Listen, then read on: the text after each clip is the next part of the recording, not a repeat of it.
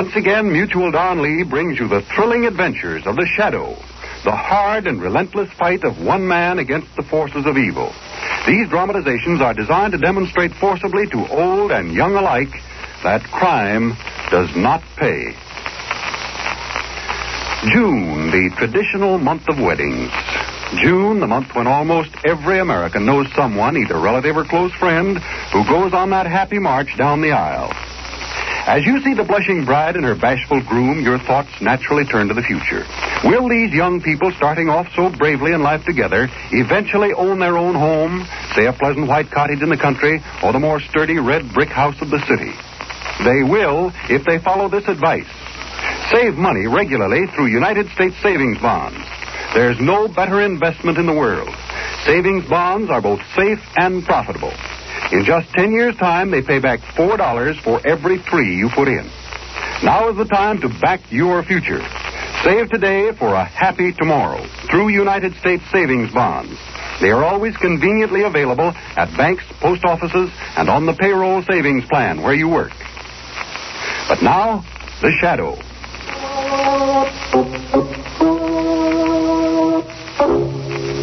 Today, by popular request, Blue Coal again brings you one of the most outstanding shadow dramatizations of all time. The exciting story called Death in a Minor Key. The Shadow, who aids the forces of law and order, is in reality Lamont Cranston, wealthy young man about town. Years ago in the Orient, Cranston learned a strange and mysterious secret. The hypnotic power to cloud men's minds so they cannot see him. Cranston's friend and companion, the lovely Margot Lane, is the only person who knows to whom the voice of the invisible shadow belongs. Today's drama, Death in a Minor Key.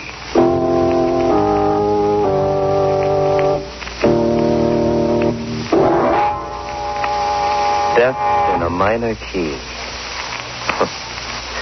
You know, to me, that expression brings back the memory of a series of weird, eerie musical notes in a minor key that had a tragic bearing on my life. It's funny, isn't it, how all of us recall a certain sound that we associate in our minds with a strange, indeterminate feeling of uneasiness or fear. Like the cry of a coyote as it's silhouetted against the night sky. Or the wild shriek of a siren as an ambulance catapults through the city's darkened streets. And then there's even the sound of a distant train whistle punctuating the evening stillness, bringing with it that lost, empty sensation of being all alone in a strange, lonesome world around you. That's odd. I just happened to think. All of those sounds that I described are night sounds. I guess that does have significance, too. Because the night is a time for fear. And it was at night, too, that those notes in a minor key were heard. Faintly at first. Ever so faintly. Played on a strange instrument. Then as they came closer, you heard uneven, heavy-footed steps. The sounds are louder now. The footsteps nearer. Nearer. Nearer. Nearer. Nearer.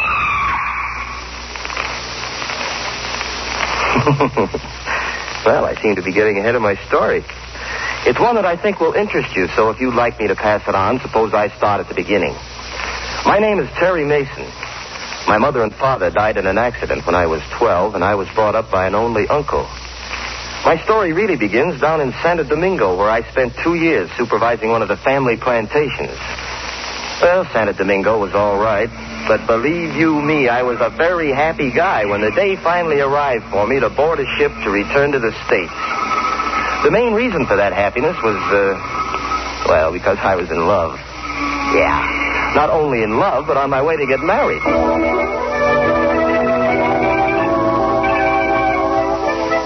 The girl was Barbara Norton, so you can imagine how anxious I was for that boat to get to New York and get there fast.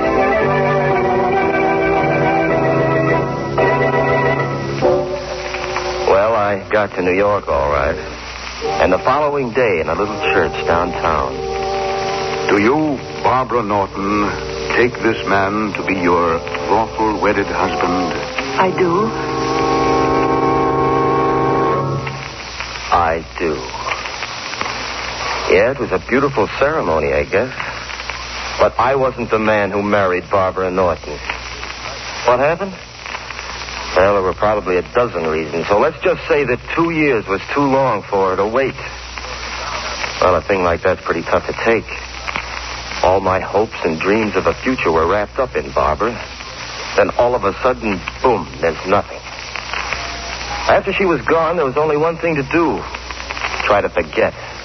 To lose myself in bright lights, music, and the gay whirl of the city's night spots.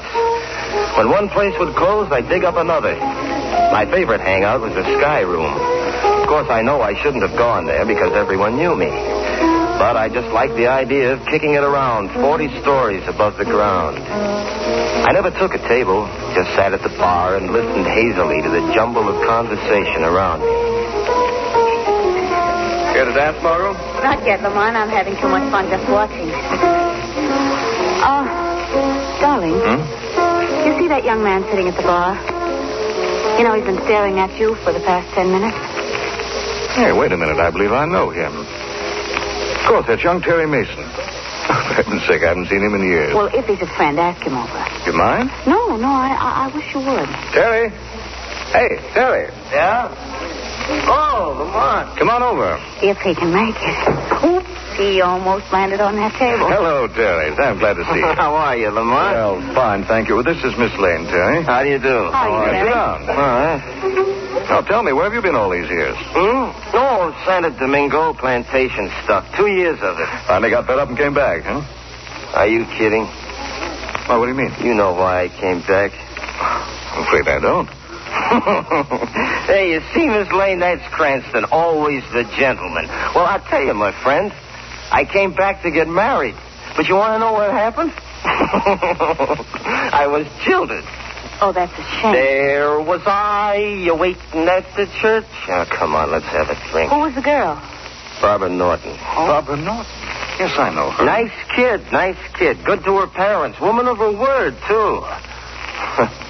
Yeah, woman of her word. Well, just what happened, Terry? I was away too long. That's the story they give me. I was away too long. But that isn't the real story, not by a long shot. What do you mean, Terry? They're all working together on this thing. They're working against me. Who's working together? My uncle, Barbara, and her father, Dr. Norton. I don't understand. My uncle controls my inheritance, Lamont. Today I learned that he and Dr. Norton were planning to confine me in the doctor's private sanitarium. What do you think of that? Well, now, maybe they're doing it for your own good. Oh, sure. Just like Barbara married somebody else for my own good. Oh, no. No, sir. They're all working together. They want that inheritance. And if they get me to that sanitarium, they know they'll have it. Where is this place, Terry? It's up the Hudson. Used to be our family home. Terry, I think you're putting too much stress on this whole thing. Lamont, you've got to believe me. If they confine me in that place, I'll never come out alive.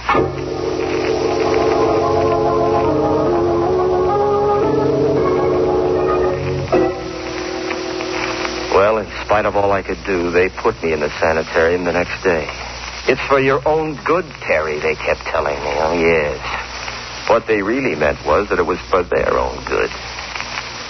Well, I kept my eyes and ears open, waiting for something to happen. And then, that very first night in the hall of the sanitarium, a sound was heard. Faintly at first. Ever faintly. Then footsteps. Nearer.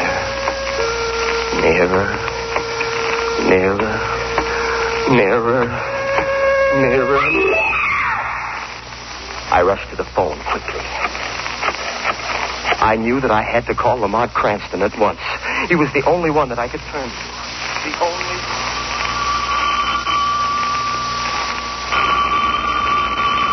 Don't answer that, Lamont. I know it'll be someone who'll give you an excuse for not taking me to the lecture. That, Margaret, would be the neatest trick of the week. No such luck. I'd better answer. Oh. Hello. Yes. Oh. Yes, Terry. How are you? Where are you? Sanitarium. Murder? Are you sure? I see. Yes, I know where the place is. All right, Terry, I'll be right up. What's the trouble? Miss Terry Mason. Someone's just been murdered at the sanitarium. Ooh. Come along, darling. We'll go up there at once.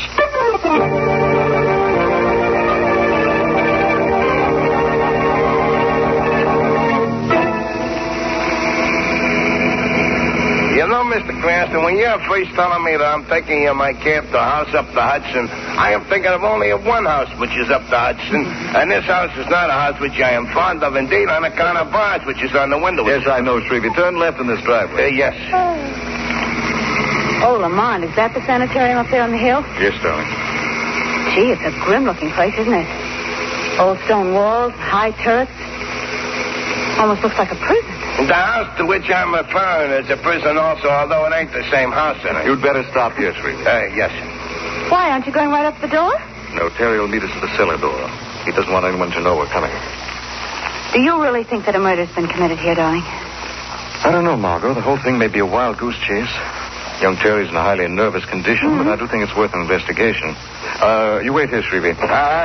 And I'm keeping beside me my jackhammer just in case. Come on, Not a darling. bad idea. Look. The whole place is shrouded in darkness. Well, it's quite late, you know. Yeah, but you'd think that... Come on. What's that? What are you talking about? Look. That cloaked figure disappearing into the shadows of the building. Yes. See it? Yes, I see him, Margot. That looks very much like Terry's uncle. Oh, then you know him then. Yes. Both he and Dr. Norton are old friends of mine. He's gone now. I wonder what he's doing here. This must be the cellar door Terry mentioned. He should be right inside. Is that you, Lamont? Yes, I have Miss Lane with me. I see. Come in, both of you. Watch your step. Now, follow me. Terry, what is all this? You've got to be quiet, please. Murder is still in the house. Perhaps even at this very minute he's listening to our conversation. What murder? Who are you talking about? We'll stop here. Now, do you see that door? Yes. That leads to the operating room. In that room is the body of the woman who's been murdered. How do you know? They took her there a few minutes ago. Who are they? My uncle and Dr. Norton. Then that was Terry's uncle we saw. Yes. Look, Terry, how do you know that a murder's been committed? Well, I just know, that's all. Did you actually see it done? No, I didn't. Well, then. But I did hear something. Weird music in a minor key, accompanied by the uneven thump of a cripple walking. When the music reached a crescendo, the woman screamed. And then she was found dead. Who's the woman? An elderly patient here at the sanitarium. But who would kill her? What's the motive? I have a theory about that, too. In fact, it's more than a theory. That old lady who just died was a very wealthy woman. My uncle handles all of her investments. In fact, every one of them in this sanitarium is a person of wealth. And all of them are friends of my uncle and Dr. Norton. Not accusing them of murder, Terry. Why not? Why have they got me here? To get me out of the way, that's why. I'm just one of the hand-picked victims. But they're not getting me, do you hear me? No, That's why I called you to help me. Take it easy. Margot, take Terry upstairs to his room. See that he takes something to make him sleep. No, I want to know. I want to know what that music was that I heard. Please, Terry. If you want me to help, you must go along with Margot. I want to investigate a few things here by myself. All right. This way, Miss Lane. Up these stairs. Just a minute. Come on, what are you going to do? I'm going to pay a visit to that operating room, Margot. As the shadow.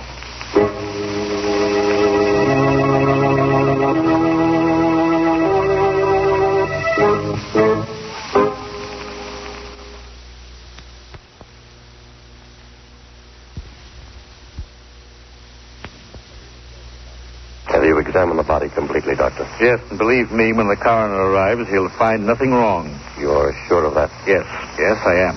Doctor, what can we do about Terry? Frankly, I don't know. The boy must be taken care of. He must be. What was that? You'll pardon my intruding on your private conversation, gentlemen. Who are you? Where are you? I'm called the Shadow, gentlemen. Shadow. You've heard of me, perhaps? Yes. Yes. Yes, of course. You must know that although I stand here beside you, you cannot see me. By my hypnotic power, I've clouded your mind. Why are you here? I'm seeking information, gentlemen. Information about the death of that woman whose body lies on the table before you. Why, there is no information to give you. No? How did she die? We can't tell that until the coroner arrives. It couldn't have been murder, could it, Doctor? Murder? I don't know what you mean. Just before her death, did you by any chance hear music? Weird music and the sound of a cripple walking? No, we heard nothing. Why are you so anxious to get rid of young Terry Mason? Get rid of him? Yes. Didn't I hear you say the boy must be taken care of? I didn't mean it that way. Those were your words, gentlemen. Just let me warn you. I'm very interested in the welfare of young Terry Mason. And if anything should happen to him, anything at all, gentlemen, I warn you, you'll answer to the shadow.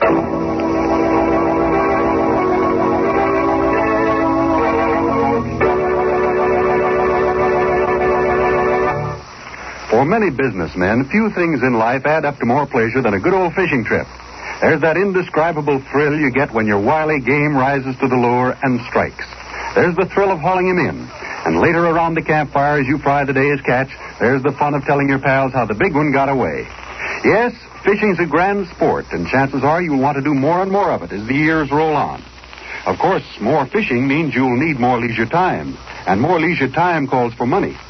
The best way in the world to guarantee yourself money for any reason in the future is to save now through United States savings bonds.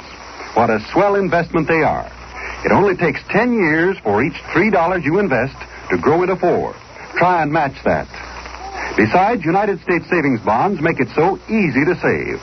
Just buy a bond yourself each payday at any bank or post office, or get on the payroll savings plan. Either way, your money adds up fast and you hardly miss it. Folks, back your future by saving now. For a happy tomorrow, save today. Buy and hold United States savings bonds. And now back to the shadow.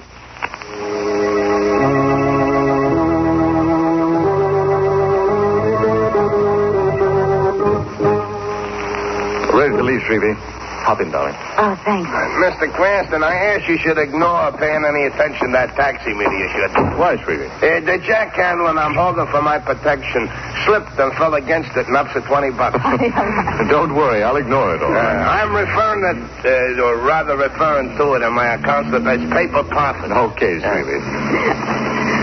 Lamont, what'd you learn downstairs? Well, I went into that operating room and found that Terry's uncle and Dr. Norton were examining the corpse of the old woman who died. Do you think she was murdered? Well, I saw no evidence of violence. Both men swore she'd met a natural death. Then you think it was just Terry's imagination after all? No, I don't. It's hard to say at this point just what I do think. Well, do you still think that Terry might be right? Yes, I do.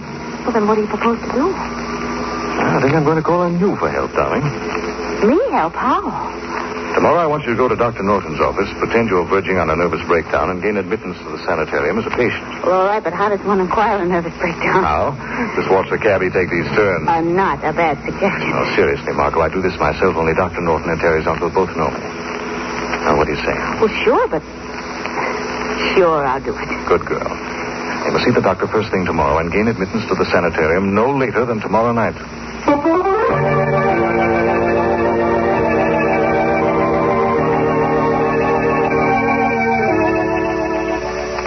Are you quite comfortable, Miss Lane?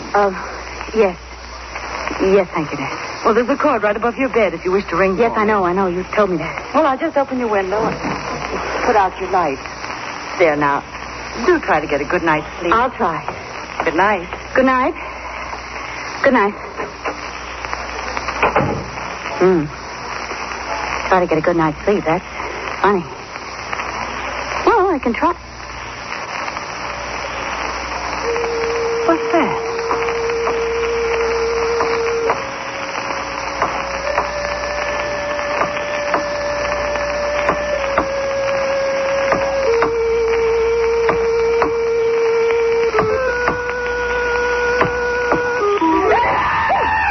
Where's that light? There. Doesn't work. The lights have been cut off. Somebody's coming in the door. Who is that? Well, don't answer me. Now, don't come any closer because I'm... Quiet, Miss Lane. It's I, Terry. Oh, you frightened me. Sorry, but you must come with me to the cellar at once. The killer's loose again.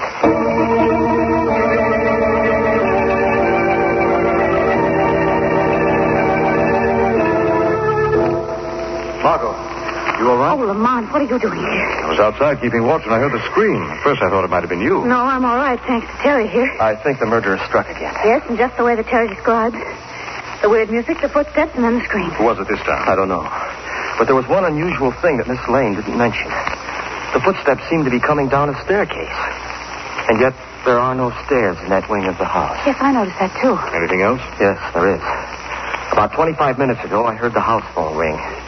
I listened in on the extension in my room, and I heard my uncle tell Dr. Norton that he'd be over here shortly. Yes, I saw his car drive in. Well, listen. Uh-oh. Someone next door in the operating room. It sounds like Uncle and Dr. Norton. Perhaps have the latest victim's body in there. Oh, Lamont, Jerry, go back upstairs at once. We'll get back to your rooms before you're missed. Yes, that's right. Come on, Miss Lane. I'll be right with you, Terry. Lamont, what are you going to do now? Shadow's going to pay another call in the operating room and try to unravel this mystery.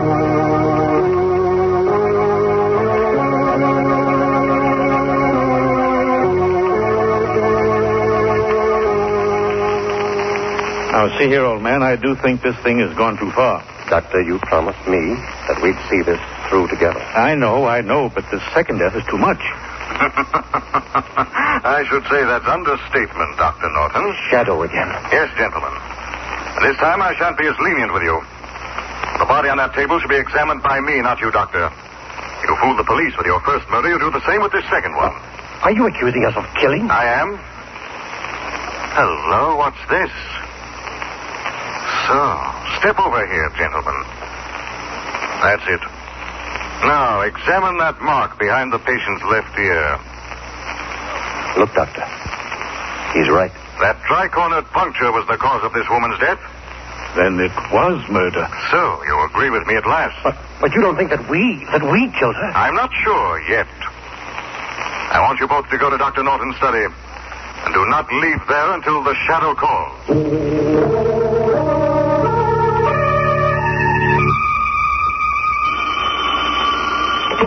Hello? Are you alone, Margot? Yes, Lamont. I'm coming right up to your room. The murderer's about to strike again. Oh, no. Yes, darling. I have reason to believe that you've been selected as his next victim.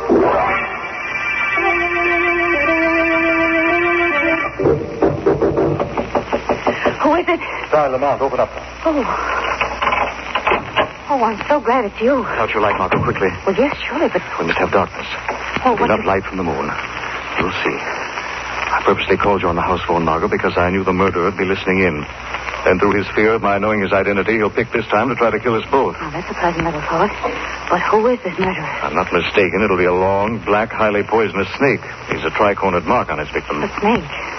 Oh, gosh, Lamont, they scare me to death. Quiet, please, darling. The snake may be in the room now, ready to strike. We've got to listen for her. Look out, Margot! I got him. Oh, Lamont! I saw him come in through that window. I guess I closed it on him just in time. Cut his body in two. Yes. Well, that takes care of that. So that's our murderer. No, darling, only the instrument of death. Our murderer should be paying us a call in a moment to add the final macabre touch to what he expects has been a double killing this time. Listen. You hear that? Yes, it's the same sound. We'll stand over here for the wall. It sounds again as if he were descending a flight of stairs. And yet there are no stairs. No, shh, don't speak. Let's watch that panel on the wall. See? Slowly opening. All right. Oh, you got him. Lamont, you got him. Yes, he'll play a different tune this time. Put on the light, Margot. Right. Well, there's our murderer. Oh. Oh, that face. Those long fangs and those popping eyes. It doesn't look human. It isn't human, Margot. That's a mask. It's worn to hide his true identity. Now take it off. There. Well, Lamont, it's...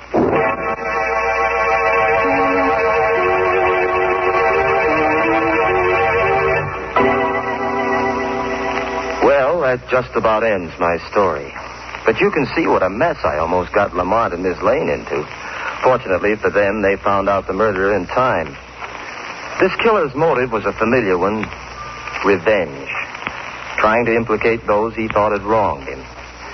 As you probably already deduced, the club foot was a disguise, and the weird music came from a strange oboe-like instrument that he used to hypnotize the snake.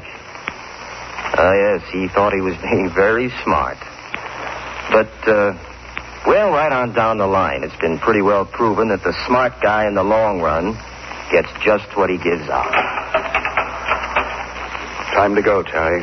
Oh, yeah. Didn't realize I was so long. I was just telling these people a story. Not a bad one either, if I do say so myself. You'd better come along, Mason. Okay.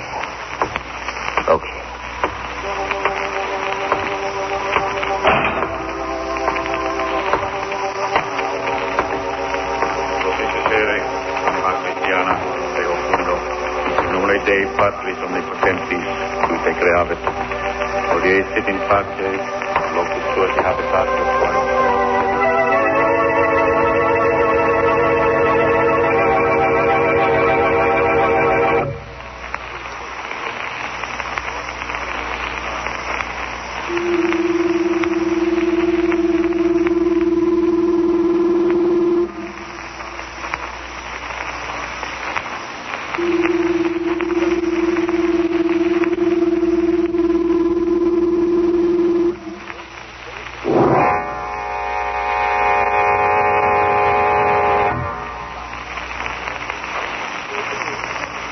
Having been sentenced to die for committing the crime of murder, I hereby pronounce Terry Mason legally dead.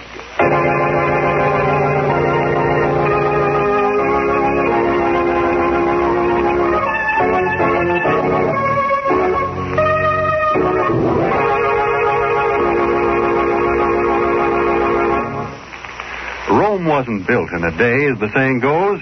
And neither is the wherewithal it takes to make your dreams about the future come true. That little farm on the edge of town, that really long vacation trip you've been promising yourself. If you're air-minded, one of those nifty little private planes that'll be coming along in a few years. Those and lots of other things don't just happen. You have to plan for them. Save up the money it takes to make them come true. It's a swell break, therefore, that you can go right on buying United States savings bonds. Government guaranteed and good interest rate. Make United States savings bonds your best bet to back your future. Actually, for each $3 you invest, you get back 4 in just 10 years' time. Use the payroll savings plan or buy savings bonds yourself regularly at any bank or post office. Save today for a happy tomorrow by regularly buying and keeping United States savings bonds.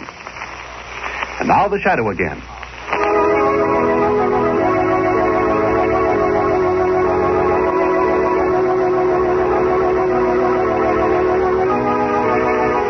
The Shadow program is based on a story copyrighted by Street and Smith Publications. The characters, names, places, and plot are fictitious. Any similarity to persons living or dead is purely coincidental. The weed of crime bears bitter fruit. Crime does not pay. The Shadow knows.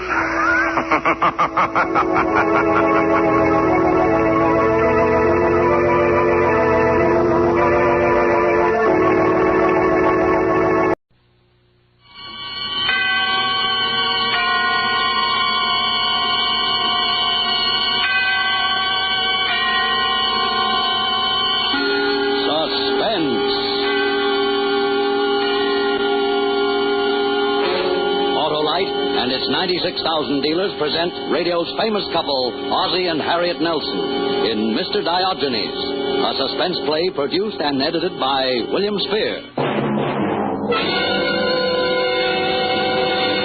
Well, here's a letter from Hap, still on vacation. Let me read this. Dear Harlow. Dear Harlow, this is the life. He must mean double life with those thrifty wide-gap Autolite resistor spark plugs that give you double the life as compared to ordinary spark plugs under equal service conditions. I've been saving up my voice to tell you. Saving? He knows that only wide gap Autolite resistor spark plugs can give him greater gas savings. Did I feel like singing? And with Autolite resistor spark plugs, his car engine idles as easily as a song. Home on the range. Ohm is right, and that exclusive built-in 10,000 ohm Autolite resistor, found only in Autolite resistor spark plugs, permits a wide spark gap that makes smoother performance, double life, and greater gas savings possible. And remember, you're always right with Autolite. And now, with Mr. Diogenes and the performance of Ozzie and Harriet Nelson, Autolite hopes once again to keep you in suspense.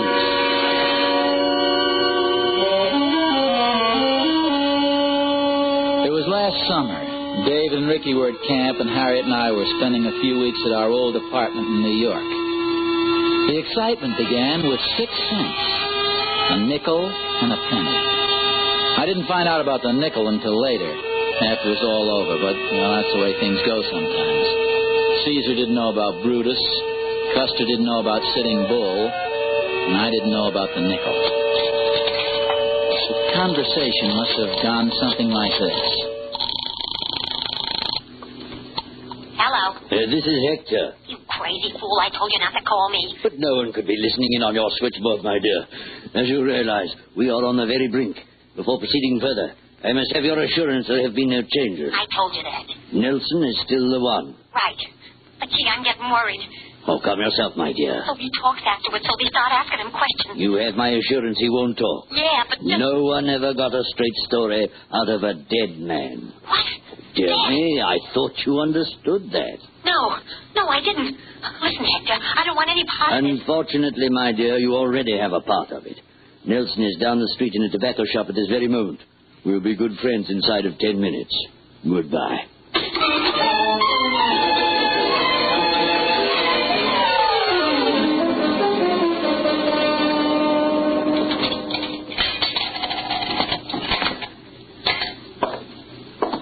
You lose the bet, Eddie. You haven't gained a pound. Take a look at the card. Oz, are you sure you had both feet on the scale? You mean you're questioning my word, the word of an Eagle Scout emeritus? Eagle Scout. Troop 3, Ridgefield Park, New Jersey. A Scout's honor, see? Both feet on the scale. Now, as I recall, the bet was 2 bits against a can of pipe tobacco. I'll take gold nugget. No dice. All out of gold nugget ever since they started that crazy radio program of theirs. Let's see. How about some of this? What's the matter? See, that's a funny one. Look, I'll refund your penny. No, the card here. Hey, look at my fortune. Today will be the most memorable day of your life. So what? So it's memorable.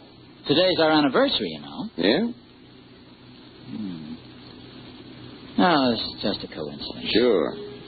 Did you ever see a card like this before, Eddie? Oz, every time a guy gets weighed, I don't run right quick and peek over his shoulder. No, but the wording is so peculiar. The most memorable day of your life. That's a pretty broad statement for a scale company to make. Tell you what.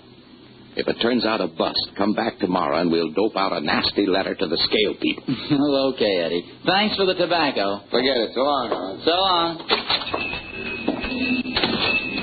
The most memorable day of your life. Now, kind of strange at that. Most memorable day of I'm sorry. Not at all, sir. My fault entirely. In a hurry, didn't look where I was going. Forgive me, please. My fault entirely. Should have looked where I was going. Sorry. Hey, wait a minute. You dropped your wallet. Hey, mister. Hey, just a minute, will you? Oh. Here, you dropped your wallet. Wallet? Oh, yes, I know. It's lucky I caught up with you. I'm quite aware I dropped my wallet, young man. Thank you so much. You mean you make a hobby of dropping wallets? You hit the nail on the head, sir. This is a red-letter day on my calendar. The most memorable day of my life. Oh, well, it was... What did you say? The most memorable day of my life, Mr. Nelson. Ozzie Nelson. Mr. Nelson. Allow me to introduce myself, sir. My name is Diogenes. Diogenes? Hector Diogenes. I seek the honest man. Oh, well, that's very interesting, Mr. Diogenes. The wallet, you see, is full of stage money. I have dropped it at the feet of 100, oh, nay, 1,000 candidates, just as I did a moment ago.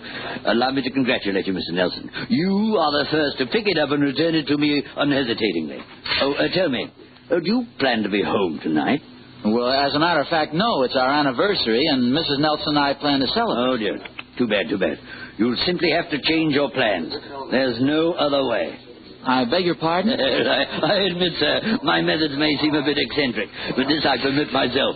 With $5 million, a man may allow himself the luxury of eccentricity. My goal, my target, has never changed from the first. To discover the honest man, then to indoctrinate him with the wisdom of my ancient namesake Diogenes the cynic. Well, that hurdle passed. My fortune, my resources, everything are at his disposal. But now, wait a minute, just a minute. Let me get the thing straight. Very simple. Here, in this leather-covered book, are the discourses of Diogenes, the wisdom of the greatest thinker the world has ever known in 20 short pages. Now, you will take this with you, Mr. Nelson, and commit it to memory tonight. Tomorrow morning at 9 o'clock here at this very place, we shall meet, and I will hear you recite. Now, time is of the essence, sir. Spend it well, spend it gloriously tonight at the feet of Diogenes the cynic. Your fortune, your future, nay, the world itself, are within your grasp. And now, good day, sir. Well, wait, now, no, just a minute. Good day and Godspeed. Good day.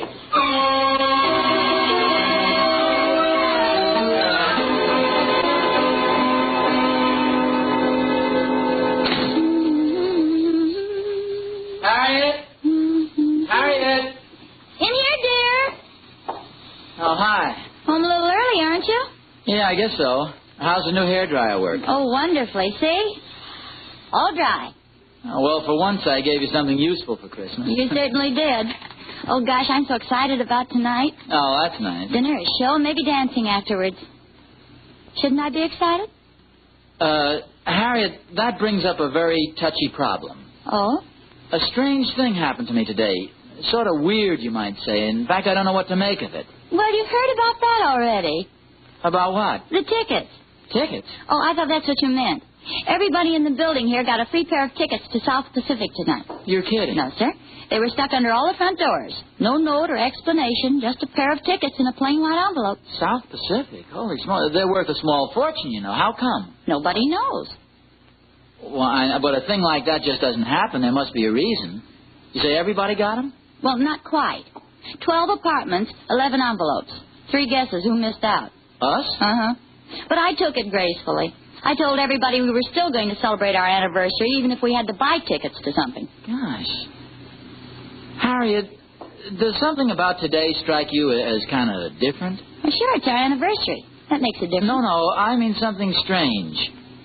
You might even say memorable. Memorable? What I mean is if somebody happened to predict that today would be a very memorable day, all this would sort of bear them out, wouldn't it? Ozzy, has Madame Zaza been reading your palm again?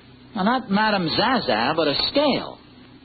On my way to work this morning, I got on the scale at Eddie's. Oh, I'll get it there. Oh, hello, Mrs. Pearson. Mrs. Nelson, I hope you don't mind the intrusion. Hello, Mr. Nelson. Hello, I guess you heard Lemuel told my husband, Captain Pearson. Ship got in last night, and as usual, Lem's completely done in, but completely. I couldn't get Captain out tonight with a team of wild horses, so I want you to have tickets. Oh, what's this? The tickets. To South Pacific? Yes, I heard you folks missed out, and it seems such a shame being your anniversary and all. Oh, that's very sweet of you, Mrs. Pearson, but I should think your husband... Not the captain. No, sir. Home he is, and home he stays. So take him and have a good time. No skin off our noses. We're going to stay home tonight and watch the television. The fights are on. Lem's never seen our new set, you know. Oh, and speaking of television, there was something I did want to mention, Mrs. Nelson. I hope you won't take offense. Well, of course not. What is it?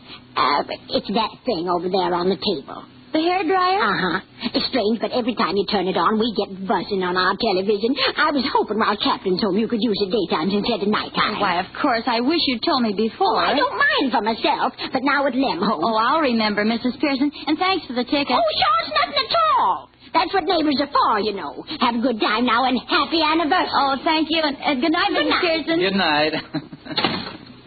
Ooh, boy, that was a 7-day blow. I know, but she is sweet. Isn't it wonderful, dear? Now we can go after all.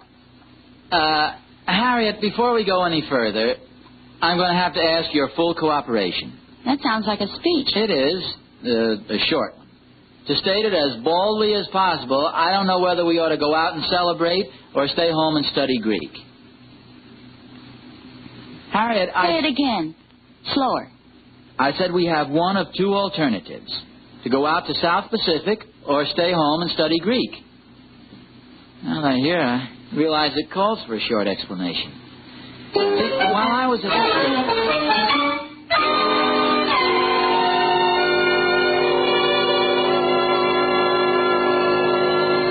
Do you mind the radio, dear? No. But what is Caesar to a cynic but Zeus, who hath deputed him and whom he serves? I'm glad you asked that. Now, please. It's 7:30, dear. I just thought you might like to know. Get this. Right on the subject. I'm listening. A woman came upon Diogenes sitting before his hut during the revels of Bacchus. Foolish man, she said, why do you turn your back on this festival? Why rest idly here while others go to play at the theater? A very good question. What did Diogenes say? And the man answered simply, Woman, I am Diogenes, the cynic. He was cheating. He didn't answer the question at all. Well, what do we do? I think it's a practical joke. No, not necessarily. Nothing unusual about a loony millionaire, you know. I read about a woman who left $6 million to a cat. It's a gamble. If we go out tonight and he shows up tomorrow, we lose a fortune. On the other hand, if I stay home with Diogenes, I'll lose it anyway. I couldn't memorize this thing for $10 million. Where's your coat? I'm in it. Here's your hat. You're always ahead of me. Here it is, the show you've been waiting for, the Gold Nugget Gold Rush. Get the radio, will you, dear? Yes, folks, here it is, the show that just loves to give money away. No refrigerators, no mink coats, no... We can grab a taxi down by the drugstore. Did you lock the back door? Yep. So maybe we better go down the stairs. It's quicker. All right. Hey, look, the elevator's coming up. Well, that's funny. I thought everybody was out to the show tonight. Well, maybe it's the Pearsons. No, they're on the first floor, right next to the lobby. Well, look who's here, for heaven's sake. Good evening, Mr. Nelson. Harriet, this is Mr. Diogenes, the man I was telling you about. How do you do? And may I present my assistant, Mr. Mordecai Moran. How do you do? We decided to go out after all, Mr. Diogenes. I sort of skimmed through the book, and well, frankly, I could never get it down pat by tomorrow morning. Ozzy always was slow to memorize. Yeah. I have to write things down. That's right. But, Mr. Nelson, I thought I made that amply clear. You simply have to change your plans. Well, I'm afraid it's too late for that. See, my wife has been very anxious to see the show. You know, it's... He's stumped, boss. He don't get it. Does this help any, pal? Mordecai, for the moment you may put away the gun. Is this part of the joke, Ozzy? Well, I hope so. On the contrary, Mr. Nelson, this is most assuredly not a joke. I must warn you not to cry out or create a disturbance. If you are so rash as to do so, Mordecai knows he is free to use his gun with impunity. Yeah, impunity. Now, get in there now. Don't do it!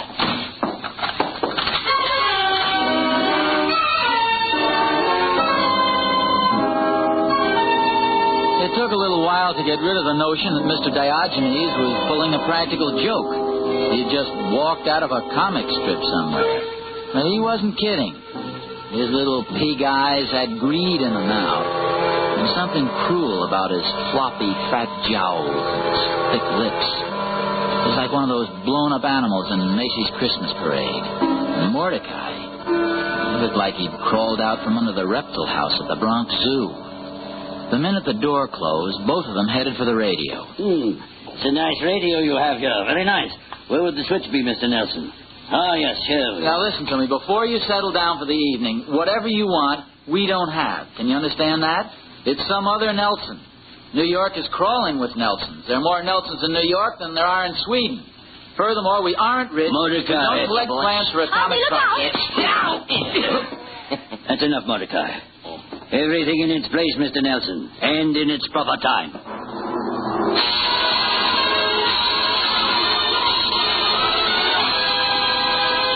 Now, here it is, everybody, the Gold Nugget Gold Rush.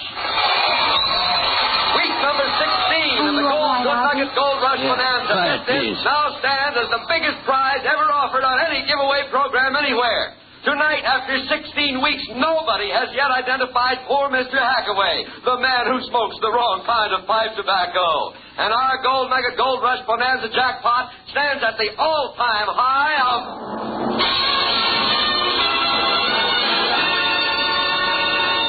$58,000 in cash.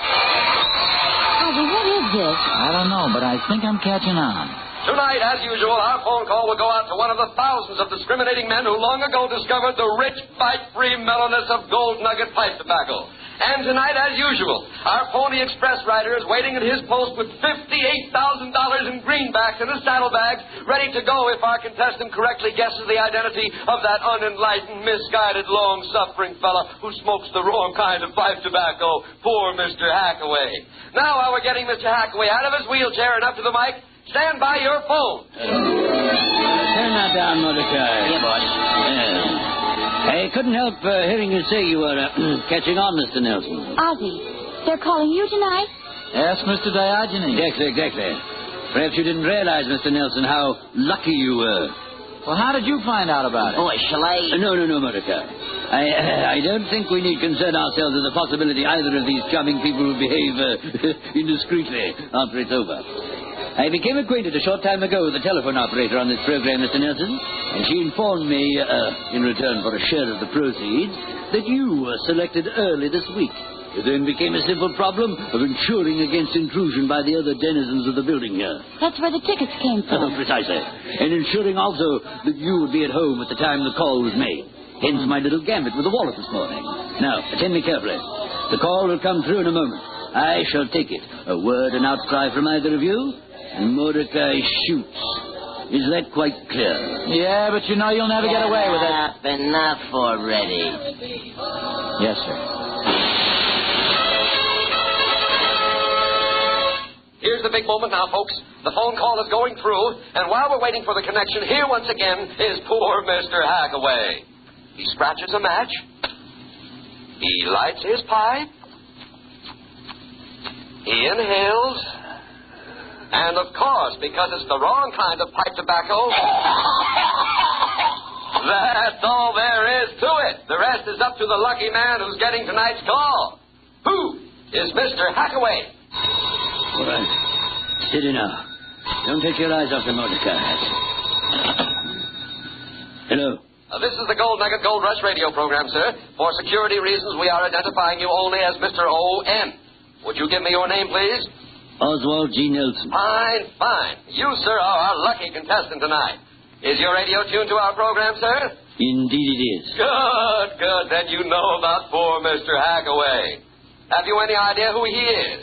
I think so. Remember, you only have one guess. If correct, our Gold Nugget Pony Express rider will arrive at your home with $58,000 in cash within the hour.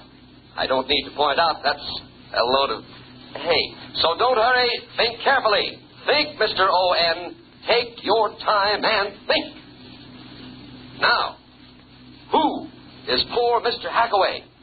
Harpo Marx. Harpo, you're absolutely correct. Harpo Marx it is. Congratulations, Mr. O.N. You've just won yourself $58,000 in cash. Our messenger is on his way home. Goodbye, Mr. O.N., and congratulations. Yes, goodbye, sir.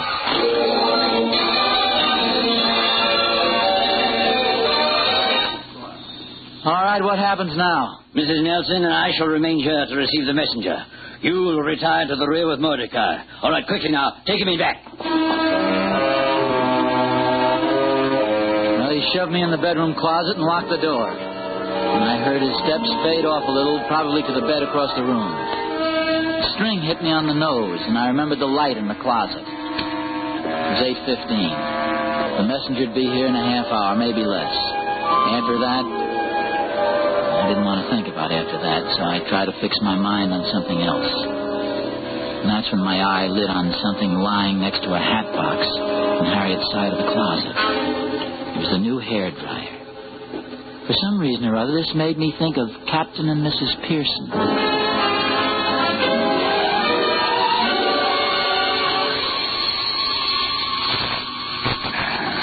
Doggone this thing. Lem, dear, it's as simple as ABC. Look. don't know what happened, Mary. All of a sudden, the picture listed heavy to port, and she began to spit at me. Why, there's nothing to it. It's beyond me how you can drive a steamer, Captain, yet throw up your hands when it comes to a television. See this knob here. This is for sound, and this is for your picture. Oh, dear. You see? That's what happened before. Why, I don't understand it. Let me... Oh, I know. It's Mrs. Nelson. Is it? But it can't be. Can't it? No, I gave her our tickets. They're out. What are you talking about, Mary? Her electric dryer does that. Maybe she changed her mind and stayed at home. I'll run right up there. No, forget it. No use raising a hob over a little thing like that. How do you turn it off? Well, here, let me. The pipes don't come on for an hour anyway. She'll likely have her hair dry by then. Funny they didn't go to the show. Wait a minute. If I'd known that, Mary. What's the matter, Lem? Wait, don't turn it off. Let me listen.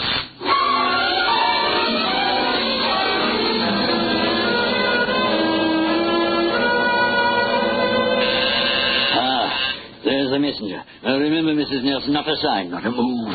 Go ahead. Yes? Oswald G. Nelson? Yes, that's right. Happy prize money to you. Happy prize money to you. Happy prize money, Mr. Oswald G. Nelson. From the Gold Nugget people to you. Here's your package, sir. Congratulations. Thank you. Who are those gentlemen with you? These bums? These fellows are from the armored car people. Mr. Nelson, for security reasons, your name won't be released to the press until tomorrow afternoon. Mm-hmm. We suggest you tell no one about this until the money is deposited. That's very sensible, very. Thank you, my good man. Thank you. Good night. Yes, good night, sir. Mordecai, we've got it. We've got it.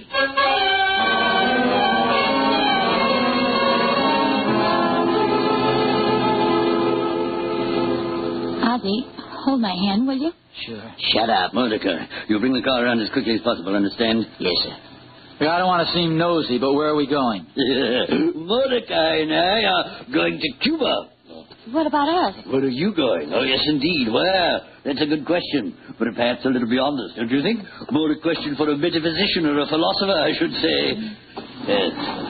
Now, if you'll step out into the lobby, we'll... Who's that? I don't know. Stand right there. Wait. Don't move, lest I blow you to Davy Jones with this hair sea going 45. Ozzy, it's Captain Pearson. Ozzy! Oh, dear, he's passed out.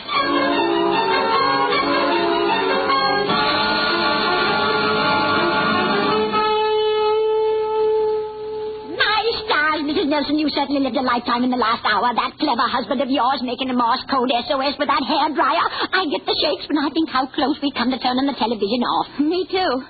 Who's that man with Ozzy? I don't know. He come up just as Lem and the officer took off in the patrol car. Oh, would you excuse me for a minute, Mr. Pearson? I do. Go ahead. What are they doing? I guess I figured it wrong then. I get $2.25, but if you say $1.79, well... I guess you ought to know. Good. Shall I let you have it now? I just happen to have some spare change in my pocket. I guess I'll be all right. Okay. There's $1, 50, 75, and 2, 4. 4 makes 79, right? Right, and here's your package. All square. All square. Thanks a lot, Mr. Nelson. Good night. Good night. Ozzy, you gave him the $58,000. Well, sure, everything's settled now. It's all square. Who was it?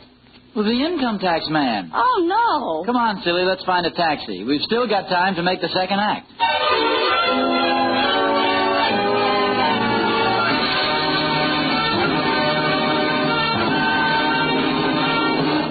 Suspense, presented by Autolite. Tonight's stars, Ozzy and Harriet Nelson, with Joseph Kearns playing Mr. Diogenes. Ozzy, I've been hearing you and Harriet on your H.J. Hines program, The Adventures of Ozzy and Harriet. Oh, thanks. And we've been listening to Suspense regularly.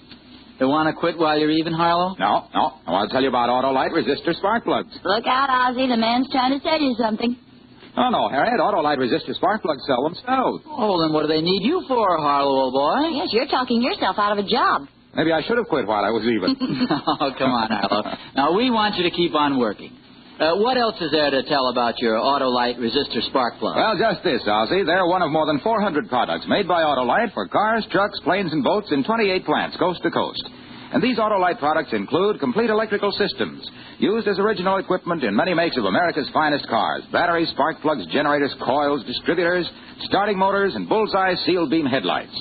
all engineered to fit together perfectly, work together perfectly because they're a perfect team. So, friends, don't accept electrical parts supposed to be as good. Ask for and insist on Autolite, original factory parts at your neighborhood service station, car dealer, garage, or repair shop. Remember, you're always right with Autolite.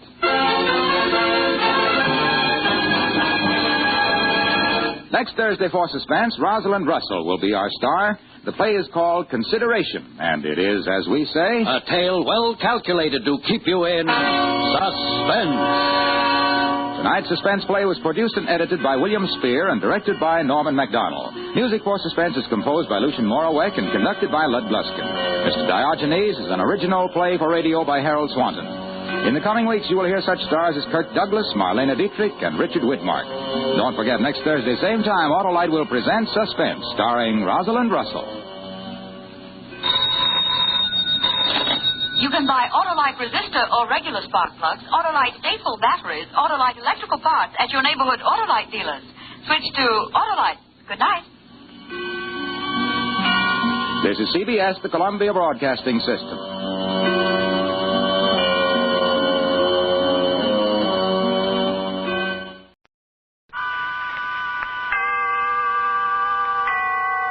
Autolite and its 96,000 dealers bring you the First Lady of Suspense, Miss Agnes Moorehead, in a true story of murder. Tonight's presentation of Suspense.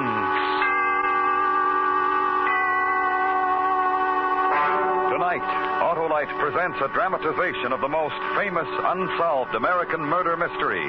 Miss Agnes Moorehead as Lizzie Borden in The Fall River Tragedy.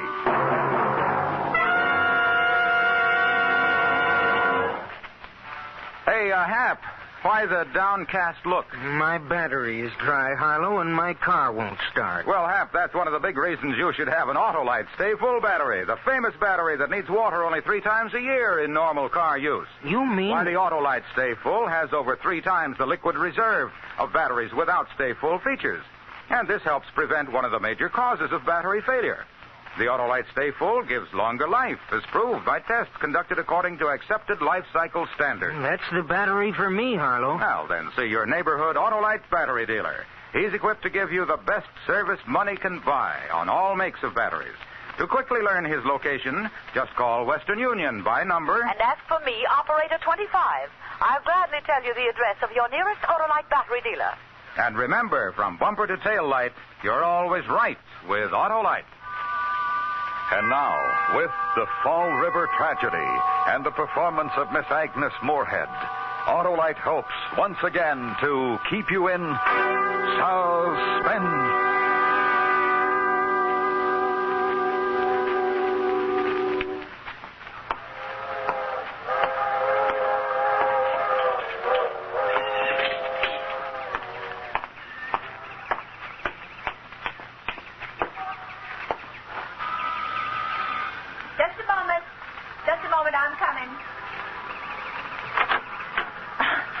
Just bringing some tea from the pantry. You're Mr. Lifford from the magazine? Yes, I'm Elizabeth Borden. Won't you come in? Come on in. I thought we might sit in the morning room. I have all the things in there, the newspaper clippings and pictures about the trial. Yes, you may sit there, if you will.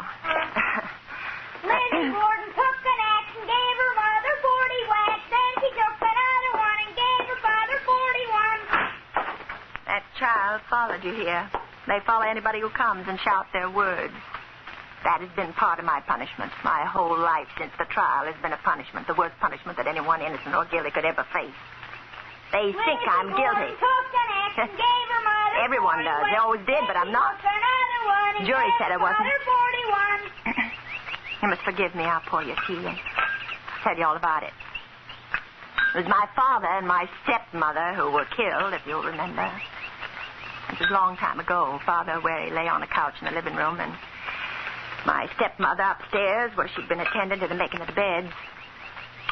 First, Dr. Bowen came over, and then in a little while, the police were there, too. After some time had passed, I was arrested and brought to trial. And all my friends were witnesses against me.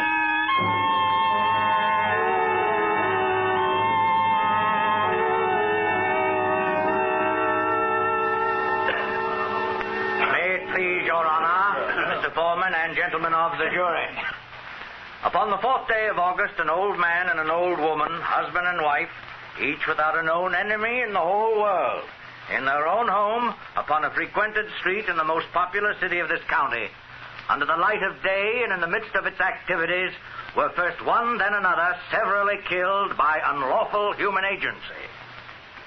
Today, Lizzie A. Borden, the own daughter of one of the victims, is at the bar of this court, accused by the grand jury of this county of these crimes.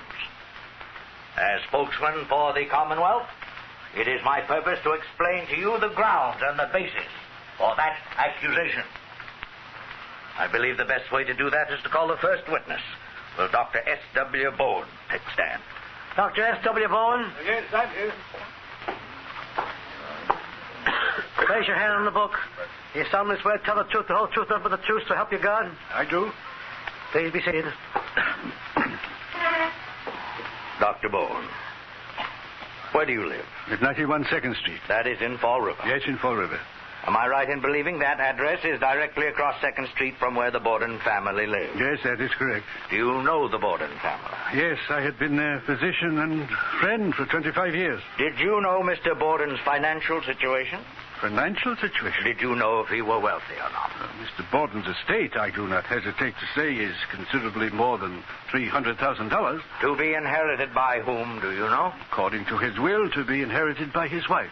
And upon the condition of her death? To be inherited by his 2 daughters. His 2 daughters. That is the prisoner, Miss Lizzie Borden, and Miss Emma Borden. Yes. I see. On the morning of the 4th of August, where were you, Doctor? I was working in the front garden. How long had you been working there? Between 9:30, as I can remember, and the time I was called to the Borden house. Had you seen anyone enter the house? Only Mr. Borden. The deceased. What time was that? Some minutes before 11, say 10 before. Tell us what you noticed, please. I saw him first coming up street. He turned through his gate, and then I heard him knocking on his door. The door was locked? Yes, I could see that he had tried to unlock it with his key, but the door must have been locked from the inside. Presently, he was let in by the maid, Bridget Sullivan. Had you ever known that to happen before? No. And you saw no one else enter the house the morning of the 4th? No. Now, Dr. Borden, how did you learn of the trouble? The maid, Bridget Sullivan, told me. She came across and said Lizzie had found her father and had called her to go for help. And you returned to the house with her? Yes. Who was there when you arrived? We went in the side entrance, which led to the kitchen. Miss Lizzie Borden and a neighbor, Mrs. Churchill. Do you remember what was said at that moment? Oh, yes, I do. I saw Lizzie, and I said, Lizzie, what's the matter? She said, Father has been killed or stabbed. I said, well, where is he? And she told me, in the sitting room. Is that all she said in that conversation at that time? Yes, I went into the sitting room. Will you describe what you saw in the sitting room? Mr. Borden was on the couch. He had the appearance of a man who had been killed while he slept. Could you explain that, Dr. Bull? There was no facial constriction such as is found in cases where the victim fought death. Were there signs of a struggle in the room? None. And when you went out, did you speak to Miss Lizzie Borden again? Yes. Do you remember what you said? Yes, I asked her if she had seen anyone, and she said no. And then I said, where were you? And she said, in the barn, to get some lead. Dr. Bowen, who discovered the body of Mrs. Borden? I did. When? When I went upstairs to get a sheet to cover the body of Mr. Borden. I saw her body when I reached the top of the front stairs. You could see her body from the stairway? Yes. Could you see it from the hallway upstairs? Yes.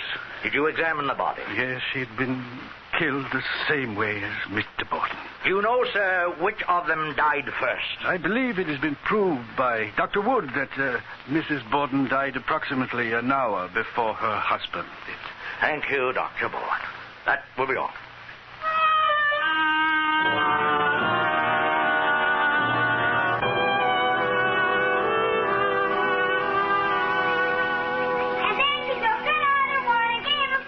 This lawyer's name was Mr. Moody. Oh, he was just full of hate. And he had a way to fill everybody else with hate, with the questions he asked. He made all my friends witnesses against me. Yes, Miss Russel, who lived next door south, and Miss Churchill, who lived next door north. Mr. Moody made them say things to make the jury believe that no one could have gone into the house without being seen, and that no one had. Yes? So the murders were committed by someone who was there. And Bridget Sullivan was the only other one there. But there wasn't anybody who suspected her. She was just a witness against me, like the rest of them.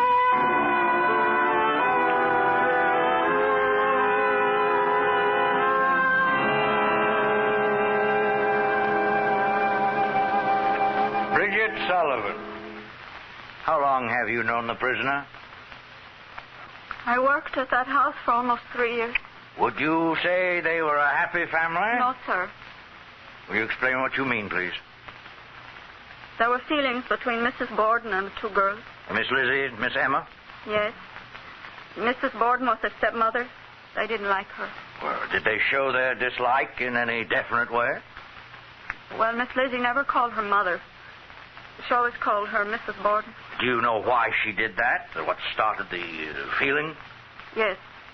There was an argument about some property. Mr. Borden gave some over to Mrs. Borden. Miss Lizzie thought his property should go to his own flesh and blood. How do you know this happened? I heard her arguing with her father. Do you remember the words that were spoken? They argued about the property, and Mr. Borden said, Mother has a right to it. And Miss Lizzie said, don't call her mother. She's a mean old thing, and we hate her. By we, she meant her sister and her? Yes. And from that time, Miss Lizzie never called Mrs. Borden mother? Never that I heard. Miss Sullivan, what were you doing the morning of the murder? I've been washing windows. Who was in the house that morning? Miss Emma was not. She'd been gone since the day before, visiting a friend. Mr. and Mrs. Borden had breakfast, and then he left. Well, what time was that? Near 9 o'clock. What about Mrs. Borden? She was dusting. She told me to wash the windows. Then I never saw her again. Will you repeat that, please? I never saw her again. I even asked Miss Lizzie where she was, and she told me she went out. Miss Lizzie told you her stepmother had gone out? Yes. She said a note had come and that Mrs. Borden had gone to see a sick friend. Did you see the note? No, sir. No, I never saw it. Did you see Mrs. Borden leave? No, sir. If she had indeed left, which door would she have gone out? The front door, sir. And yet that was the door you unlocked and opened to admit Mr. Borden a few minutes before 11. Yes. How was it locked? It was bolted from the inside. Did you lock it? No, sir. And obviously no one going out that way could lock it from the outside. No, sir. What about the other doors? They were locked. You sure of that? Yes, sir. So no one could have come into the house that morning? I don't think so. All right, Miss Sullivan. Now, when you heard Mr. Borden knock on the door, you went to it. Yes, sir. Miss Sullivan, where was Lizzie Borden at that moment? Upstairs or on the stairway. How do you know that's where she was? Because when I was walking to the door, I heard her laugh. You heard her laugh? Yes, sir. And she came down the front stairs after I let her father in. What was she laughing at? I don't know, sir. She didn't say. Tell us what happened then after Mr. Borden came in. I heard her ask how he felt. He'd been sick. Then I heard her get the couch ready so he could lie down.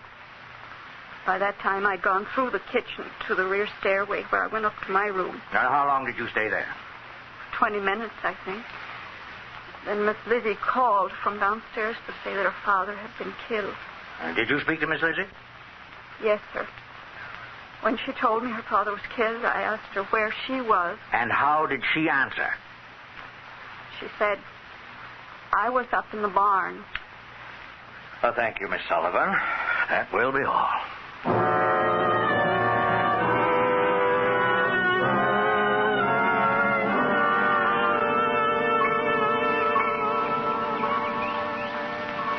This lawyer, this Mr. Mooney, was awfully clever.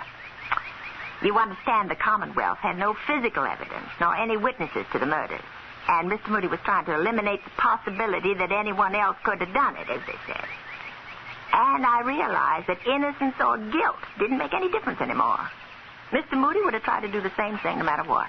To turn my friends against me, my doctor and my servant.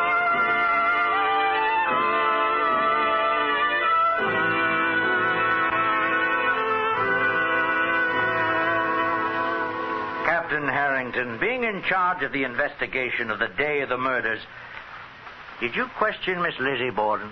I did. When I got there, I asked her if she knew anything about it. She said she did not, that she'd found him when she came into the house. I asked her where she'd been, and she said she'd been in the loft, in the barn. I asked her how long, and she said she thought it had been 20 minutes. And did you investigate that statement? I did. I went to the loft in the barn. The floor was thick with dust. When I walked across it, I left footprints. But there were no other footprints up there. There was no evidence that anyone else had been there? No evidence at all. That will be all, Captain Harrington. Thank you. I would like to ask the jury to pause for a moment and weigh the testimony heard thus far. I should like to remind you that it was given by persons who would rather not speak against the prisoner and who spoke only the truth under oath. Now, I should like to ask the prisoner, Miss Lizzie Borden, to take the stand.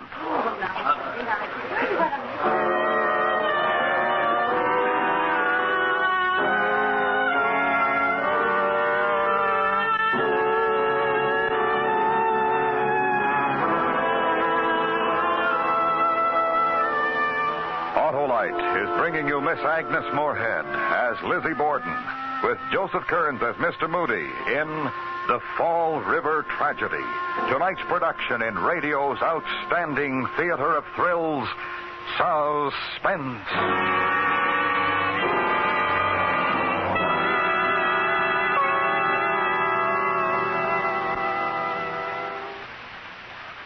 Say, Hap, where were we? Oh, you were telling me about the Autolite Stay Full battery. Oh, yes, the famous battery that needs water only 3 times a year in normal car use. Good starter, Harlow? It's the very best, Hap. Why, every positive plate in the Autolite Stay Full is protected by fiberglass retaining mats to reduce shedding and flaking and give longer life, as proved by tests conducted according to accepted life cycle standards. You've sold me, Harlow. I'm on my way to get a new Autolite Stay Full battery. So, friends, have your battery checked soon by your neighborhood Autolite battery dealer who services all makes of batteries. He'll gladly tell you whether your battery is right for these cold starting days. And if a replacement is needed, your Autolite battery dealer has an Autolite Stay Full battery for your car. To quickly learn his location, just call Western Union by number... And ask for me, operator 25. I'll tell you the name of your nearest Autolite battery dealer. where you can be sure of getting an Autolite Stay Full battery, the battery that needs water only 3 times a year in normal car use. And remember, from bumper to tail light, you're always right with Autolite. And now, Autolite brings back to our Hollywood soundstage Miss Agnes Moorehead as Lizzie Borden in Elliot Lewis's production of The Fall River Tragedy. A true story, well calculated to keep you in suspense.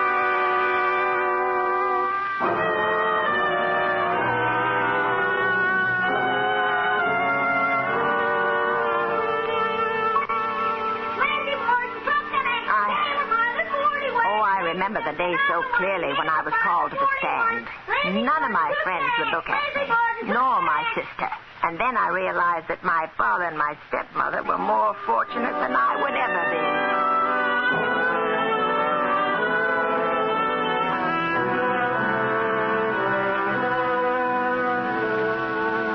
Do you, Lizzie A. Borden, swear to tell the truth, the whole truth, help you God? I do. Please be seated.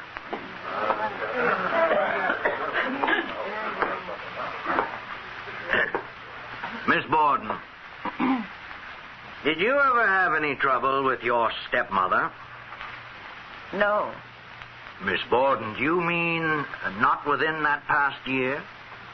No, about 2 years ago. Oh, then you did have trouble with her. If you wish to call it that. What was it about? About my stepmother's stepsister, Miss Whitehead. Was it a violent expression of feeling? It was simply a difference of opinion. In regard to what? Property. Her father's house was for sale on 4th Street, and my father bought her stepsister's share and gave it to her. To your mother? My stepmother. We thought what he did for her, he should do for his own flesh and blood. Did you at that time say to your father, don't call her mother, she's a mean old thing and we hate her? I don't know. I may have, but I don't remember. Were you always cordial with your stepmother?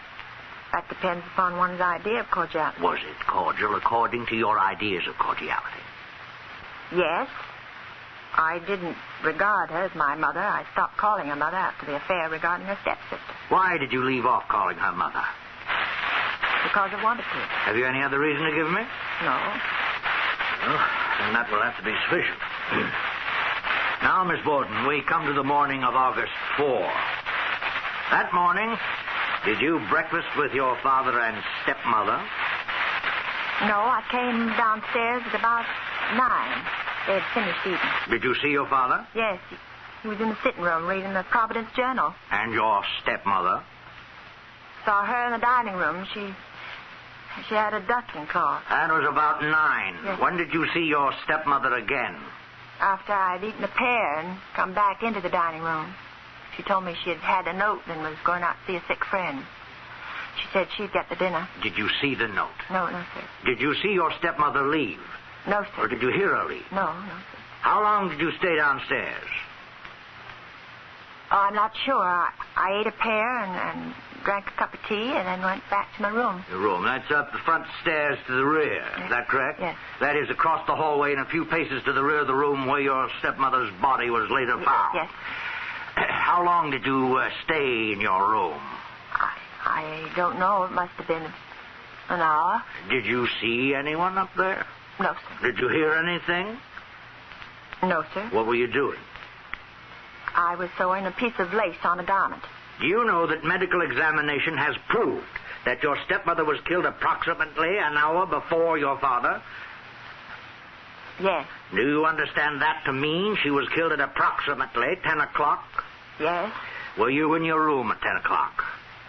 I think I was. But you heard nothing. Nothing like the sound of a person being struck down a few paces away. No, sir. That is extraordinary. Now, Miss Borden, you insist that you did not leave your room for close to an hour. Yes, sir. Now, where was your father? He had left. He went downtown after 9. Do you understand that the front door and all the doors were locked from the inside when he returned a few minutes before 11? Yes. Did you lock it? No, sir. Do you understand that the witness, Miss Bridget Sullivan, testified that she did not lock it? I heard her say that. Well, then who locked it? I don't know. Did you hear your father try to get in? Yes, sir. Were you still in your room? I was coming down. You had passed the spare room and were on the stairs. Yes. Didn't you see anything? If I had looked in, I should have seen Miss Borden. I didn't look in. I didn't see anything. What did you laugh at? I did not laugh. Did you hear a witness's sworn statement that you did laugh? Yes. Must have been mistaken. I see. Now, when your father came in through the door Bridget Sullivan had unlocked, you came downstairs. Yes. Did you speak with your father? I asked him how he was feeling, and he said he thought he would lie down. And that is when he went to the couch in the sitting room. Did you help him? Yes. Yes, I went with him and covered him with a shawl. And then what did you do? I went up in the barn to get some lead. What kind of lead? For fishing sinkers. I was going to our farm in Marion, and I was going to fish while I was there. When were you going fishing? Monday. The murders occurred on Thursday. You were going fishing on the next Monday? Yes. Miss Borden, why did you pick that particular time on Thursday to go to the loft in the barn to get sinkers?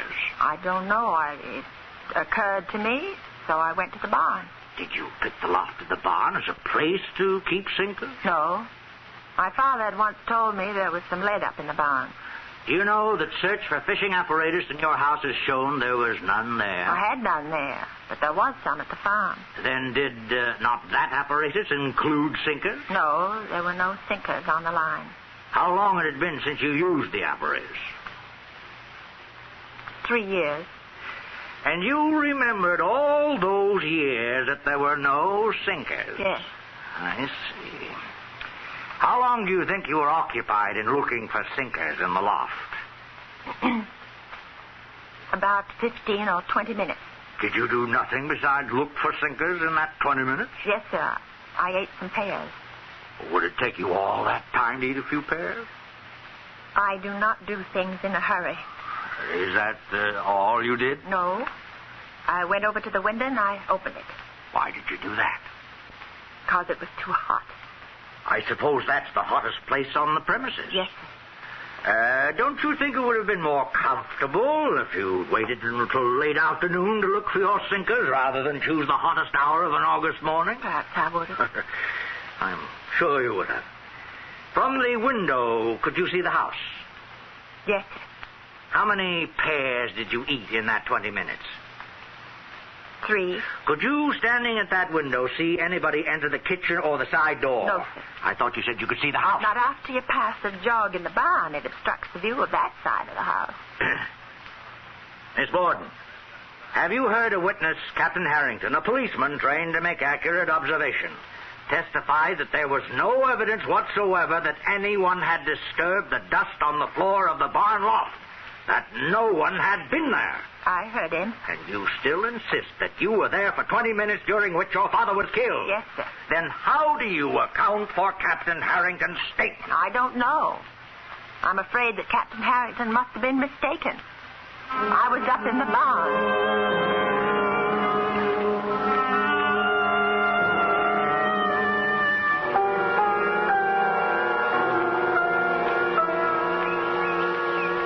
Mr. Moody was terribly clever. He suggested a motive, 2 motives, the hate for my stepmother and the inheritance. He suggested the story of being in the barn was false. He suggested that the story of the note and my stepmother leaving was false. He suggested that I was guilty, but I'm not. Jury said I wasn't. They found me not guilty. They didn't find the axe, they didn't find blood stains or destroyed clothes or anything, just circumstance. But it doesn't seem to matter what the jury said. Nobody else thinks I'm innocent. Lizzie Borden, that's why they punish me. But I am innocent, no matter what people think. I stood trial, and I am innocent. I swear I am. I swear I am. Lizzie Borden took an axe and gave her Will you stop that?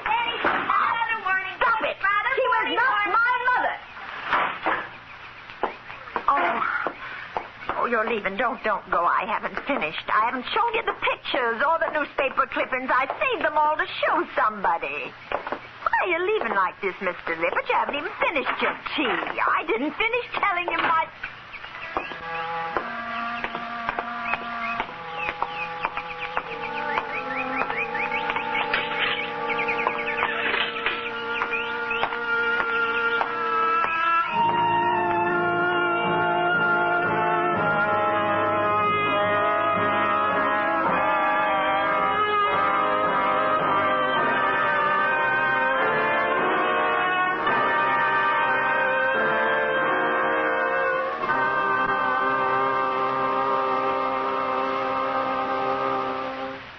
Suspense. Presented by Autolite. Tonight's star, the First Lady of Suspense, Miss Agnes Moorehead. This is Harlow Wilcox speaking for Autolite, world's largest independent manufacturer of automotive electrical equipment. Autolite is proud to serve the greatest names in the industry. That's why during the early months of 1952, the Autolite family will join together in saluting the leading car manufacturers who use Autolite products. Our Autolite family is made up of the nearly 30,000 men and women in 28 great Autolite plants from coast to coast and in still other Autolite plants in many foreign countries. Our family also includes more than 18,000 people who have invested a portion of their savings in Autolite, as well as 96,000 Autolite distributors and dealers in the United States and thousands more in Canada and throughout the world. Our Autolite family will salute the Hudson Motor Car Company on the next Autolite Suspense television program. If you live in a television area, check the day and time of Suspense on television so that you'll be sure to see this show. And remember, be with us next week for another thrilling Autolite Suspense program on radio.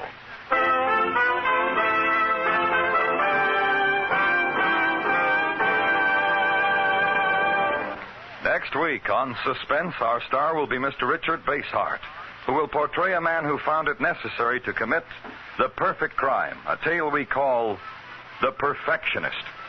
In weeks to come, we shall also present Mr. Charles Boyer, Mr. J. Carroll Nash, and Mr. James Mason, all on Suspense. Suspense is produced and directed by Elliot Lewis, with music composed by Lucian Morowick and conducted by Lud Gluskin. The Fall River Tragedy was written for Suspense by Gil Dowd. In tonight's story, Joseph Kearns was heard as Mr. Moody. Featured in the cast were Peggy Weber, Herb Butterfield, Rolf Sedan, Will Wright, and Stuffy Singer. Agnes Moorehead may currently be seen in the Wald Krasner RKO production, The Blue Veil. And remember, next week on Suspense, Mr. Richard Basehart in The Perfectionist. This is the CBS Radio Network.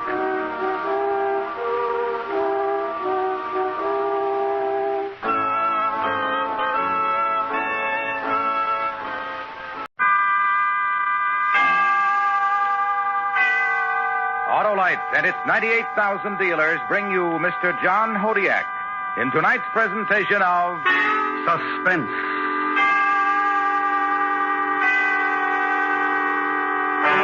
Tonight, Autolite presents a story about heroism as we document the attempt of three brave men to conquer the mountain. Our star, Mr. John Hodiak.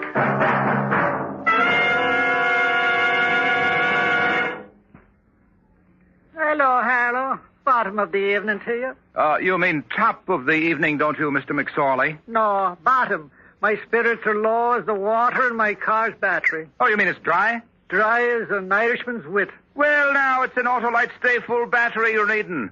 That's the famous battery that needs water only use. You mean that long life battery, Harlow? 'Tis one and the same. Fiberglass mats surround every positive plate to reduce shedding and flaking and give the Autolite Stay Full longer life, as proved by tests conducted according to accepted life cycle standards. Now, where can I be getting this marvelous marvel? Why, from your nearest Autolite battery dealer, the man who services all makes of batteries. To quickly locate him, just phone Western Union by number and ask for Operator 25. I'll tell you where to get an Autolite Stay Full, the battery that needs water only 3 times a year in normal car use. And remember, from bumper to tail light, you're always right with Autolite. And now, Autolite presents The Mountain, starring Mr. John Hodiak, hoping once again to keep you in suspense.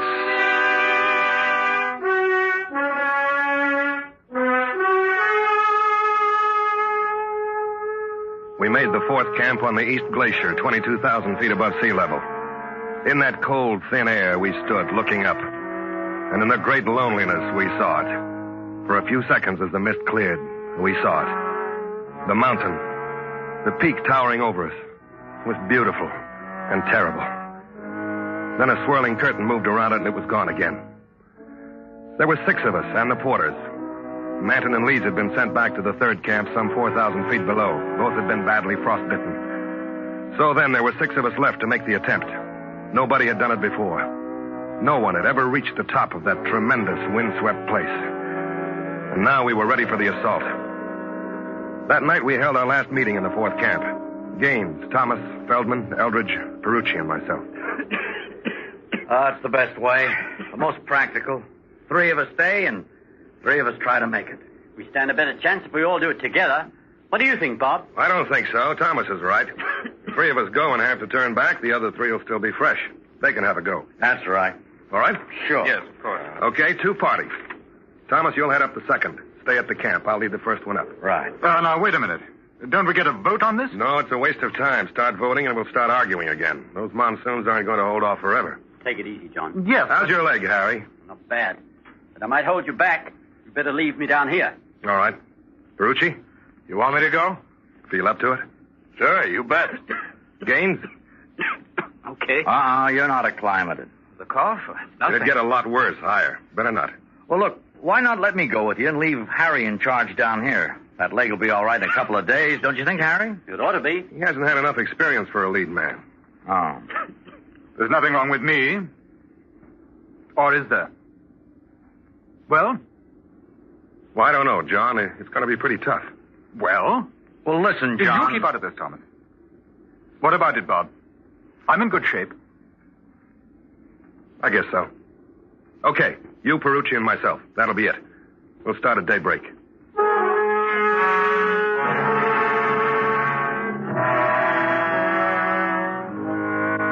And that's the way we decided. There was no other possibility. It wasn't that we didn't like Eldridge. It was just that he was always flying off the handle, and because of that, he wasn't a good risk. Nerves don't go so well with mountain climbing. Not that mountain. Cold and dangerous. It's never gained peak, hidden in mist. Later that evening, Thomas and I were going over the equipment before turning in. You know, someday they'll invent an oxygen tank that's light. Bet these things weigh over 30 pounds. Yeah. Hey, Bob. About Eldridge. What about him? Do you think he ought to go? It's the only way, I guess. You're taking a big chance. He'll be all right. If we could only wait just a couple of days, Harry'd be all right. We're late now. If the monsoon starts, none of us will be able to do it. That's the trouble. Well, you have Perucci along. He gets on pretty well with Eldridge. That'll help. He'll be fine. We're all in good shape. I think we're going to make it. In a way, I hope you don't. I'd like a crack at it myself. Oh, wouldn't that be something? The first man to get to the top. You understand why I didn't take you, don't you? Oh, of course. Wishful thinking, that's all. Well, you better turn in. I'll finish checking the stuff. Okay, see you in the morning.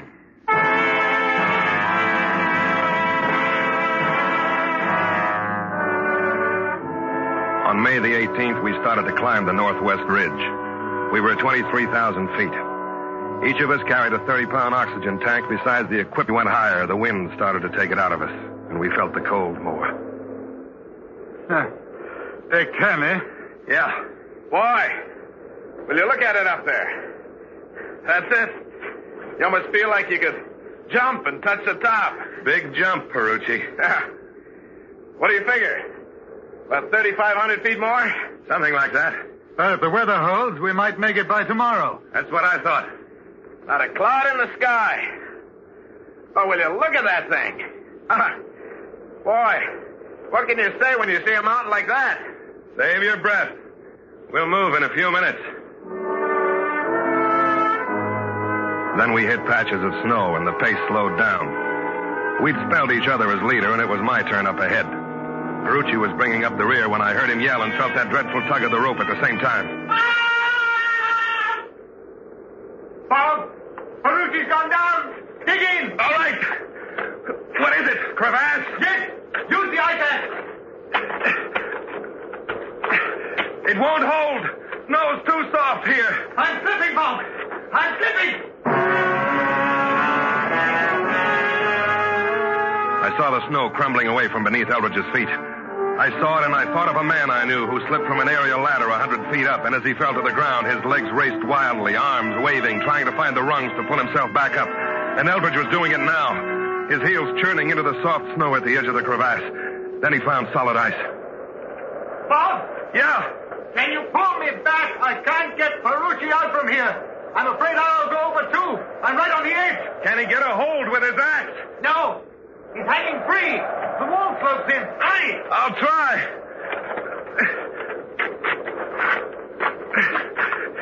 You'll have to pull too, Bob. I can't do it alone. Too much weight. I tell you I can't. I'm afraid to move. I can feel it going under me, all around me. There's solid ice a couple of feet back. I can grab it with my axe. Don't let go. Don't let it go, Jack. Bob, I'll go over. I won't. Just hang on.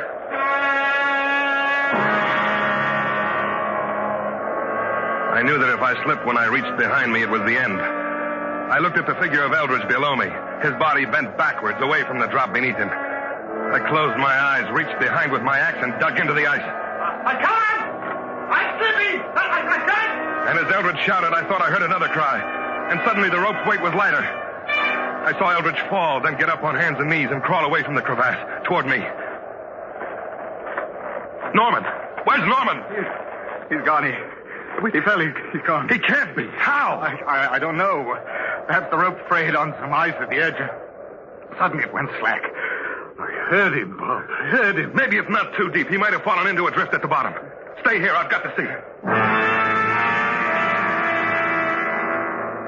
I belayed the rope about the ice axe and paid out the rest of it as I slid down the slope to the crevasse. But when I looked over the edge, I knew that dark blue, almost black emptiness below.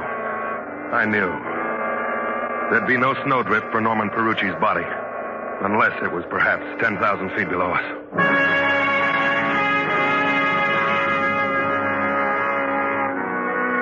We bypassed that place, found a shelter from the wind, and pitched our tent. For a long time, neither one of us spoke. I think we were too exhausted to say anything. Exhausted and shocked. There were only two of us now. I keep hearing him. I know. No, you don't. Not the way I do. He's a nice kid. Yes. Doesn't seem as cold without the wind.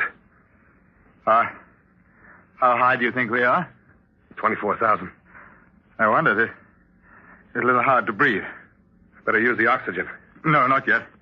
We won't need it. Yes, we will. We'd better save it. We're going down in the morning. No. We've got to. You and I couldn't make it up there alone. 2,500 feet to go. Maybe more. No, we've got to go back. Let the others try. Just because he's gone, is that why? Look, I've done more climbing than you out here. What happened today is bad for the nerves. We couldn't make it. We'll go back. Try again later. But the monsoons will be here later. We've got to do it now. Thomas and the others can do it. No. We'll keep going. I've got to. I'm not going back. What's the matter with you? You're talking like a kid. Look, I was the last one on your list when you got the party together, wasn't I? Yes. Why? Why was I last? I don't know. Somebody had to be. It was you, that's all. You're a liar. You didn't want me along. None of you did. You're here, aren't you? You know I'm afraid of climbing, don't you? Isn't everybody a little?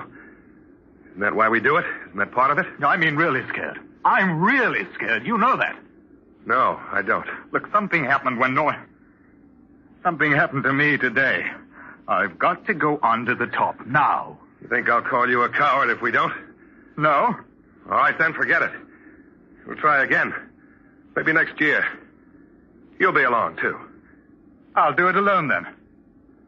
I'm going on alone. If you want to come with me, all right. If not, it doesn't matter anyway. I'm going on. So long. John! John! He didn't stop, just moved up the ice slab and around a hummock out of sight. I went back inside the tent to get my pack. I couldn't let him do it alone, and I was trapped into going with him. Then I saw that the fool hadn't even taken his rope. It was neatly coiled in a corner. I grabbed it up. And as I did so, I saw the end of it. The end which had broken when Perucci hung over the crevasse. The rope which Eldridge had said was parted by the ice. But there were no frayed ends. The break was clean. It had been cut through. And the oil of Eldridge's knife blade was still on it.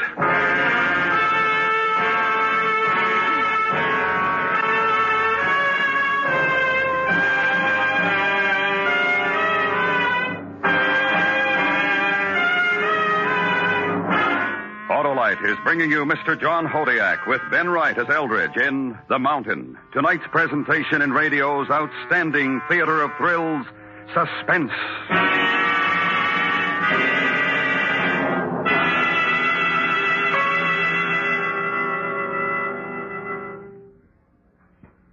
Oh, an Autolite stay full, the battery for me.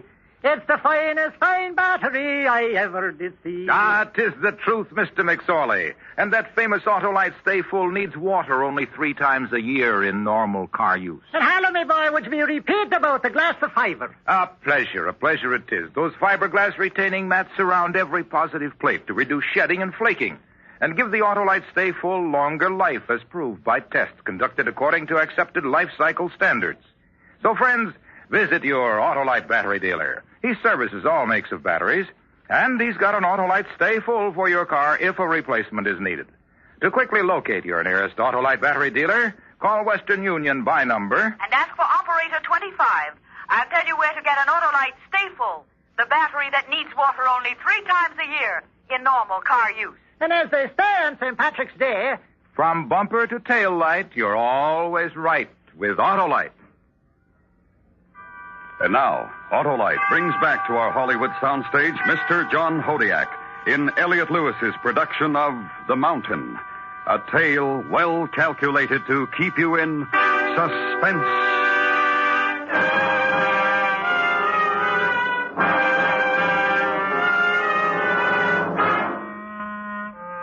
When Eldridge had thought that he was going over the crevasse, he'd cut the rope which had held Norman Perucci's body some 20 feet into the chasm. To save his own life, he'd done this. I pulled the coil through the straps of my pack and left the tent.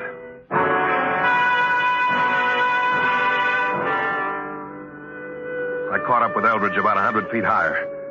He was standing on a shallow ledge, catching his breath, and his head was tilted back, eyes fixed on that mountaintop, the brain of the monster. Nasty bit back there.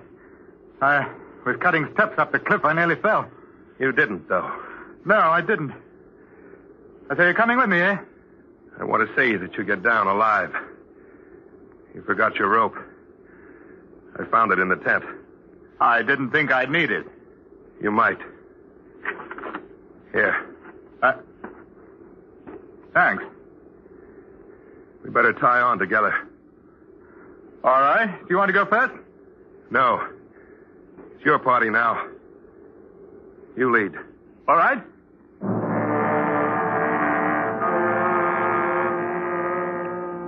He had a funny look on his face as we roped together. I think he must have known then that I'd found out what he'd done. He didn't say anything, though, but turned and began to move upwards.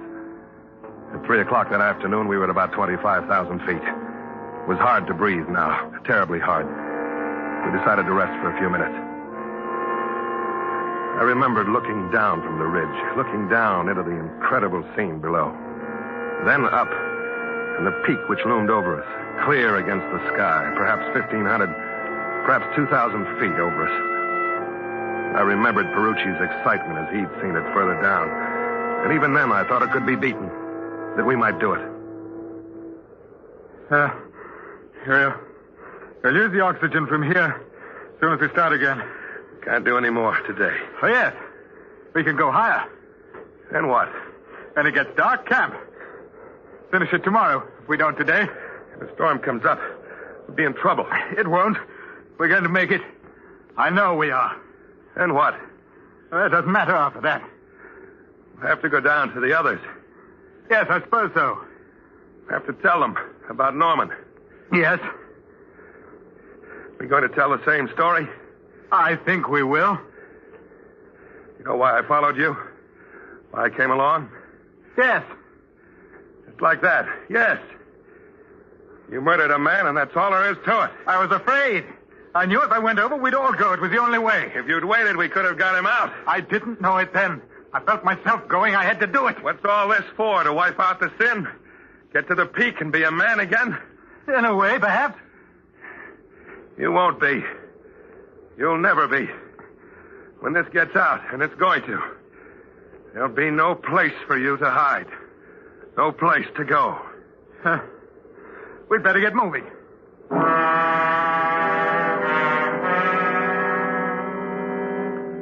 We began to use the oxygen sparingly and kept moving up, slower and slower, our hearts pounding with the effort. 100 feet, 200, 3. I began to feel lightheaded. I couldn't. Not another step. I couldn't. Then it was 400 feet. Eldridge collapsed in front of me and lay in the fine snow, sobbing. We stop. Stop here. We've got to go on. No. Go on.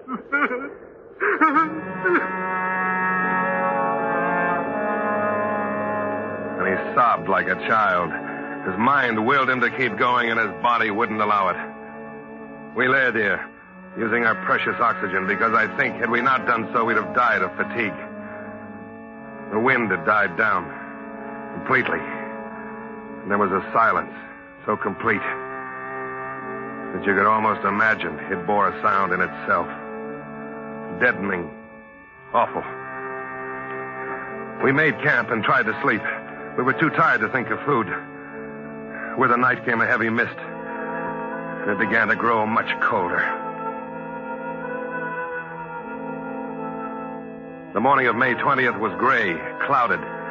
The peak of the mountain was shrouded, and I knew that it was going to snow. Directly ahead of us was an ice wall. There was no way around it. We had to climb almost vertically, cut our own steps with ice axe, one by one, and climb. This time I took the lead. And as I knotted the rope, Eldridge said, You don't trust me, do you? You're afraid if I'm leading and you fall, I'll cut the rope again. You might. Let's go. At that point, we had ascended 25,400 feet. The ice wall would take us another 100 higher. The wind began to blow when we were halfway up. Two pathetic specks on a wall of the world. We'll move around to the right after this step. There's a bit of a ledge. All right. Okay. Come on.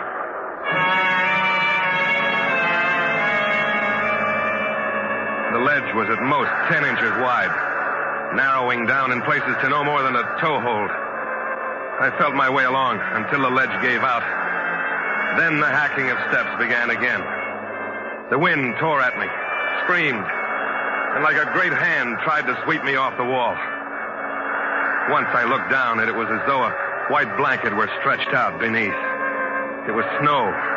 I could see it billowing up and around, while above, the summit ignored everything beneath. The blizzard hit us as we reached the top of the ice wall. We found a little shelter in the lee of a pyramid-shaped summit and waited. And then the slope seemed to lurch, and I had a split second to see the wave of snow pouring down on me. It was over, done. The avalanche swept us down, smothering, killing, and I thought of the ice wall and the drop below. That's all I remember.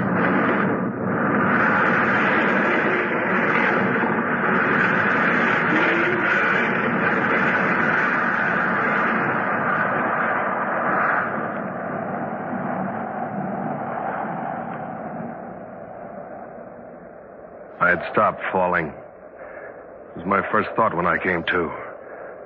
I wasn't dead. I saw a pair of legs crouched next to me. I didn't think you were going to make it. Where'd I land? Yeah. Hanging over the ice wall. But you were behind me. You didn't go over. No. Don't ask me why. It must have been a corner of the avalanche that hit us. You ended up pulling me down. My axe caught in one of the steps, and it held us both. And you pulled me up. Yeah, looks like it. Thanks. How long have I been out? Hour. A little more.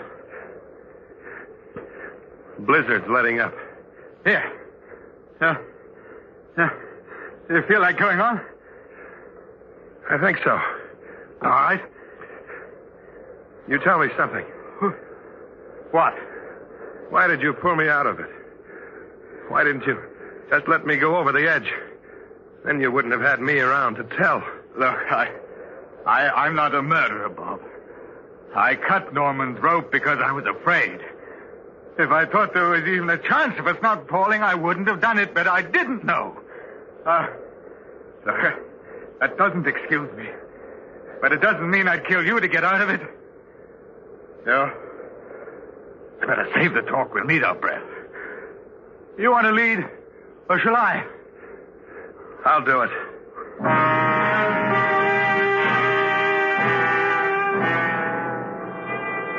The storm had passed, and although we could see the cold sky again, the peak was still only occasionally visible through patches of mist. We went up, higher, higher. And then my oxygen tank went out, and we had to share Eldridge's. We'd nearly reached 26,000 feet. We could see the top. For a moment, it stood out clear. And it looked so easy. The last lap. But now we could only move a few steps at a time until we had to rest. And I couldn't get up again.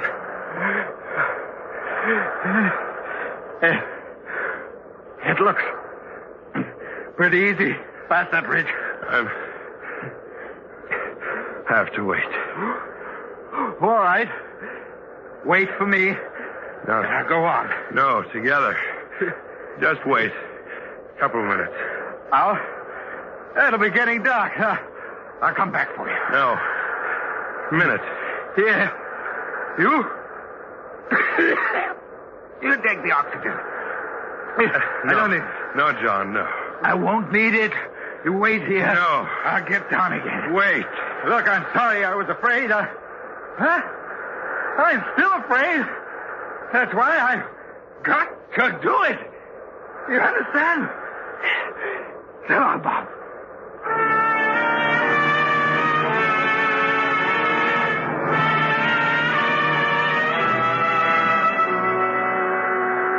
I didn't have the strength to stop him as he untied the rope which had held us together.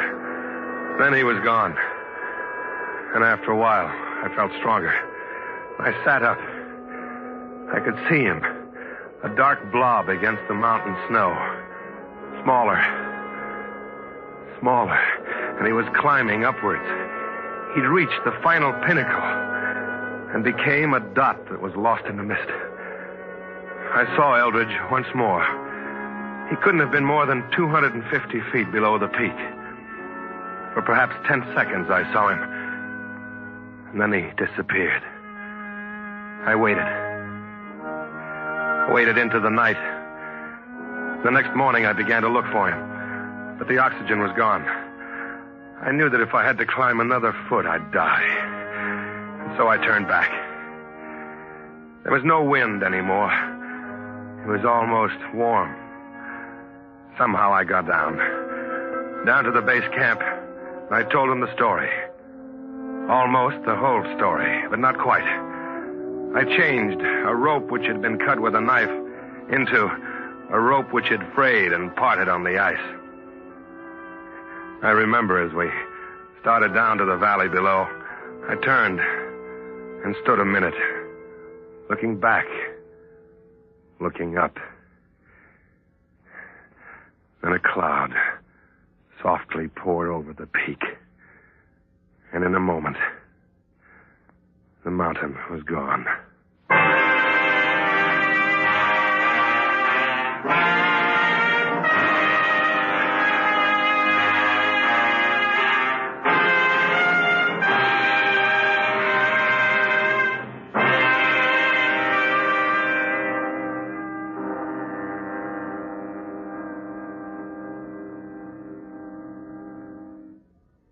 Suspense, presented by Autolite. Tonight's star, Mr. John Hodiak.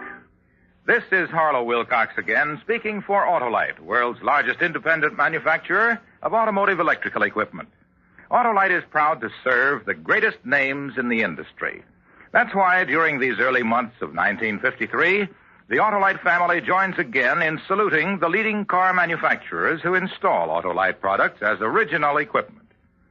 Our Autolite family is made up of the nearly 30,000 men and women in 28 great Autolite plants from coast to coast, and in still other Autolite plants in many foreign countries. Our family also includes more than 18,000 people who have invested a portion of their savings in Autolite, as well as 98,000 Autolite distributors and dealers in the United States and thousands more in Canada and throughout the world.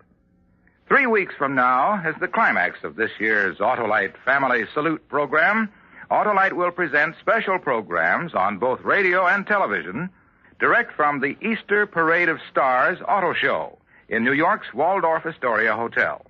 So don't miss this exciting suspense radio program originating from the Grand Ballroom of the Waldorf Astoria on Monday, April 6th.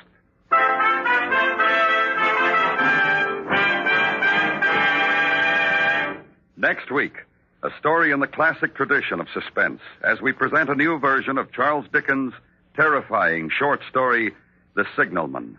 Our star, the First Lady of Suspense, Miss Agnes Moorehead. That's next week on Suspense. The Mountain was written for Suspense by Anthony Ellis. The program is produced and directed by Elliot Lewis, with music composed by Lucian Morowick and conducted by Lud Gluskin. In tonight's play, Ben Wright was heard as Eldridge. Featured in the cast were Joseph Kearns, John Fraser, Paul Freese, and James McCallion. John Hodiak may soon be seen in the Columbia Pictures production Mission Over Korea. And remember next week, Miss Agnes Moorehead in Charles Dickens' The Signalman. Tomorrow is an important day, not only to the wearers of the green, but also to the Campfire Girls. March 17th marks the 43rd anniversary of this organization dedicated to teaching American girls how to become good citizens of the future. Autolite congratulates the Campfire Girls and their inspired leaders. This is the CBS Radio Network.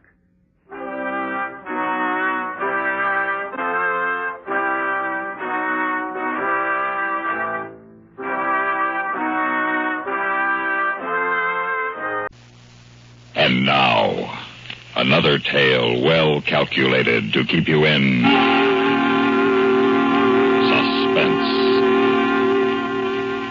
We take you to the 21st floor of a metropolitan office building and Out the Window by William N. Robeson. Commissioner Walczek got up from his desk. Behind him was an open window. In front of him, quite close to him, were two hard-eyed men. Granite, small, shifty, quick in his movements. Bruzy, huge, slow, somewhat stupid. Granite, the brains. Bruzy, the muscle. Commissioner Walczek faced them, defied them, his back to a window 21 floors above the street. No. What did you say, Commissioner? I said no. No more graft. No more civic corruption. No more pigs at the public trough. You sound like one of your campaign speeches. Only this time I mean it. How come, Commissioner? Let's just say I can't stand the face I have to shave every morning. You could cut its throat. I've thought of that, but I guess I haven't the guts. We have, Commissioner. We've got plenty of guts. We put you in this job, Walczek. We expect you to do your duty by us and the party. If you don't feel like it anymore, that's okay. You can get out the window. You can't frighten me. I wouldn't think of it. Walczek, I'm not a very emotional person. Neither is Bruzy. We're practical, very practical. There won't be a sign of us left here. The commissioner fell from the window of his office on the 21st floor. The papers will say ill health, worry over threatened scandals in his administration. And there will be scandals, Commissioner. We'll see to that. Your reputation will outlive you, and it will be difficult for your wife to live with it. Why must she suffer my honesty? I can't say, since she can continue to enjoy the fruits of your dishonesty as long as you are willing. I will not. I cannot continue like this. That is your final word? It is. You're an idiot. Go ahead, Bruzy. Push him out the window. No, wait. Isn't there another way? I'll leave town, leave the country, disappear. You can have it. The administration, the party. We don't want it. We only want to run it. Is there no getting away from you? No. Change your mind? No. And you've only got one out. Out to the window. You'll have to do it. Go ahead, Bruzy. Yes. Come on, Bruzy. One good shove. That's all it takes, mister. One. Don't be too sure about it. Oh, no, Walczek, no. Judo friend, Granite. Learned it in the army. One of the few things you didn't know about me. Oh, no. Would you have been so shaken, I wonder, if it were me hurtling through space out there? No, I suppose not. You're quite helpless without your bruiser Bruzy, aren't you, friend Granite? Another thing you didn't know about this gun. I've kept it here for years. I've often wondered why. Now I know. Now, Walczek, you don't think I meant all those things? That I said? Don't I? I was just testing you. Well, you got your answer. Oh, we can go on, you and I, just as we always have. No, we can't, little man. You've gone as far as you're going. Your last act will be to furnish brief bafflement to the police. When they come looking for the window poor Bruzy fell from, they'll find you lying here on the floor. No. And for a brief while, they'll think you pushed Bruzy out the window, and then did away with yourself. And they'll wonder how you got into an office, locked from the outside. No, Walczek, for the love of...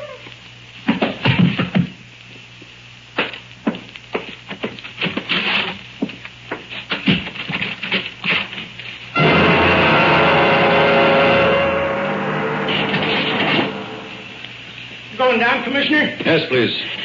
Terrible thing just happened. What's that? Oh, man just fell out of a window. Do they know which one? Oh, must have been pretty high. He was badly broken up. Identified? Isn't enough left of him. Must have been high. You know, funny thing, though. What? Nobody's reported it from any of the offices. If nobody saw him go and nobody's missing, it'll take all day to check all the offices in the building. Is that a fact? Oh, sure. Figure it out for yourself.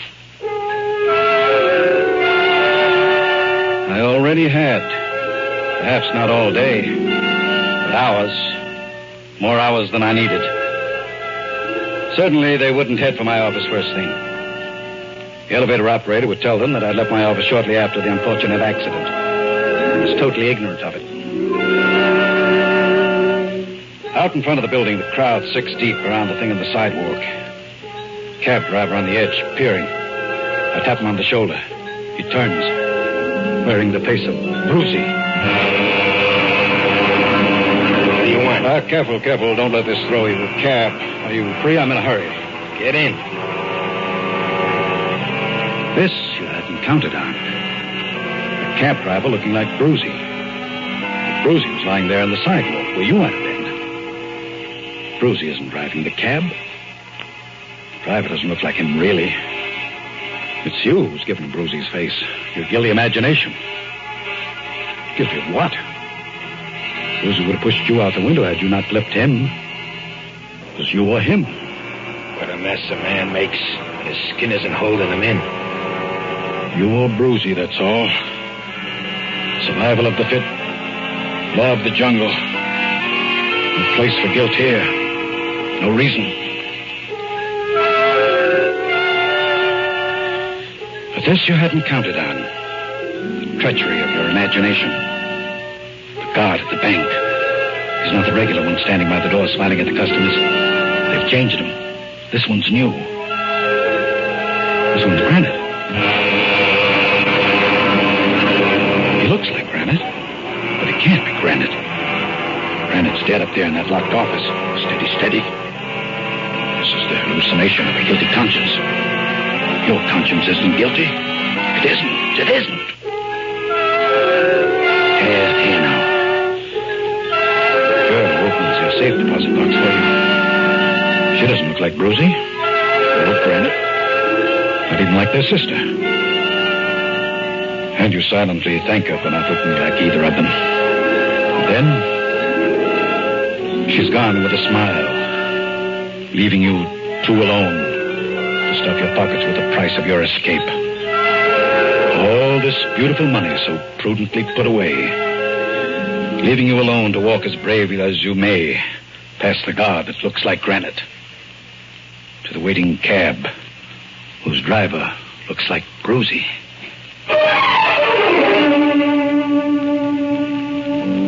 Walter Walczek.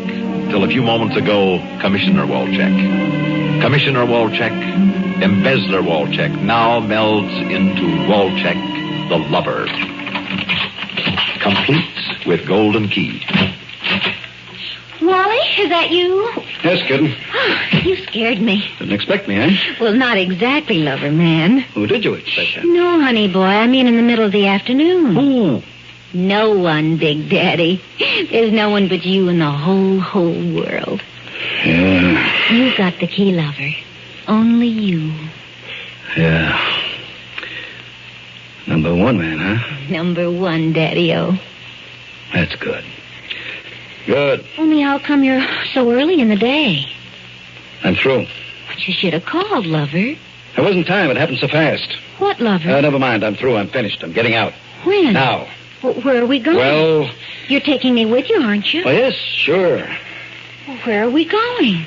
Away, somewhere. I don't know. Mexico, maybe. Mexico? Oh, I want to go to Europe. Rome, Paris, all the places you promised. I don't want to go to Mexico. Mexico first, the other places afterward. Mexico first. We don't need passports for Mexico. But you promised. I know. Well, I'll get ready. I'll pack. Not too much. We won't need much.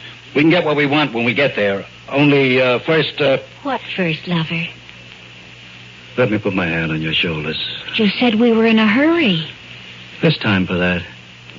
Let me rest a minute. Let me feel safe again, kitten. So soft and warm and safe. This encircling arm. Safe home where no one can harm you. No one can find you. Safe from the cop on the beat, the kids on the block. Safe from stern and disapproving daddy. Safe in Mummy's arms. Good grief, hon. We can't stay around here all day. We gotta get going.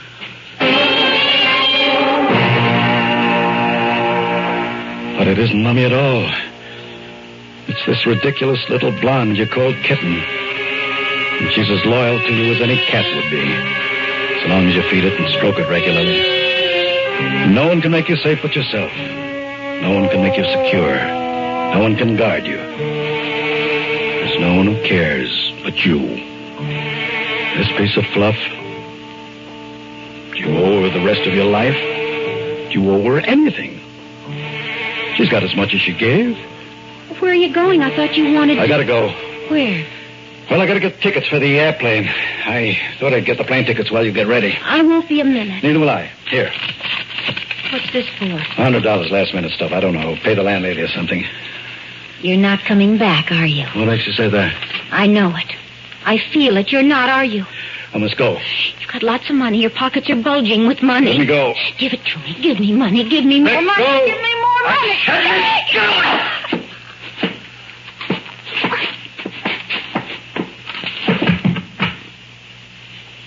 Kitten.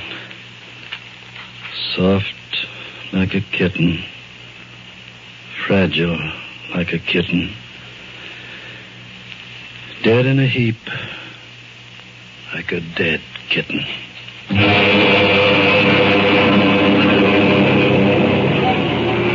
At a time like this, one must think straight. Pays one. There are things yet to be done. Important things. What then are they?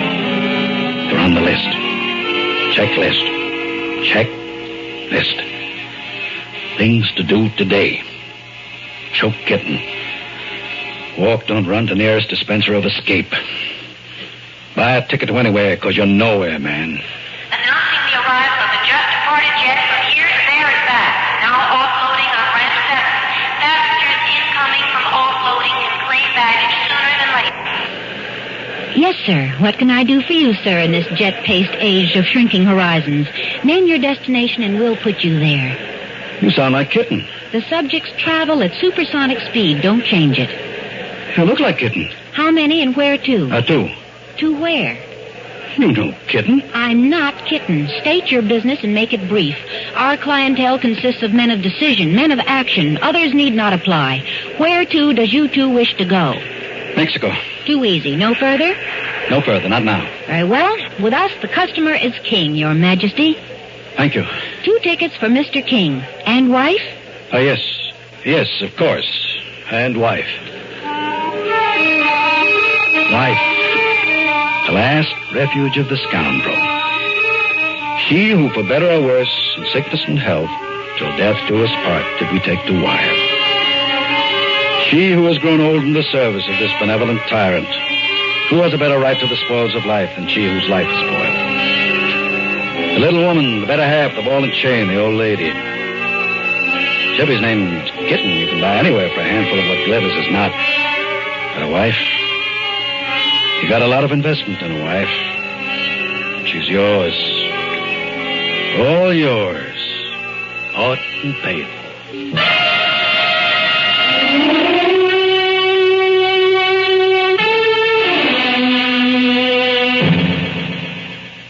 In just a moment, we will return for the concluding act of Suspense.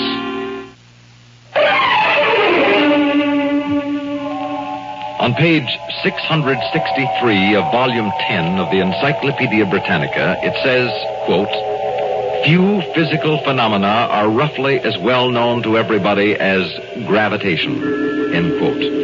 Which is to say, and the encyclopedia goes on for the next 18 pages of fine print to say that everything that goes up must come down.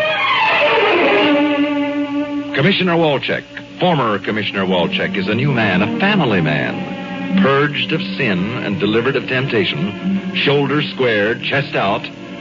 See him as he strides down the avenue, homeward bound. Walter Walczek, husband. St. George is on his way to the dragon's lair. Good afternoon. Good afternoon. I need some roses, American Beauty roses. The long stand. The longest, an armful. All you've got. They're quite expensive.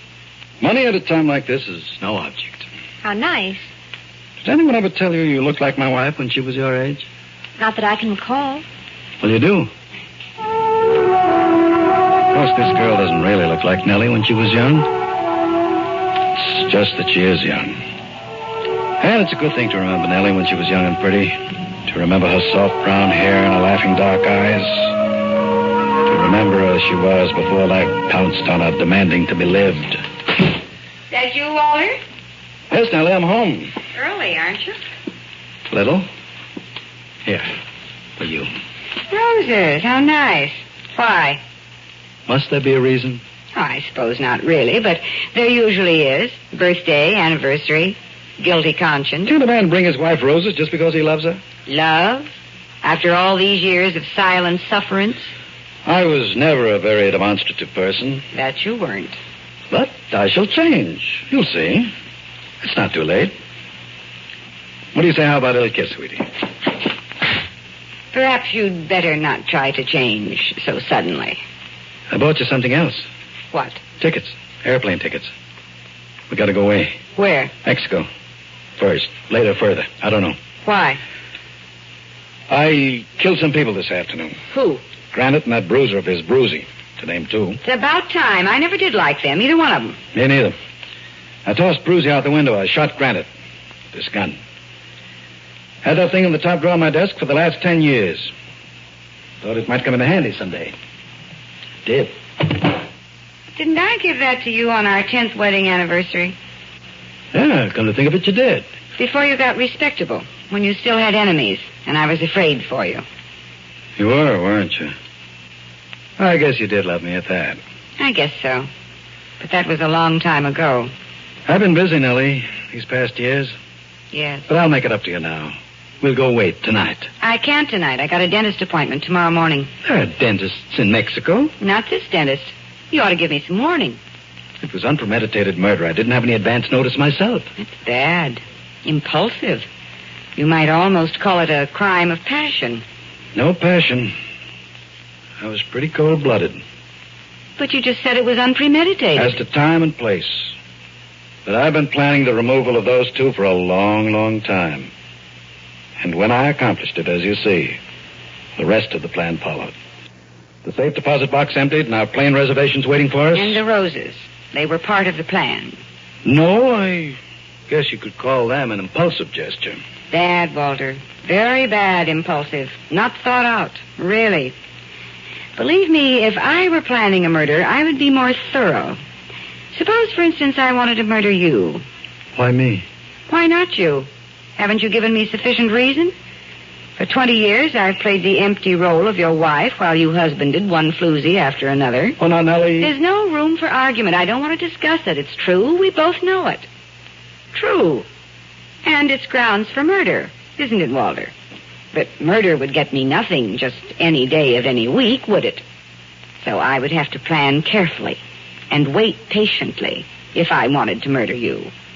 I would need the money, all that lovely cash money you've hoarded in that safe deposit box for years. Yes, I should want all of that. And you do have it all on you, don't you, Walter? Look, Nellie, we're going to miss that plane. Oh, yes, and I'd need a plane ticket to make my getaway. 2 would be even better, since, who knows, there might be someone who'd want to go with me.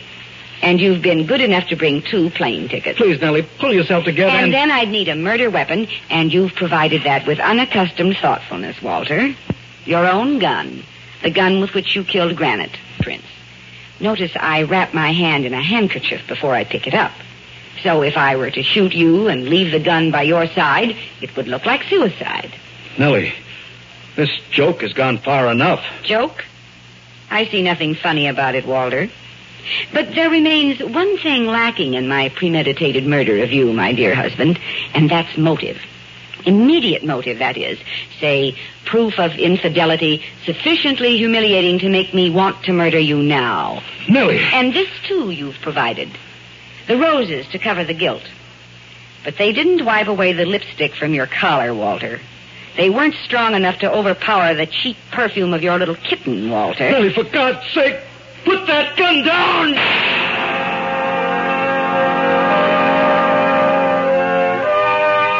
A man's body falling from a great height and striking an unyielding surface such as concrete will often make sound exactly like a revolver shot.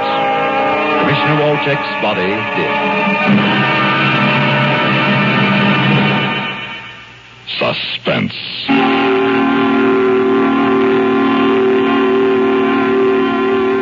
You've been listening to Out the Window, written for Suspense by William N. Robeson.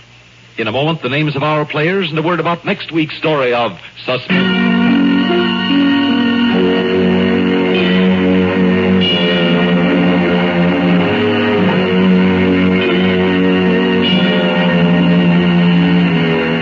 Heard in tonight's story were Santos Ortega as Walcheck, Jane Hossack as Kitten, and Ginger Jones as Nellie. Others in the cast included Roger DeKoven, George Matthews, Sam Raskin, and Marilyn Cole. Listen again next week when we return with The Perfect Plan by Peter Fernandez. Another tale well calculated to keep you in suspense. And now, tonight's presentation of radio's outstanding theater of thrills, Suspense. Tonight, we bring you a story from your newspaper. It is based upon absolute fact. Only certain portions have been dramatized. We call it The Greatest Thief in the World. So now, starring Mr. Ben Wright, here is tonight's suspense play, The Greatest Thief in the World.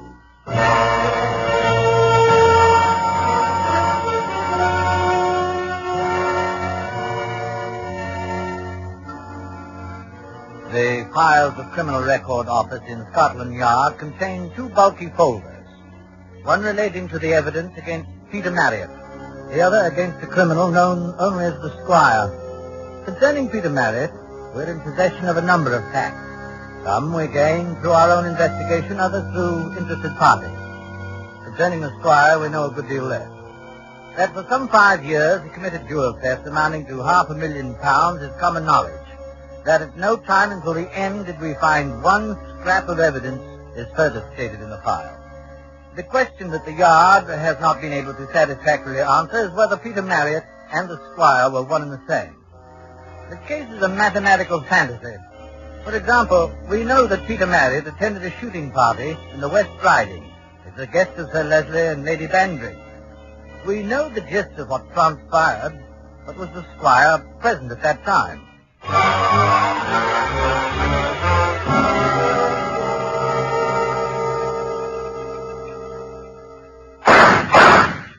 Good shooting, Marriott. Oh, thank you, sir. Mischief, I know how you do it. Every time I get a shot at them, those blinking foxes seem to know it's me. Oh, it's just bad luck, sir. It'll get better. But they do, you know. They fly off screaming with laughter. It's old Banquo. Come on, you chaps. Nothing to worry about. Oh, really, sir? Oh, well. Perhaps tomorrow. I'm for a drink. Right on. Oh, by the way, been meaning to ask you ever since you got here. It kept slipping my mind. Anything new in London about that, the Squire chap? I don't think so, sir. Not since his last haul. You've heard about him up here, too, huh? Well, who doesn't hear about him? It's a disgrace. I can tell you I've written a letter for time. Parliament should do something. I understand Scotland Yard's up a tree. Bunglers. Not like the old days. Catch the man and give him a horse whipping, then send him to Dartmoor. That's what we'd have done. Well, they say he's quite clever. Clever? What? Nonsense. Papers are making a hero of the blighter. The Squire. Ah, impudence. Man's not a gentleman, he's just a blasted little jewel thief. Well, I don't imagine the Honourable Percy Tyndale considers him little. Oh, yes, that was the last one, wasn't it? According to the paper, £20,000, an emerald necklace and 2 diamond rings. Ah, Percy's a fool. Always told him so, too. A child could have opened that safe of his.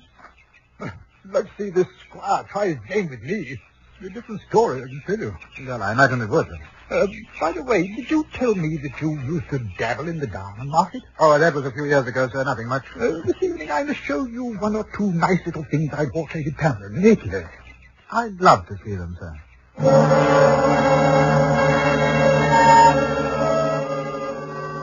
2 days after the shooting party, Sir Leslie Bandridge reported that jewels amounting to the sum of £8,000 had been stolen from his safe. It was the squire's work. No prints, just the unmistakable method that had tantalized us for 5 years. At that time, there was no more reason to suspect Peter Marriott than the other 18 guests, all of whom had seen the jewels in question.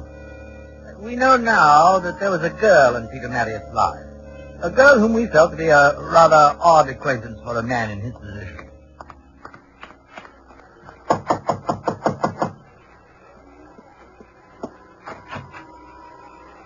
Hello, Jenny. Oh, where have you been? Thought you was coming by last week. Oh, I'm sorry I was away. With brass knobs on. No, honestly. I brought you a present. You have? Oh, you are a duck. Well, I missed you. Give me a kiss. You have missed me, haven't you? Where's the present? Yes. Oh, Peter. Oh, it's lovely. Oh, thanks ever so. Is it real? Oh, absolutely. You couldn't find a better ruby anywhere. It doesn't look real. Well, you take my word for it. It is. Oh, how lovely. Oh, you shouldn't have. Must have cost a packet. Well, you're my girl, aren't you? Oh, Jenny, look, you see this parcel? I want you to keep it for me just for a little while. Oh, what is it? Oh, it's nothing important. You don't have to open it up. I wouldn't. Well, as a matter of fact, it's like the other parcel I gave you a few months ago. Oh, John. Pictures? Right. Oh, you'll get in trouble one of these days, you will. Anyway, I don't believe you. I'll bet those aren't pictures in there. Oh? What do you really do? I mean, for a living. Well, I told you, nothing very much. Stock exchange. I have some money. Why? I wondered. That made you wonder. Well, I think maybe you're a bit shady. Oh, what an odd thought. Is it? Well, what's so odd about it? Why don't you ever take me nowhere? Why do we always have to meet here? Never go dancing and nothing. Well, Jenny, isn't it nice of you? No, it ain't. You're ashamed of me because I'm not a swell like you.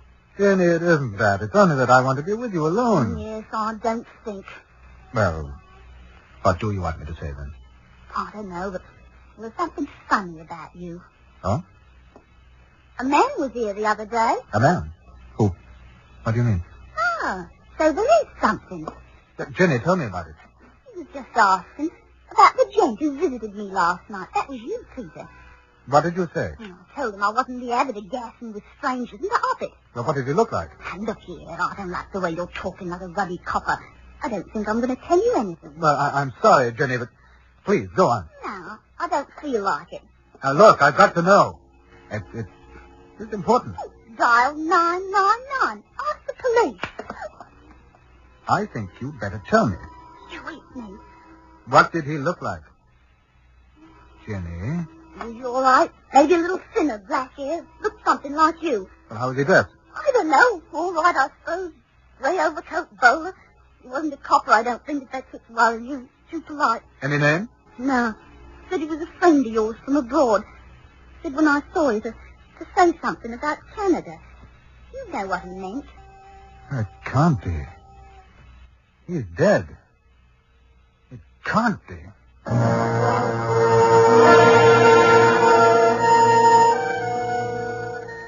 Immediately following the Bandridge robbery, the squire was inactive. We kept an eye out for the stolen jewels, but as in the past, there was no sign of them.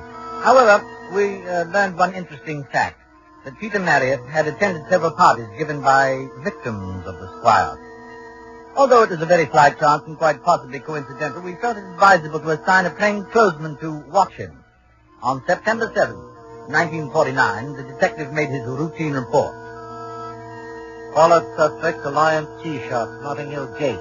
He sat at a corner table, alone. 5 minutes later, he was joined by another man. Was unable to hear the conversation. Hello, Peter Marriott. Hello. Sit down. Yeah, I don't think I'd have recognized you. You've had quite a job done on your face, haven't you? Yes. Well, Rather like old times, eh?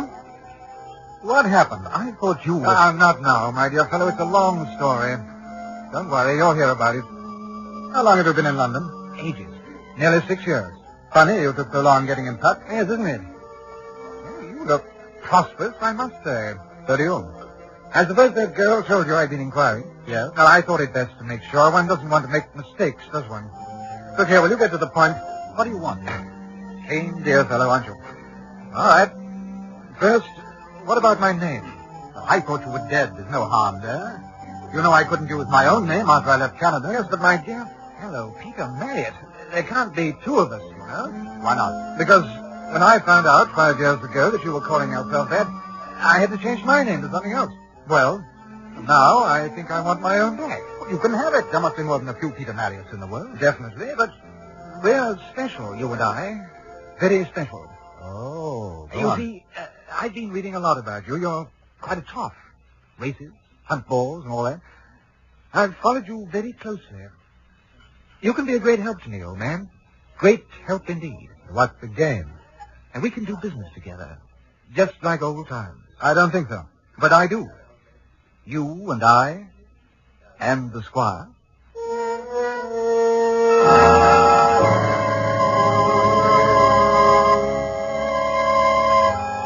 For the next month, well into October, Peter Marriott, as a suspect, became a dud. He led an exemplary life, and we began to feel that once again we'd made a mistake. He attended several parties, and no robbery attempts followed. However, it was 2 days after a ball given by a wealthy sportsman that our detective assigned to Marriott made his report. October 28th. Suspect left his flat 5:30 p.m. and walked toward tube station. Followed, but lost him. Cannot be certain whether he made this move on purpose or not. Is that the horse? Yes. Well, you're not going to drive up to it, are you? No, look, I didn't ask you to come along, you know. Well, I suppose you know what you're doing. Now, you can stay here. Yeah, but there are lights on in there. Servants' quarters. Look, what do I say if a body comes along? You see that switch under the dash? Oh, here? Flick it. Then step on the starter. The motor won't catch. You can say you're having motor trouble. All right.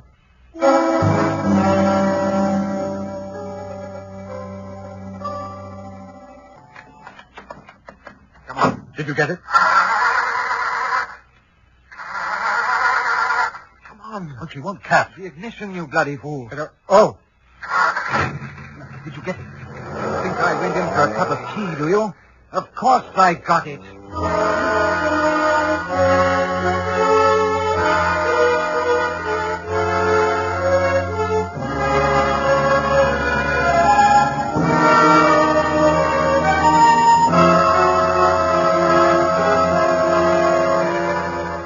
You are listening to The Greatest Thief in the World, tonight's presentation in radio's outstanding theater of thrills, Suspense.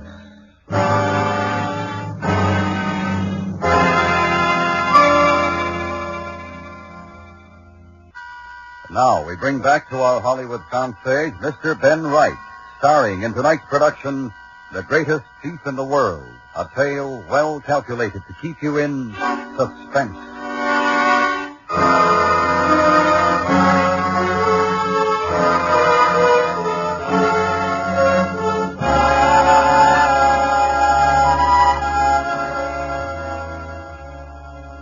Once again, the squire had struck, this time to the tune of 14,000 pounds in Oriental jewels. Once again, the resources of Scotland Yard were unable to discover one shred of evidence. It was useless to bring Peter Marriott in for questioning because we had no proof of his complicity. There was nothing to do but intensify our surveillance and hope that a piece of the stolen jewelry would turn up or that one of our informers would uncover something. On November 26, 1949, Marriott drove down to Kent and the estate of Lord Simon Lettington. John? Hello. Just running over to Paddy's Wood. Want to come? Yeah, love to. Hop in. Oh. Headache? Murderous. Too much for me last night. Take an aspirin. You'll need it for tonight. If I have one more hot buttered rum, I'll die. Oh, not you, Peter. I say, Daddy was furious with me this morning. What? For behaving the way I did with you. Oh? He saw us kissing in the playroom. Said I had no right to leave you on, that you were a very nice young man and deserved a better fate. His lordship is a discerning man. Peter, Hmm? what were you doing in the library this morning? Nothing. Why? I saw you looking at the safe just out of burglary. Very suspicious. All right. There's probably nothing in it anyway. Huh. Besides, no self-respecting cracksman would touch a thing like that. It's too easy to open. I bet the squire would. Rank amateur. He learned everything from me. Do you want anything in the village? Oh, you might drop me at the Pillabot. I have a couple of cards to poach. Right. I'll meet you in half an hour outside the cinema.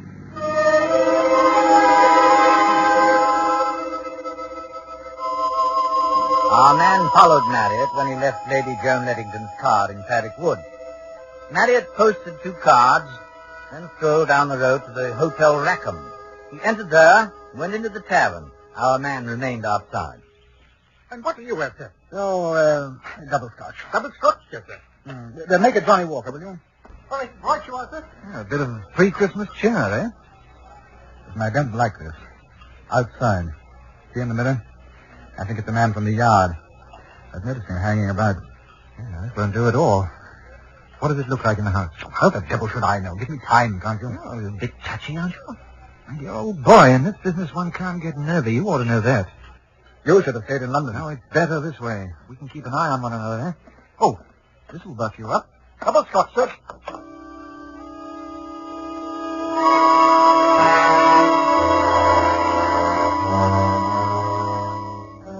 On November 30th, Marriott returned to London.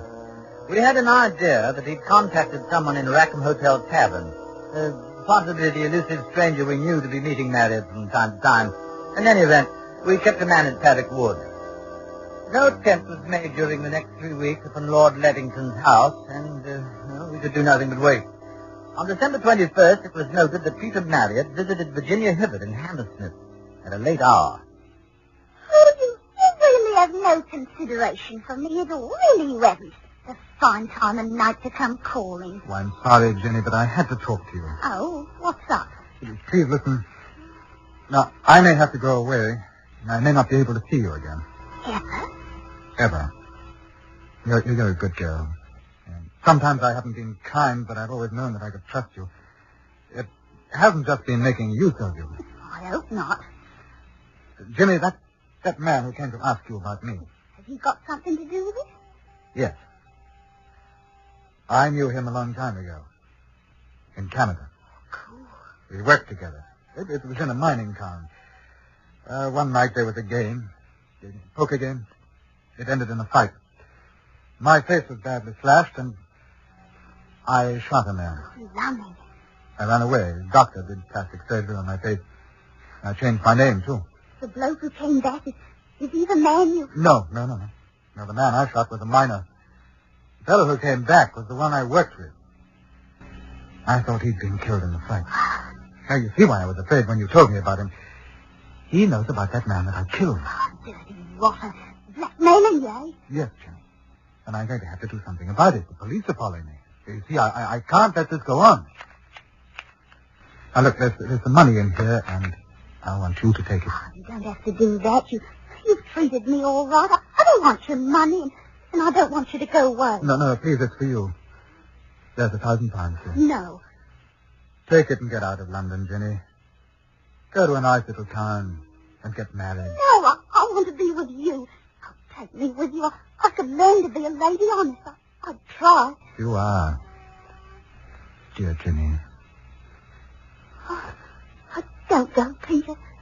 Don't go, please. Oh, maybe I'll come back, and if I do, I'll look for you. Truly. Truly. Give us a kiss.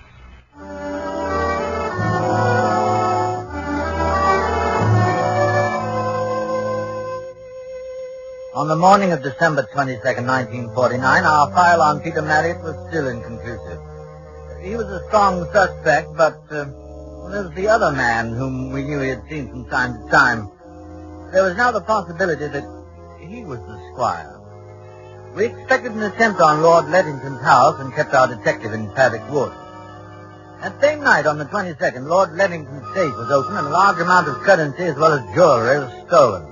The plainclothesman we'd left to guard the estate was later found unconscious in some bushes. You were an idiot to come back to the hotel. They'll be looking for you. All for you? Yeah, quite a haul. I like the paper best. Diamonds are pretty, but they're a bloody nuisance to get rid of. You won't have to worry about that anymore. Huh? And fed up. Things were all right with me before you turned up. But think how much nicer it is for me. You've been such a help. I can do so much better business with you. It's finished. Oh, come on now. You'll feel better after a drink. And we'll have to get away from here. At least you'll have to. I imagine half of Scotland Yard will be here soon. What about that detective? Oh, I put him out. He'll live. Not a very nice Christmas present, I'm afraid. I meant it, you know, about us. Oh, no, you didn't. Because you wouldn't like people to know, would you? It doesn't matter. Oh, but it does. What do they do to murderers in Canada? Hang them? Or that delightful American system, electricity? You're a fool. Do you think I spent these years getting where I have to allow you to come along and muck it up? You've had it too soft, Peter. You're spoiled. You're the one who's had it soft. I could talk, too. You know, I have an idea that you're threatening me. That's not very healthy, is it? No. Well, I shouldn't try it, Peter. Whatever you're thinking. Turn around. What? I don't want to shoot you in the back. Is that what you're going to do? Kill me? Turn around. We're in a hotel, you know. There's bound to be noise. I'll count to 3. Don't do it, old boy. I have a gun, too. 1. I was always a better shot than you. Remember? 2. Last chance. Put down your gun. 3.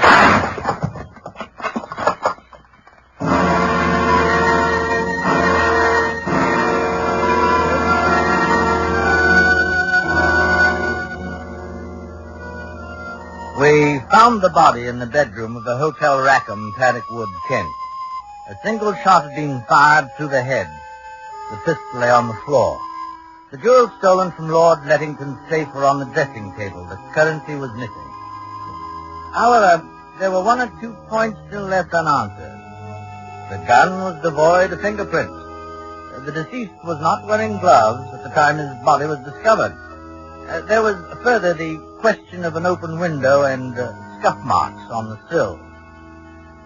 Scotland Yard still is not certain who went through that window. The real Peter Marriott? The imposter? Or the one known as the Squire?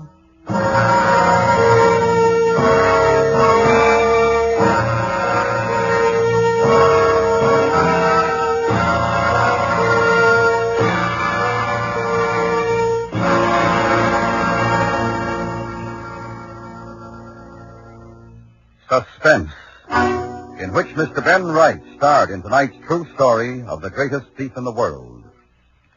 Next week, the story of a pet cat and the fear it carried with it. We call it The Black Death. That's next week on Suspense.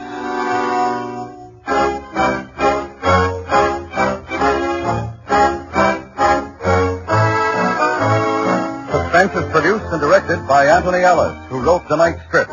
The music was composed by René Garrigan and conducted by Wilbur Hatch. Featured in the cast were John Dogworth, Joseph Kearns, Betty Harford, Ella Morgan, Edgar Barrier, and Raymond Lawrence. You'll enjoy romance every Saturday in the daytime on the CBS Radio Network.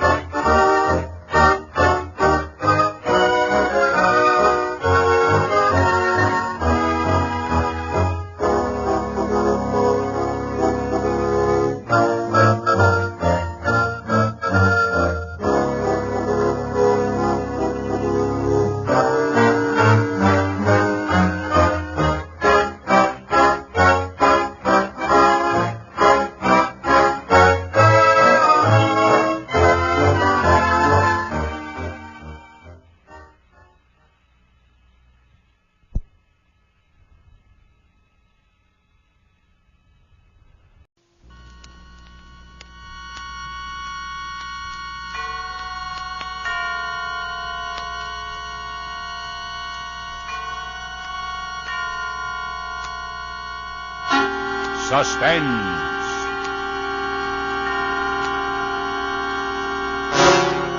Radio's outstanding theater of thrills brings you an hour, a full 60 minutes of suspense. Tonight, starring Mr. John McIntyre in a play entitled The House by the River by A.P. Herbert, directed by Anton M. Leader and produced by Robert Montgomery. Mr. Montgomery. True wit is nature, to advantage dressed.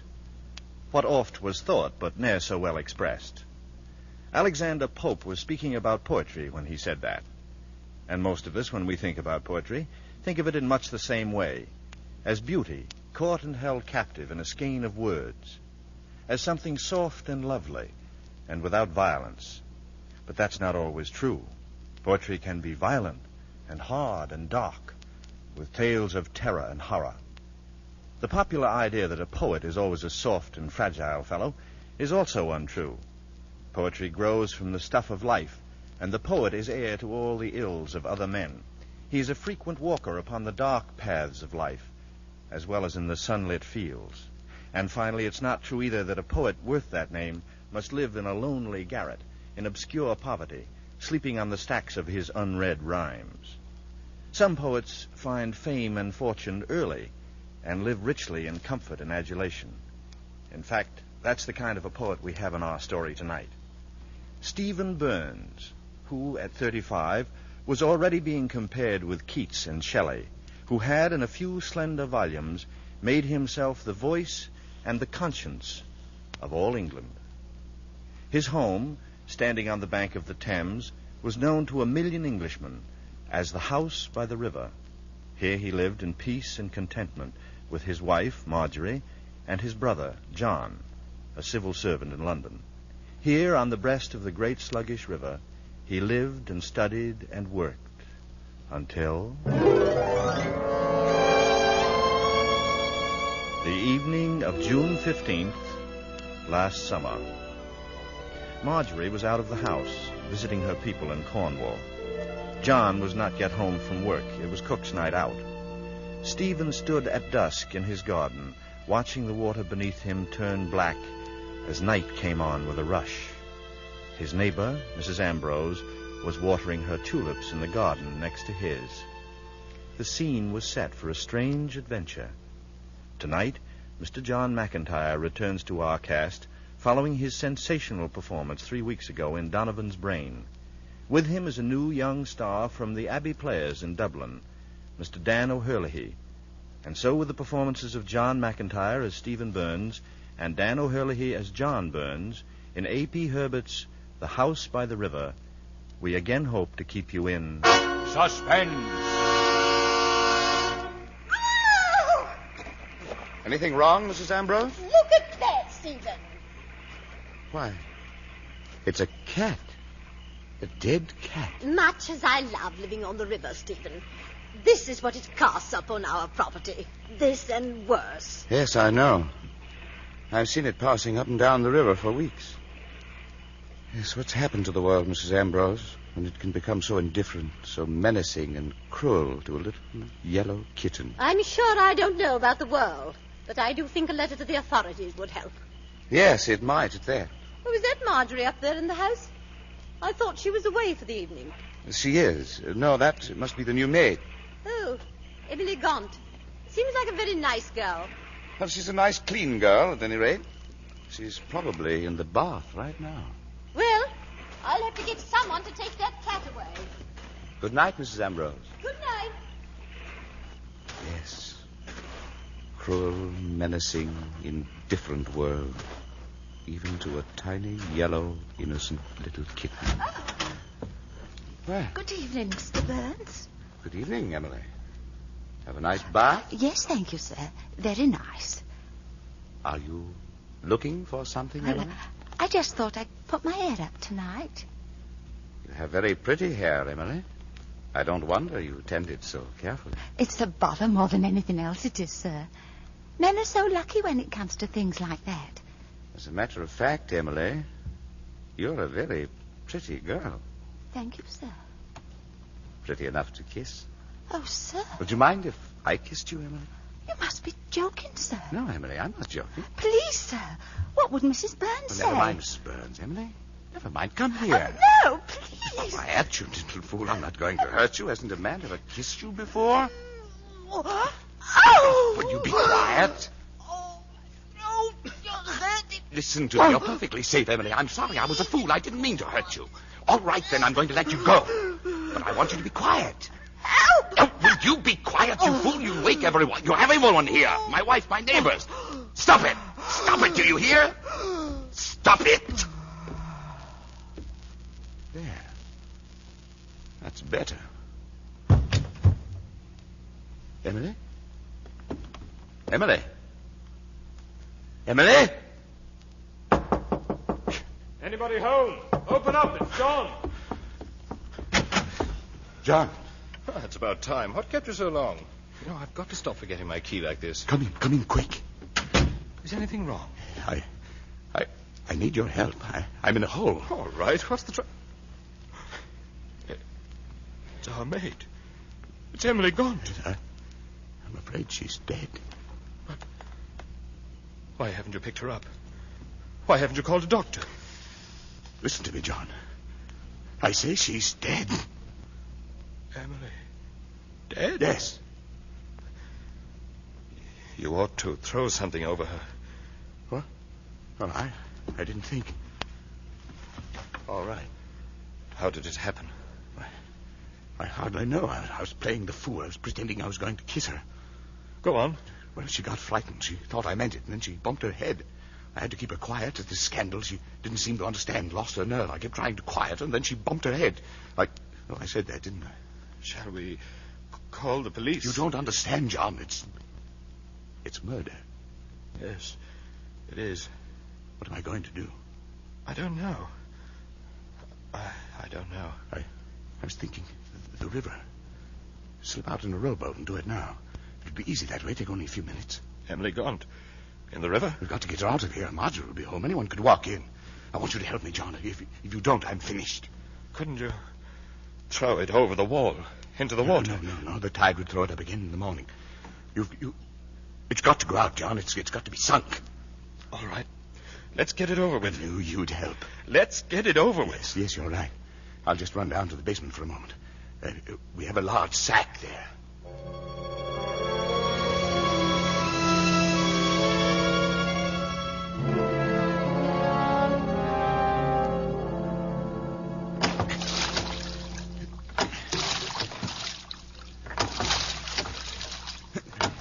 This is far enough.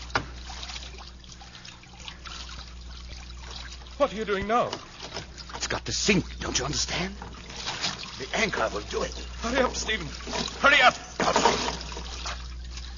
Whenever you're ready. I'm ready.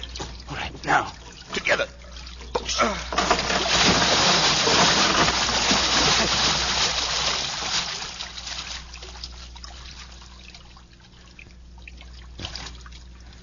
It's 10:15.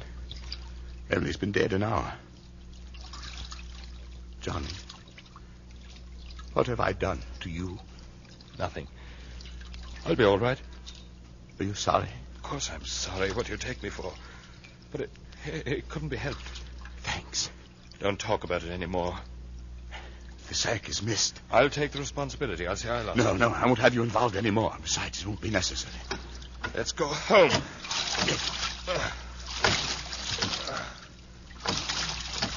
Stop a minute. What is it now? I just remembered. Huh? My name and address are stenciled on that sack.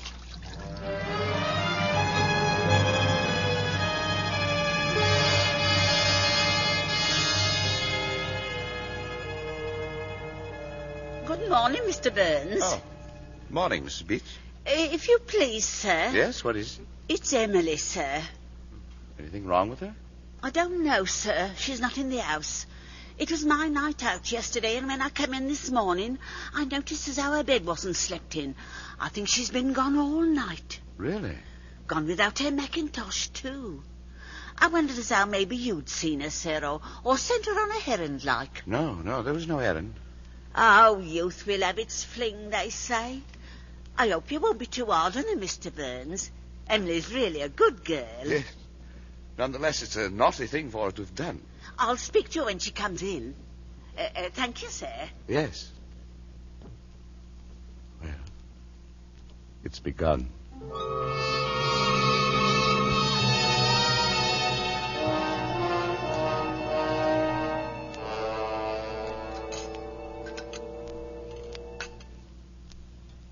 Care for some toast, John? No, thanks. Stephen?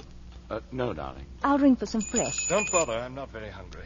What's come over you two the last few days? Anything wrong with your ache, Stephen? Stephen? No, dear, no. I'm thinking, that's all. Poets are like hens. They brood before they produce. I haven't written in days. It's always darkest before the sonnet.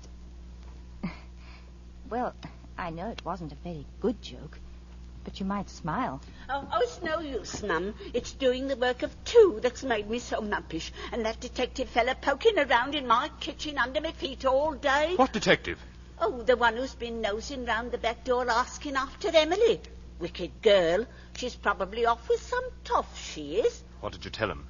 Nothing at all. But Mr. Burns here, he joshed him, he did. Told him Emily's like to be off to Venice with a gentleman friend. We don't know that. I don't know anything, really, but she was a flighty little thing. That's a lie. She'll turn up again, but until she does, he can't help to talk about it. Nobody's maligning Emily, just because the girl ran off with somebody. You didn't see her do it, did you? Don't be a fool, John. Certainly not. Then leave her in peace. That's all, Cook. Thank you. Oh, not at all, Mum. Pass the coffee, would you, darling? You know, John, one would almost think you were sweet on the girl. You weren't, were you? Shut up, Stephen. You're both too grumpy for me. I think I'll go and cut some flowers. Don't go too far. It's just a joke. Forget it. Forget it? How can I? Every time someone speaks to me, every time someone looks at me, I see the same thing in their eyes. Where's Emily Gaunt? What's happened to the girl? Why did you do it? Forget it. I believe you almost have. I wish I could. I wish I could.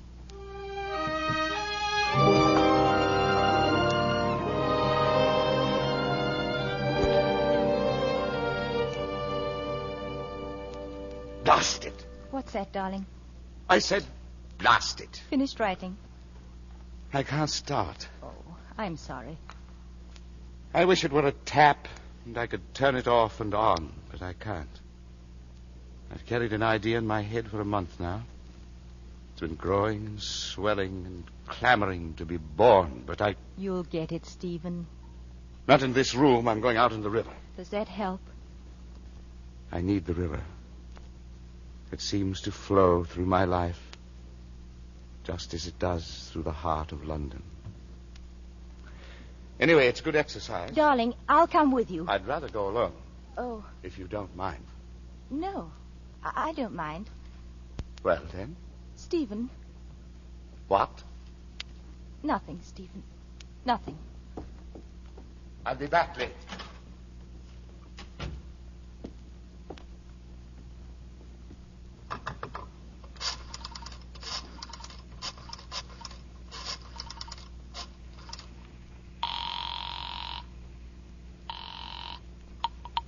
Office of Transport. Mr. John Burns, please. Hello? John, this is Marjorie. Oh, is anything wrong, Marjorie? No, I don't think so. But I've just had a brainstorm. Would you like to take a pretty girl to lunch? Sounds wonderful, but I don't know any pretty girls. Yes, you do. Me. I'll come in by the tube. Be there in an hour.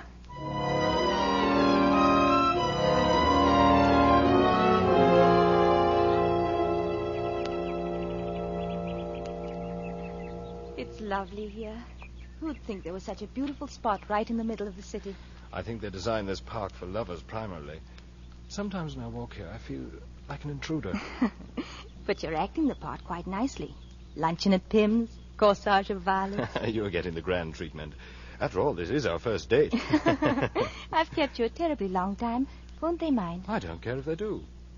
John, you're very nice. Yes, like mint tea when you have a cold. No, like a friend. Be careful, Marjorie. I'll hold you to that.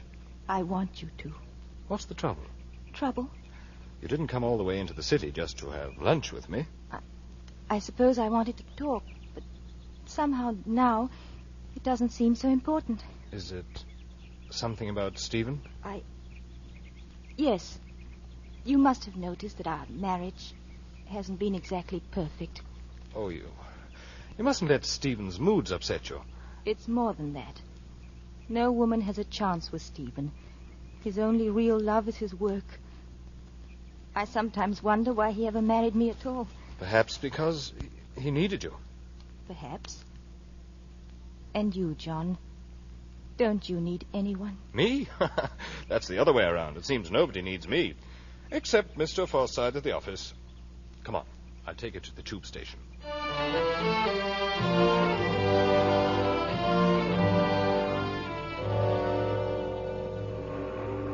Hello there. Ah, hello. You're Stephen Burns, the poet, aren't you? My name's Muriel. That's nice. Where did you spring from? Just the next garden over. I'm Mr. Dimple's niece. Down for the summer. Oh. Now, you like it here? I know who you are. I've read all your poetry. Have you? I'm an artist myself. I've been sketching the view from up here. I bet it's ever so much finer out on the river. Yes, it is. I see you're going out there. That's right. Take me with you. I think not. Do. Take me with you. Don't worry, Muriel. One day I'll let you catch up with me. Hello, Stephen. Oh. I see you two have met. That's just this minute. I didn't know you had a niece, Dimple. I hardly knew it myself until she was there with her baggage on my doorstep. I'm neglecting my painting. But I'll keep you to your promise, Mr. Burns. Yes, do that, Muriel. See you later, Uncle. Fine girl. Going boating? Yes, it'll be cool out there in the water. If only there wasn't so much refuse always floating about. Garbage, Mr. Dimple. Garbage from everybody's lives. Yes, so. Disgorging, if you'll excuse the expression, onto our gardens. Not at all right for an English river. Go out and make friends with it. Then you won't mind. As you've done, you mean? Well, I can't. Seasick, you know. How many secrets are out there? What? Oh, yes. It is a secret river. Like the Nile. Mystery hidden deep within it, and passion, especially at night. Don't you think that makes it beautiful, Dim? And exciting? I suppose so. I like to sit by my window and watch it. Watch it. Do you do a lot of watching, Dimple? Yes, Stephen. A great deal.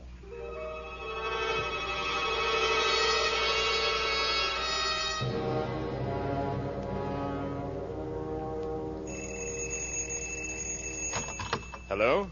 John, is that you? Yes. Who the devil is this? It's Stephen. What is it, Stephen? John, listen to me carefully. All right, I am. I was talking to Dimple this afternoon down on our pier and looking out on the river. Suddenly, as I was looking out... I can't hear you very well. It's a bad connection. Speak up. John, I'm trying to tell you it's come up. Do you understand? John, are you there? Yes. It's come up. Do you hear me? I hear you. I'm coming home.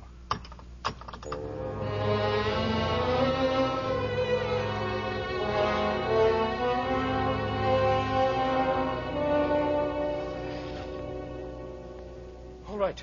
Tell me, Stephen. Tell me quickly. No luck. I couldn't find it. How could you lose it? How? I chased it 6 miles, but the tide was running too fast. How could it get loose from the anchor? I don't know. Maybe the knot wasn't very... I don't know. And what happens now?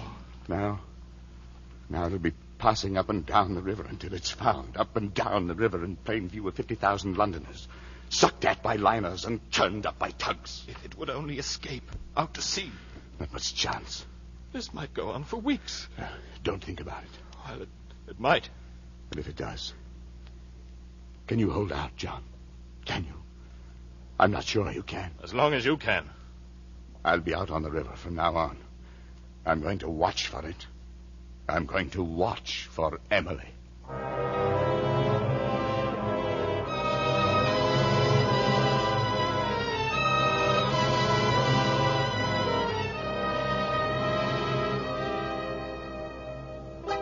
Were you looking for me? Sorry to trouble you, sir. It'll just be a few minutes. I'm a police officer. Quite all right, Inspector. Won't you sit down? Oh, I don't think so, thank you. Can you tell me anything about this sack? Can't say. Sacks are very much alike. We had one in our basement once, but... And what happened to it? Why, I don't know. Perhaps my brother John could... I don't know. Mind if I look at it a moment? Not at all. Stephen Burns. House by the river, W6. Why, it's mine. Very curious, sir. Any idea what might have happened to it? Why, none in the world. Did anyone in the house ever use it? Well, I believe we use it for gathering kindling wood. That's not in my department, though. I see. Well, whose department would it be, sir? My brother John usually takes care of that.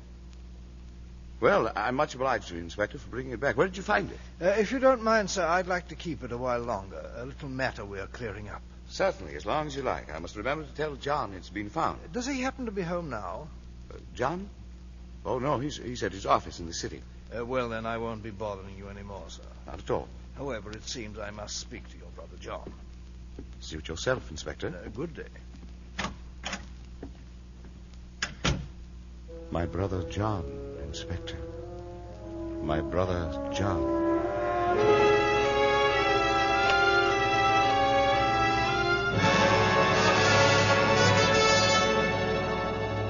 You see, Mrs. Beach, when your Emily Gaunt disappeared, it was not to go off with a young man. Rather, it was to go straight into the river.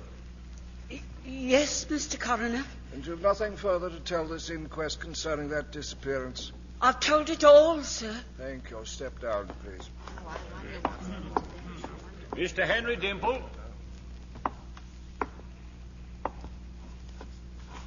How long have you lived on the river, Mr. Dimple? On the river? 18 years this fall. You've known the two Burns brothers all that time? Ever since they were boys. What has been your impression of them? Impression? If you'll pardon me, one gathers more than an impression in 18 years. I have known them to be excellent men. In addition to which, I need not add that Mr. Stephen Burns is England's foremost young poet. Yes, you're being very helpful, Mr. Dimple. Suppose we go on. By all means, sir. We've already proven that this sack belongs to Stephen Burns. Can you tell us if you've ever seen it before? Yes, I have. After a party last Christmas, I borrowed his sack to dispose of a rather large number of empty bottles. I don't drink myself, but there were so many young people down for the holidays. Yes.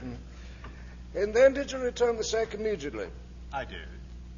The river is a rather small community, and a person living on it might be expected to know a great deal about what goes on. Do you think that's true? Oh, yes. Indeed it is. You yourself, Mr. Dimple, might be in a position to observe a great deal. I think I know everything that happens on the river. Then what do you know of this tragedy? Nothing. Are you quite sure, Mr. Dimple? Quite sure. Nothing at all. All right. Step down, please. Call the next witness. Mr. Stephen Burns.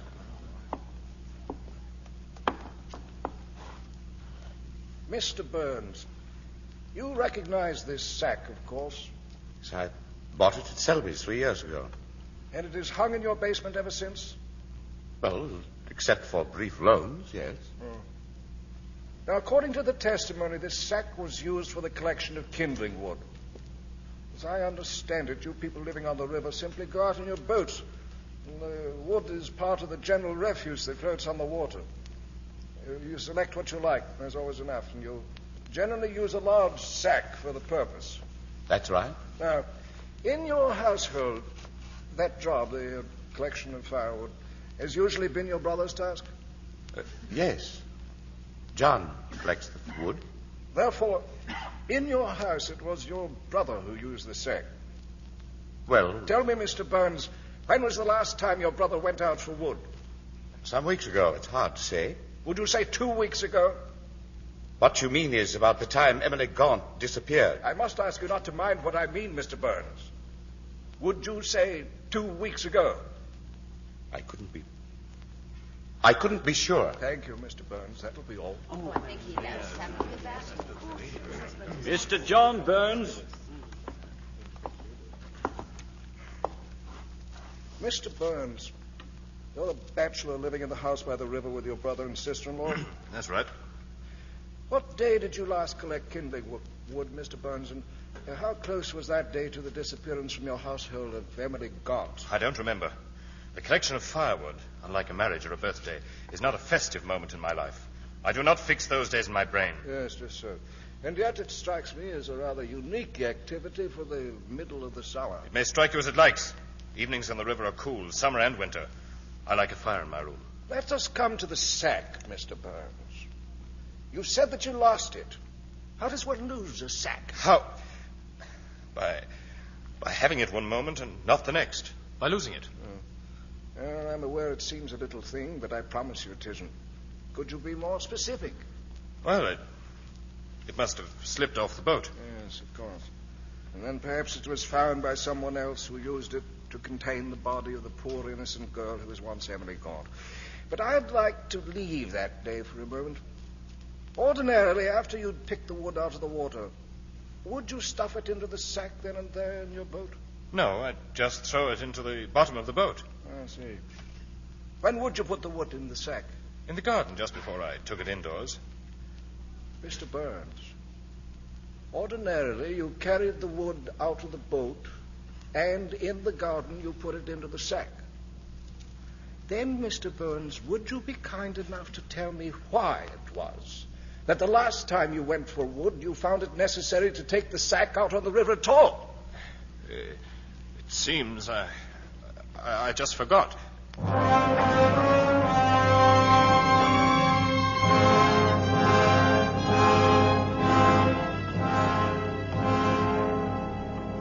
And we, the jury, find that the death of Emily Gaunt is willful murder by person or persons unknown. This inquest is adjourned. Mr. Burns, Mr. Stephen Burns, please. Yes? Marjorie, dear, you and John go. I'll be along presently. Yes, Stephen. Of course we will. Yes, Coroner, what is it? I just want to tell you that this case is far from being closed. Are you sure you have nothing more you'd like to say to us? Nothing? No. I can understand your feelings, Mr. Burns. After all, the man is your brother. My brother? If there's any further light you could throw on this particular... No, there's nothing now. But if I should find anything, I'll get in touch with you immediately. You see, Coroner, I want justice done, no matter who may be involved.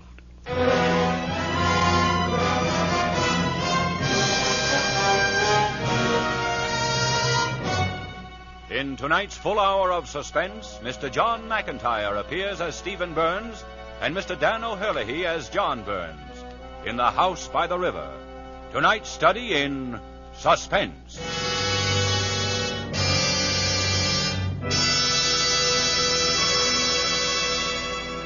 In just a moment, we will return with Act Two of Suspense.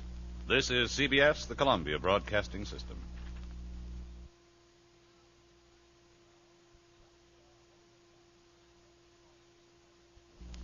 And now, back to our Hollywood soundstage and to our producer, Mr. Robert Montgomery, for Act Two of The House by the River, starring John McIntyre in a narrative well calculated to keep you in suspense.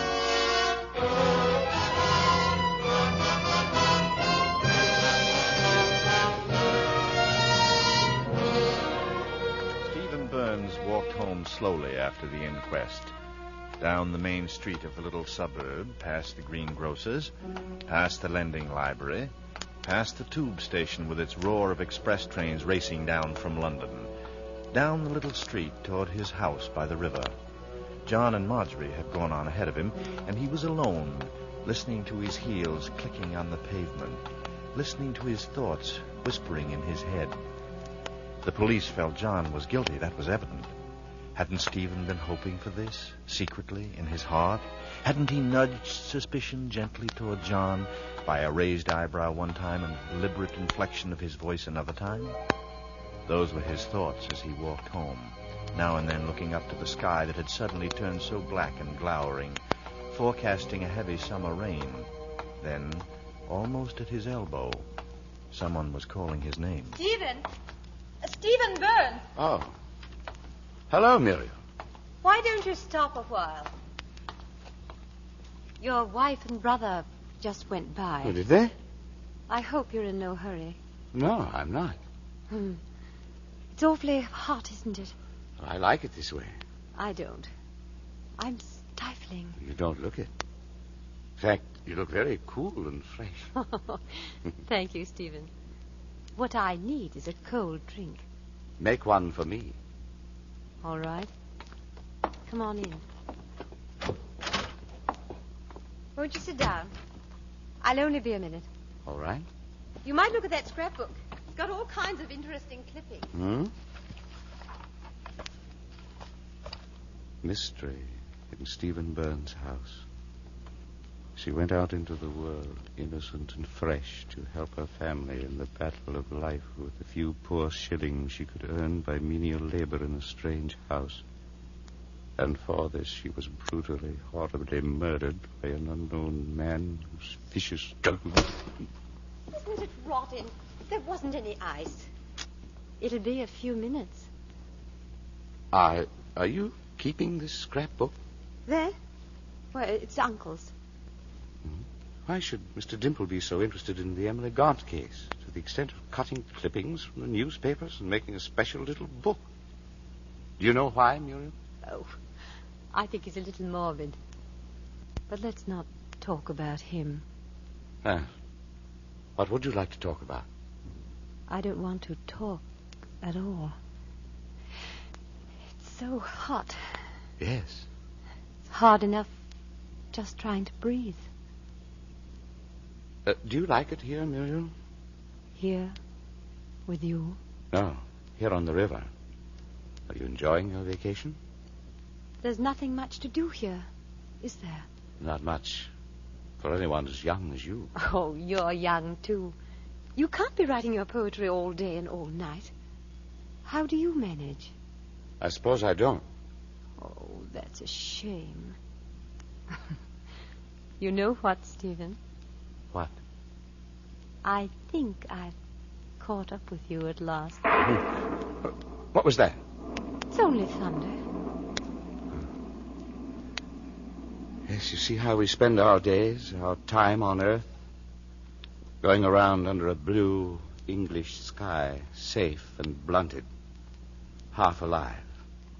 And all of the time the storm is there, waiting to explode, waiting to rip and bend down and twist. But there's no storm in here. Isn't there?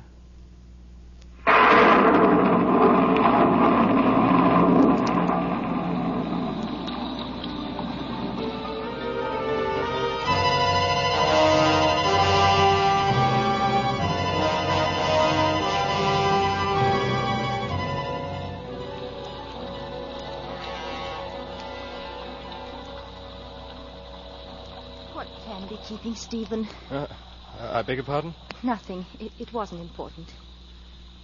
Did you notice, after the inquest today, how people were looking at me? Don't you know why? No. No, I don't. They think you killed Emily Gaunt. How can they believe that? Oh, they don't have to believe it. Oh, I know. You think because they're neighbors and you've lived among them for years that they like you. Well, it's not true. They like their nasty little backstairs secrets better. I should have moved out long ago. There must be one empty flat in London. I'll have to see an agent tomorrow. Don't run away from them. I'm not running from them. What, then? Are you thinking of us? Stephen and I don't care what they say. I care what they say. I don't want any scandal linked with his name. Or yours. John. When we were boys, Stephen used to read his poems to me. I remember sitting on the bank by the river, watching him. Have you ever seen one child ape another? I did that. I used to shape the words with my mouth and pretend they were mine. It hasn't been easy for you, has it, John? Doesn't matter.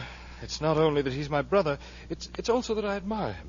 And so you'll spare him the pain of having you around. Oh, that was a lie. I suppose if I told the truth, I really hate him. Yes, I've got to go. I know what this place means to you, Marjorie. It'll be spoiled for you if I stay. I don't want that. But don't you see, your going would only make it worse. Marjorie. Stay, John. I want you to. Why? Can't you see, John? Don't you know? I want to hear you say it. Hello, you two. Did you wait up for me? I waited for the rain to stop. I was just going to bed. Good night. Well, what's the matter with Marjorie? I need some air. And what's the matter with you? Nothing at all. Where are you going? Just for a walk. I think I'll come with you. You've just been. Well, that's all right. There's a young lady I want to discuss with you. A Miss Emily Gaunt. Come along, then.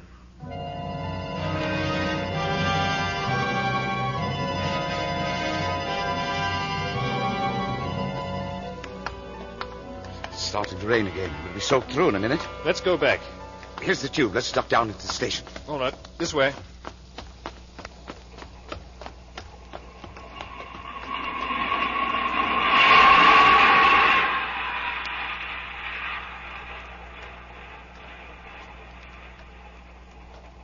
Well, we're alone. What have you got to say? John, do you feel it? Feel what? The difference in us since all this happened. Did you expect to stay the same? Did you think you could go on living as if nothing had happened? Poor John. I think you've suffered. Of course I have. Every minute, every day. But don't you feel anything else? Yes. I'm scared and sick. That isn't what I mean.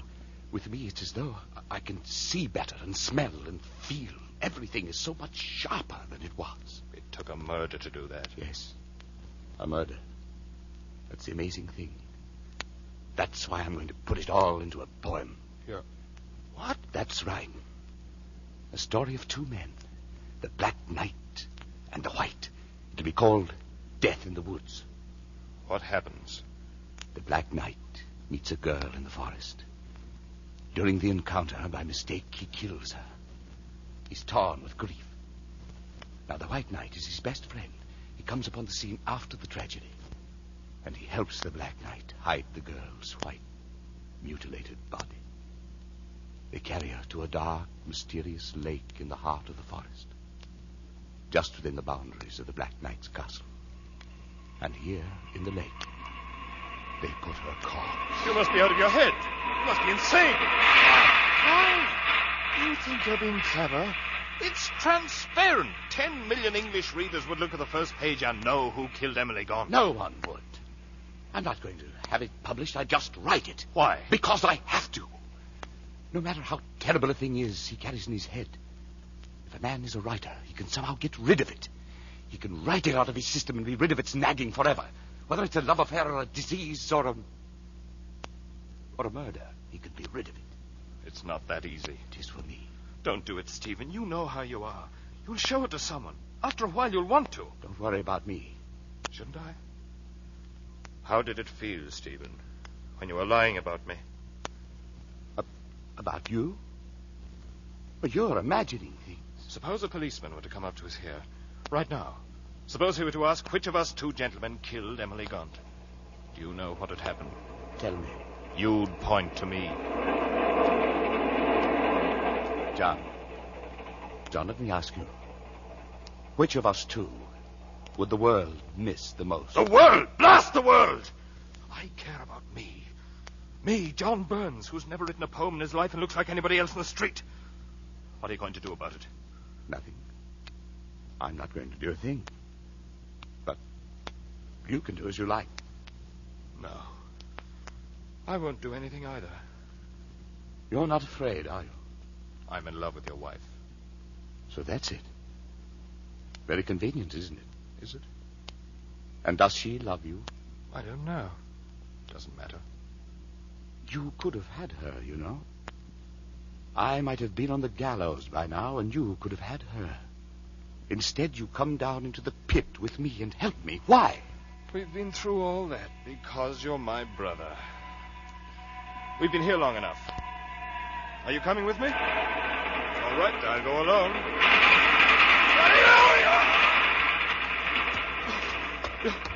You tried to push me off the platform in front of the train. You tried to kill me. You're mistaken, John. You slipped. I was trying to catch your arm. I see. Then you were trying to save me. That's right. I must thank you for that. Well, not at all, John. Not at all.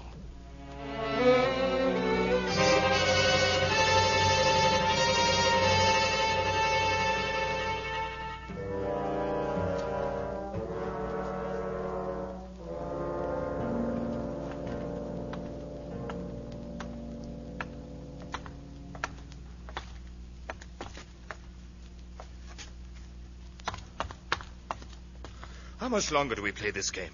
I beg your pardon. You've been following me since I got off the train. That's right. You're a police officer? Yes. How long have you been following me? Since the day after Emily Gaunt disappeared.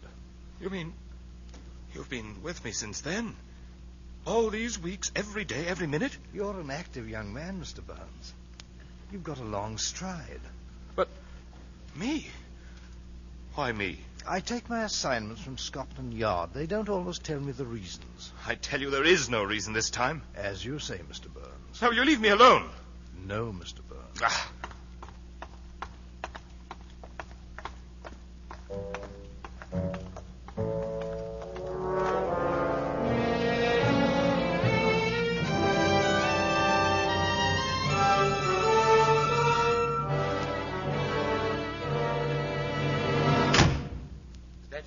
Yes? Come to the study a moment. You're up late. What are you doing? Working. Let me see. Death in the Woods. A romance by Stephen Burns. You're really writing it? I'm really writing it. I'm done in. What did you want? I just wondered why you'd been so late. Did you? Yes, it worried me. Did it? Did you think I'd finally cracked and gone to the police? I'd just like to know where you are. Don't bother about me. Did you know the house is being watched, day and night? Yes. I can see them from my window here. I just wanted to be sure you knew. Good night, Stephen. Good night, John.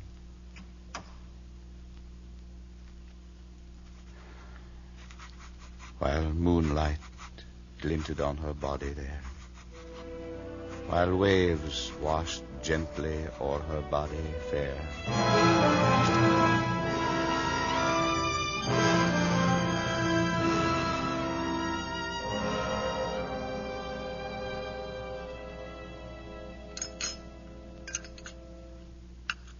Do you like the roast, Stephen?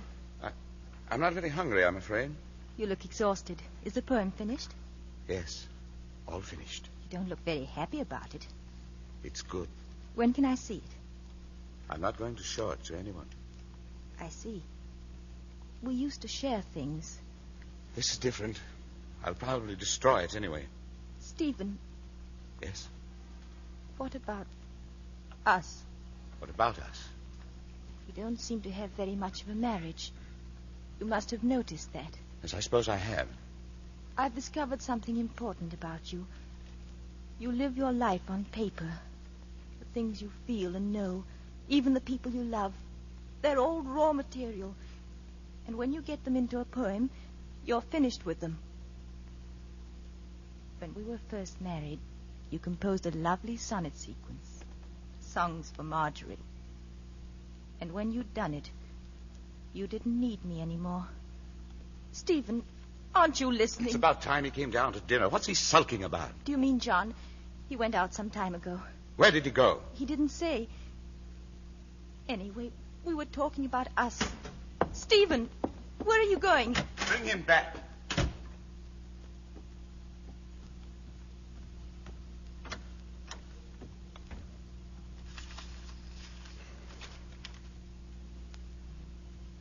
Death in the Woods by Stephen Burns. Part 1. The Murder.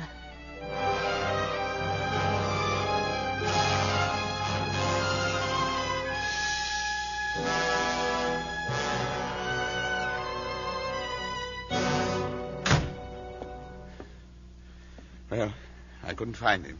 Why should you want to? Care for a drink, Marjorie? No, not at the moment.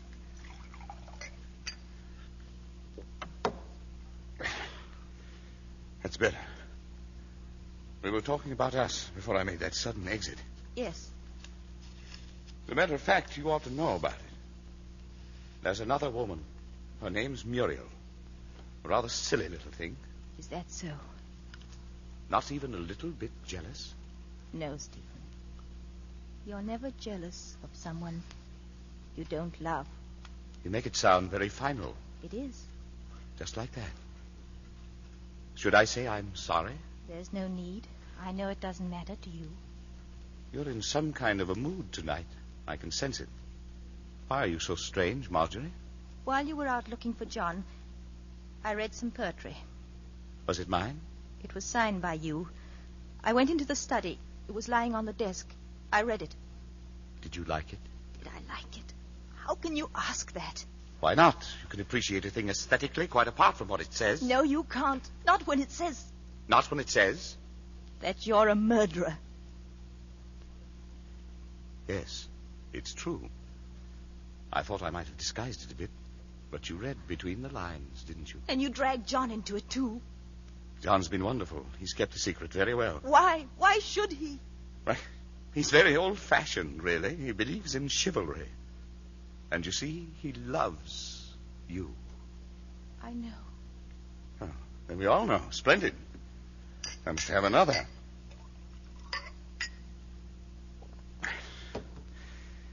You remember in the poem I made John the White Knight? There was a nice touch. The man who locked the secret fast in his heart. But you, Marjorie, will you keep the secret? After all, you're not in love with me. It would be unfair. I couldn't expect you to, could I? Yes, Stephen, you could. You could. I'd have to take your word. Is your word good, Marjorie? Do you want to tell me about it? Would that help? Yes, that's an excellent idea. Come here. Yes, Stephen. Now, turn around. That's right. Face the steps. That's where it happened. Stephen. She was coming down from her bath, and we met at the foot of the stairs.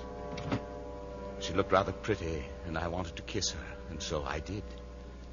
It frightened her, I think, because she screamed.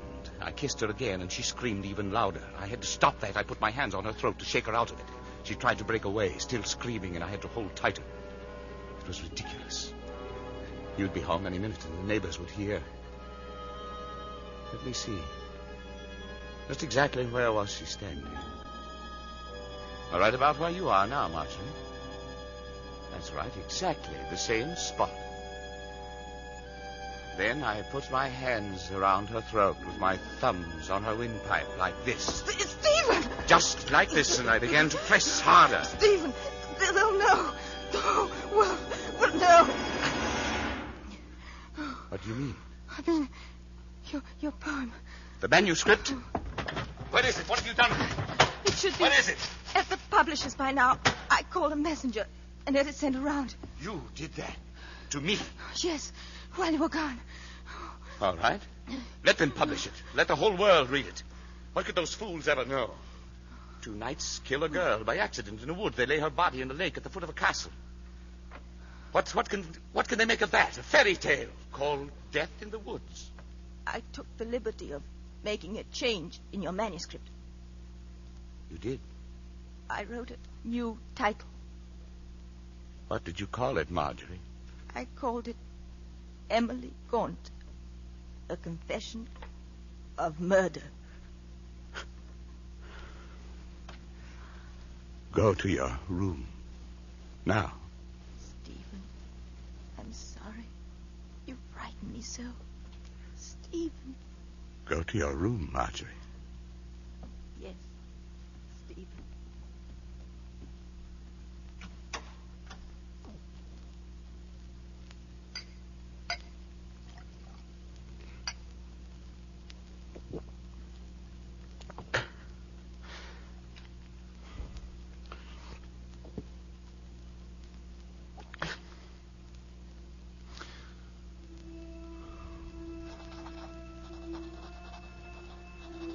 This is to certify that I, Stephen Burns, strangled Emily Gaunt on the 15th of June. John Burns had nothing to do with it. I am going to drown myself. Who's that? It's Kettler. Over here at the window. What do you want, Temple? It's Tuesday night, dear boy. Didn't you know? What? I don't understand. Chess, Stephen. Tuesday night. Chess. Have you forgotten? You like your little games, don't you? Of course. I'm free of you, Dimple.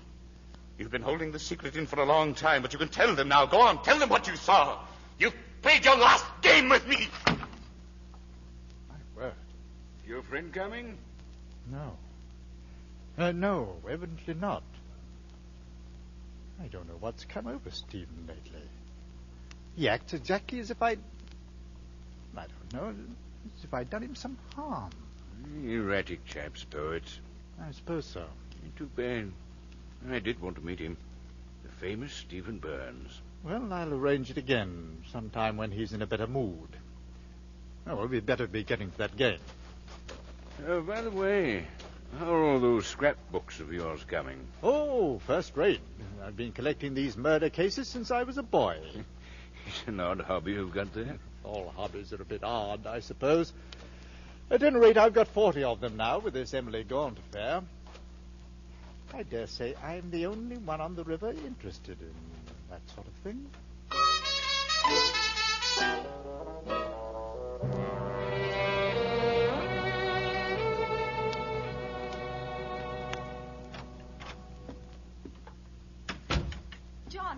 John, is that you? Yes, it's John. Thank heavens you've come. Here, quickly. What's happened? John, I know everything. You... Never mind now, it's Stephen. Look, I just found this note. I was in my room and I heard him go out 10 minutes ago. I am going to drown myself. I read the poem and I don't know why, but I hid it in my closet. And when he saw it was gone, I had to lie to him to save my life. I told him I'd sent it to the publishers. He thinks he'll be found out. That's why he's gone. I want you to destroy this note, Marjorie. Yes, John. I'll try to stop him, if it's not too late. Wait. Let him go. It would be better than the police. No. I love you. And because I do, I've got to do everything I can to save him. All right. Go ahead.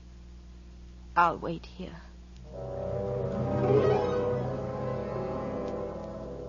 Out on the river, John steered the tiny motorboat around in a wide circle and then slowly narrowed it, watching for the small rowboat, scanning the angry black water for the sign of a bobbing head. And then suddenly, just ahead of him, was the boat, empty. No. Stephen lay huddled in the bow of the boat like a trapped animal, his eyes gleaming in the darkness. His hair was plastered to his skull, his clothes heavy and sodden with water. He raised himself on an elbow and then lurched forward to his knees. I went over the side, John. I did. I went in. But I couldn't do it. I couldn't. Take me home, John. I want some dry clothes and some brandy. Take me home! John frantically shoved and pushed to move his boat back. Then he stood abruptly and dived into the water after Stephen. He went under for a long moment, battling the current with all his strength, and then he came up again. Stephen, his wet... In another moment, his arms were flailing out, searching, grasping, looking for his brother. It may have been only moments, perhaps it was hours, but as he looked round desperately, scanning the black expanse about him for the sight of a single struggling head, There was nothing but jet black water, flowing swiftly. Stephen! Stephen!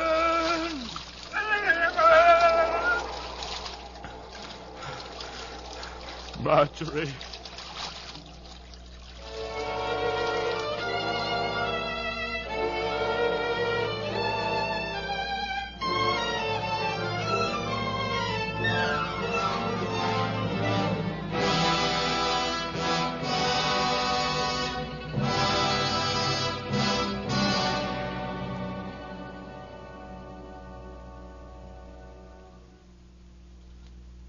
And where is John now, Mrs. Burns? Out on the river, helping them to look for the body. I see. Surely you don't still suspect him.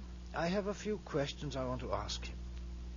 He was out there with Mr. Burns on the river at the time, wasn't he? He went out to try to stop him. Stop him? John, Hello, Marjorie. have they... Not yet. Mr. Burns, can I... Inspector, I want you to see this. Marjorie, no. I have to, John, don't you see? I have to. This is to certify that I, Stephen Burns, strangled Emily Gaunt on the 15th of June. John Burns had nothing to do with it. I am going to drown myself. Signed, Stephen Burns. I see. Well, that's plain enough. The case of Emily Gaunt is closed, and I won't be bothering you again. Good night, Mrs. Burns. Mr. Burns. Good night. Marjorie. I had no choice, John. It was Stephen's reputation, or you.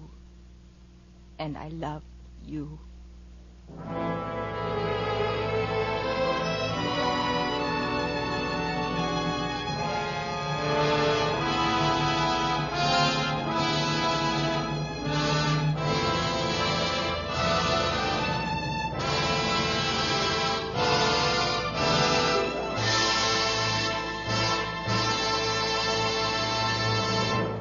This is Robert Montgomery.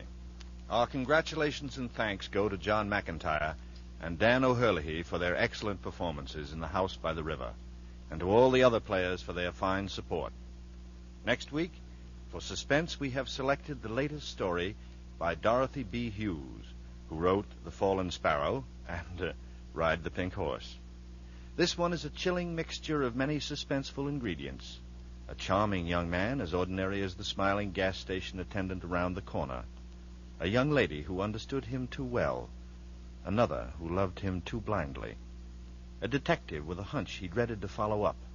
And a series of headline-crashing murders that terrorized a whole city. With these ingredients, Dorothy B. Hughes, In a Lonely Place, adds up to a gripping hour of suspense. So be back with us next week, will you? Good night. Mr. Montgomery may currently be seen in the Universal International production Ride the Pink Horse. John McIntyre may currently be seen in the 20th Century Fox production called Northside 777. The House by the River by A.P. Herbert was adapted for radio by Irving Ravitch and was directed by Anton M. Leader.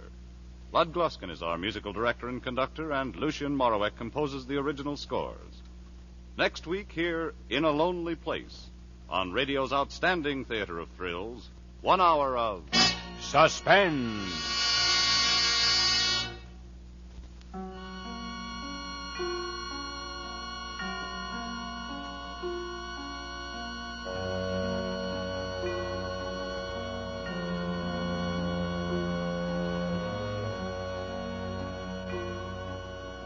This is CBS, the Columbia Broadcasting System.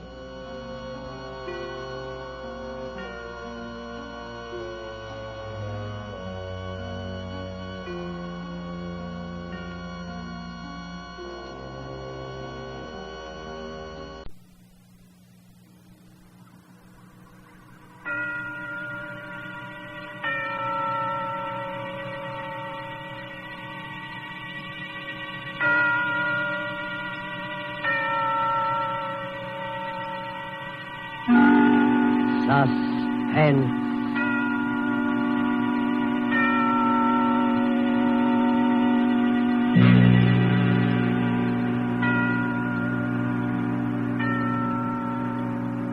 This is the Man in Black. Here again to introduce Columbia's program, Suspense. Our star tonight is Bela Lugosi, playing the part of Professor Antonio Basile, psychologist. The story is by J. Donald Wilson, who calls it The Doctor Prescribed Death. If you have been with us on these Tuesday nights, you will know that suspense is compounded of mystery and suspicion and dangerous adventure. This series of tales is calculated to intrigue you, stir your nerves, to offer you a precarious situation, and then withhold the solution until the last possible moment. And so it is with The Doctor Prescribed Death and Bela Lugosi's performance. We again hope to keep you in suspense.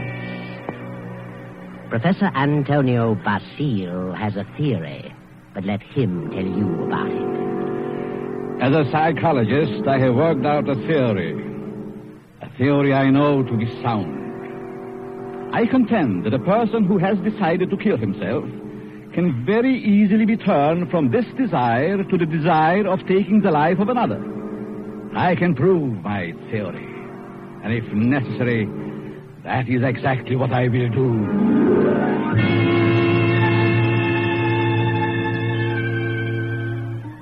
Yes, Professor Antonio Basile has a theory, but only a theory. And he's worried about what his publisher will say, so he visits the editor, whose name is Hellman. Hellman finishes the manuscript and tosses it on the desk. Professor Basile leans forward eagerly and... Well, Hellman, what do you think? Professor Basile, it's purely conjecture, simply a theory, and I wouldn't advise publishing it. I worked on that theory for a long time. I'm positive of it. I know it'll work. Suppose it will. What good is it? What good have you accomplished if you can prove it'll work? Are you laughing at me, Hellman? It's so silly. An ordinary human being has suffered reverses. Is sick of it all. He wants to leave it all behind. And you say he can be changed to want to kill someone else. I do. Self-destruction and the destruction of other life are closely related in the mind. The dividing line is very thin. It's ridiculous. And you won't publish it? Ranger would fire me. Why? He told me that, in his opinion, you should be in the asylum. Mr. Granger said that.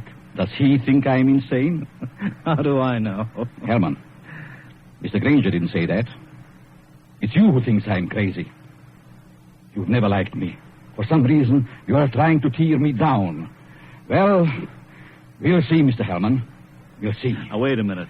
I'll show you whether my works are illogical. I'll show you whether I'm insane. Oh, calm down. I'm going to make you eat those words. I know you don't like me, but I'm going to prove that my theory is sound. Good night. Wait a minute. Basile, wait. You wait, Hellman. You wait. Yes, wait, Hellman. Wait. Professor Basile, seething with resentment, rushes from the office and strides angrily down the street. Insane, huh? I'll prove my theory. I'll find a subject. I'll find someone who wants to take his own life. And so Basile goes home, late for dinner. He finds a note from his wife, Myra, saying she's decided to attend the opera and will be home around 11:30. Then Professor Basile gets an inspiration. He goes to the bridge over the deep canyon, the bridge called Suicide. And strangely enough, he hasn't long to wait. As he stands against the railing in the fog, a figure appears a few feet beyond, stops, peers. Sudden gesture, prepares to leap. Don't do it! Wait a minute! Listen. Huh? That's very silly. Let go of me. Oh, no. I couldn't do that. I need you. I don't need you. Don't you know this is against the law? You're not an officer. You can't stop me. It's 500 feet to those tracks below. Hard steel rails. And don't believe what they all tell you about not being conscious of what happened. You'd know. People don't die instantly. Let loose. They lie in agony for minutes and sometimes for an hour. It's a horrible death, I know. How do you know? I'm a doctor. Doctor? Yes. I can tell you much simpler ways, much less painful ways and quicker. You're a nice young girl, an intelligent girl. You wouldn't want it to happen this way. Maybe after I talk to you a while, you wouldn't want to do this at all. No? No. But come on. Let's talk it over. Maybe a few minutes' talk will change the entire picture for you. What could you do to help me? If you'll come, I'll tell you. There's a motive back of your wanting to do this, and I'd like to know what it is. Nothing doing. Haven't you any relatives? Any loved ones you'd like to do something for? Yes? Then if you talk with me for a while, maybe I can find my way clear to help those people. You sound crazy to me. Oh, no. I may be many things, but I'm not crazy. All right, I'll... Where? My apartment. I'm not. I really don't. All right. Let's go.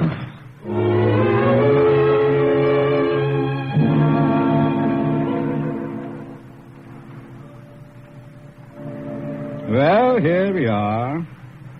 Come in, please. Well, what do you want to know? Now, sit down first. Are you hungry? No, I'm not that broke. It isn't poverty. I knew that. I could tell by your throat. Now, first, why did you come here? Why? Why, because you talked me into it. I see. You're not afraid of me? Afraid? In my frame of mind. What can I lose? Suppose I told you that I really brought you here to kill you. Kill me? You know, you're a very pretty girl, don't you? Yeah? That doesn't always mean so much. To the right man, it might. That's what I thought. But I found out it didn't mean a thing. Ah, then it was because of a man. I knew it. Really? How did you guess? I'm a student of psychology. I'm Professor Antonio Basil. I see. And you want to know what makes me tick. You want to know the reason behind my action tonight. That's right. I would like to know what happened to make you want to kill yourself. Suicide is a mental aberration. Yeah? I'd like to know what preceded the decision to destroy yourself. And what you thought about until the moment I stopped you on the bridge. What good will that do me? You said you weren't broke, but you also said you had some loved ones you'd like to do something for. I meant I wasn't broke to the point of being hungry. I have a few dollars. But you suggested help for someone in larger terms. Yes, I did. Who is the loved one? My mother. You are her only means of support? Yes. And you intend to kill yourself? Yes. That's being selfish, isn't it? Selfish? Yes. You are concentrating solely on self. You think so? What else? The first law of human nature is self-preservation, right? I suppose so. The second law is the preservation of family. Yeah? So you decide to deny the first law and destroy yourself. And as a consequence, deny the second and leave your mother alone and in need. You indicate a form of insanity. What would be normal? To destroy the other person. The one who has done you wrong. Have you hurt him? No. Then the one who has done wrong should be the one to suffer. You have no legal recourse? Legal recourse? No, I haven't, I'm sorry to say. And you would kill yourself to let your poor mother suffer because of the wrong of another. Why shouldn't he be the one to suffer? I suppose you're right. Why shouldn't he? What happened after all? Why not tell me about it? Were you married? No. Never seemed to find time to get around to marriage. What's your name? Gladys. Gladys Tanner. How long had you known him? Almost 4 years. And you always thought he meant to marry you? Yes. Until 3 weeks ago. Yes? On July 1st, he had to leave town for a week on business. He said he was going to Kansas City. When he came back, he seemed to be too busy to see me. Then a week ago, I found a snapshot along with several others in his desk in his home. May I see it? Certainly. It's a picture of him and another woman. But the picture was not taken in Kansas City. It was? No, it was taken on the beach at Atlantic City. And it's dated by the finisher, July 3rd. Since he returned, he's refused to see me. Yesterday, he finally said he didn't care to see me anymore. But I'd better forget him. But it isn't so easy as that, is it? No. I figured I'd done something. And blame myself. Do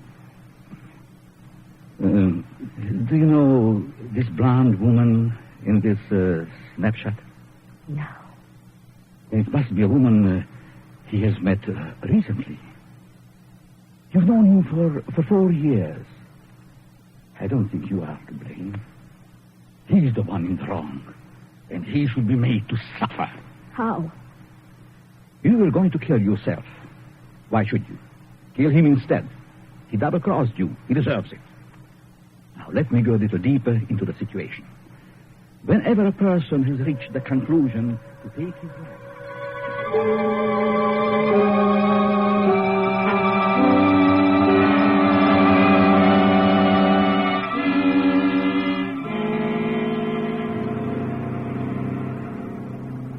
Sure you have made up your mind, Miss Tanner? Positive. Now, if you're careful, you won't be caught. No. But whether you are or not, I'm giving you this check for $1,000 made out to cash to be sent to your mother only after the man is dead. Write his name on this pad. There you are. I will know what has happened by the newspapers. I will be told payment until I learn that you have gone through with it. It'll happen tonight. Very well. You are sure? You are determined? Absolutely. Nothing could stop me. Very good. But just what would happen if I did get caught? You won't get caught if you follow my instructions. I know. Now, here is a small revolver. It'll fit easily in your purse. That's all you need. Be sure to wipe your fingerprints off and leave the gun near the body. Yeah. Well, goodbye, Dr. Basile. Goodbye, Gladys, and good luck.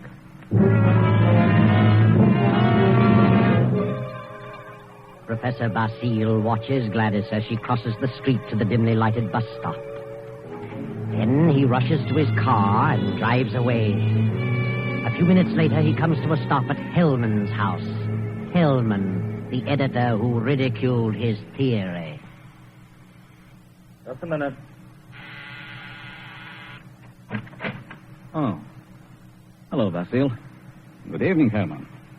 Thought I'd drop out to have a little chat with you. Well, why this time of night? Kind of late, isn't it? 11. Didn't think that was late for you. No? Come in. Thanks. Sit down. What's on your mind?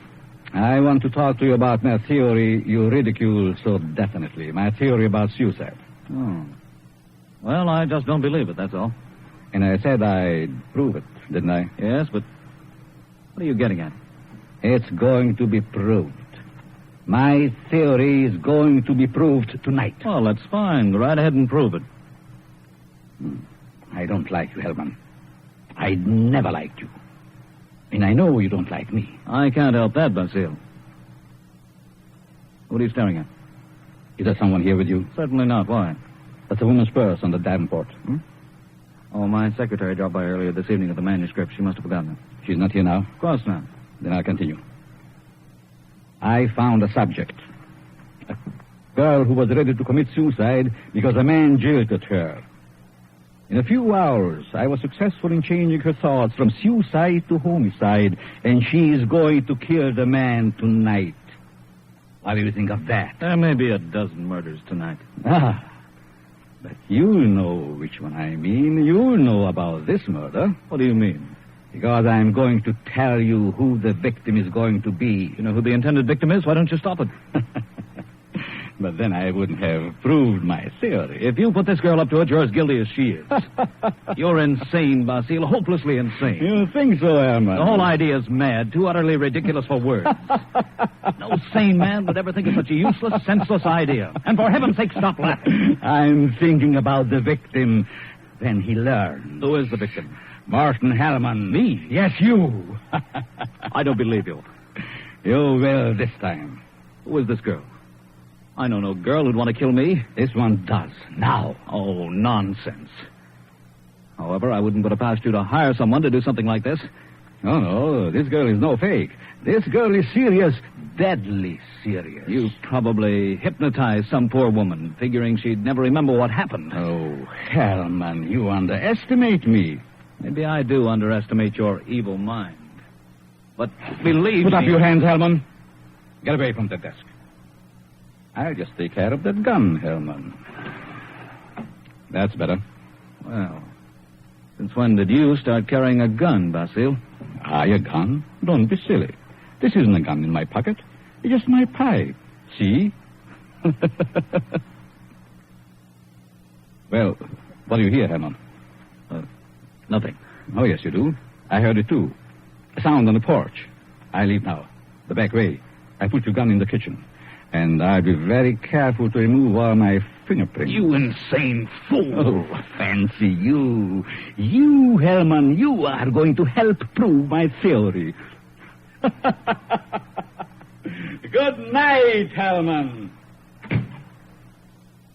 Crazy devil. I'll have him locked up before he gets across town. Good evening, Mr. Hellman. Huh? How did you get in here? Through the patio door. What do you want? I wanted to talk to you. Very strangely.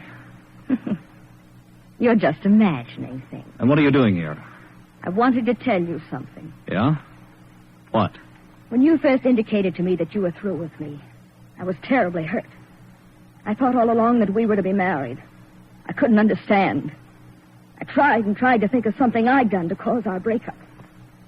Then I happened to find this snapshot in your desk. Snapshot? Take a look at it. Kansas City. No, Atlantic City, New Jersey. You and a blonde. And the date is stamped on the back. A business trip. Ha! Well, what about it? I just wanted you to know that you weren't so slick. I wanted you to know that I knew about the blonde. But I knew you'd lied. Now that you've told me, what good does it do you? A lot of good. First, I thought you came here for money. How could you think such a thing? Well, I think you'd better go now. I'm going. Goodbye, Morton. And good luck in your new venture. What venture? This one. Gladys. Gladys! And wish me luck in mine.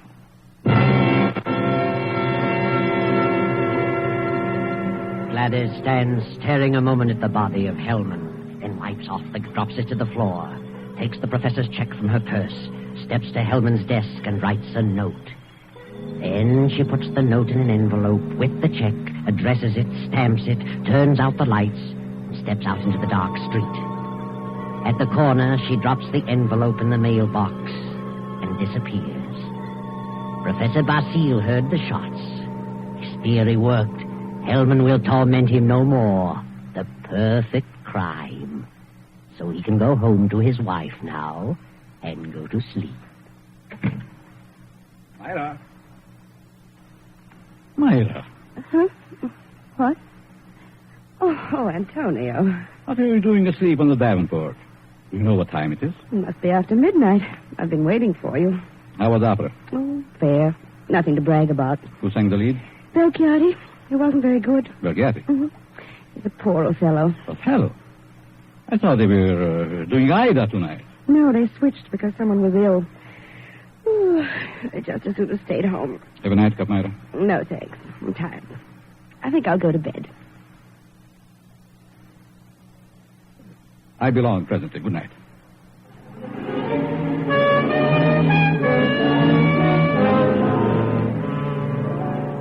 Then the night passes and the morning comes. The professor rises cheerfully and prepares for breakfast. Then... I'll get it, Myra. Yes?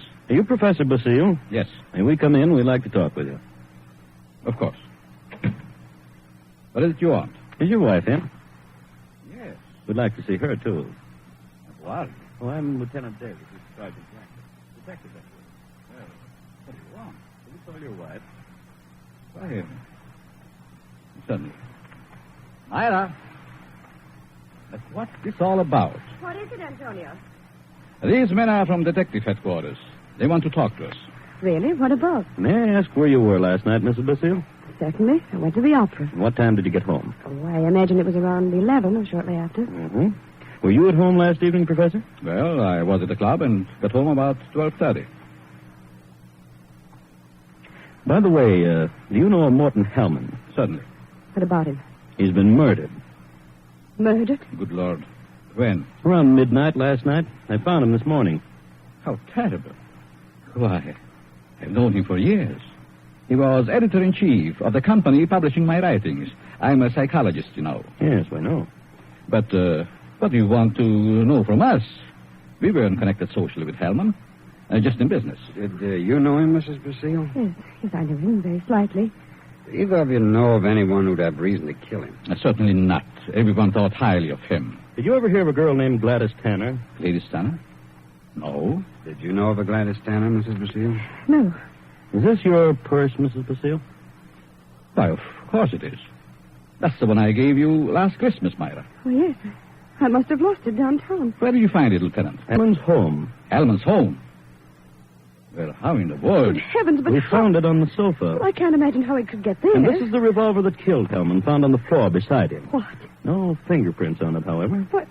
May I see it? Why, Myra, this is your gun. I bought this for you 2 years ago when I went on the lecture tour. Yes, I think it's mine, but it just doesn't make sense. Did you have the gun in your purse when you lost it last night? Well, perhaps I did. I'm so confused now I can't remember. Nothing, Myra. Nothing. It's terrible. Oh, I know. Oh, dear, I feel ill. Did you ever fire this gun? Yes, once last year up in the mountains. I wanted to see how it worked. Ever reload it? No, I've never reloaded it. I just didn't think about it. Maybe I did put it in my purse. Why, I don't know. And whoever found the purse may have used the gun to... Oh, I just can't seem to think. This gun misfired on the first 2 shots. The other 3 killed Hellman. This is the most amazing piece of coincidence I ever heard of. Why would my wife want to do such a thing? Why should she get to Hellman? She hardly knew him. Are you sure about that, Professor? Of course. Well, sorry to say that I don't believe her. What? This is ridiculous. This is going to be a shock to you, Professor, but here's a snapshot we found on Hellman's desk. Taken in Atlantic City last July. Good heavens. Why, this is you, Myra. You and Hellman. You were at your mother's in Florida in July. Myra, look at me. What does this mean? I can't. And I can't believe such a thing. May I have the purse, the gun, and the photo? Thank you. I'm sorry, but I'll have to take her down to headquarters. But I didn't kill him. I didn't. I wouldn't. I loved him. Myra. Better pull yourself together. You'll have to go back. We'll want photos and fingerprints. Yes. Better get it ready, Myra. Certainly looks bad for her. Afraid it does. Looks like an open and shut case. Oh, will you come along too, Professor? Certainly. And so it all worked out beautifully. Not quite as the professor had planned. But then he changed his plan from the moment when Gladys Tanner showed him the snapshot taken in Atlantic City. And he realized that the girl's fiancé was Hellman, and the blonde was Myra, his wife. He had no intention of allowing Gladys Tanner to kill Hellman until he saw that snapshot. And when he recognized Myra's purse in Hellman's home, he decided to let Gladys kill him and the blame be placed on Myra. The perfect crime. But several hours later, after fingerprints and many questions, the professor is just about to be dismissed when Sergeant Rankin steps into the room and speaks quietly to Lieutenant Davis. What is it, Rankin? I stayed at Basile's place, as you said. Well? A few minutes ago, a special delivery letter came for the professor. This'll knock your eye out. Read it. All right. Wow. Fits perfectly with the writing we were trying to make out on Helm's desk blotter. Professor, here's a letter sent special delivery to you a few minutes ago, postmarked last night. Read it. Dear Professor Basile, your theory worked a certain degree. You convinced me I should kill him.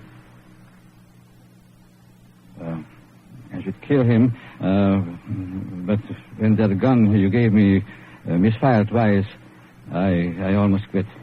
Go ahead, Professor. Read on.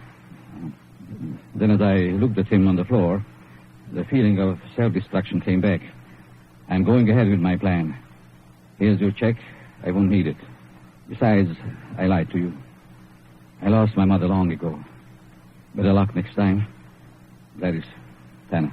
And a half hour ago, they found her body beneath Suicide Bridge. Well, Professor, your perfect crime has failed. Failed?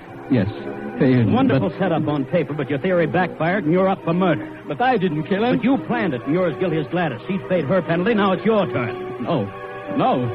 I won't be hanged. Never! Drag him!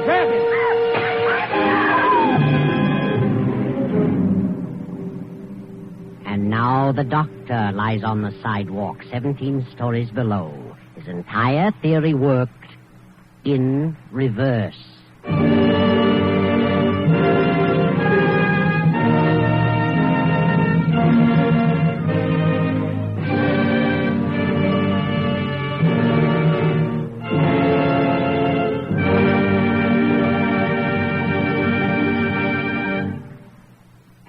So closes the doctor-prescribed death, starring Bela Lugosi. Tonight's story of Suspense. It came to you from Columbia Square in Hollywood.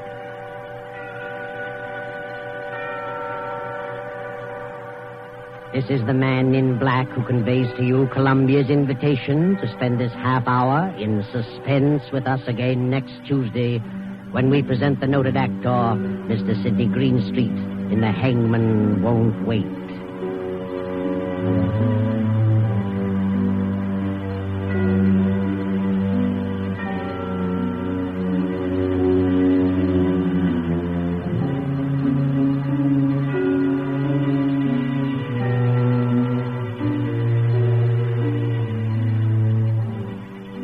William Spear, the producer, Ted Bliss, the director, Lud Gluskin, the musical director, Lucian Mahuik, the composer, and J. Donald Wilson, the author, collaborated on tonight's Suspense.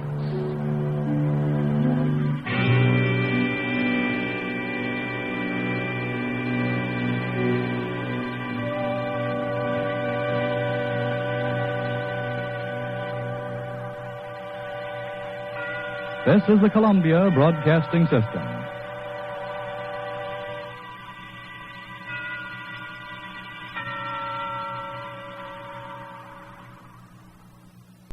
And now, a tale well calculated to keep you in suspense. In a moment, Act One of Black Death, written especially for Suspense by Mercer McLeod, and starring Christopher Carey, currently featured in Camelot. The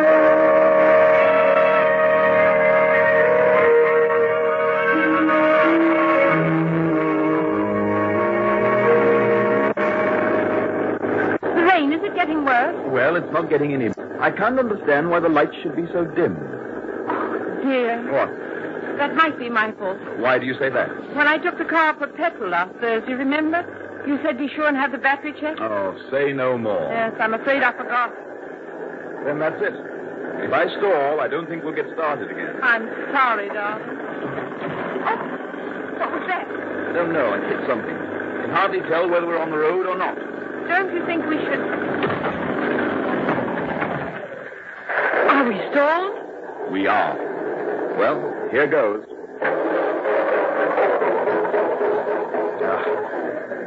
Well, that's it. Oh, Charles. And it's all my fault. Now, don't feel bad about it. I don't think we should have made it anyhow. If we were on a main highway, we might be all right. But these small by-roads, miles from anywhere... But what can we do? Well, we can sit in the car and hope another car comes along. But the chances of that happening here are remote.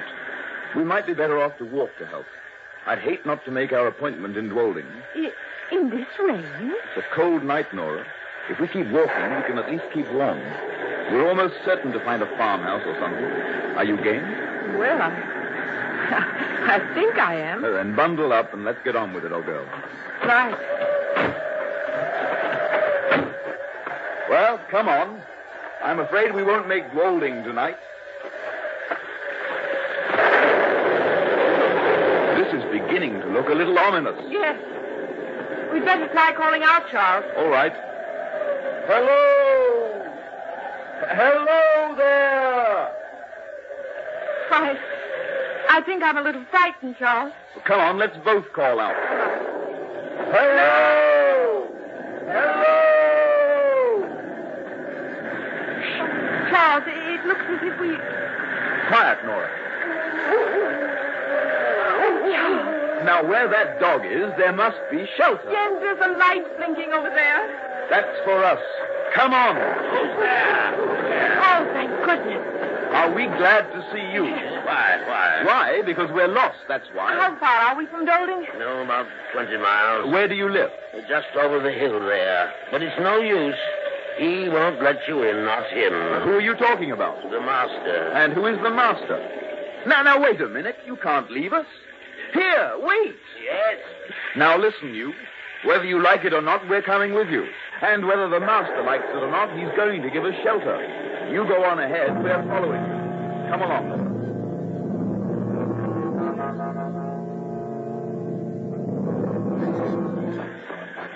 Oh, look, Charles. It's a huge, forbidding house.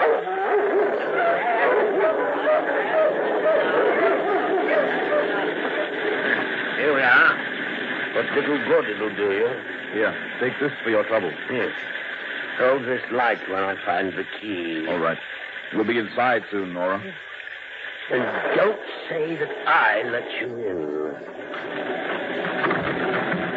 Now, go straight to that second door past the staircase. Thanks.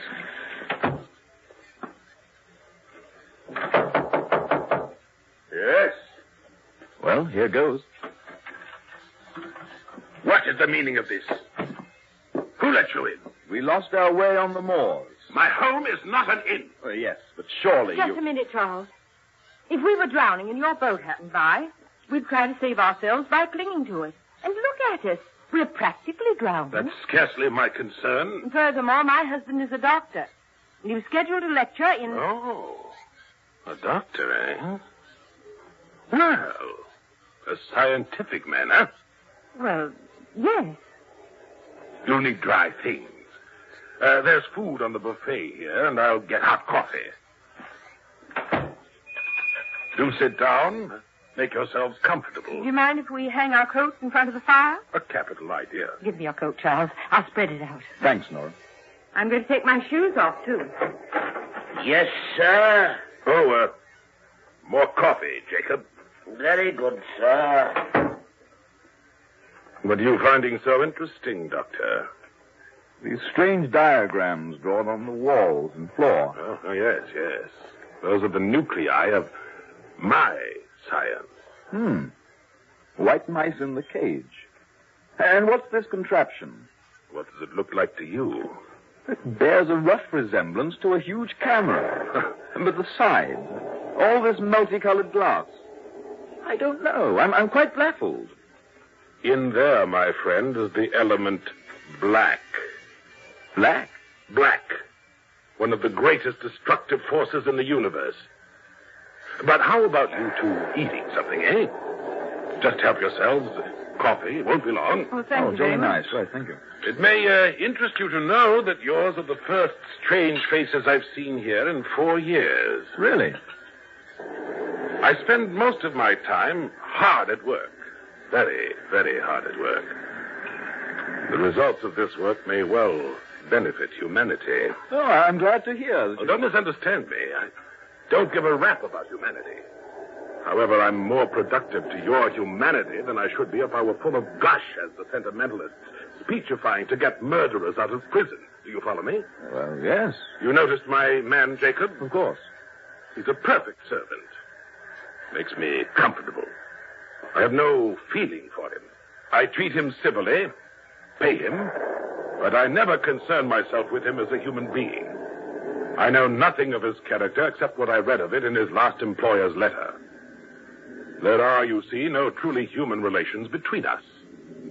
Would you imagine his work would be better done if I'd made him like me personally? Oh, I would, decidedly. I'm certain it would not be so. He'd trade on any relationship to my disadvantage. But if a crisis occurred... Crisis? Yes, if you needed his help, not only as a servant, but, well, supposing you were sick, in need, you'd never get from your relationship what can be prompted only by affection. Affection? Ah, affection! How disgusting that sounds. Disgusting. The coffee. Just put it down. Yes, sir. Will that be all, sir? For now, yes. Very good, sir. Splendid inhuman efficiency. I think I'd go mad in such an atmosphere. Never mind, Nora. Now, how do you take your coffee? Black, please. Me too. Black, eh? Black. Very good. Who gazes on black stares at death. I beg your pardon. You scientists are quite naive, I find. Well, I fail to see... Let me explain. I find that black is not, as it is commonly defined, an absence of color or light. It is a prime essence, a vital being. And light, on the contrary, is mere activity. Well, this black coffee tastes good, and I'm glad we're not out in that black light. There you go again. I don't understand. You think night comprehends black? Night is never so dark that you cannot distinguish grades of darkness. There is no black in the darkness of night. Black is absolute. You mean to say that blackness... Who said anything about blackness? I've been talking about black, not blackness. The one is a positive term, the other a weak, indefinite. Call blackness darkness, and the phraseology will be much nearer. But when you come to black, I say, you're at grips with the positive element of the universe, a force apparent whose work is death. Then one ought to be afraid to go home after dark. If you had the faintest realization of the infinite significance of the words you use, you turn as pale as this damask cloth. Here. You see this white mouse? I take it out of its cage,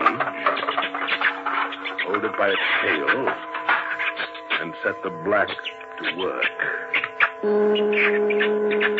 place it in front of the fatal black ray and...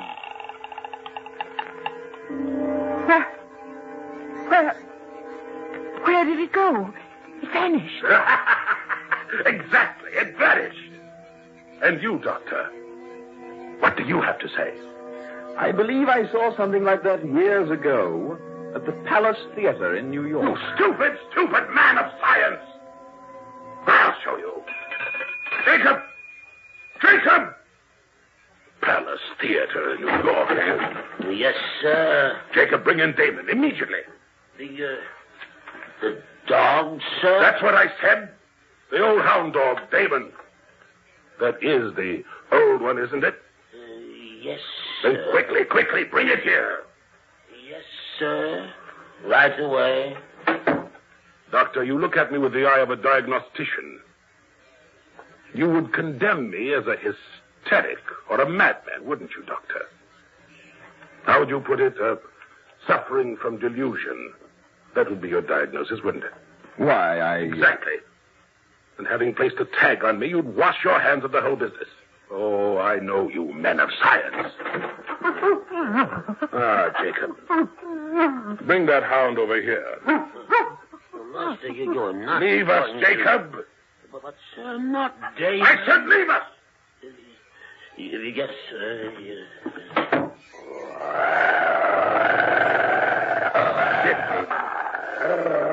Yes, I know, Damon. You dislike me, don't you?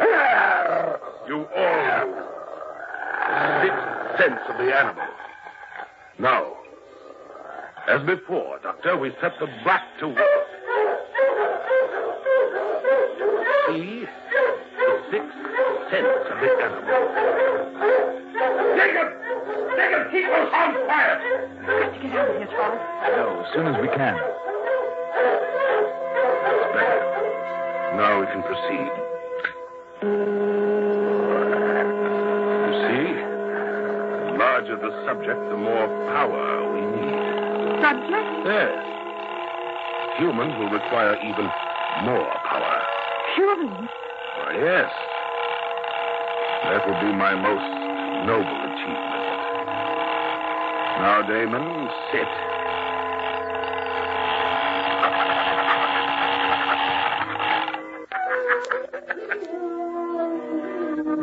The sixth sense of the animal. Now I'm a little tired. I think I could use a drink. Yes, I'm really quite tired. Yes, sir. Bring me a brandy, will you? Yes. For our guests, too. Oh, very good, sir. You don't understand, do you, Doctor? No, you don't understand at all. That's why I became disgusted with you men who call yourselves scientists.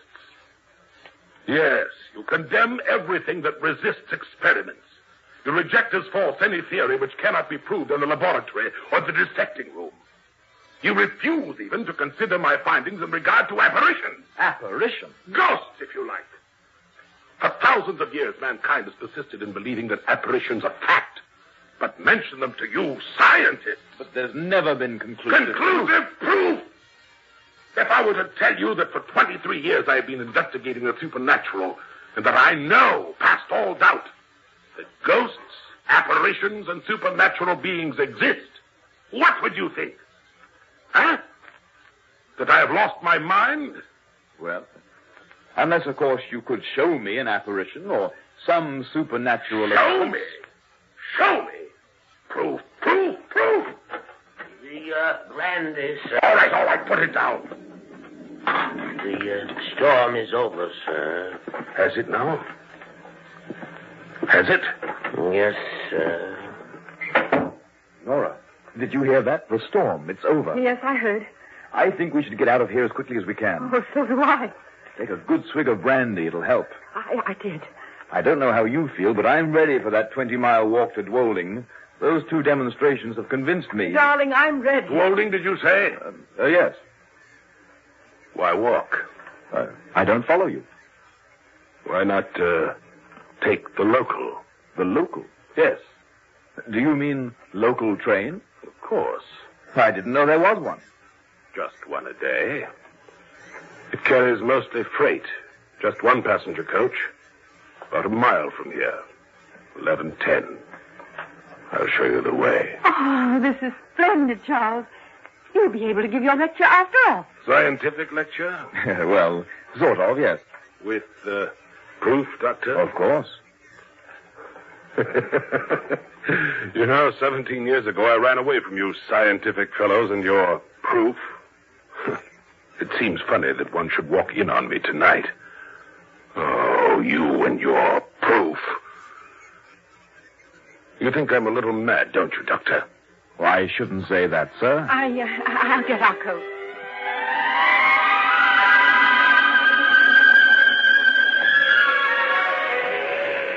Here's where you catch it, down by the stone fence. Thank you, sir. You say leave everything to Jacob. Good night. Thank you for your trouble. Thank you, sir. I'm glad to be out of the whole mad mess. Oh, me too. How do you feel? Fine. The brandy helped. Good. Charles. Come on. It's right on time. Well, things turned out a bit better, eh? Here we are. Come up. That's it. Now we can relax. Oh, I'm so happy to be out of there. Do you think he's a mental case? Oh, I certainly do. Utterly and completely mad. All that business about black. Absolute nonsense. But, darling, what about that dog? And the mouse? They've really disappeared, you know. An old magic trick. You know, disappearing rabbit and all that. Just hocus pocus. Charles, have you noticed that the lights are so dim? Nora, what are you staring at? Everybody seems to be asleep in this coach. Look at them. Yes. Yeah, they do seem to. Nora, what is it? Oh, Charles. They're not asleep. They're all dead. Charles. They're dead. Oh, Charles, in heaven's name, what's happening? Wait, Nora. Easy now. Oh, Charles. This branch line. What? Remember? Years ago, an accident. The train jumped the bridge into the valley.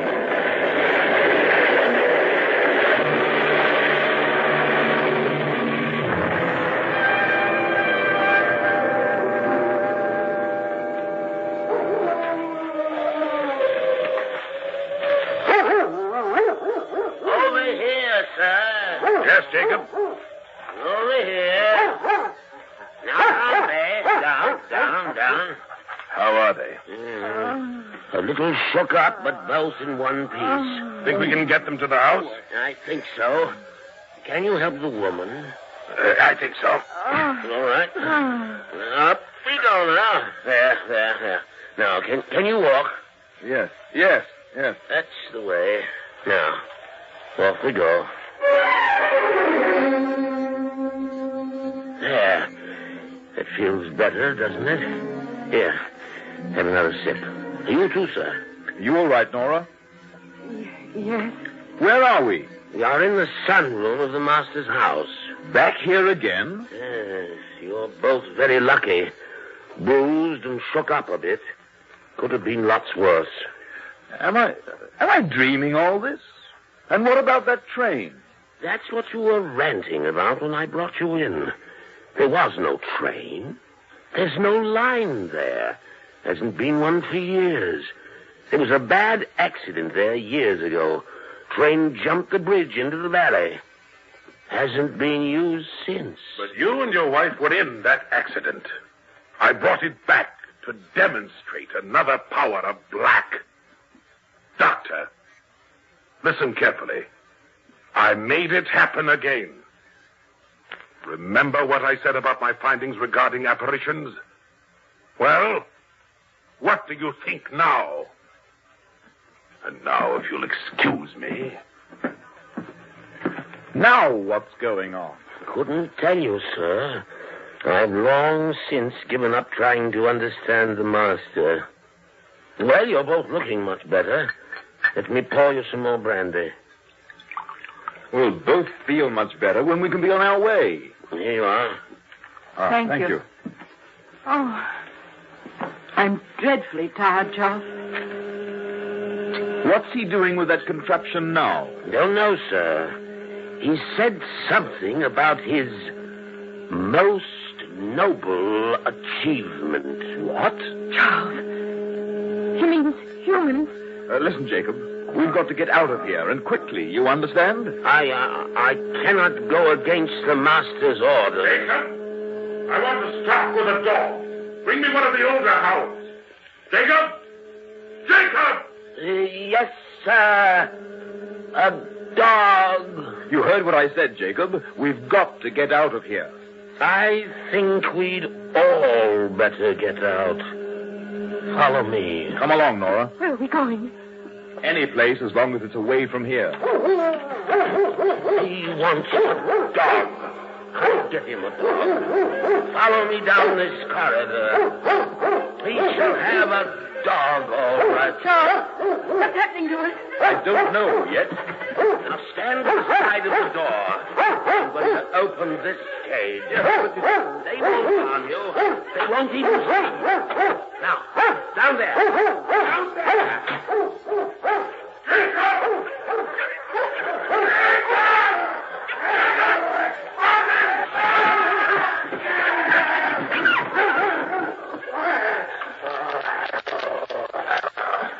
His most noble achievement. Shall we see about getting you both home now?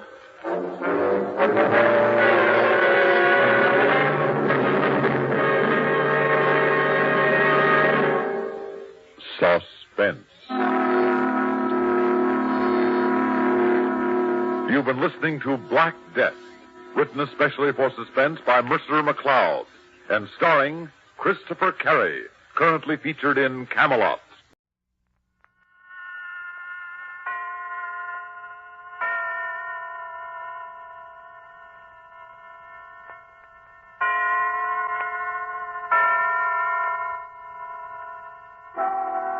Suspense. With Ronald Colman as star of the Dunwich Horror, a suspense play produced, edited, and directed by William Spears.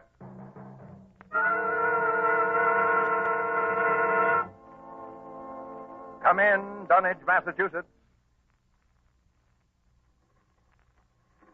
Come in, Dunwich. Good evening. This is Henry Armitage. I'm speaking to you. Dr. Rice, please close the window. I'm speaking to you from my laboratory on the slopes of Sentinel Hill near Dunwich, Massachusetts. Present with me is Dr. Warren Rice, my distinguished colleague from Miskatonic University. We are now about 100 yards from the summit of the hill, which is crowned by a huge table-like stone set in the center of a circle of stone pillars, a place of prehistoric worship. A moment ago, you may have heard the dogs of Dunwich Township barking, as we have heard them for 3 days and 3 nights. Dr. Rice and I know the horror which their barking portends, but the purpose of this broadcast is to make this unbelievable horror believable to you. I hope for your sakes and ours we are successful tonight. It is the eve of All Hallows. Tomorrow will be too late.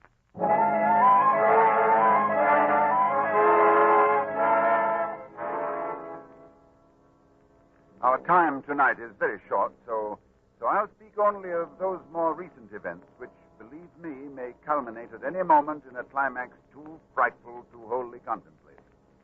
I will begin with a verse of Wilbur Whately.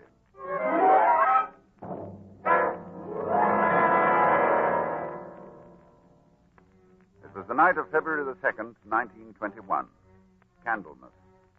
Toward dawn, when Lavinia Whately, a deformed albino woman about 35 years old, gave birth to her dark, goatish-looking son in the crumbling Whately farmhouse northeast of the village. No one attended her. No doctor or midwife. No one was with her, except her aged, half-insane father, who was known as Wizard Whately. So Wilbur came into this world under heaven knows what incantations, what appeals to what powers. A week later, Wizard Whately drove his sleigh into Dunwich village and reported the event to a group of loungers in Osborne's general store. Hey, your grandson got yellow hair like Lavinia, Wizard? No, takes after his father more. He's dark. You never spoke of who his father might be now, did you? Oh, you'll know his father when the time comes. Oh, Lavinia's read and seen some things the most of you only talk about. I calculate her husband's as good as you can find this side of Aylesbury. Well, we don't be nosy, Wizard. Maybe it wanted no church that none of you heard of. But you wouldn't ask no better church wedding than Lavinia's. Why, I didn't hear tell of no wedding, Wizard. When was that? Oh, not a wedding you'd hear of, Corey. Not a husband you'd hear of, neither.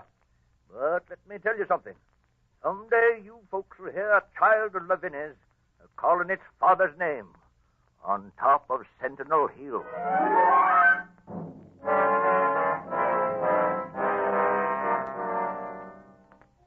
Prophecy? Or idle boasting by an insane old man? Oh, I know I ask a great deal when I ask you to believe that the arrival of an infant into that house of dire poverty and squalor could possibly constitute a horror and a threat to all our known world. Yet it has an earthly history. Perhaps through this history you will be able to give it credence. Wilbur Whately's growth was uncanny. But even if he had been an average child, he would have become, in time, an unnatural being, for he was surrounded from the first by the most malign influences. There was his grandfather, old Whately, Wizard Whately, who each Halloween climbed Sentinel Hill to the great circle of stone, and while the hills shook stood, holding a great book open on his arms, and shrieked into the wind. Shrieked. No! Jump off! No! Jump off! No! Jump off! Yog-Sothoth. That dreadful name, first mentioned in the hideous forbidden book, the Necronomicon. And this wizard Whately was Wilbur's teacher.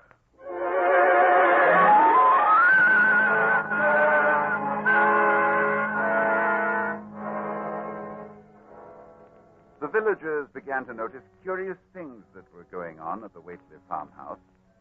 Soon after Wilbur was born, old Whately began to remodel the house. The abandoned upper story was restored, and all the windows were tightly boarded up. And then, Wizard began to buy cattle in large numbers, both horses and cows. Yet the livestock on the farm didn't seem to increase. Young Lem Brown was one day curious enough to creep close to the house to count the Whately herd. Dr. Armitage, there warn't more than 12 cows, and them sick. Looked like they had the blight and funny wounds on them, like cuts. I heard something, too, in the top part of Wizard's house. Something like water slapping inside, only big like a sea.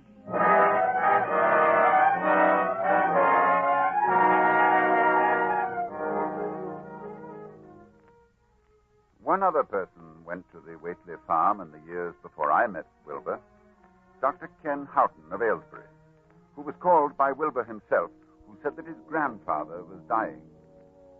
Dr. Houghton found the old man in a bedroom on the ground floor, and Wilbur with him. While outside the window, a legion of whippoorwills cried loudly and rhythmically, endlessly. Wilbur spoke about the sound. Listen, they whistle in time with his breathing now. They're ready. Listen, Doctor.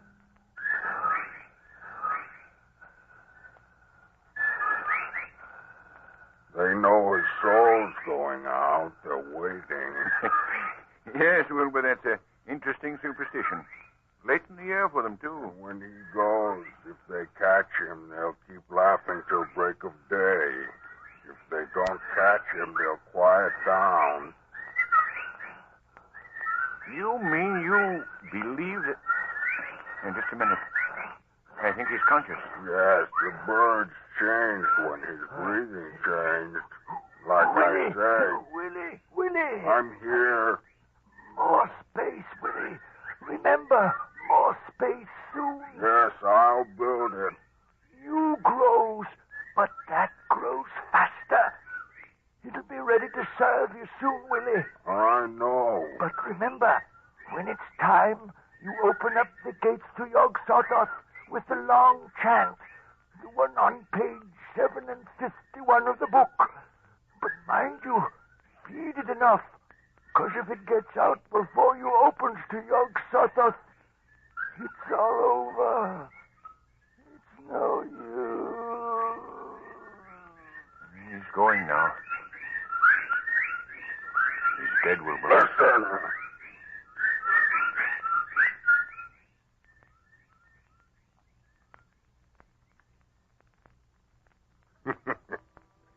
The birds, they didn't get him. Yes, he's free. He's gone.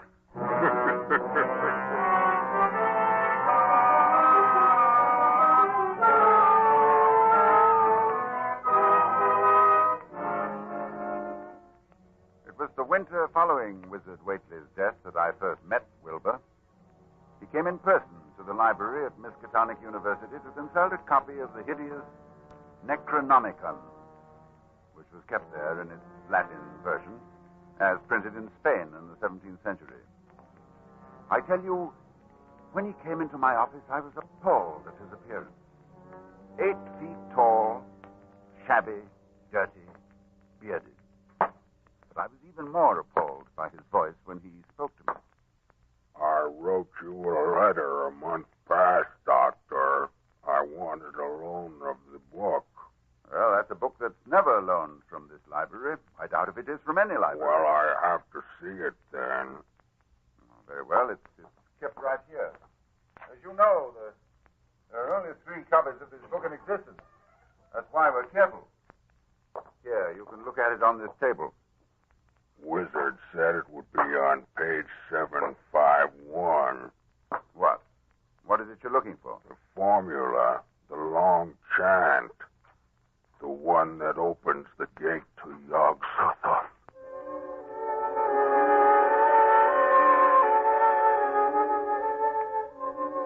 I felt a wave of fright as tangible as a draft from the tomb. He seemed somehow like the spawn of another dimension, like something only partly of mankind, linked to black gulfs beyond all spheres of force and matter, space and time. And presently he raised his head and spoke again. It's here, all right, but I'll have to have a copy. That paragraph there? I don't know. Do you know Latin, Doctor? Yes, certainly. Then read it, Doctor. Let's hear how you make it out. All right, that shouldn't be difficult. Let's see. Nor is it to be thought that man is the oldest or the last of Earth's masters. The old ones were, and the old ones shall be. Not in the spaces that we know, but between them. But only Yog-Sothoth knows the gate. Yog-Sothoth is the gate to where the old ones broke through of old. Their hands are at your throats, yet ye see them not. Dr. Armitage, you see, I reckon I've got to take that book home. There's things in it I've got to try, and you can't hold me up. No, I'm sorry. I tell you, Doctor, I'll have the book sooner or later, no matter what. You see, it that's waiting for me at home won't wait much longer.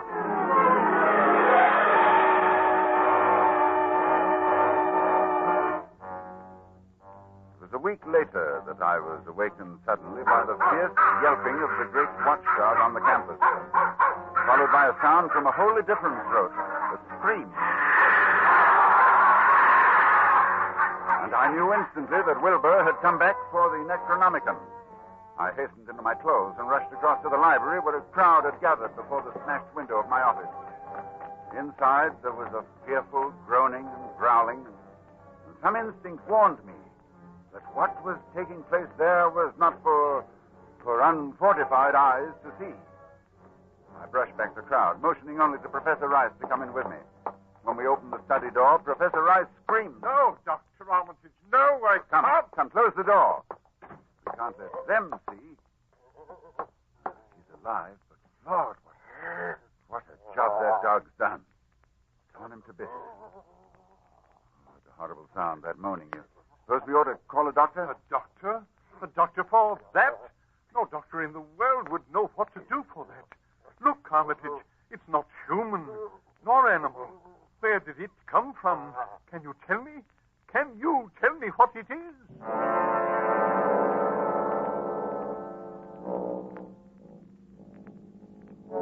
No, I couldn't tell what Wilbur Whately was.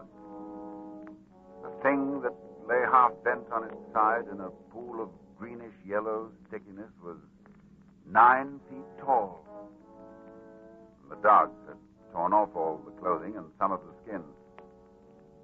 It was partly human, beyond a doubt, with very man-like hands and head, but the torso and lower parts of the body were fabulous. Its chest had the leathery hide of a crocodile or alligator. But below the waistline, the skin was covered with coarse black fur. And from the abdomen, long greenish-gray tentacles.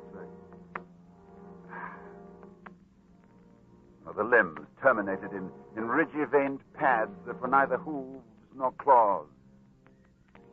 And as Dr. Rice and I stood staring at this presence, the whippoorwills began to cry in unison outside the study window. And then the thing on the floor roused and mumbled. God.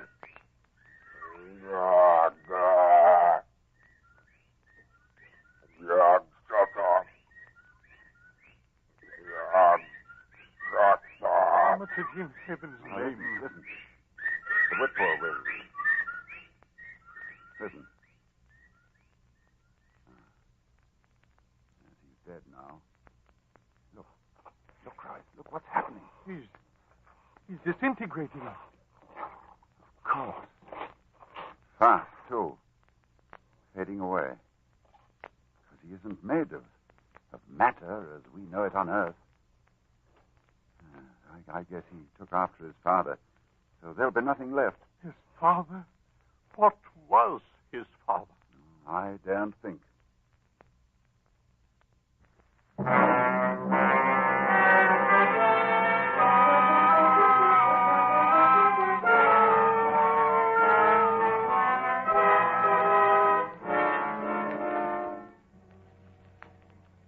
I thought then that what came into our world with Wilbur Whately left with him.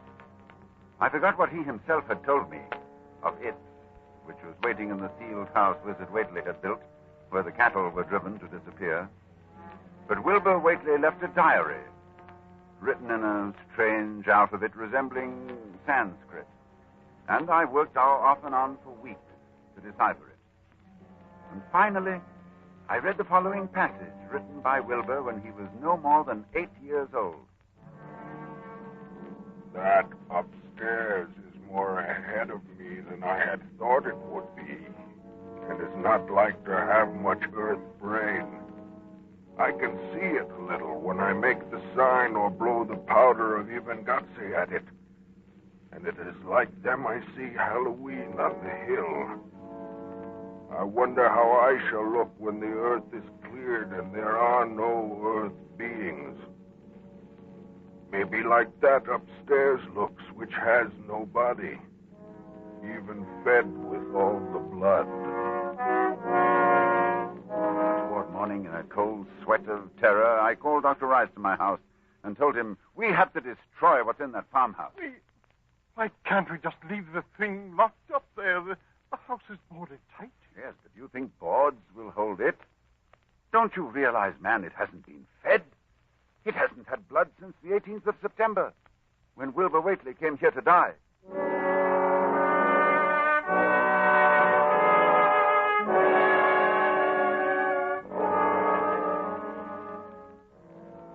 We left for Dunwich that night, and we've been here on Sentinel Hill ever since, working desperately to discover the formula in time.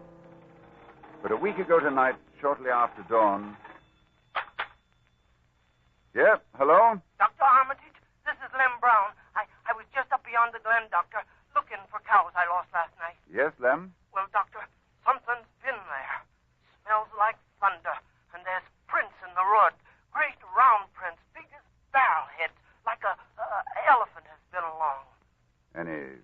Anything else, Lem? That's all I see. Except bushes and trees pushed back from the road like a house was drug along. Did you hear anything? Yes. Long toward morning, I heard a sound over toward Whately's place. A kind of ripping or tearing of wood, like a big box was being opened up. Chancey, you heard it too. Lem, who lives nearest the Whately farm? Why, that'd be Elmer Fry's place. Oh, he's on this line too, isn't he? Hang on and I'll ring him.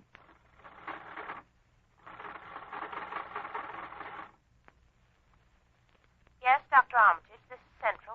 I'm trying to get Elmer Fry, Central. Doctor, he must be out somewheres, and his whole family. I was ringing there an hour ago. Earl Sawyer saw Elmer's cows stampeding in Cold Spring Glen. Oh, you didn't get him. All right. But if you hear or see anything more, let me know. I'll be here working all day. Rice! Oh, wake up. It's loose. It's out of the house. One family gone already. We have to work. Pray God we find that formula in time.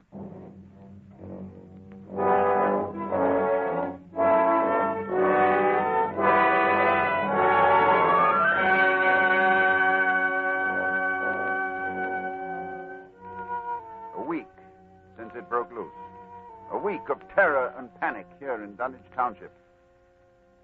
Each night it moves about the countryside, leaving the trees crushed in its 30-foot swathes, as though by a moving mountain, leaving its monstrous tracks and a trail of tarry stickiness, leaving crushed and gutted farmhouses and whole herds of cattle drained of blood.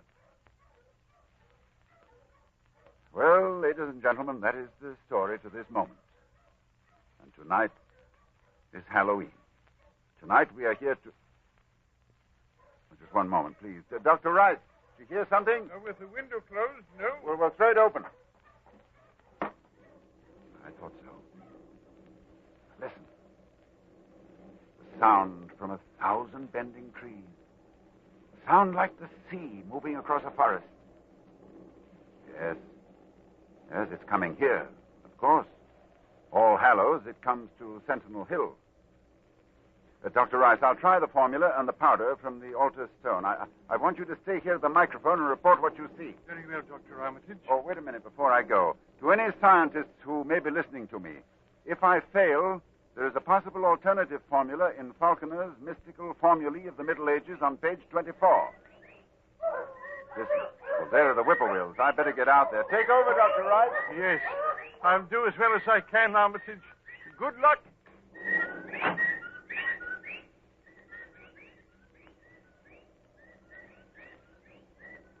Ladies and gentlemen, Dr. Armitage is climbing to the top of the hill, to the altar stone. I can see him plainly, for the moon is high and the night clear. Down the hill, toward the dark village, I can see the grasses and shrubbery bending down, marking the monster's ascent. It moves quite fast, and I feel the proximity to phases of being utterly forbidden. Now, Dr. Armitage stands now on the altar stone and is holding the powder which, if the books are correct, will make this thing for an instant visible. It is quite close to him now, perhaps 20 yards or less. He lifts his hands. He flings the powder in a wide arc. I can see... Oh, no! No!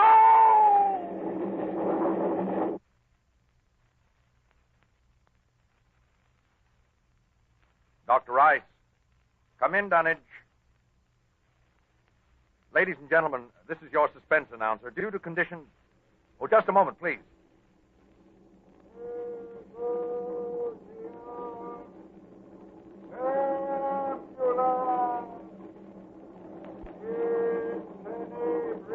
One moment, please. Dr. Rice, can you hear me? Yes, I can hear you. Yes, for a moment I was overcome when I saw... Ladies and gentlemen, perhaps you can hear now the incantation of Dr. Armitage. Listen.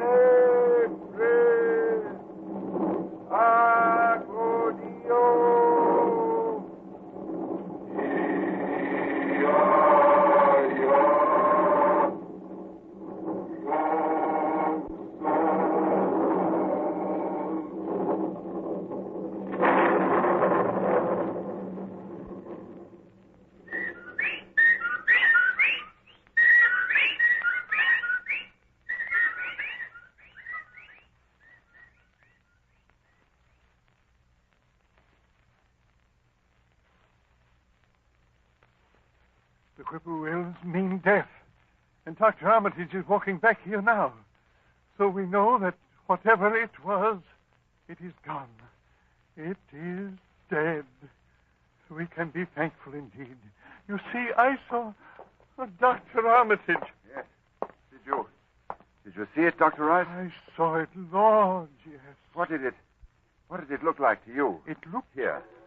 Like something made of squirming ropes, but bigger than a barn and shaped, well, like an egg, and dozens of legs, like barrels that half closed when it stepped, and nothing solid about it, and at least 15 or 20 mouths or trunks opening and closing, but what was it? Oh, a kind of force. A kind of force that doesn't belong in our part of space. Did you notice the half face on top? Half face. Like a human face. Yes, very large, but yes, quite human. And quite like Wilbur's, like all the Waitlers. Then it was... That's right. It was Wilbur's twin brother. And you saw what 3 weeks' growth had done. And it was the child of Lavinia's who called its father's name on Sentinel Hill, as Wizard Whately prophesied. You heard it calling, Yog Sotho. Ladies and gentlemen, this night is over. It is All Saints' Day. May heaven bless us all. The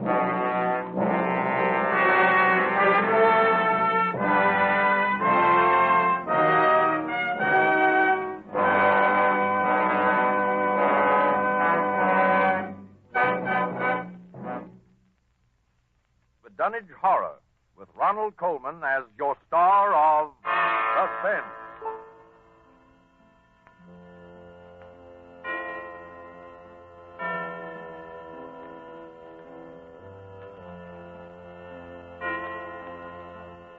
This is the Armed Forces Radio Service.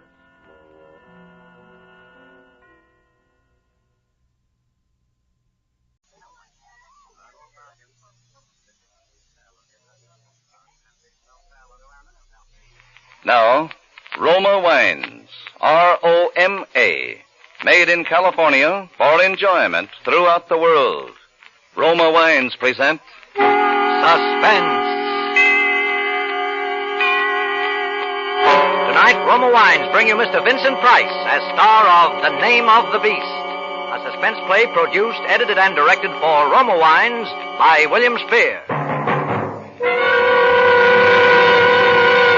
Suspense, radio's outstanding theater of thrills, is presented for your enjoyment by Roma Wines. That's R-O-M-A, Roma Wines.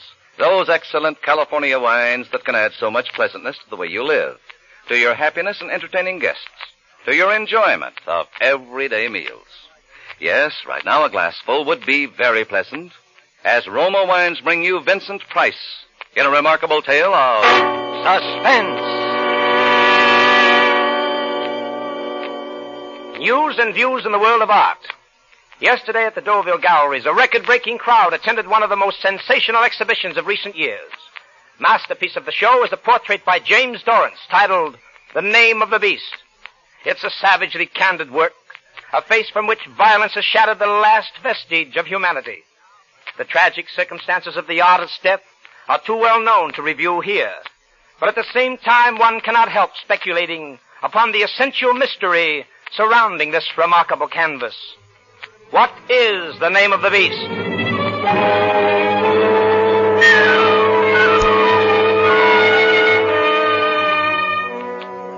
The name of the beast was Krebs, Elmer Krebs. I found him in an evil waterfront dive, took him to my studio, and made the first sketch for the portrait that night. I gave him money, and he promised to return the next day. When he didn't show up, I went in search of him. He wasn't hard to trace. My search came to an end in a squalid room of a waterfront hotel. Come in. He didn't look up when I entered the room, but continued to sit there on the sagging, dingy bedstead, holding his head in his hands and gently moaning. I crossed the room and raised the blind to let in the daylight. Then I saw it. Blood. On his hands, on his shirt front, in his hair and beard. A horrible, sticky mass of blood.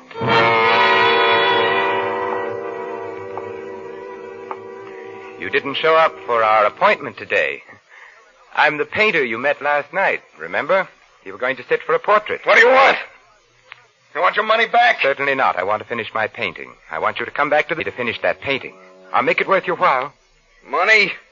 I don't need money. Not anymore. Maybe I can help you in some other way. You're in some kind of trouble, that's obvious. What business is that of yours? You'd better wake up and pull yourself together. We'll have to get rid of those clothes some way or other. And, well, I'll think of some way. What happened? I told you it's none of your business.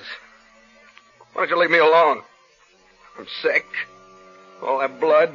The first thing we must do is clean up this mess here. And get those clothes off. And the shoes, too. I'll make a parcel out of them and dump them in the river after dark. You'd better shave off that beard, too. They'll be looking for a man with a beard, you know. Who will? Why, the police, of course. What makes you so sure of that? I know more about you than you think I do. You're bluffing. Maybe, maybe not. But you're in no position to take chances. For all you know, I might be a witness. I might have seen you kill... Shut up! Temper, temper. I told you I'm sick. I'm liable to do anything. It wouldn't be smart for you to do anything to me, Elmer. I'm your only hope. You know that, don't you? You lost your head. You were clumsy. To get away with murder, you need a clear head. Look at the mistakes you've made already. Blood all over you. As good as a rope around your neck. Where did you hide the loot? So that's what you're after. Then it was robbery. Somewhere close by, too. Couldn't have gone far with all that blood on you without attracting attention. Well? It was in a shop, I imagine. That means they probably won't find the body till Monday What's morning. all this third degree? You with the police? On the contrary, Elmer. I'm going to save you from the police. Huh? I told you. I want to finish painting that portrait of you. It don't make sense. All this just to paint some crazy picture. Ah, but what a picture, Elmer. I've waited 20 years to paint this picture. Everything I've ever painted has been merely the preparation for this. I've worked alone, never exhibited a single canvas. Do you know what it is to work alone? Yeah, I know. Nobody knows your name, but one day, quite suddenly, a masterpiece explodes in the face of a jaded world. Like your murder, Elmer. After a life of petty crime, at last an act of yours really means something. Newspapers will headline it. The whole world will be clamoring to know your name. Exciting, isn't it? Exciting? Well, that's the way I feel about this portrait. I must finish the job. How do I know you won't take those clothes to the cops instead of dumping them? I'm taking a terrible chance walking out of here with a bundle of blood-stained clothes as it is. They'd fit me about as well as they fit you. Okay, that's fair enough. By the way, where did it happen? The hot shop. Number 23, next to the alley. Was it necessary? The old man came in and started firing a revolver right off. I don't pack no rod. There's nothing else to do. I grabbed the fire axe off the wall. Oh, my.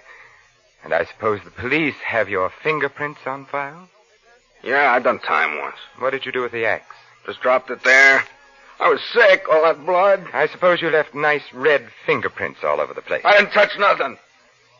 Maybe the windowsill going out. That's the first place they'll look. And you're obviously in no condition to go back What there now. are you trying to do?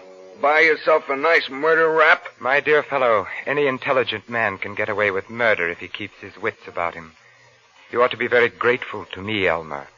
I'm going to take your clumsy crime and make it into a work of art.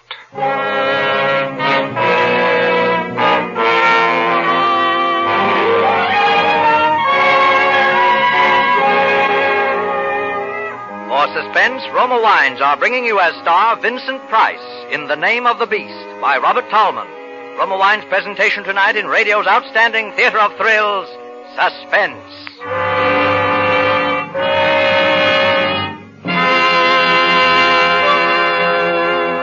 Between the acts of Suspense, this is Truman Bradley for Roma Wines. Yesterday, a happily married friend told me one of his favorite formulas for enjoying life. He said he never eats dinner while still burdened with the pressures of a busy day. Instead, he sits down for a few minutes, takes it easy, chats with his wife, and enjoys with her a glass or two of Roma California Sherry, the perfect first call to dinner. Yes, Roma Sherry before dinner is a pleasant custom millions now share with family and friends. For Roma Sherry is a glorious golden amber wine, soft and mellow on the tongue, so inviting with its pleasing nut-like taste. Roma Sherry makes mealtime more welcome, helps you anticipate the good food to come. And when friends drop in, there's no more gracious greeting than a glass of Roma Sherry. Tomorrow night, before dinner, share Roma Sherry with your family. It costs no more to serve Roma, America's favorite wine. So insist on Roma, R-O-M-A, Roma Wines. Remember, more Americans enjoy Roma than any other wine.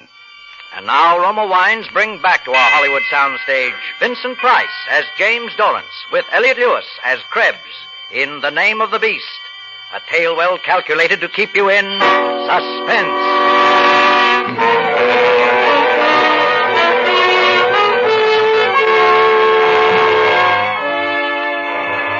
The shoes of the beast were just my size. I wore them when I went on my errand that night. It was fortunate I did. Getting into the place was simple. It was an old-fashioned lock, and the skeleton key to my studio fitted it perfectly. The shop bell jangled when I opened the door. I made my way quickly along the dark rows of counters to the rear of the shop. A pair of dusty portieres provided it from the back room. I pulled them to behind me and snapped on my flashlight. The body, or what was left of it, lay in a heap in the center of the room. The floor, well, it was lucky I hadn't worn my own shoes. There would be tracks out of that place, red tracks. The axe lay near the old man's head. I picked up the axe and carried it over to the sink. I washed off what I could and smeared out the prints with cotton gloves on my hands. Then I made a quick circuit of the room, taking in every surface. With the wet gloves, I smeared the prints on the safe handle, the windowsill, and the jimmy the murderer had so stupidly left behind him. Then I dropped the cotton gloves on the floor and left them there. No way to trace a pair of cheap cotton gloves. Now there was only one last thing to do. Walk around the block to dry the soles of those shoes and burn them in the stove when I got back to my studio. The handiwork of the beast would remain, but the name of the beast had been expunged.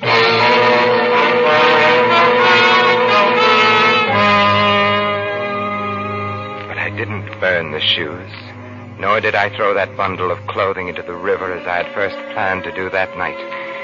No. This would be an authentic portrait of a murderer in the very blood-stained garments of his crime.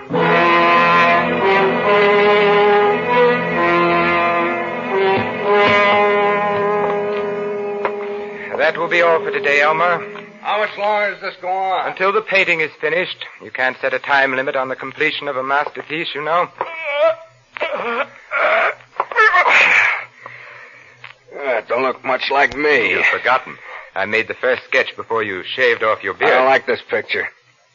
Did you have to paint in all that blood? My dear fellow, no one in the world would ever recognize you as the man with the beard in this I don't like this picture. I don't like staying here. Look, what about that stuff? When can I start cashing in on it? I should have thought I was paying you enough to live on. Suppose I want to get married. Well, What? Oh, good Lord, man. You mustn't even consider it. In the first place, I can't afford to support another person. Who's asking you to support anybody? I got that stuff, haven't I? Well, I'm going to cash it in, that's all. Listen to me, Elmer. If you try to unload as much as one piece of that loot, the police will be on your tail so fast. Oh, no, my friend. That stuff has got to stay where it is for some time to come. You just say that, so I'll have to depend on you. So you can paint that lousy picture. Maybe. Oh, by the way, Elmer, I've never said anything about it before, but you never told me exactly what you did do with the loot. The suitcase, I told you. Yes, I know, in a locker at Grand Central, but where's the ticket? That's one secret I'm keeping. Oh, well, all right. But you will promise me not to unload those jewels.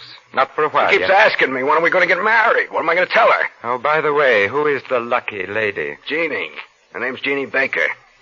Hey, wait a minute, though. She don't know anything about me. Not anything. If I ever catch you talking to her, so help me, I'll kill you.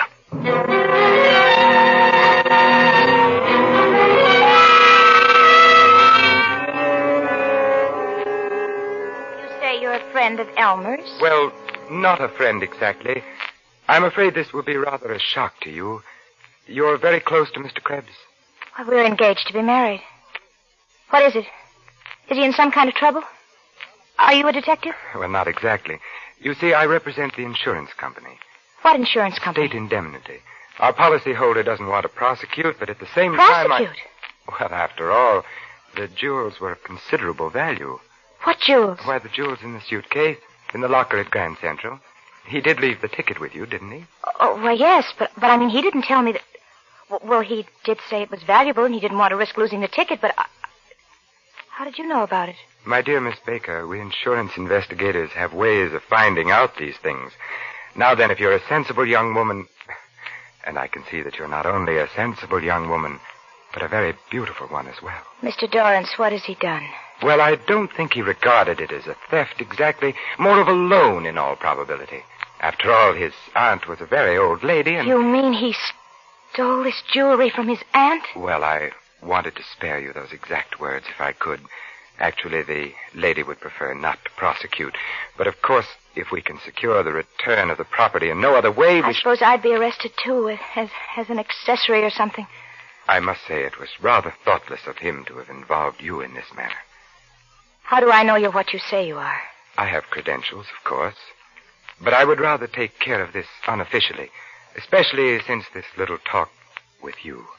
You're much too fine a person to be involved in a sordid affair like this. I don't even know that suitcase has any jewels in it.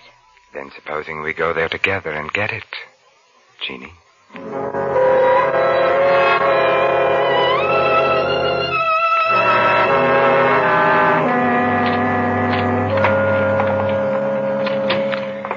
Well, now let's have a look. How are we going to... Well, I think I have a key here that'll open it.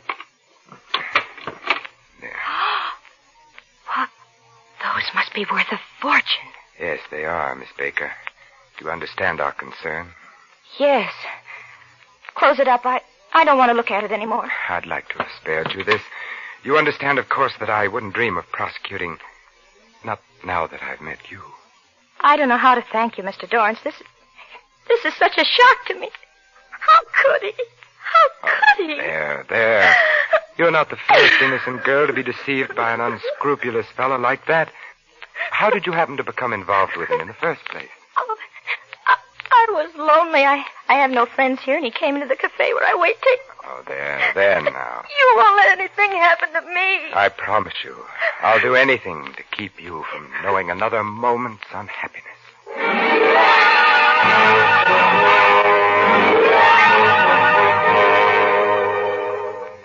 That night I worked feverishly, like a man possessed. But as I worked, an uncanny change came over the man in the portrait. There was something about it, something that terrified and at the same time fascinated me.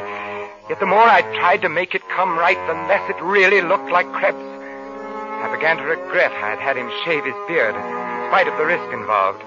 Being clean-shaven altered a man's appearance more than I thought. But that wasn't the real difficulty.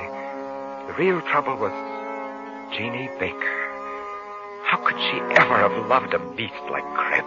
A girl so gentle, so lovely.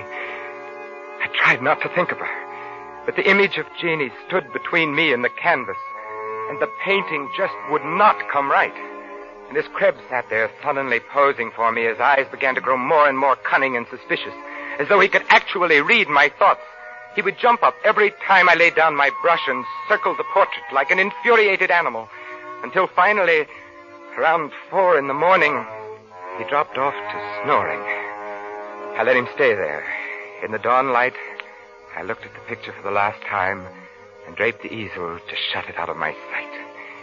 My masterpiece, for which I had become accessory after the fact of one murder and sowed the seeds of a second, was, I knew it now deep in my heart, a failure.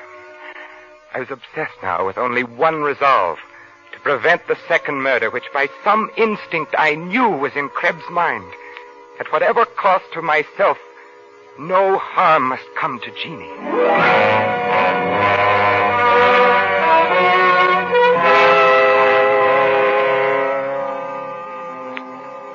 Mr. Dorrance, I've been told that artists are full of romantic notions, and the Bureau has dealt with a number of them in this neighborhood, as you can well imagine. But I must say that of all the pipe dreams that have been brought to me, yours is the most fantastic. Oh, but listen, Inspector, you've got to believe me. That girl's life is in danger. Yeah, we're checking on that. Now, let's check on a few other things, Mr. Dorrance. You say that on the night of the 12th, you met this man Krebs at a place called Louis. Yes, sir. And afterwards, you went with him to your studio and made a sketch of him for a portrait. All right, so far so good. He promised to return the following day and sit again for the painting. Well, he failed to show up, so you sought him out at his hotel. Now the story really becomes incredible. He tells you he's committed a ghastly murder. He's covered in blood. You offer to help him get away with the murder in order to finish the portrait. Oh, now really, Mr. Dorrance. You painters need publicity as bad as all that. But, Inspector, I tell you, I have all the evidence. Where? At my studio. Where's this man Krebs? Except for the portrait you say you painted of him, I can't find a shred of evidence that he exists. Now, just a minute. Yes, Sergeant. They've picked up the girl. Good. Send her in. Oh, she'll tell you. She'll tell you who Krebs is. Oh, come in, Miss Baker. We won't detain you long. Miss Baker, do you know this man? I say, do you know this man? It's all right, my dear. Speak up. Yes. His name is Elmer Krebs. A few minutes later, they let me go, dismissing me as a harmless crackpot.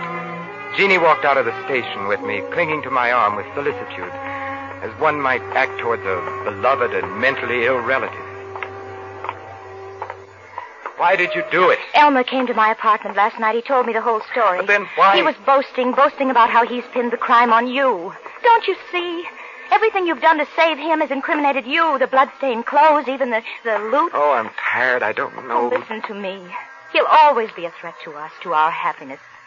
He's safe. The police don't even know he exists. They don't even know what he looks like. There's still the portrait. It's not a masterpiece, but they can identify him from it. I see. Darling, you didn't mind my rechristening you? You once loved a man named Krebs. And I still love a man named Krebs. Then it's all right. For that, I'd do anything. Put this in your overcoat pocket. It'll keep you safe, darling. What? Oh, no, It'll keep you safe, darling.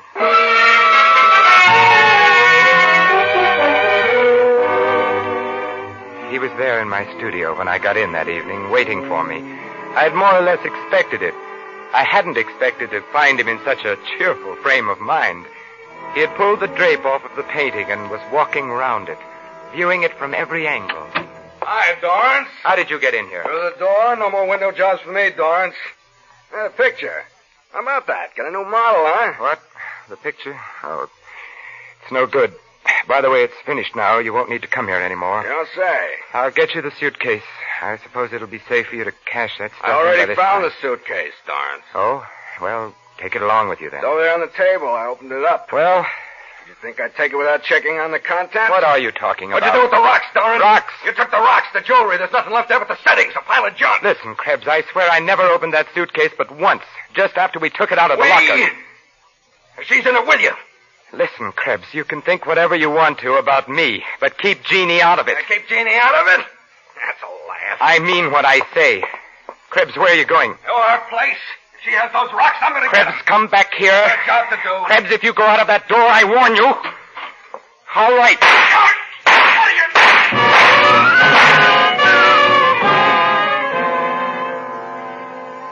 I dragged his body inside the door and left it there. Then I dropped the revolver Jeannie had given me back in my overcoat pocket and left my studio. For the last time, as I closed the door on the room, it seemed that the face in the portrait was grinning at me in hideous mockery. I meant to go straight to the police and give myself up, but I must have known in my heart that I wouldn't. Instead, I walked, and my feet took me almost against my will to the house on Grove Street. The house where Jeannie lived. I had roused her from sleep, and she seemed rather cross. What's the big idea, barging in here this time of night? I had to see you, Jeannie. Well? That was an unlucky name you gave me, Jeannie. What's happened? I shot him. You gave me a murderer's name, and now I am a murderer. So you really did it. I wondered if you'd have the guts. Jeannie! Oh, what do you want me to do? Put on black and cry myself to death? you loved him once. Who said so? You were going to marry him. Maybe. I thought he was smart once. I said I'd marry him if he pulled a really big job. I might have kept my word, but he bungled it. What's worse, he involved me. When I found out he'd planted that stuff on me. You knew all the time. Oh, so what? You'll get your cut. Oh, Krebs was right. You did take those stones, and I killed a man for you, to save you. What did you do with the gun? It's in my overcoat pocket. I was going to the police. Oh, you sap. Why didn't you leave the gun there? Make it look like suicide. Was, in a way, wasn't it, Jeannie? I'm Krebs now. Dorrance is dead. You planned it very nicely. Oh, stop. Stop trying to be deep. Doesn't matter what your name is. Either way, you've messed it up. Anybody have a key to your place? No. And we still have time. Time for what? The body. Any intelligent person can get away with murder if he keeps his wits about him. You told Elmer that. Yes, I told Elmer that. You're scared to go back there, aren't you? Do you want me to do it for you? No, I'll do it. I must do it. Here. Mustn't forget your overcoat. No, I mustn't forget my overcoat. It'll keep me safe. Goodbye, Jeannie.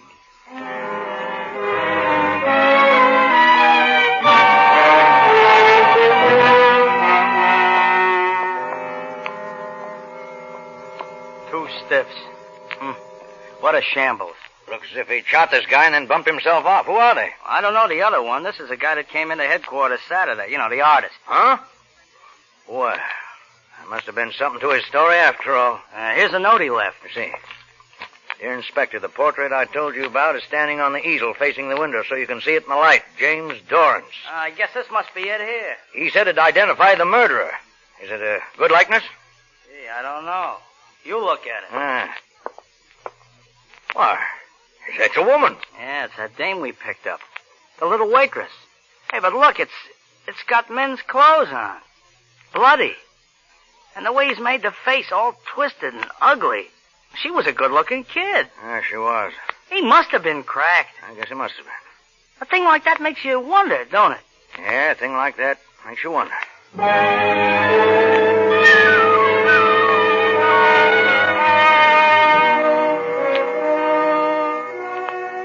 The discerning art lover will recognize Dorran's painting as more than a mere portrait. It's the human soul stripped naked, and its dark and deep and secret places shown in all their morbid, brooding fascination. But still one cannot help wondering, what is the name of the beast? Did the woman in the portrait exist, or was she only the creature of the artist's fevered imagination? Our only clue is in a quotation which the artist caused to be printed in the exhibition catalog.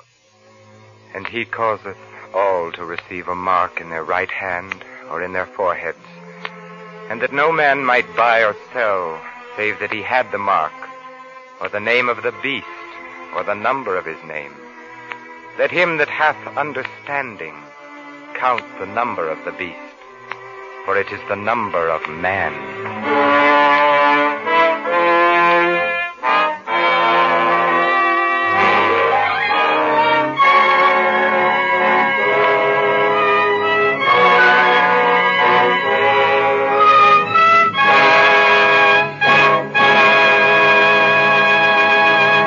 Suspense.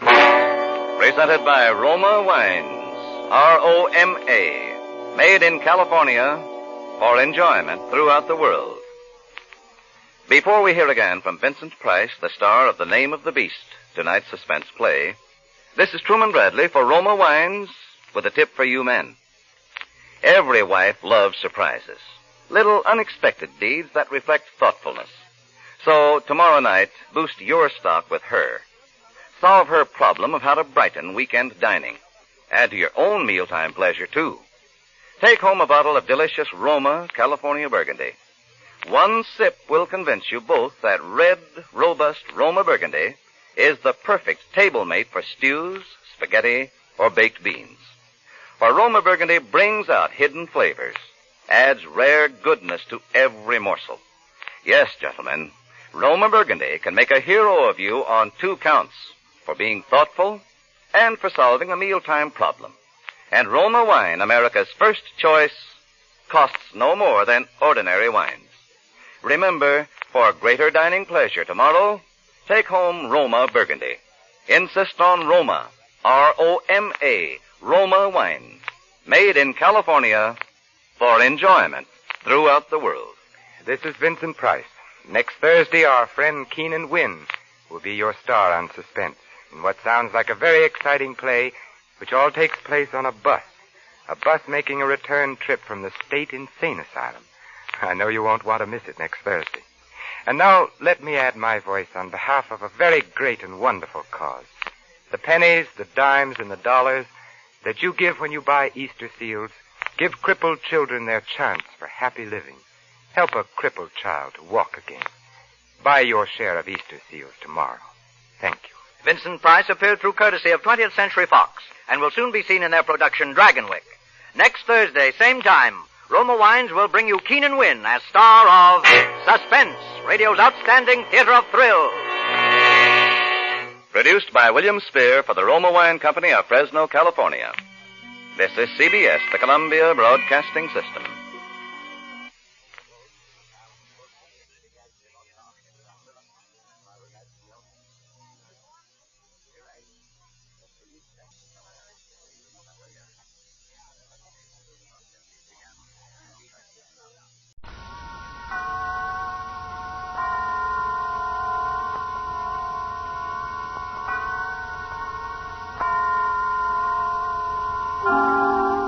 Suspense.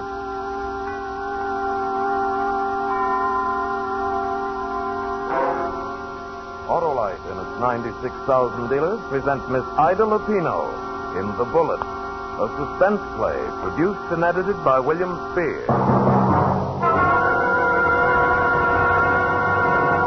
Hey, Sonny, what are you doing out so late? And holy smoke, with nothing on but a ribbon. I'm not late. I'm early. Hold it, let's see that ribbon. Well, 1950. Just call me Happy. I see. Happy New Year. Eh? That's me. By the way, what do you do? Oh, I sell Autolite resistor spark plugs. Autolite resistor spark plug? You mean you haven't heard of Autolite resistor spark plugs? Those perfectly perky, persistent performers that let your engine idle smoother, run better on leaner gas mixtures, save gas? Where I come from, we ride around on stars, not cars. Oh, well, anyway, Autolite resistor spark plugs with that exclusive built-in 10,000 ohm Autolite resistor have 200% greater electrode life. Cut down spark plug interference with radio and television. And say, young fella, now that you've come down to earth, you'll be using a car. So take a tip. See your friendly Autolite spark plug dealer and get a set of Autolite resistor spark plugs, long recognized for their dependability. You're always right with Autolite. And now, with The Bullet and the performance of our star, Miss Ida Lupino as Ruth Martin, with Elliot Lewis as her husband, Harry, Autolite hopes once again to keep you in suspense. Ruth? Turn around, Ruth. No. Turn around, Ruth. I've got the gun in my hand. Please, Harry. Please. I'm pressing the trigger. Will it be this time? Harry, don't. Don't do this to me. Will it be this time, Ruth? Will it be this time?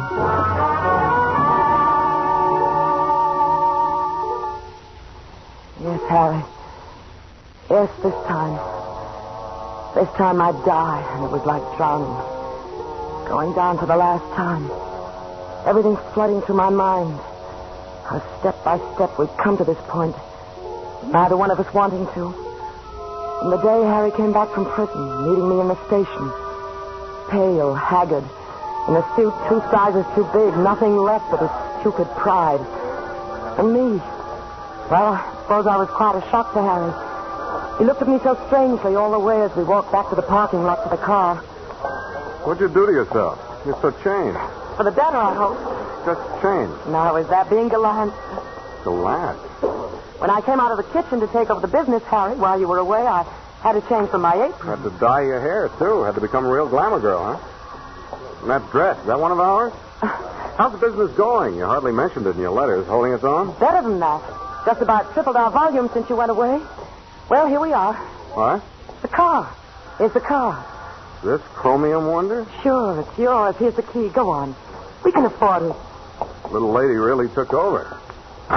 Where's it started? Right there. Oh, Harry, somebody had to take over when you went away. After all, dress styles are changing all the time. Don't have a chip on your shoulder. Well, another thing, what's this when you went away routine? Like maybe I went to China. I took a chance in my business and I lost, so they dumped me into the Hooskow for 3 years. I'm not ashamed of it, so don't you... You're going the wrong way, Harry. Well, I guess I know the way to my own house. But we live in a new house. Something really special. What goes on here? What's wrong with you? I did the best I could to keep things going. There's nothing to be jealous of. Jealous? Oh, Harry, why are we fighting? Oh, yeah, that's right. We got nothing to fight about. I'm back in the business, and you can go back to taking care of the house, cooking. No, keeping things looking nice. No, Harry, letting your hair get back to the color it used to be. I can't do it. Well, we'll see, baby. Look, I don't want to be the boss. Thanks. But I can be of help to you. Sure. Have a nice hot dinner waiting for me when I come home from work. We can afford a cook for that now. Cook? You're all the cook we need. Harry, I'm not the same anymore. I just can't sit home and wait for you to come and tell me what the world's all about. Then you're going to have to learn, baby. You're just going to have to learn.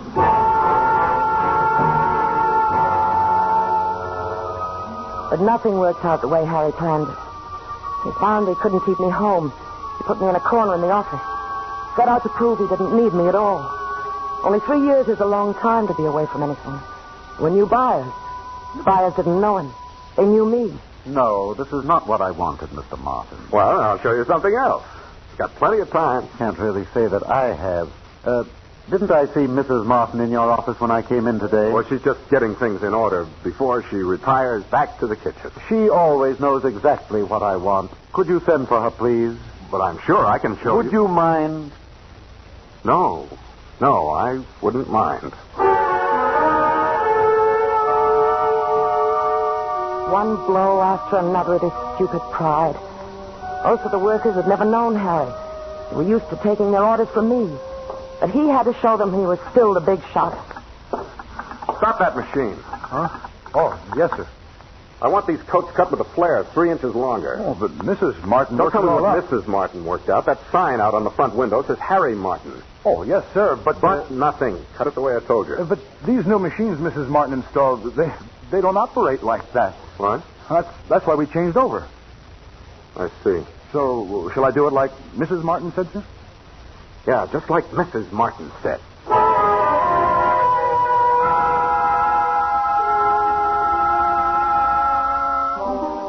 It got so we were like two strangers. Harry wouldn't even look at me anymore. I think he actually began to hate me. And then the final thing. He began finding out about George. Oh, listen, I'm no angel, but 3 years. I'm not trying to defend myself. It's just that it's terrible to be lonely. And George came along and treated me like I was somebody to respect, somebody with dignity. Well, then I began to realize that when I took the car someplace, Harry's car would bob up behind me, follow for a few blocks, then disappear. I'd be shopping in a store.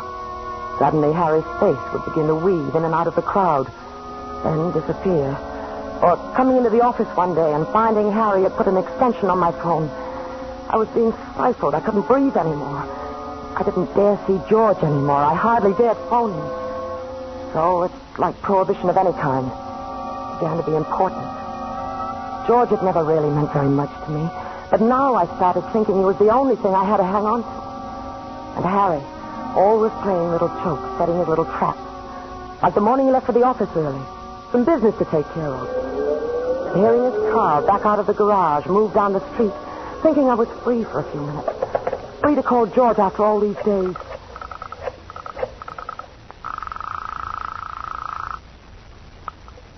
Hello? George? What? Ruth, darling, where have you been? Why haven't I heard from you? Oh, George, I wanted to call... George who? George who? What's the full name, baby? I heard you leave. Have the gardener take the car to the gas station. Dial George again, baby. Finish the conversation. Listen. You're driving me crazy with these tricks. What's wrong with you? Here's the phone. Dial him again. Dial who? Who are you talking to? The Beaver Knitting Mill. George Baker. He's one of their salesmen. Why did you hang up so quick? You startled me. What are you doing? Of course, 3 years is a long time. But 3 years ago, the Beaver and Knitting Mill never opened before 9. Harry, You must have dialed wrong, baby. There's no after. Sneaking around behind my back. Spying on me. Checking on my phone calls. Harry, I'm not going on this way. I'm not going to let you drive me crazy. What do you think you're going to do about it? I want a divorce. You mean that? Yes. He must be quite a guy. Listen to me. No. You listen, lady. Okay, it's a deal. You'll get your divorce, but on my terms, lady. All the way down the line. What kind of terms? I know all about the laws in the state. 50-50 on everything. But it's not going to be that way with us. You give me a release, giving me the whole business, and you're free as the air. Give you the business? But I built the business. There was nothing left when you went to prison. That's my deal, kiddo. My whole life is tied up with that business. I work. That's the deal. Why are you doing it, Harry? Because whoever this bum is... There's no one. Whoever he is. I got a hunch when he hears you're not bringing half the business as a dowry. His great love is just going to shrivel up and die. That's what you believe, is it? Exactly. All right, Harry. You draw up the papers.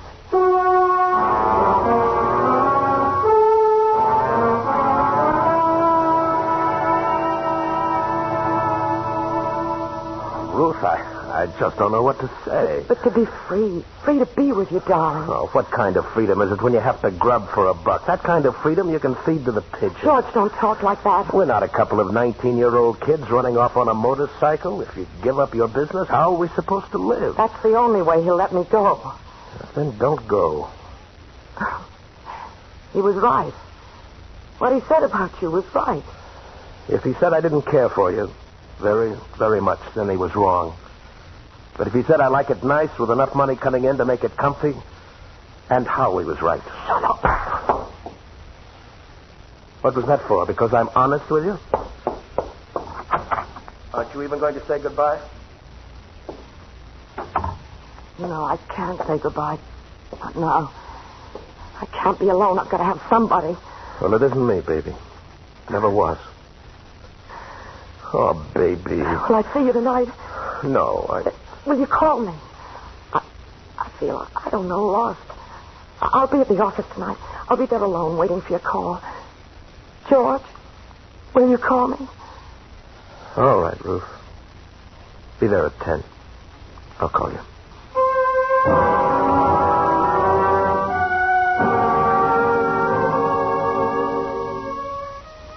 He wasn't that important to me.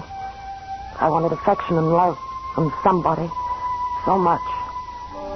George would be calling at the office at 10 o'clock. It seemed that's all there was for me. I walked. I sat in the park. I waited. A telephone call from George. When I got to the building, I looked up at our windows. Dark. Not a light on the whole floor. When I got to the outer door of the office, I stopped and listened. Not a sound. I went inside. Found the light switch. Oh, I've been waiting for you, Ruth. Where have you been? Harry, why were you waiting here in the dark? I tried to take a snooze, just stretched out here for a minute. I haven't been sleeping much lately. Yes, I know. You neither have been. No, not much. I have the paper. I left it here on your desk. Paper? Yeah, it's all very legal. You relinquish all claims to the business, then I bow out of your life. No. These lawyers, they can find words. What'd you say? I've changed my mind. I'm going to sign it. It's the only way I'll give you a divorce. Then we'll just have to forget about the divorce. I want you to sign this paper, Ruth. I won't, Harry. And I don't want to argue about it. Wait. Yes? I know who he is, baby. What are you talking about? I'm talking about George Groves. Groves? George Groves? You've been giving him money. That's a lie. I found this deposit slip weeks ago. In your writing, made out to his bank account, $300. Lie. And this deposit slip, $200. And this one, $250. Who is he? You're not getting out of here until you tell me who he is. Harry, I wanted to tell you, but I just couldn't. Who is he? He's a gambler. Gambling? Who are you kidding? You asked me? I told you. Now I'm going. Oh, wait, that doesn't make sense. You never gambled? Well, I was like a lost dog. Nothing to do, no one to turn to. I lost that money and quite a bit more. Ruth, if that were true. It is true. There isn't any other man. There never was. 10 o'clock. George Groves, a gambler. Oh, here, you shouldn't keep these things lying around, baby. I've got to go, Harry. To Ruth. Since I got off that train a month ago, I've been acting like I don't know what. You think we've got any chance to start all over again? Right from the beginning, baby. I don't know, Harry. I can't think straight. Let's go someplace. Let's not talk about it here. Yeah, you're right. Here's where all the trouble started. Let's get out in here. Yes, come on. Sure. A gambler. I bet he really took you to the cleaners. Want to know something I'm not sore at him? Not a bit. Oh, wait, let me turn out the light. Well, hurry. Okay, now let's... your phone. I don't understand. Who'll be calling at this hour? Well, nobody. It must be a wrong number. Come on. Well, what do you mean, come on? At least answer it. Oh, never mind, I'll take it. No, What? Well, it's on my line. Then you answer it. Why are you going to your extension? Answer the phone, Ruth. You're starting it all over again. I said answer the phone. Answer the phone. Ruth, answer the phone. You almost had me believing your fairy tale. You almost made it. Harry, listen to All me. I want you to do is sign this release and clear out. No. You heard what I said, Ruth? I'll never sign it. Okay. One last trick, baby. Look what I got in this drawer. What? I asked you to look. Harry, put away that gun. I want you to get a good look at it. It's called a war souvenir. Only if you don't sign this release, you know what, baby? Someday I'm going to kill you with this gun. No. Someday no. I'm going to say to you, Ruthie, I'll give you 3 seconds to sign this release. 1, Harry. 2, Don't, Harry. 3. No. What's the matter, Ruth? You tried to kill me. Don't be silly. I told you it was a trick. The gun's harmless. It's unloaded, see? Why did you do that to me? Why? Put it away. Isn't it strange? You know it's not loaded and you're still afraid. Put it away. That's the beauty of the trick, Ruth. That's why someday you're going to break down and sign that release. You see, you'll never know just when it will be loaded. You'll never know, Ruth.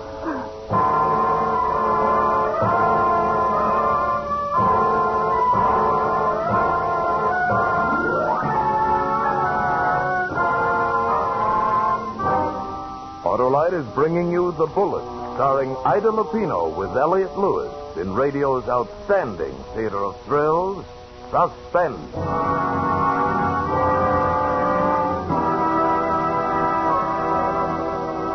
Hey, Happy New Year. Yes, sir? How about showing me what's in store for 1950? Sort of a sneak preview. Wouldn't be fair. Oh, look, I only want to see how Autolite resistor spark plugs will make out. You know, millions and millions have been sold to date. Well, I guess I can go that far. Now, let's see. My crystal ball says you'll do okay with Autolite resistor spark plugs. You'll sell millions more. Wonderful, wonderful. Why, the roads will be rippling with motorists made merry by the bountiful benefits of these mighty marvels. The smoother engine idle, the better performance on leaner gas mixtures, the gas savings. Then, too, they'll get 200% longer electrode life from Autolite resistor spark plugs. And reduced spark plug interference with radio and television reception. Built right into every Autolite resistor spark plug. But say, young fella, tell me about Autolite bullseye headlights. Will they be finding the way for more and more cars next year? Hey, you really want a happy and prosperous new year, don't you? You bet. And it will be a year of happier driving for motorists who make it an Autolite year. Because you're always right with Autolite. And now, Autolite brings back to our Hollywood soundstage our star Ida Lupino with Elliot Lewis in The Bullet, a tale well calculated to keep you in suspense. That night, I made up my bed on the couch in the den. Just hearing him walk, knowing he was in the house, kept me awake. I locked the door, and I lay there. And I must have dozed off in spite of myself, as I came awake with a sudden violence. Fresh air was fanning my face. I couldn't. The window had been shut. And now the window was open. Harry! You don't sign the release.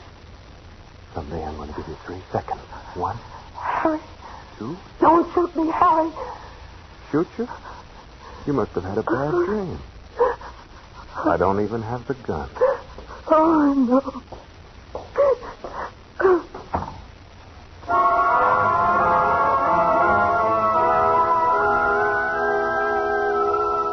Threatening to kill you.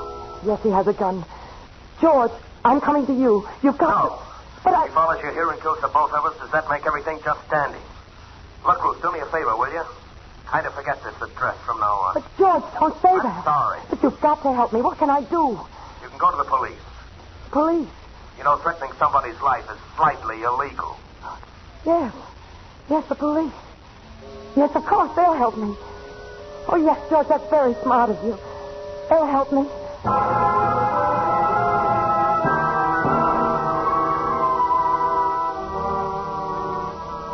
I went to the police, told them what Harry was trying to do. They instructed one of their men to go with me and investigate. When we reached the lobby of the office building, I couldn't go on. I was afraid to face Harry when the policeman would find the gun. What's the matter, Mrs. Martin? Well, I think I better wait down here. You don't need to be afraid. Come on. Please. It's on the 3rd floor, officer. You'll see the name on the reception door the minute you get off the elevator. Please, do you mind? Oh, you're really scared, aren't you? All right. I'll be down soon enough.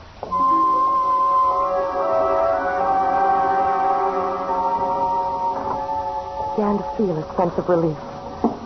Harry wouldn't terrorize me any longer. Soon the officer would bring him down. He'd be off to police headquarters, and then I'd swear out a complaint. By the time he got out of jail, I would have started proceedings of my own to divorce him. And then I started to cry at that. I don't know why, just standing there and waiting. And then I began to wonder what they were doing up there so long. More than a half hour had gone by. When the elevator door opened, I expected to see Harry being pushed along, handcuffed. The officer was all by himself. He was smiling. Well, now, I just had a nice chat with your husband. You've been worrying for nothing, Mrs. Martin. But the gun... Oh, sure, I saw the gun. Just a war souvenir. It's not even loaded. He doesn't have ammunition for it. But someday it will be loaded. Someday he's going to kill me. He said that. Tell you why. He's in love with you. Crazy about you. Now, he feels pretty bad about this. He did it just as a, just as a fun... No, I tell you... He says if you're going to go and get scared, he'll never do it again. But listen to me. Now, look, why don't you go on upstairs? He wants to apologize for scaring you like this. He's a very nice guy. I tell you he's going to kill me. I'm not... You're just upset. Like he said, you've been working too hard. You ought to rest up. I don't care what you think. I want him arrested for threatening me with a deadly weapon. An empty gun. That's not a deadly weapon. Now, listen to me. No, you listen to me. Even if I wanted to, there's nothing I could do. As long as that gun is empty, it's not a deadly weapon and we can't touch him. In this state, that's the law, Mrs. Martin. Go ask a lawyer about it. Anybody who knows the law knows that. Weapon, that's that, I'm afraid. If we can actually prove, Mrs. Martin, that your husband wanted to kill you, then you could put him away for years. For years? That's right, but he can't hurt you with an empty gun. And as long as that gun is empty, we can't touch him. In this state, that's the law. Well,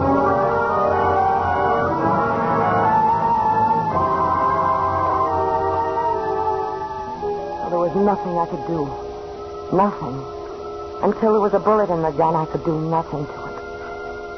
But then the answer came to me. It was so simple. So obvious all the time. What would happen if I put the bullet in the gun? It was late Saturday afternoon. The offices were closed. I went to the desk where he kept the gun. I found the caliber marked alongside the barrel, 31.6. Put the gun back, closed the drawer. My heart was pounding. I kept saying it all the way to the gun shop. 31.6, 31.6, 31.6. That must be a foreign make. Don't have any bullets of that caliber. Well, do you know any place that does carry them? No, not unless you wrote to maybe one of the big outfits back east. But that would take so long. Of course, a 32 shell would work just as well if you weren't so fussy. No. That'd be fine. I'm not at all fussy.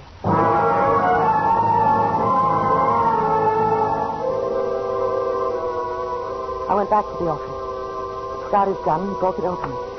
I opened my purse, took the bullets out. Years in prison, that's what the lawyer said. Well, it would serve him right for what he'd made me go through. I forced the bullets inside the gun, then closed it. Now it was a deadly weapon. Put the gun back in the drawer. I went to my desk to call the police. Now they'd see the gun for themselves. Now they'd see Harry planned to kill me. Years in prison, yes, that's what I wanted him to get. Police headquarters. This is Mrs. Martin. My husband has just threatened me with a loaded gun, and I... Just a moment, Mrs. Martin. I'll connect you with Sergeant Lewis. Harry? Calling George, Ruth? You think you're so clever, don't you? No, I'm not very clever. Thought I'd take a ride in the country. Thought it would relax me. Nothing seems to relax me. Everything going to pot around here. I'll be going. Still not interested in this release, huh? I've told you a million times. Yeah. Well, I'll see you later. What's your rush? You're not interested in the release? Then maybe you might be interested in this souvenir. Harry. Turn around and look at it, Ruth. It's part of the little trick, you know. No. I said turn around. Oh. Isn't it remarkable? Even after all this time, it still fills you with terror. Put the gun down, Harry. Someday, it's going to be like I always said. Don't stop that again. Someday I'm going to say, Ruth, I'll give you 3 seconds to sign that release. 1. No. 2. No. 3. No, don't shoot. I'll sign it. I'll sign it. All right, go on. Put the gun down on the desk. First, sign it, Ruth. Here's the pen. Sign it. All right, all right. There. Now, please put down the gun. Yeah, all right. So, I finally wore you down. Now, I've got the gun. What do you think you're going to do with it? There's something you don't know, Harry, that should interest you very much. This gun isn't empty anymore. Good Lord. Oh, it's loaded. So that's what you were doing in the sporting goods shop? You followed me everywhere, haven't you? Yeah. I was in luck. The gun is loaded, Harry. So give me back the paper. Sorry, Ruth. Not this. Harry, if you don't give me back the release, I'm going to count 3. Just like you, remember? And then I'm going to pull the trigger. Only this time it won't just click.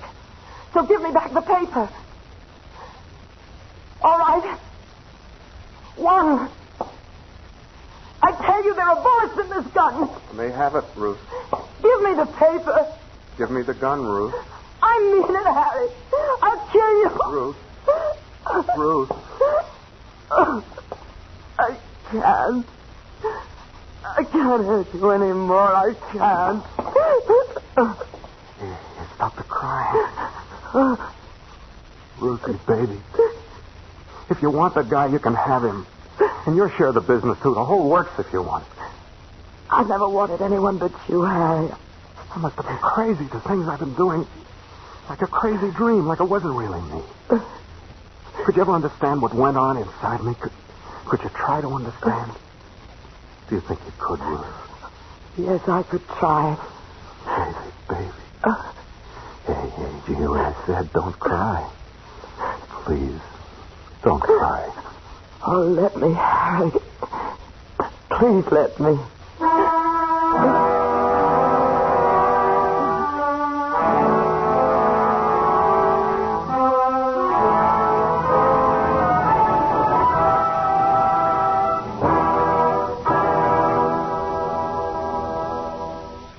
Suspense, presented by Autolite. Tonight's star, Ida Lupino with Elliot Lewis. So long, Mr. Wilcox. See you in 2 days, officially. Bye, young fella, and happy. Oh, no point in my wishing him Happy New Year.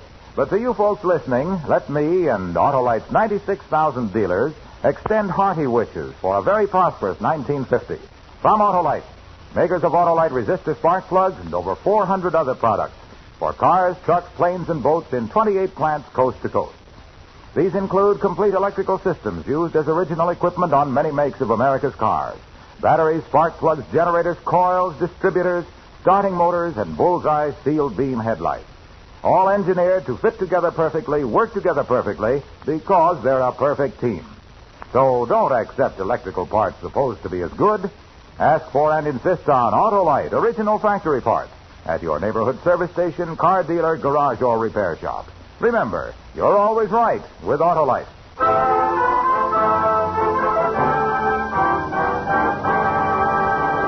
Next Thursday for Suspense, Danny Kaye will be our star. The play is called I Never Met the Dead Man. And it is, as we say, a tale well calculated to keep you in suspense. Tonight's Suspense play was produced and edited by William Spear and directed by Norman MacDonald. Music for Suspense is composed by Lucien Morawek and conducted by Lud Gluskin. The Bullet is an original radio play by Larry Marcus. Ida Lupino appeared through the courtesy of Filmmakers Incorporated, producers of Never Fear, soon to be released. In the coming weeks, you will hear such stars as Robert Taylor, William Powell, and Ozzie and Harriet Nelson. And don't forget, next Thursday, same time, Autolite will present Suspense, starring Danny Kaye. You can buy Autolite resistor or regular spark plugs, Autolite faithful batteries, Autolite electrical parts at your neighborhood Autolite dealers. Switch to Autolite. Good night. This is CBS, the Columbia Broadcasting System.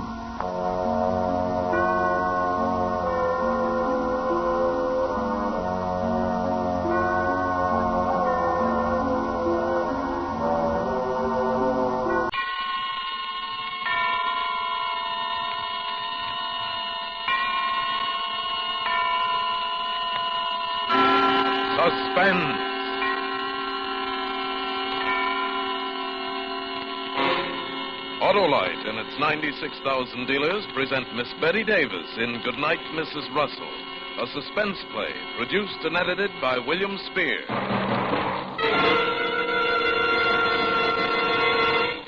Say, Harlow, what's the idea? Why do you stand there so stiffly and keep banging your hand on your forehead? I'm saluting, Hap. Saluting? Yeah. Oh, I get it. Saluting Autolite resistor spark plug. No. Not that those wonder-working wide-gap whizzes don't warrant a whale of a whack on the welkin. They do.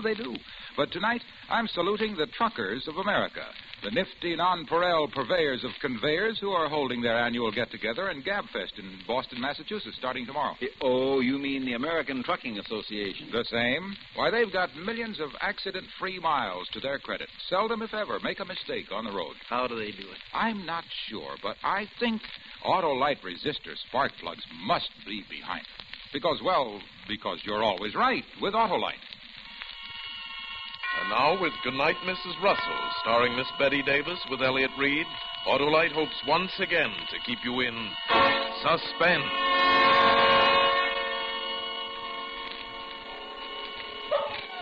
There's no escaping now. He hasn't said a word for 10 minutes. I know he's turning over in his mind how he's going to kill me.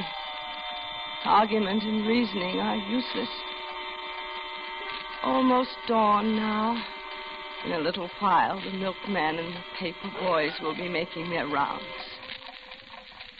I'll be dead.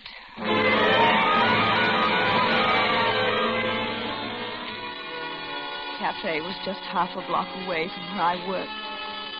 It was a small, pleasant little place, spotlessly clean, with a large plate glass window on the sidewalk. And there was always a beautiful-looking roast turkey and a juicy baked ham in the window, and you could watch Henry carve off succulent pieces of meat and arrange them into neat sandwiches with an olive and a dab of potato salad on the plate. Every noon, all of us who worked in the Hilmar building would go there for lunch. We crowded in on the high stools and jabbered, as women do, while Henry patiently served us and put up with our female chatter. He was always the only one there. How are you today, ma'am? Fine, thank you, Henry. How about some of your nice baked ham? Yes, ma'am. Coming up. He was always especially nice to me. I suppose that was because I'm, a little older than the others. Other girls are all very young, very cute. Henry always seemed uncomfortable a little with them. Yes, ma'am. Coffee? Please. And I believe I'll have some of your cherry pie. You're an excellent cook, Henry. Well, thank you, ma'am. I'm glad you think so. 20 and 15's 35, and...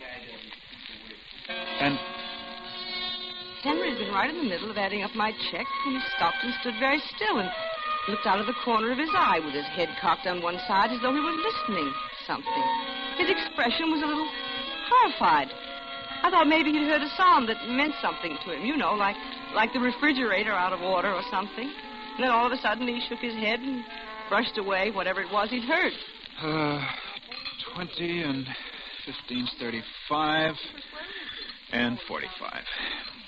You should try one of my dinners sometime, ma'am. Yeah. Henry, how about some service? Oh, excuse me, ma'am. That was Henry. Oh, one other thing. Funny, but Henry never smiled. Perhaps I should have realized about him because of that. But I didn't. He was so nice and clean and polite, I rather liked him. As a rule, I make my own dinner in the apartment, but one night I had to work quite late at the office, and I decided to stop by Henry's and get a little bite before catching the streetcar home. Ever since my husband's death, I felt just a little uneasy on the streets alone at night. I was glad to see the bright light in Henry's little cafe down the block. Henry was alone inside, and I could see him fussing around, cleaning up the place. He didn't hear me approaching. What's that? Oh, you frightened me, ma'am. I didn't hear you coming. I just thought I'd try one of your dinners tonight, Henry. You mentioned it. Yes, I know. Sit down, won't you? Ma'am? You weren't closing or anything? No, not at all. What would you like? Oh, I'll try your number 4 dinner. Number 4. Yes, ma'am. He seemed frightened about something or suspicious. Yes, that was it. He seemed suspicious about something, I thought. I wanted to help him somehow, but I didn't want to butt in. This is the first time you've ever been by here at night, ma'am. Yes, I had to work late tonight, Henry. Didn't want to go home without dinner, you know. I see. Is something wrong, Henry? No. I'll get the rest of your dinner. Delicious soup. Thank you, ma'am. You don't often work late, do you? No, I don't. This is the first time, in fact. My boss asked me to stay late to type some letters. I know. You work in the Hilmar building. Why, yes, I do. How did I know lots of things, ma'am. This is a good dinner, Henry.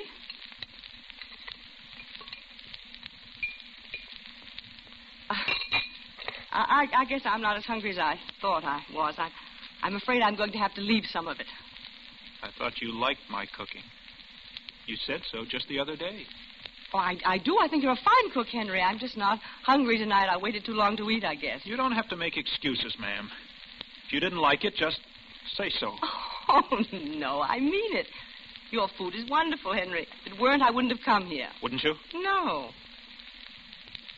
Now, could I have my check, please? 85 cents, ma'am. All right.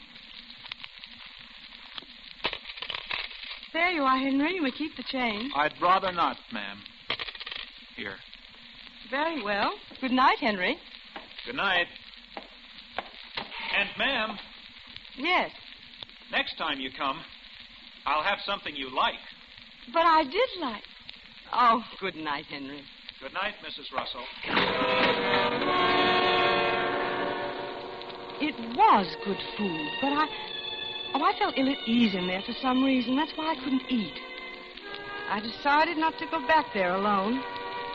Rather hard to talk to Henry. And I didn't go back alone. That is, not for 3 weeks. Had to work late, and again, and for the last time, I went to Henry's.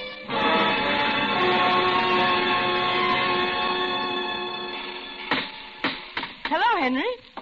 Ah, you decided to try me again, I see. Why, Henry, I've been eating here every day. Not at night. What's the difference? Well, in the daytime, you're always with your friends. I like to eat with my friends. Now, come on, let's have no more of this silly talk. How about one of your wonderful dinners, Henry? I promise to eat all of it tonight. All right, ma'am. Which one? I'll try the number 4 again, please. I think that way I can convince you I really like it. Why? Why? Oh, because I think 4 is lucky, don't you? All right, ma'am. It's all ready. You don't have many customers at night, do you, Henry? No, ma'am. Not many. I'm surprised you stay open. Are you? There you are. I hope... Henry, what is it? You seem to be listening for something. Is there... Are you enjoying your dinner? I hate to sound like I'm prying. I know it isn't my business at all, but I do think something's bothering you. Do you? Yes, isn't there some way I can help you? Nothing's bothering me, ma'am. Yes.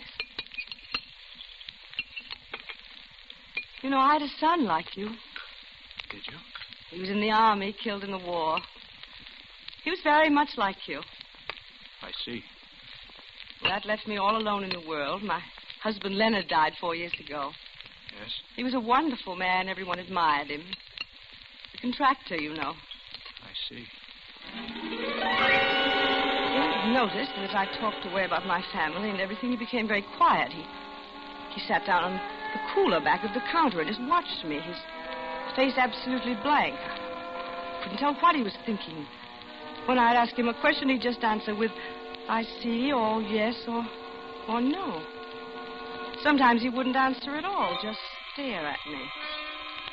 I was getting uneasy again. just about decided to make up an excuse to pay my bill and leave. It was getting quite late when my head began to feel heavy, and I began to feel sick. Henry, I feel ill. Henry, I'm awfully dizzy. I don't think I can. Henry, can't you hear me? I believe I'm going to faint. Perhaps you'd better help. Did you do something?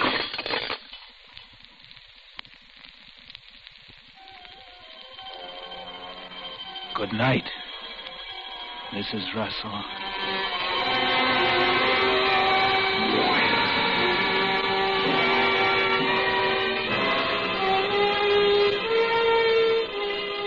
Autolite is bringing you Miss Betty Davis in Goodnight, Mrs. Russell, tonight's production in radio's outstanding theater of thrills, Suspense.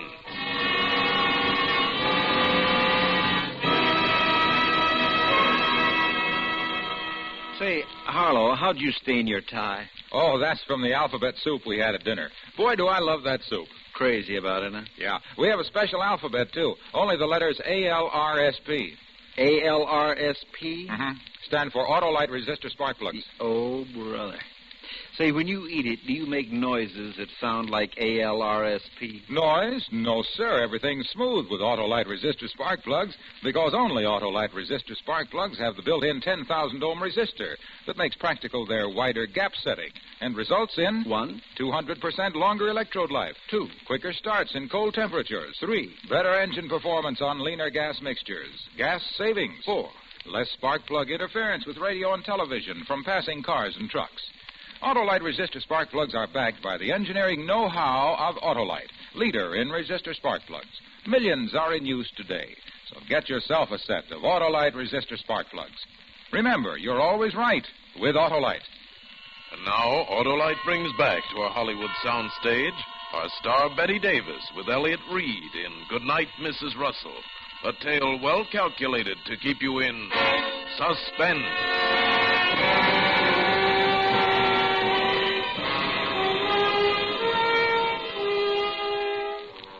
I don't know how long I was unconscious. It seemed just for a moment crowded with horrible nightmares and dreadful sounds. I remember hearing a woman screaming and crying horribly. It was ghastly. I must have been unconscious several hours. And when I opened my eyes, it was dark, pitch dark. A clock was ticking somewhere, and I realized that the screaming woman had been me. Is anyone here? I'm tied up. Who's there? Can anyone hear me? Help! Help! Help! Where am I? You're in my room, Mrs. Russell. It was Henry. Where was he? The room was black as night. I could see nothing. What was I doing here? Why was I tied up? How did I get here? I remembered nothing after feeling dizzy at Henry's. So that was it. You put something in my food, didn't you, Henry? Yes, I did, Mrs. Russell. I didn't want to kill you at the cafe, you see. You? Yes, Mrs. Russell. Kill you. Dead. Why, Henry? Why? Because you're my enemy. You and all the others. Your enemy? I like you, Henry. I've always liked you. Don't lie, Mrs. Russell. You thought I didn't know, didn't you? You thought I didn't know what you were up to. What I was up to? Planning to kill me. Night after night, I've heard you, all of you, outside my window, whispering. Talking about how you were going to kill me. Didn't you know I could hear you? I'm saying... Oh, no, I'm smart, Mrs. Russell. And you know it. That's why all of you planned to kill me, get rid of me. Oh, it's just lucky I found out you were one of them. You'll be the first to die, Mrs. Russell. And you're going to die slowly, in the dark. How do you like that, Mrs. Russell? Be quiet, Mrs. Russell, or I'll have to beat you up before I kill you. I tried to make myself think. I remembered you're supposed to humor people that are like Henry. I tried to control myself. No one can hear you. No one even knows you're here. And I'm not going to untie you either. Not until you're dead. Oh, Henry, I'm only an... You'll lie here in the dark and listen to the clock for half an hour. Just half an hour, Mrs. Russell. And then I'll kill you.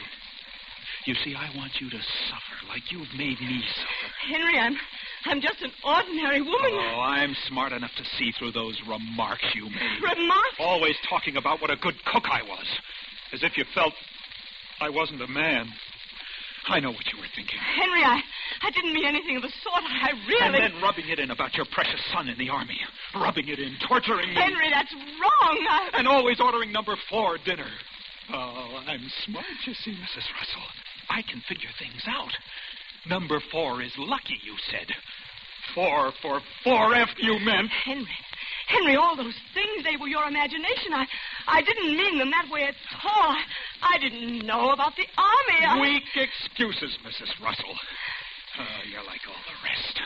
I'm too smart for you, and you know it. So you want to kill me. I'm a dangerous enemy, Mrs. Russell. Oh. How long have I got to live, Henry? Oh, a half hour. I don't know. The alarm will ring, and then I'll kill you. I was resigned to it then. It seemed so hopeless. But then I thought if I could just get him to turn on the light, I might see a way out. It was a forlorn hope, but I tried it. Henry? Henry? How do you know you set the clock right? Henry! I heard you. No, you didn't answer. I thought... You thought you could get me to turn on the light. Sorry, Mrs. Russell.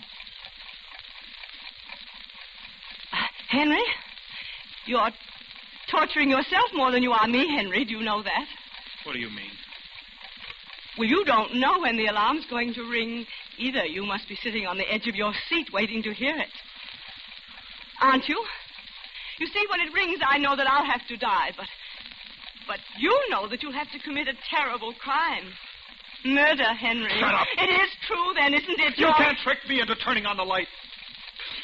I'm too smart for that. Oh, you're going to suffer in the dark. As I have.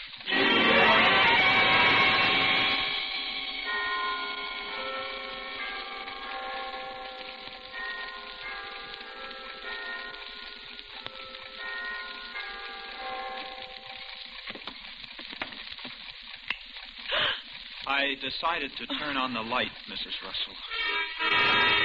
At first I was blinded, having been in the dark so long. But I saw his hands. They were long and slim and brown. Blue veins stood out on the backs of them. I looked up at him. He was glaring at me from beneath his bulging forehead. Then he picked up the alarm clock and looked at it. Henry, I see it's 10 minutes to 3. Yes, Mrs. Russell. You have 10 minutes to live. Can you wait? It was a tiny, neat living room. I was on a couch. The shades were down. There was no phone. Well, the front door might be unlocked. It might be. I can wait, Henry.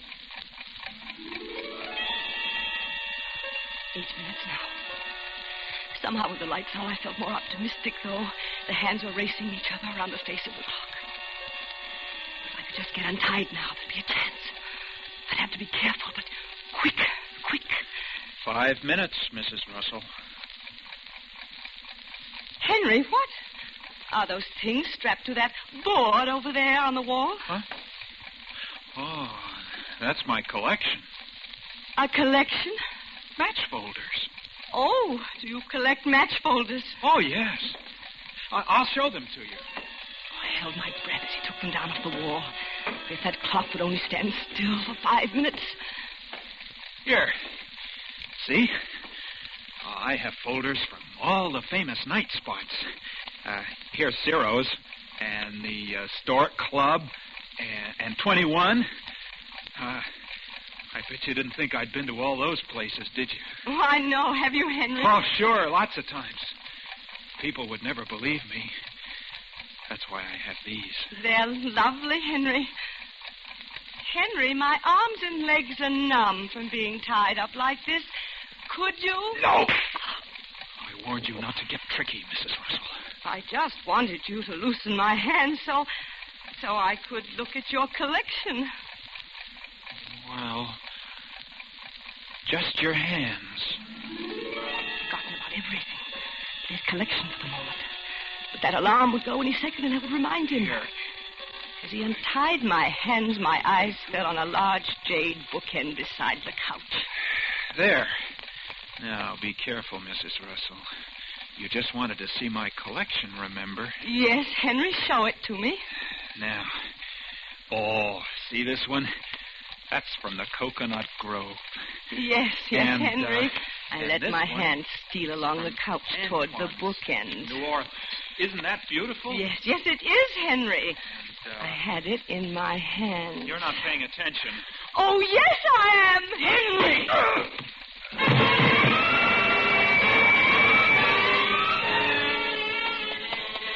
I don't remember doing it. Somehow I'd gotten the bindings off my feet, and I was outside in the night. He'd been telling the truth. His house was completely isolated on one block. I ran down the block as hard as I could. I didn't even think about direction, just ran. I knew he'd come to in a minute, and I had to get out of sight. I'm not used to such exercise, and my heart was pounding so hard it ached. In the middle of the next block, I stopped for a moment and leaned against a tree to breathe. And I looked back, and I saw him.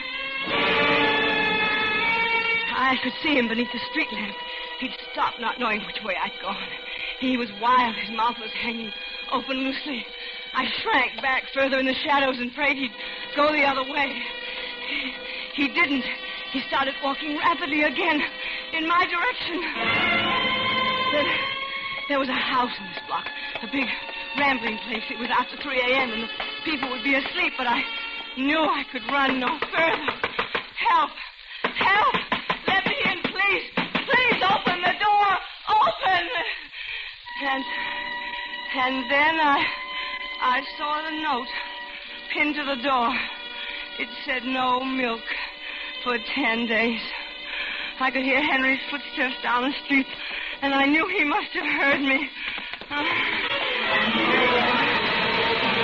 My heart felt as though it would burst. The street was deserted. And then I heard a car approaching. It was a block away.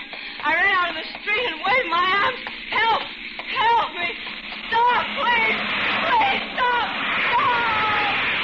Stop! Stop! Help! Help! Help!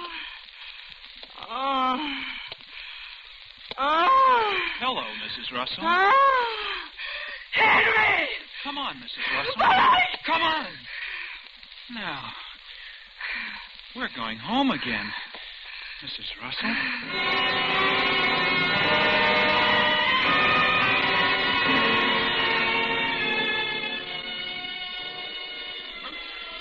There's no escaping now. He hasn't said a word for 10 minutes. I know he's turning over in his mind how he's going to kill me. It's almost dawn now. In a little while, the milkman and paper boys will be making their rounds. I'll be dead. You shouldn't have tried to get away, Mrs. Russell. You made me very mad. I know. You shouldn't have hit me either. You were even smarter than I thought, Mrs. Russell.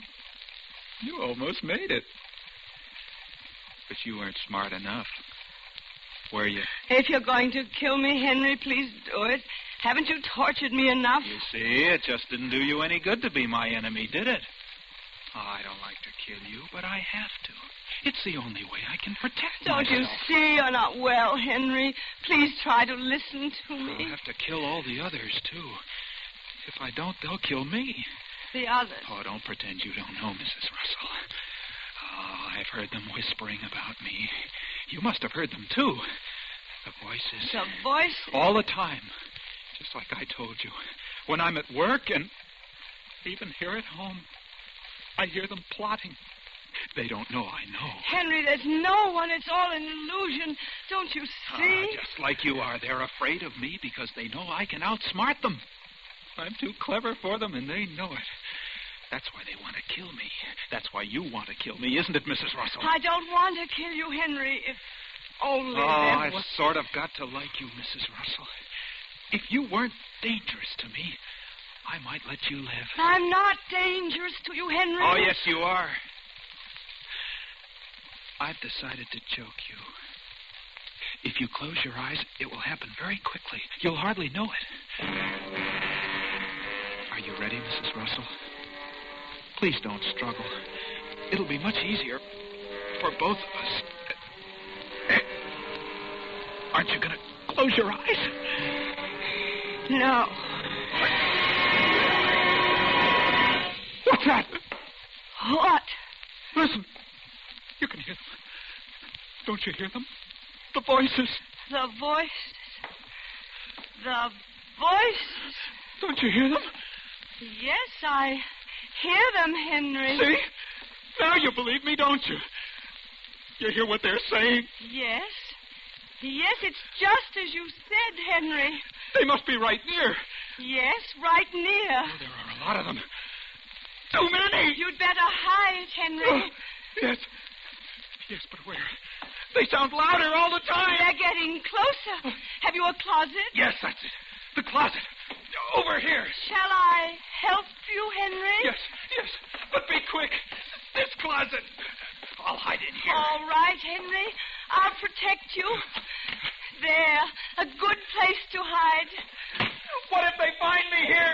I'll lock the door, Henry. No. I don't want to be locked in. They're getting closer, Henry. You'll unlock the door when they're gone? Yes, Henry. Lock the door, Mrs. Russell.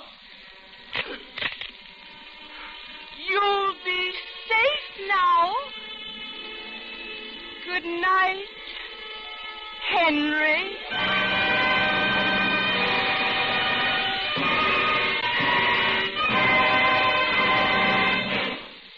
Suspense, presented by Autolite. Tonight's star, Miss Betty Davis, with Elliot Reed. You know, Harlow, it's really marvelous how safely and courteously American truckmen drive. You said it, Hap, and Autolite cooperates regularly with the American trucking associations in their excellent highway safety programs. Say that swell, Harlow. Swell? Say, that reminds me. We haven't said anything about the more than 400 products Autolite makes for cars, trucks, planes, and boats in 28 plants, coast to coast. They're swell, too. And Autolite makes complete electrical systems for many of America's finest cars. Batteries, spark plugs, generators, starting motors, coils, distributors, all engineered to fit together perfectly, work together perfectly because they're a perfect team. So, folks, don't accept electrical parts that are supposed to be as good. Ask for and insist on Autolite original factory parts at your neighborhood service station, car dealer, garage, or repair shop. Remember, you're always right with Autolite.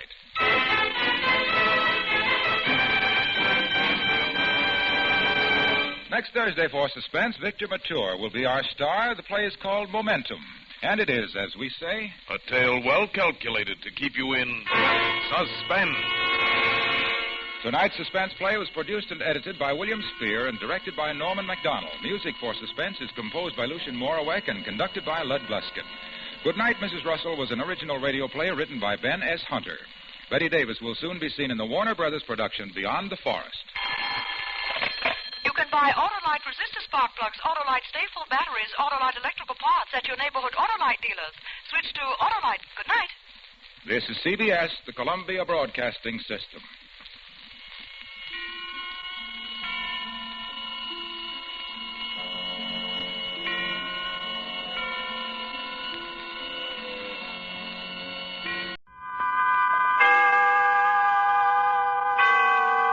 Autolite and its 98,000 dealers bring you Miss Ethel Merman in tonight's presentation of Suspense.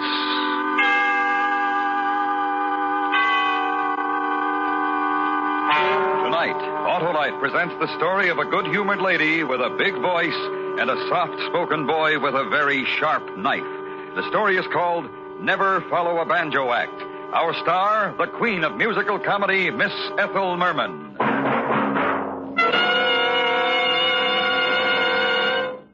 This is Harlow Wilcox with $100,000 news. You may get your own church, hospital, or other community or national charity a big share of that sum. There's nothing to do except write your name and address on a registration form at any Autolite family car dealer showroom. If you're one of 25 persons selected, you will name your favorite recognized charity or charities to share in this $100,000 Autolite family gift. Now, it is my privilege to introduce Mr. Basil O'Connor, National Chairman of the March of Dimes. Thank you. I'm sure everybody in America will open his heart to this most generous offer. Of course, those selected can give to church, hospital, or any other recognized charity. But I, for one, am hoping a big share goes to my favorite charity, the March of Dimes, whose crucial campaign is underway. But for that once-in-a-lifetime thrill, to be able to give thousands of dollars to the March of Dimes or any other charity, be sure to register with your local Autolite family car dealer tomorrow. Thank you, Mr. O'Connor. Friends, visit your DeSoto, Hudson, Plymouth, Studebaker, Dodge, Willis, Nash, Packard, Kaiser, or Chrysler dealer. Help your favorite charity share in $100,000. And now, Autolite presents transcribed Never Follow a Banjo Act, starring Miss Ethel Merman, hoping once again to keep you in suspense. A Nero, Apollo, the Wizard of Oz. You've a kingdom, power and glory. The old list of stories is new, true. You built your Rome in just one day. Life is mystic, a midsummer's night we live in, a Turkish delight. You're in heaven. It's swell when you're really in love. It's swell when you're really in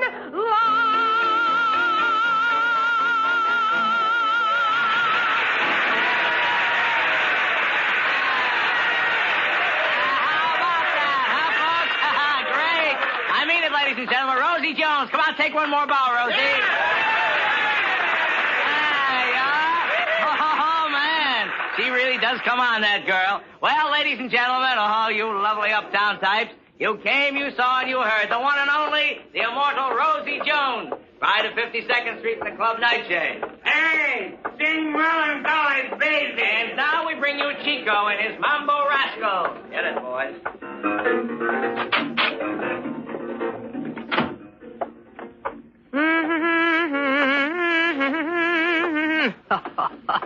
Sing Melancholy Baby. Hey, no, doll, no. No what? Don't unhook. You got company coming back. Listen, Benny, if I've told you once, I've told you a million times. Yeah, but this is different, doll. Oh, this is different. Yeah, it's always different. Come on, fix your hair. May I come in? It's open. I can't stop you. My name is Cram, Rosie. Ray Cram. I'd like to talk to you. Ray Cram, huh? Beat it, mister. I don't think you got the name right, or maybe you never heard of me. Every guy who wants to make a big impression back here claims he either is or is representing a big agent. Doll, this is Ray Cram. I assure you, Miss Jones, this is Mr. Cram. And who, my dear, are you? I'm Johnson, assistant to Mr. Cram. Tell you what, Mr. Cram, show me your driver's license. Oh. There you are. Oh, have a chair. Call me Ray. You know, I've been an admirer of yours for many years, Rosie. Many, many years. You can skip the many years stuff. I guess we all know how long I've been around. Sorry, Rosie. Well, for some time, I've been casting about in my mind, speculating as to how your mature talents could best be utilized. Benny. Listen to Mr. Cram, doll. Benny, if this is a rib, so help me, I'll kill you. Go on, Mr. Cram. Last night it came to me. I know. You want me to replace Marilyn Monroe. Rosie, you're a sensitive, insecure girl because somehow these last few years have passed you by. But I want you to shut up and listen. All right. But so help me, if this is a rib... Shut up. You know I'm representing Terry Dane. And you know who he is, and you know what I got. Right? And no cracks. Right? Right. The hottest thing since Frankie was first discovered. That's it. We've had new ones and new ones. They come, they go. But this Terry Dane's $1 million a year gross. With tousled hair. Face you'd like to put in your lap and hug and kiss. And a voice like... Well, he answered to a maiden's prayer. Personally, I go for men. But what's the pitch? She goes for men. Great little kidder, huh? Listen, Rosie, ask me what's the pitch, I'll tell you. We're opening Terry at the new Cactus Retreat in Vegas 2 weeks from Saturday. He gets 25 G's a week. I read it in Billboard. Big deal. We need somebody to work with him, Rosie. Somebody who's got the experience and the talent and a voice you could lay bricks on. Somebody who can really go along with him. It is a rib. Will you shut up? So may my mother be struck dead if I should say one word that isn't the truth and sincere from the heart. Go on. Benny's paying you $275, Rosie. I want to buy you a contract from him. I'll give you an even grand, legitimate expenses plus transportation. You like it? To work with Terry Dane. 4 weeks guaranteed, maybe a bonus. Who knows? Benny. I seen the contract, Rosie. And, you? I assure you, Miss Jones. I'll give you 10 seconds to give me a firm answer. Say yes, we finalize it. Here now. You don't mind if I seem a bit in the dark. That's 9 seconds. What happened to that big My Darling Died campaign your office was spreading? When you had him singing, I'll Never Smile Again and so forth over the cute little girl who was killed in that accident. Constance Green? Boy got over it. So why don't you get him another young thing, like she was? Never follow a banjo act with a banjo act, Rosie. Whole show business motto. Gee, she was cute. And that accident, what was it? She fell through a shower door or something. Bled to death. 5 seconds. 4, 3, 2. I'll take it. That's my girl, Rosie. Now, while you're signing these, gentlemen, if you'll just leave us alone for a minute. Sure thing, Mr. Cramp. Now, the pen just, yeah, that's it. Standard form? No riders? No riders, Rosie. But there's one thing I want to make clear right from the outset, so there's no misunderstandings later. Why, Mr. Cramp. I'm serious, dear. About Terry. Keep away from him. Okay. I mean away, dear. He's a moody kid, terribly shy. Remember what I said before about liking men? Yeah, and that's what I call being mature. He's just a boy. You got no interest, you'll develop none, you'll keep clear, clean, and away. Is that right? Right. Oh, I'll make it look good on stage, Ray, but after hours... After hours, I'm going hunting for one of those Nevada cowpokes. Terry Dane. Me and Terry Dane.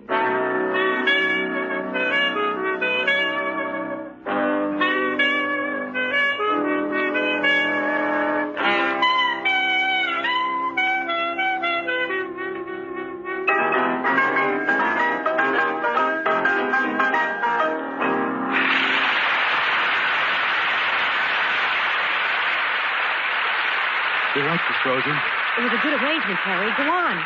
They're cueing your solo. Who cares about solos? I like duets. I like doing it with you, honey. You're a passionate one, you are. So get on with you and passionize that mob, Terry. They're calling for an entree, sugar. An encore of you, my boy, of you. They like you, love you. Every last dame in the place. So get out there. Yes. They love me. It's true. Every last one of them out there. Everybody seems to. I don't intend to try to explain it. It's just a thing that happens to women when I sing. That's right. Now sing for them. That's the point. But somehow it just doesn't seem to happen to you, Rosie. Now, why would that be? Why would that be?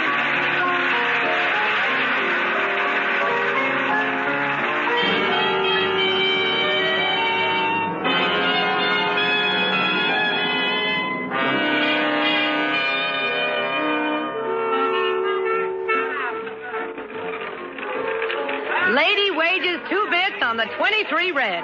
Rosie? Hello, Ray. Get me a 2-bit plunger. After your turn in the last show, Yeah? Terry was whispering to you. What about? Oh, he wants me to join his fan club. Something I don't know. And what else? Nothing else. You sure? Hey, look, what is this anyway? Nothing there. Keep up the good work. And keep on keeping away from Terry. That's right, dear. A pleasure. Bye now. Toodaloo. Miss Jones, ma'am? Why, hello, Texas. Oh, my name ain't Texas, ma'am. It's Earl. Earl White. Earl. But that's such a short name for such a long man. I just wanted to tell you how much I liked your singing, Miss Jones. Really? Oh, you're not just saying that. Oh, no, ma'am. You're one in a million, Earl. Yes'm. Blurt it out, Earl. Well, I'd sincerely like to buy you a drink, Miss Jones. Well, let's saddle up, Pod, and get with it.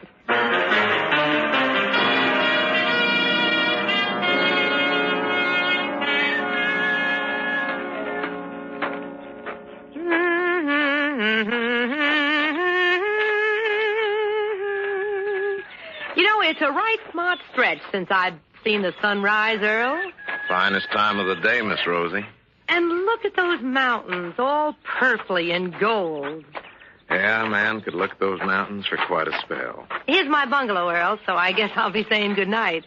Or is it good morning? Don't rightly know which to say, ma'am. Let's just make it so long. Till later. We still got that riding date? Yes'm. Oh, yes'm. So long, partner. Bye. Who's there? Who's that in my bedroom? Hey, Dream Boy. What do you think you're doing in my bungalow? Dream Boy. Terry. Oh, come on, Terry. Time to go home to your Betty Bye. Gotta look good tonight, Pally. Yes, indeedy. So come on. Stand up and... Hey, you're gonna cut yourself playing with that butcher knife. Put it away. You're like Connie. Connie? You're like Connie. And like that other one when I was little. Connie? Oh, you mean Constance Green, that little girl who used to sing with you? The one who died? Connie was like you. Oh, we're not in the least. Connie didn't like me. Yeah, don't snap that so close to me. Don't. Connie didn't like me. You don't like me. Everybody likes you, Terry. You don't. Yes, I do. I do. Why? Because when you sing, it does something to me way inside. Does it? Yeah, it makes a lump in my throat, and I just want to swoon. You don't mean it. I do. I've never heard anything like you, Terry, and your hair. Oh, I love your hair. I just wanted to tousle it. Do that. Do what? What you said. Huh? Don't you remember? Oh, that knife. It's making me nervous. You don't like me, or you do what I said. Put down the knife and I will. All right. Like this? Yes. Do you like to do that? Oh, yes. I love to tousle your hair, Terry. You do? Yes, you do, don't you? I can tell. Yes, Terry. I'll bet you'd like to kiss my eyes now, Connie. Oh, yes. Tousle your hair and kiss your eyes. Yes. But I won't let you. It's time I went back to my bungalow. Oh, all right, honey, if you insist. When I saw you lying there, all in blood, I knew you finally loved me, and it was right. And it was right. Yes. Well, I'll see you tonight, darling. It's mean making you wait. Yes.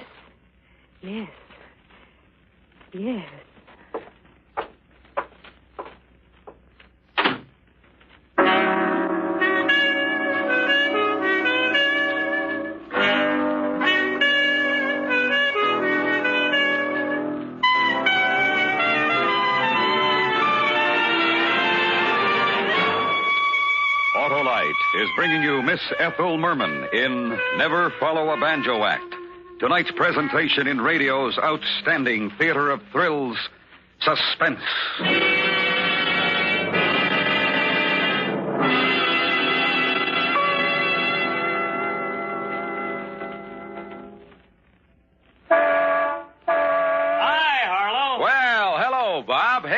Got new Plymouth, eh? Yes, sir, and what a car. Just like they say, under the beauty, there's solid value. Say, we're saluting Plymouth tonight on Suspense as a distinguished member of the Autolite family. Plymouth's a distinguished member of my family, too, Harlow. The kids love its looks, my wife loves the comfort, and I really go for the economy. And we all go for a drive every time we can. Because with Plymouth, driving is the real pleasure it should be. Yeah, and hey, talking about drives, you get a choice of 3, don't you, Bob? Yes, you do, Harlow. Synchro silent, or if you wish, automatic overdrive, or no shift high drive. They're all available on this great new Plymouth. And of course, you know, Harlow, 4 is Autolite equipped. I sure do, Bob. You're justly proud of your new Plymouth, and Autolite is also proud of its long association with Plymouth and Plymouth dealers everywhere. And now, Autolite brings back to our Hollywood soundstage Miss Ethel Merman in Elliot Lewis's production of Never Follow a Banjo Act, a tale well calculated to keep you in suspense.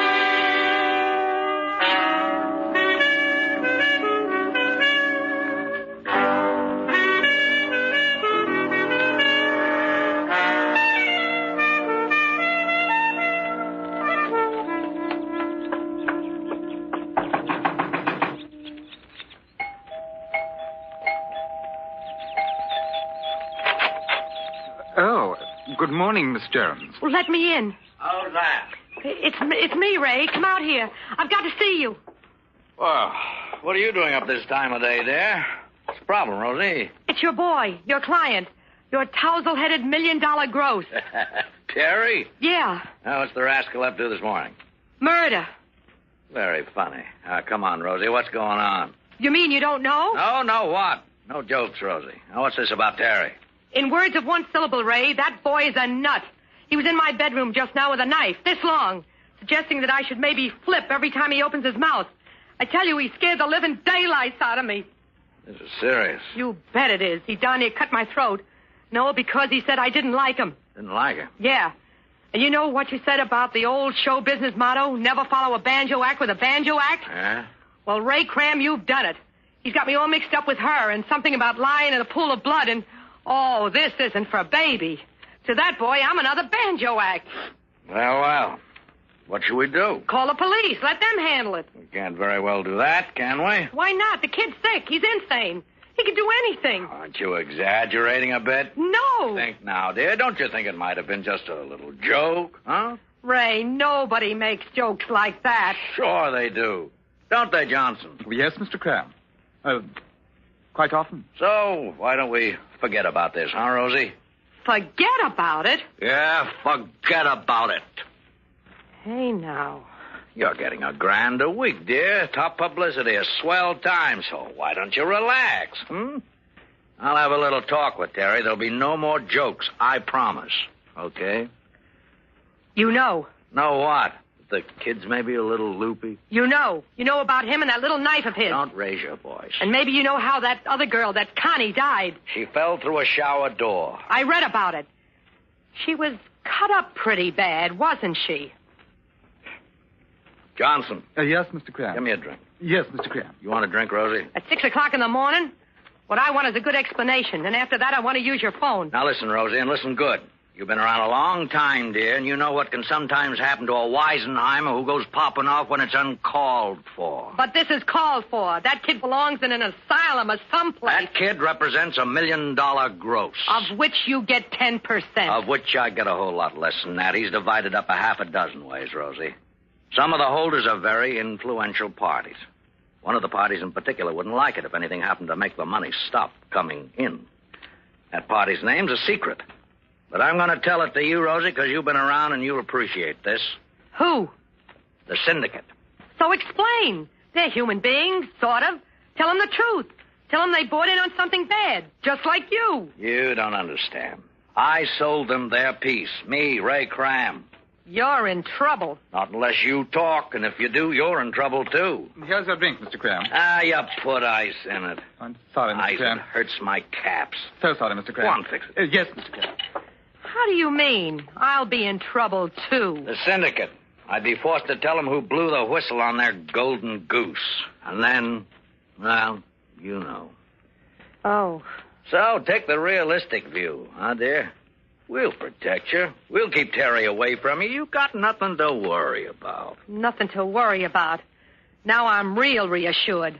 Look, Ray, couldn't I just slip out of town? No. I saw the boys after the show. They liked you. You stay. That's the word from the boys. You know, this is kind of a hysterical situation. Here you are, Mr. Cram. Caps. They cost me $3,500. All they do is ache. I wish I were dead. And, dear. Yes, dear. You're singing good on your solo, but don't sing too good on your duet. Don't take away from the boy. No. That's it, dear. Bye now.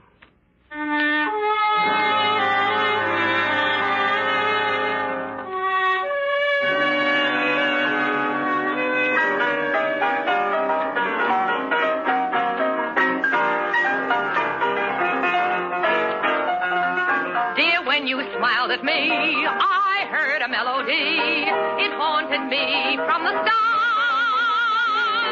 Something inside of me started a symphony. Sing with the strings of my heart. 'Twas like a breath of spring. I heard a robin sing about a nest set apart. All nature seemed to be in perfect harmony. Sing with the strings of my heart. Your eyes made skies seem blue again. What else could I do again but keep repeating through again? I love you, love you. I still recall the thrill. I guess I always will. I hoped we'll never depart. Dear, with your lips to mine, a rhapsody divine. Sing with the strings of my heart.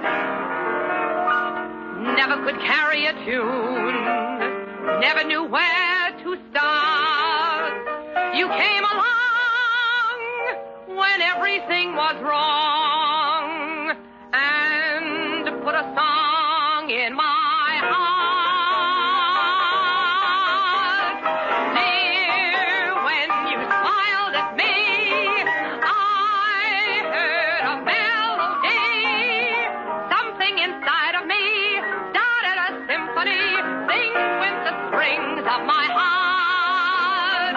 Just like a breath of spring, I heard a robin sing. All nature seemed to be in perfect harmony. Sing with the strings of my heart. Your eyes made skies seem blue again. What else could I do again but keep repeating through again? I love you, love you. I still recall the thrill. I guess I always will. I hoped we'll never depart. Dear, with your lips to mine, a rhapsody divine. Sing with the strings of my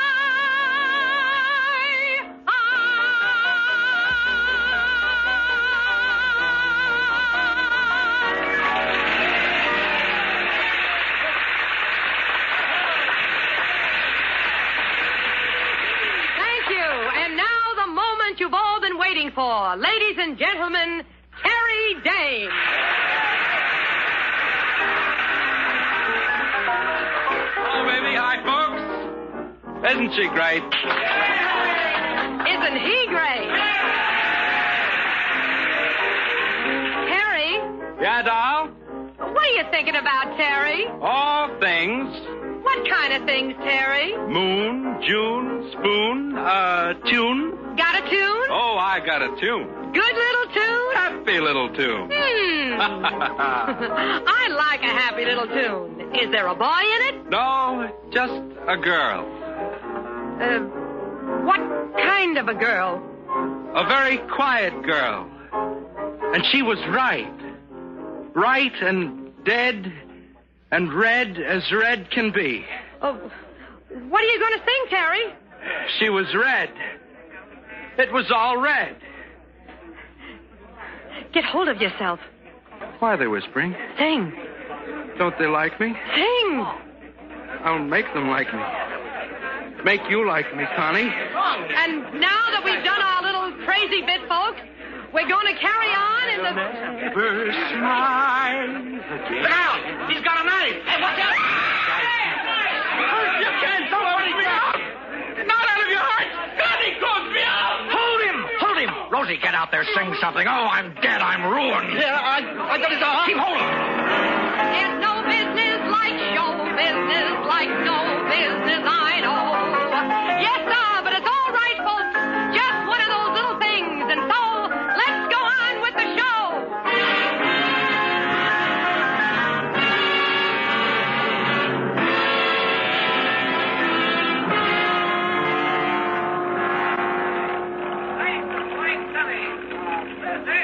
Concern if I can figure what makes a fella like that tick.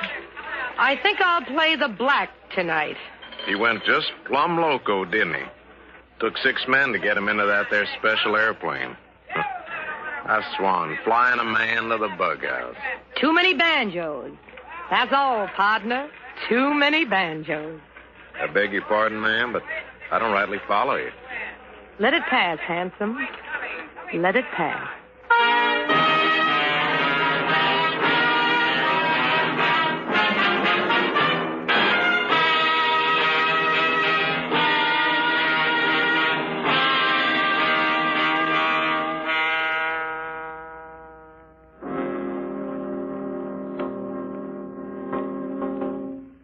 Suspense, presented by Autolite. Tonight's star, Miss Ethel Merman.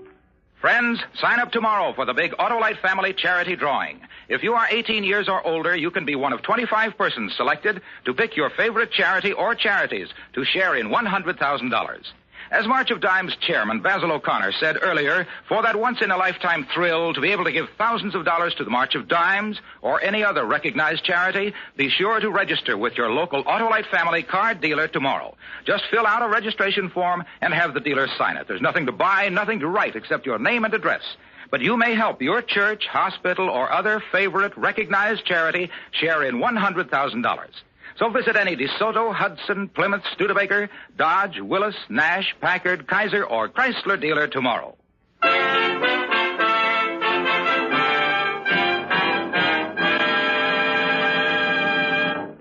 Next week, a true story. The report of 2 murders and the heroic man responsible for these necessary atrocities. It's called Death at Skrankerud Pond. Our star, Mr. Jeff Chandler. That's next week on Suspense.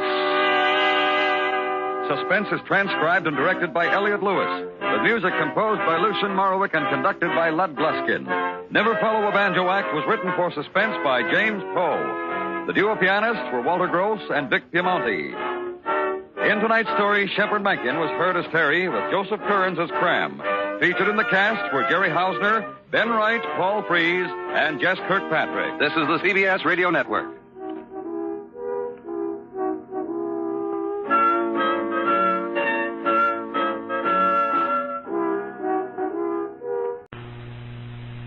Now, Roma Wines presents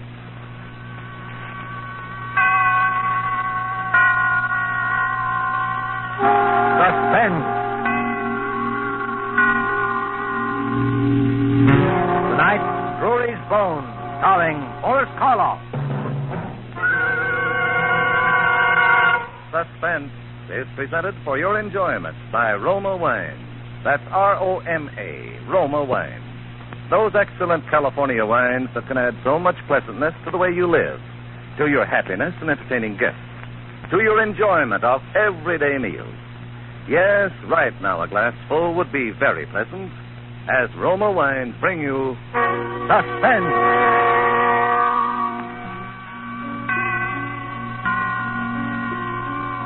This is the Man in Black, here for the Roma Wine Company of Fresno, California, who tonight from Hollywood bring you as star Mr. Boris Karloff in the remarkable history of a Scotland Yard inspector who found himself in surely the most ironic predicament ever to confront an officer of the law. And so, with Drury's Bones, and with the performance of Boris Karloff, we again hope to keep you in suspense. The events that are covered in this report began on the night of December the 28th, 1910, although I didn't know it at the time.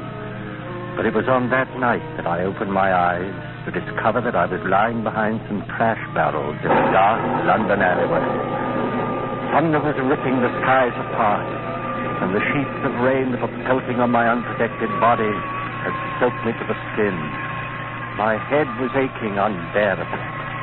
I automatically tried to rise. I found I was so dizzy that I had to hold on to the barrel for support.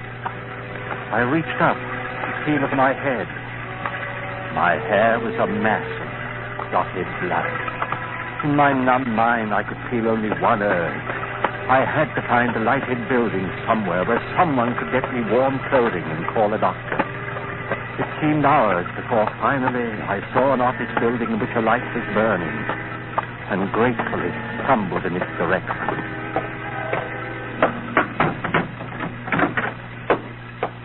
Listen to this, Peters. It's a report from the... Why, who are you? I beg your pardon, Great heavens, man. Come over here by the fire. Here, I'll give you a hand. Here, let me help. That's it. Good Lord. Look at that head. Peters. Yes, sir. You better call the doctor. Right, sir. Let's get some of these wet clothes off, eh? Yeah. Easy now. This is very kind of you. Now the trousers. That's it. Robbed, eh? I suppose so. Suppose? Yes. You see, I don't know. Oh, come, sir. You must know whether or not you had a pocketbook. There's nothing here now, certainly. Nothing? Who are you, by the way? What? I say, let's have your name. My name is... My name?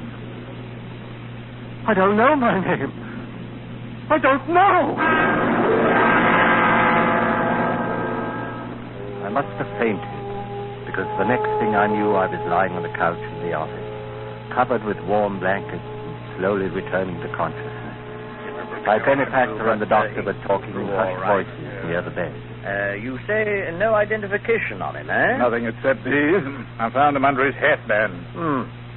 2 ticket stubs, Drury Lane Theatre, December 24th, 1910. Have you checked there? Oh, there's no possible way to trace them. We'll have to call him something. Yeah. Drury, that's it. Off to the Drury Lane. And Terence after you, Inspector Terence. Drury. Oh, very well. How long do you suppose this condition will last? Amnesia? No way of knowing. I'd suggest a bit of rest and then some kind of absorbing work. Not strenuous, of course. Mustn't be allowed to brood, you see. Danger in this sort of thing lies in a man's working himself into a genuine psychosis from worry. I see. I say, Carruthers, why don't you put him to work here? At least until you locate his family. After all, you can't very well turn your back on the chap now that he's named after you. Well, as a matter of fact, it happens that I could use a new man around here very nicely. Oh, there you are. And as to forgetting one's worries and absorbing work, I can't think of a better place in the world for a man to do that than Scotland Yard.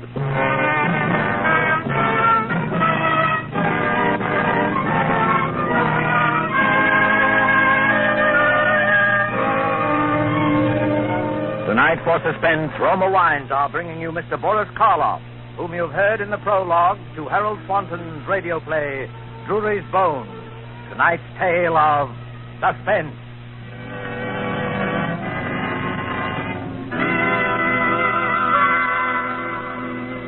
This is Truman Bradley for Roma Wines. When you listen to the friendly advice of Miss Elsa Maxwell about hospitality and gracious living, you realize that here is an authority who talks plain common sense all the time. I'm talking to men as well as women. when I say that the finest hospitality is always simple, sincere, moderate, and natural, never the opposite. And so I am always emphasizing that the nicest, simplest, most sincerely flattering hospitality is to serve your guests some Roma sherry. With its golden amber color, its delicious, tangy, nut-like flavor. It's not only supremely enjoyable before dinner or in the afternoon, it's smartly correct. A genuine compliment to your friends and to yourselves. And please don't worry about special glasses. It is perfectly correct to use any nice glasses that are handy. Well, Miss Maxwell speaks more authoritatively than I can, but I will add this. Roma sherry, like all famous Roma wines made from California's magnificent sun-ripened grapes, brings you all their fine flavor, aroma, and color, is unvaryingly good, always enjoyable, thanks to the age-old wine skill of Roma's noted wineries located in the choicest vineyard areas of California. Yet all this goodness and pleasure is yours for only pennies a glass. Remember, more Americans enjoy Roma than any other wine. Roma, R-O-M-A, Roma wine. And now it is with pleasure that we bring back to our soundstage Boris Karloff as Inspector Terence Drury, who resumes his report on the case entitled Drury's Bones, a tale well calculated to keep you in suspense.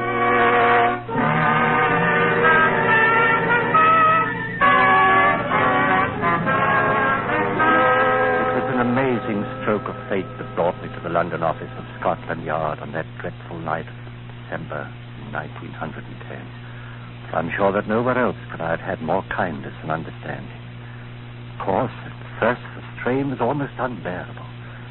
I had absolutely no recollection of my past. I had no idea who the man was who lived the first 30 years of my life. Or was it 40? Or 20? I never knew. But Carruthers judged me to be about 30, so I came to regard that as my official age. And he was ingenious in providing interesting work for me. During the days that followed, I became so absorbed in the tide of fascinating cases that flowed across my desk that I had no time for thought or reflection on my plight. My own dossier at last reached what is called the inactive file and was gradually forgotten. In short, my present and my future became so interesting that I came to regard my past as a closed book. And so it was, as a full-fledged inspector, I reported one day in May of 1930 to Chief Inspector Carruthers. Oh, hello, Drury. Have a chair. Thanks. Cigar? Yes, I will, thank you. Havana, eh? Decently prosperous for a Scotland Yard man, Inspector. Sure you're not involved in a scandal of some sort? I'm sorry, old boy. Gift from my niece. Have a light. Only one other conclusion, then. You're about to cancel my holiday. Well, as a matter of fact... Murder in Soho, I suppose. No, not in Soho. In Clovelly. Clovelly? Clovelly? A fishing village in Devon. That's it. Bit of a resort town, too, you know. Thought you might be able to combine business with pleasure. I do need a rest, you know. Now, I have here a letter from a Mr. John Stanhope, who resides in Clovelly. It seems he unearthed a human skeleton in his backyard, apparently buried there for years. Or it'll just be a matter of securing a routine report on the case, perhaps questioning this Mr. Stanhope and possibly a few of the local residents. Then you can pop down to Torquay and bask in the sun for a few days. Ever been in North Devonshire? I avoid it religiously. I'm allergic to moors. Well, what do you think of it? Well, if it were anyone else but you, Carruthers. I suppose I'd better write this all down. John Stanhope, right? Mm-hmm. Do you have his address? Oh, there's no such thing as an address in Clovelly. There's only one street. You won't have any trouble finding it. Oh. From what I hear, the townspeople will be quick enough to tell you all about the place where the bones are buried.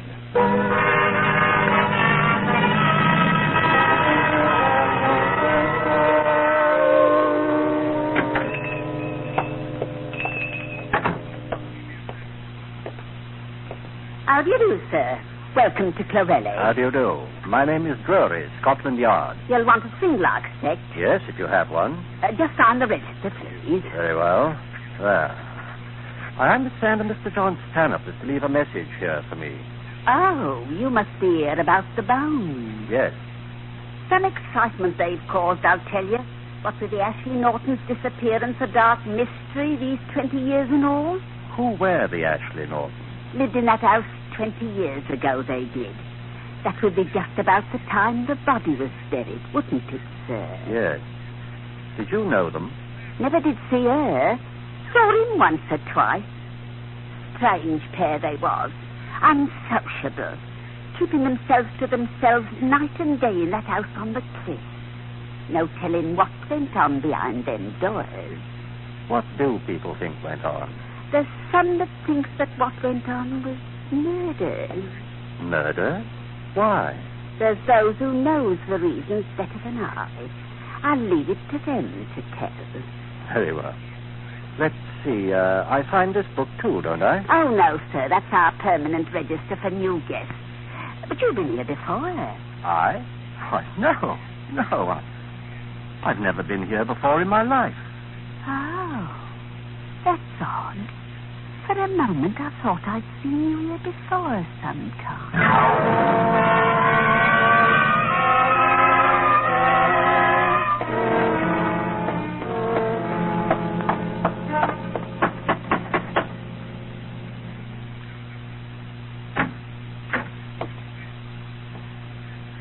Mr. Stanhope? Yes? Inspector Drury, Scotland Yard. Oh, happy to see you, Inspector. Come in, please. Thank you. I must apologize for the condition of the place, Mr. Drury. The events of the past few days have been a bit upsetting, to say the least. I should think so. Like a spot of sherry? Why, thanks, yes. I had rather an enlightening conversation with Mrs. Tumley at the inn last night. Huh? Seems the townspeople are quite certain it was a case of murder involving some people named Ashley Norton. Yes. Roger Ashley Norton. His wife was named Sarah. Did you know them? No. I'd never met them. Very few people had. You see, that was 20 years ago. The house originally belonged to my brother. He died in 1925, and I didn't come into the property until after that. I know it's natural to jump to the conclusion of murder when one uncovers human bones, but is there any reason to suspect a motive? Did anybody disappear suddenly? No one but the Ashley Nortons. I see. There's nothing to go on but gossip. And it's all highly circumstantial, of course. Ah. You see, my brother was renting this house to them furnished by the year, payable in advance. And so he rarely had occasion to call on them. But when the regular check failed to arrive on time, he paid them a visit.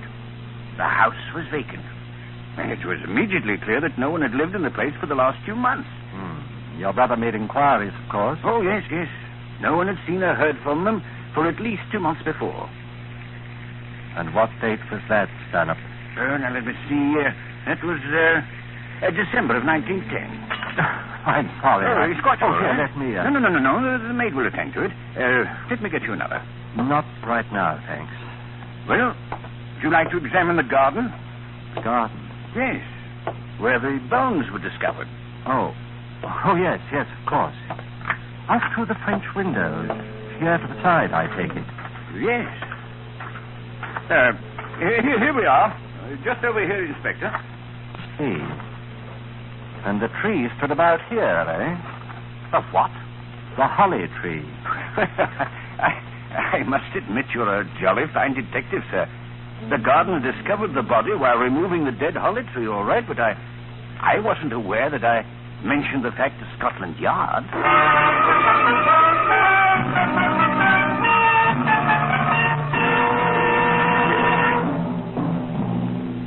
It was in my room at the inn late that night that I first began my notes.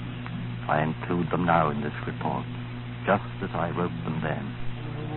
Clavelly, Devon, May 18, 1930. The feeling that this is all a book that I've read or a play I've seen somewhere in the past has taken hold of my very soul. And the terror that grips me when I think of the future makes rational thought very difficult. Nevertheless, I have resolved to pursue the investigation until I am certain that there is no further doubt. I must discover someone who knew Ashley Norton intimately. His profession, his habits, his personality. I think I must risk tomorrow another talk with Mrs. Tumley. Meanwhile, I shall withhold any further report to Carruthers.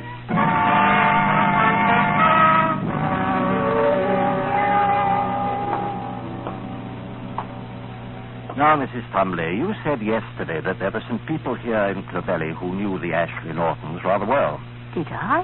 Yes, Mrs. Tumley. Well, it might have been Effie Wilkes I had in mind. Who was Effie Wilkes? She was the Ashley Norton serving maid, sir. And where is Effie Wilkes now? Oh, she disappeared, sir. She disappeared? The same time they did, sir. And not a sight nor sound of her since. Not these 20 years. Who else? Who else knew the Ashley Nortons? Only the other one I could think of would be Ben Sykes. Blind Ben, they call him now. But he could see Ben right enough. And where is he? Oh, he's hereabouts. Gone to Bideford with his nephew today. But he'll be back Wednesday, if you'd care to speak with him, sir. Did he work for the Ashley Nortons? In a manner of speaking, sir. He helped out with the experiment. Experiment? Oh, yes, sir. Mr. Ashley Norton was quite a scientist. Or so he said. What did Ben Sykes have to do with these experiments? Oh, he got things for them, sir. What sort of things? Live things, sir. Live things? Rabbits, animals, such like things, Oh, sir. Is that all? No, sir. If you ask me, that wasn't all. What else? There was human beings, sir. Human beings? Yes, sir. What human beings? Why, I would say, sir, the nearest ones that came to hand. What do you mean? Oh, I'm sure you know much more about this than I do, sir. But they do say those bones were the bones of a woman.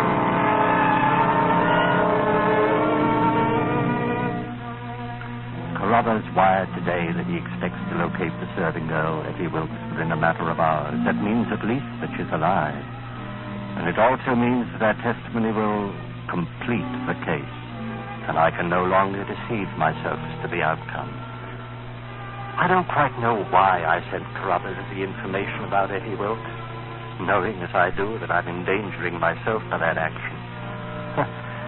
Perhaps there's something of which I'm still just a little proud. I'm still primarily a detective. Well, I shall pursue this investigation impersonally and logically until the very last link in the chain. That link is Ben Sykes. Blind Ben. There is only one fact in which I can take some faint hope. Ashley Norton was a scientist, and presumably a doctor. I can find no faintest memory in myself of any specialized scientific knowledge whatsoever. Well, Ben Sykes' nephew is going over to Bideford today to bring the old man home. I shall go along and talk to him on the right day. So you're Ben Sykes? Aye, Blind Ben they call me. But eyes are none. I can keep up with the best of them. What's your business in Clovelly, sir? I've come to ask you some questions about Mr. Ashley Norton. Haven't we met before, sir? Not that I remember, Ben. Your voice is, oh, well, what sort of questions, sir? Perhaps about the experiments. I'll say no to the experiments, sir. They were the master's private business. Very well. Did you know Mrs. Ashley Norton? Sarah Ashley Norton? I did, sir. And no finer woman ever walked the earth. Did he love her? He loved her more than life itself, but... But what? Well, she helped him with his experiments. She was condemned hereabouts for that, but she helped him all through these long months until she went away. Hi there! Look out! Somebody's on the road!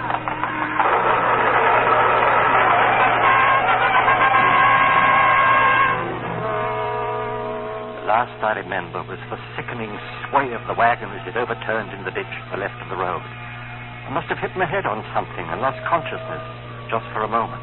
Help me with him. Otto!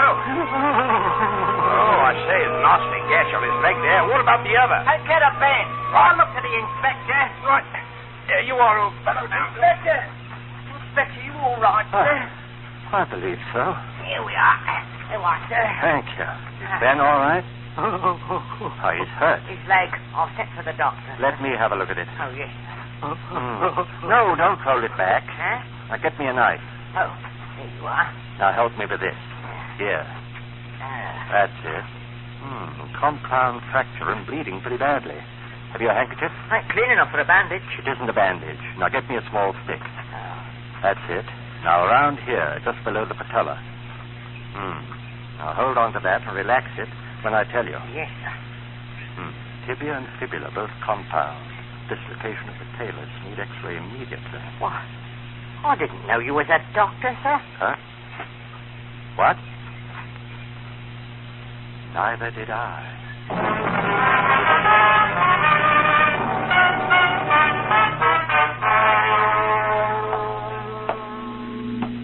How do you feel, Ben?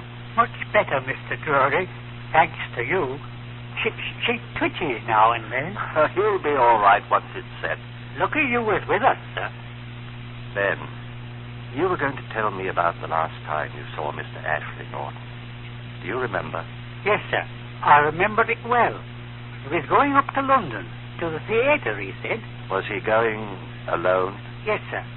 Mrs. Ashley Norton had gone on ahead to do some shopping, he said. Ben, do you remember when? What theatre? Yes, sir. It was Christmas Eve. And the theatre was Drury Lane. Yes, I know. I guess I knew it always. Asking your pardon, sir. I'm an old man, and I can say things without anyone getting angry about them. Yes, Ben, what is it? Well then, sir, you seem like a man who's running away from something. Oh, running. I wouldn't run away from it any longer, sir, if I was you. Ben, I believe you're the only one of us who isn't blind.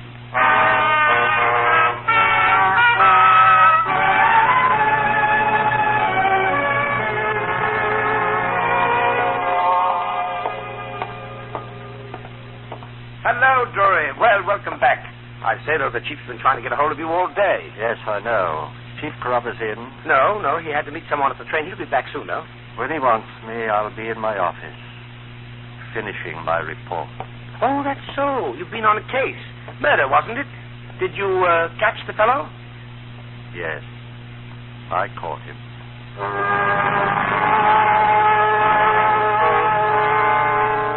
There's little now that needs to be added.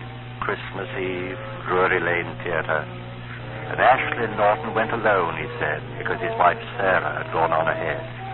And the medical training, it came back to me when I needed it as though it had been my life. My former life. There can be only one conclusion to this report. Sarah Ashley Norton was murdered by her husband. The case is closed. Signed, Roger Ashley Norton, formerly Terence Drury.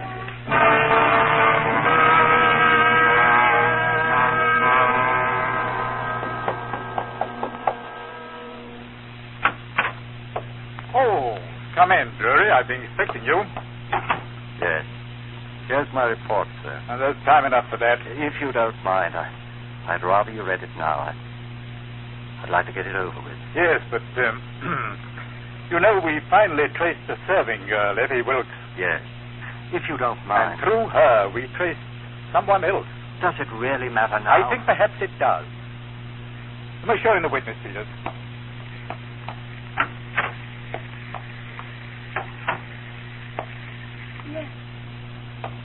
Yes, it is. Roger. Oh, Roger. I beg your pardon, but who? Roger, don't you remember me? Remember you? I only remember that you were someone who was once very dear to me.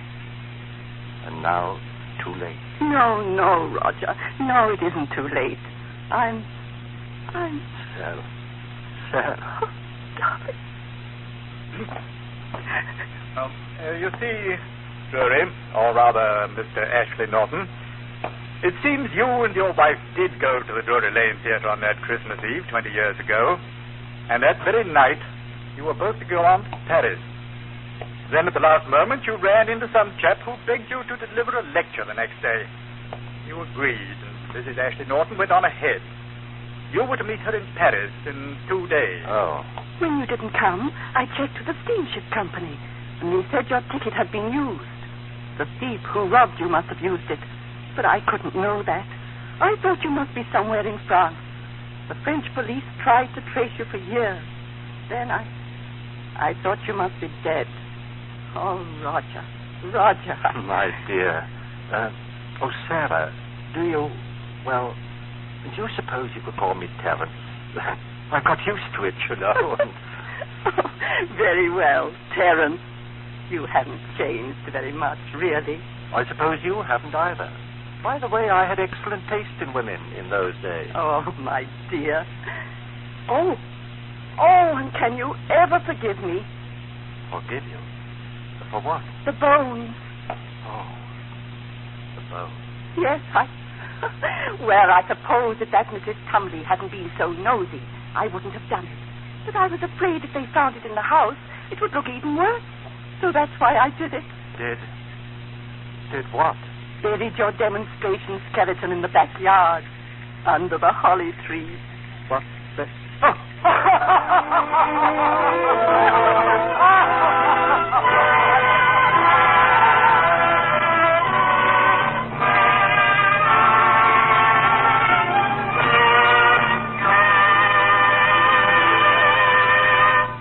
And so closes Drury's Bones, starring Boris Karloff. Tonight's study in Suspense. Suspense is produced, edited, and directed by William Spears. There is no reason at all, Elsa Maxwell says, why everyone should not have the enjoyment of Roma wines with everyday meals and when entertaining friends. These superb wines of California are so delightful to the taste, so very delicious with food, so smartly complimentary to friends who are your guests. It seems a shame to me that some people still miss out on such wholesomely simple, moderate, and inexpensive pleasure. But of course, Miss Maxwell, millions already do know and enjoy Roma wines. In fact, more Americans enjoy Roma than any other wines. And that can only mean Roma wines are California's finest, always extra good, unvaryingly fine in flavor and quality, yet only pennies a glass. Roma, R-O-M-A, Roma wine. Next Thursday, same time, you will hear Mr. Joseph Cotton, a star of Suspense. Presented by Roma Wines, R-O-M-A, made in California for enjoyment throughout the world. This is CBS, the Columbia Broadcasting System.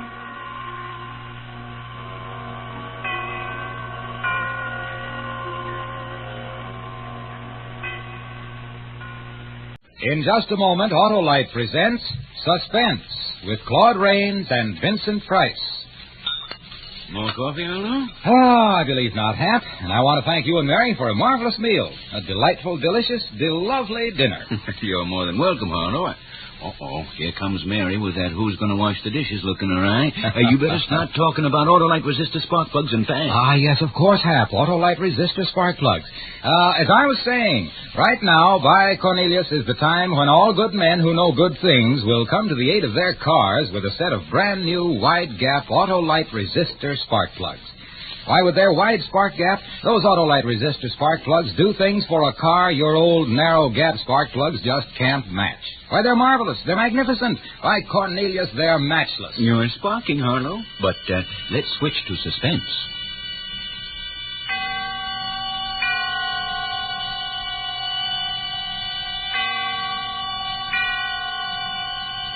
Suspense.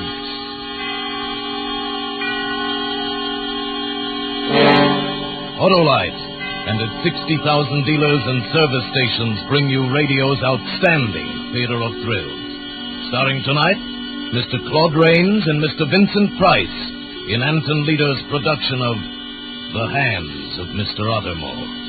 A tale well calculated to keep you in suspense. Tell me, Sergeant. Yes? Why do you think the Strangler killed the 5 times he did?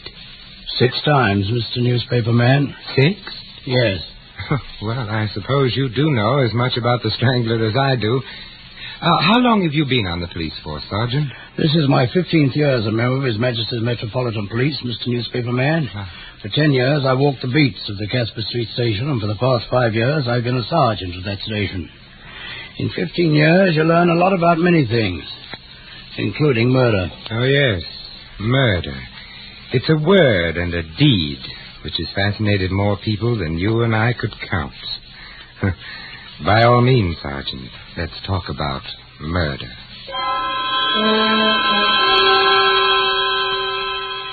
You'd think there'd be little murder in such a district, wouldn't you, Mr. Newspaper Man? Murder for a bit of henning, cup of tea.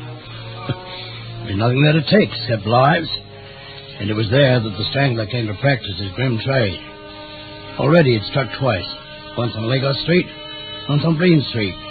His strong, white hands reaching for an unexpected throat. Then he vanished into the darkness, leaving behind something that once had been a living, breathing human. What was his gain? Perhaps no more than the satisfaction of a job well done. Perhaps he felt he'd done some poor devil a favor. That a sympathetic force led him to his victims the same as a cyclone picks one corner and misses another. I was thinking about that the night I first met you, Mr. Newspaper Man. I was walking down Malin End when I saw you, standing in the shadows. Good evening, officer. Sam, you are. Who are you? From the Daily Herald, officer. Oh, newspaper man, eh? Yes. What you doing here? Oh, looking for a story. Are you expecting to catch the Strangler, officer? What would you know about the Strangler, Mr. Newspaper Man? Only that he likes your district and that you have no idea who he is. That's right. He could be anybody who's about in this district at night. Perhaps even a newspaper man. Oh, you suspect that I might be making my news before I write? And I shall keep that in mind for dull days. Good night, sir. I watched you, Mr. Newspaper Man, as you walked away. Watched and thought of the force that moved the Strangler. About the same time, that force, whatever it was, brought the Strangler to Mr. Wybrow, an honest worker whom I've seen so many times I can tell you nearly exactly how he spent his last few minutes on earth. I know the very sound of his footsteps, almost his every thought, and I can hear the footsteps of the man who followed him.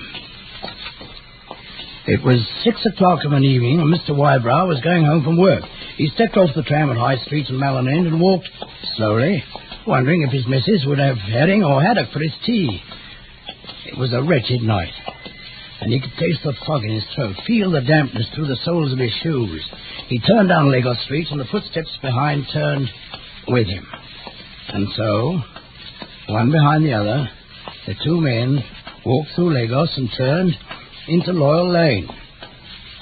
Any man other than Mr. Wybrow might have heard some warning in the footsteps that followed him, something that said, "Beware. Beware. Beware." No. The foot of a killer falls just as quietly as the foot of any other worker.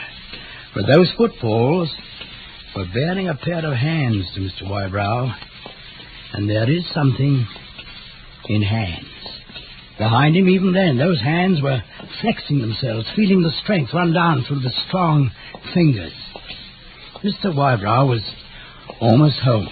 He turned down Casper Street, plodding along through the dim light. Small dog barked at the figures. Voices drifted out from the shabby houses, but Mr. Wybrow paid no attention to them or to the steps which followed him. Ahead of Mr. Wybrow was his own house, and he walked a little faster. Maybe it looked like he was going to get away, but the man behind only smiled and followed at the same pace. Mr. Wybrow turned in at his own gate and opened the door. He stepped inside. Is that you, Eddie? Yes. What's for tea, Flossie? Eddie, you're lucky to be getting there. Who's that? How do I know before I've opened the door? If it's a collector, he can just nip off. Well, what?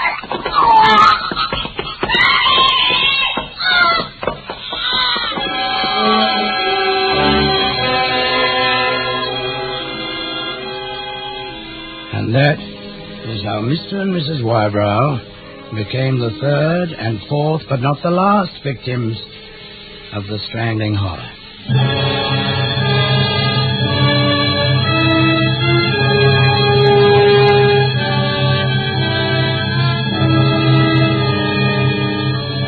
For Suspense, Autolite is bringing you Mr. Claude Rains and Mr. Vincent Price in radio's outstanding theater of thrills, Suspense.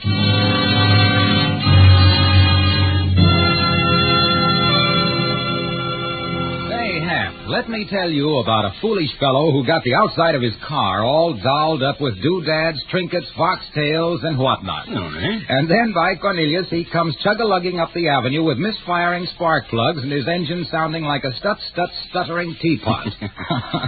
Hey, friend, I yelled at him, why don't you switch to a set of those smooth-firing Autolite resistor spark plugs and make that bus of yours sound as fancy as it looks? And what did he answer? This guy said to me, plugs is plugs. Well, Autolite resistor spark plugs, I corrected him, are different. They've got a 10,000 ohm resistor, ignition engineered right into the spark plug that permits the Autolite resistor spark plug to maintain a much wider spark gap setting. This extra wide gap, friend, lets your car idle smoother, gives you better luck with lean gas mixtures, actually saves gas. What's more, Autolite resistor spark plugs cut down spark plug interference with radio and television reception. Pipe that. That's telling him. Wow, he says. Can you back up all that sales talk? Listen, pal, I told him. These are just a few fine and fancy facts. And what's more, those wide-gap Autolite resistor spark plugs are one of over 400 automotive, aviation, and marine products world famous for their Autolite engineered dependability. Then what, Harlow? I'll tell you the rest after Suspense. And now, Autolite brings back to our Hollywood soundstage Mr. Claude Rains and Mr. Vincent Price in The Hands of Mr. Ottermole, a tale well calculated to keep you in suspense. Sergeant, did you ever stop to wonder at the pranks of fate? Mr. Wybrow died at the one moment when there was no one around to witness his death. That's true. A few minutes earlier, perhaps a few minutes later, there were people on the street. Think how different it might have been if you had arrived there earlier than you did. Perhaps, Mr. Newspaper Man, but I'd finished my evening tea and was walking through Casper Street to the station. Mr. Wybrow was still lying on the door of his house, his wife on the floor a little beyond him. Both were dead. I blew my whistle, and the constable came on the run. He searched the house, then talked to the neighbors on either side. Nobody had heard anything except Mrs. Wybrow's scream, and they thought that just a family fight. There was no sign of anything but brutal murder. While we waited for the ambulance, I suddenly remembered something. Smithers? Yes, sir? Just before I found them, I saw you standing at the end of the lane. What were you up to there? I thought I saw a suspicious character mucking about there, sir, and I was keeping an eye on him. Suspicious character, but blasted. You don't want to look for suspicious characters. You want to look for murderers. Yes, sir. Think we'll get him, sir? Well, just between you and me, Smithers, I have my doubts. With a man who kills to get a few bob, you know he's going to keep on because as soon as he's broke, he'll flush another one. But a man like this, you don't know when he'll strike again. Or if he'll strike again.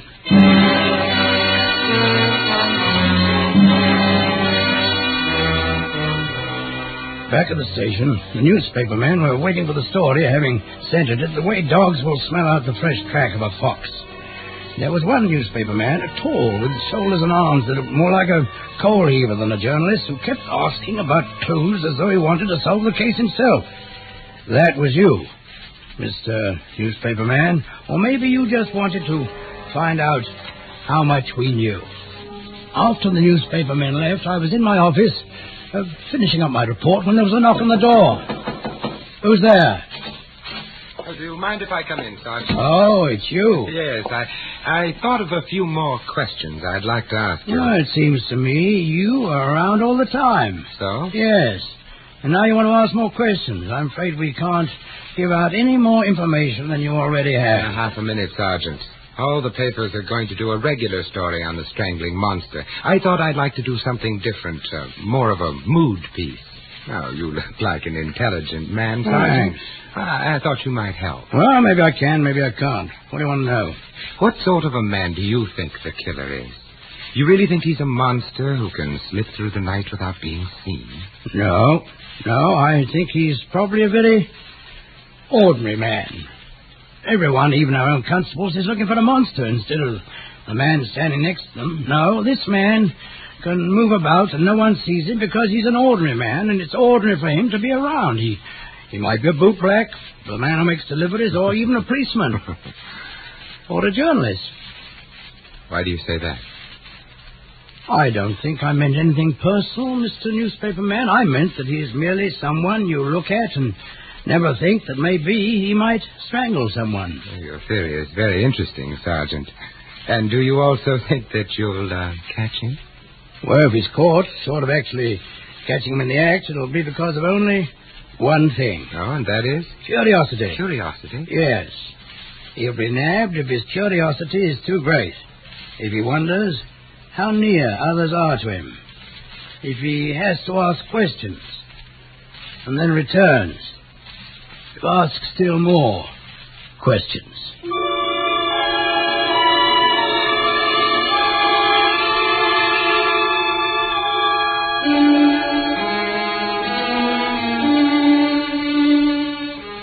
Later that evening, I went out into the district, visiting beat after beat.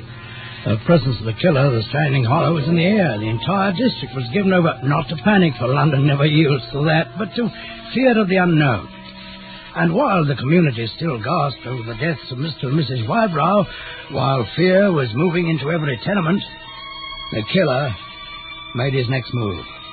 Conscious of the horror caused by his hands and as hungry for more as any giddy girl at her first performance in the music hall, his hands reached out again. Well, I was cutting through Clemming Street when I saw you again, Mr. Newspaperman. You slipped along the street, peering into alleys. Even then I had a hunch to stop you, and I felt I had no real reason to suspect you, so I walked on.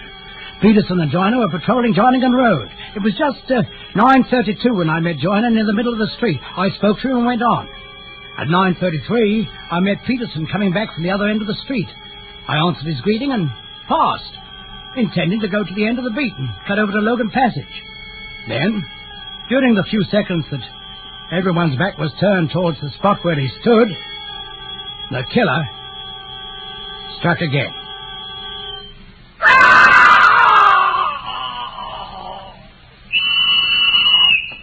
Joyner, here. What's that?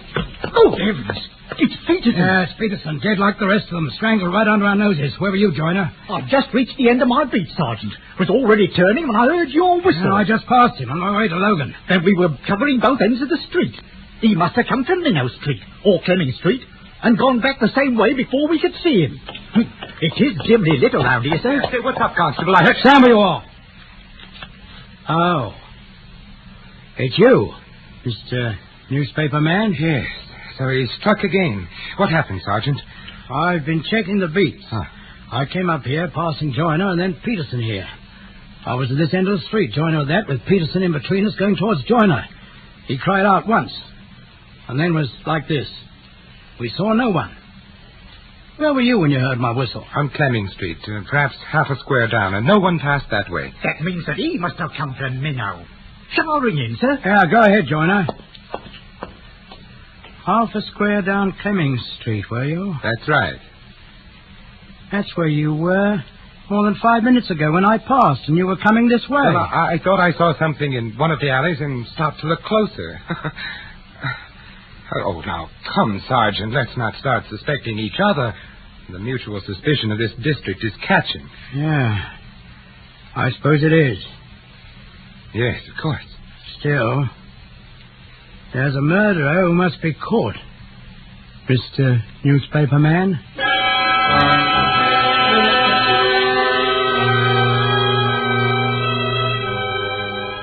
The following day, I was back on duty early.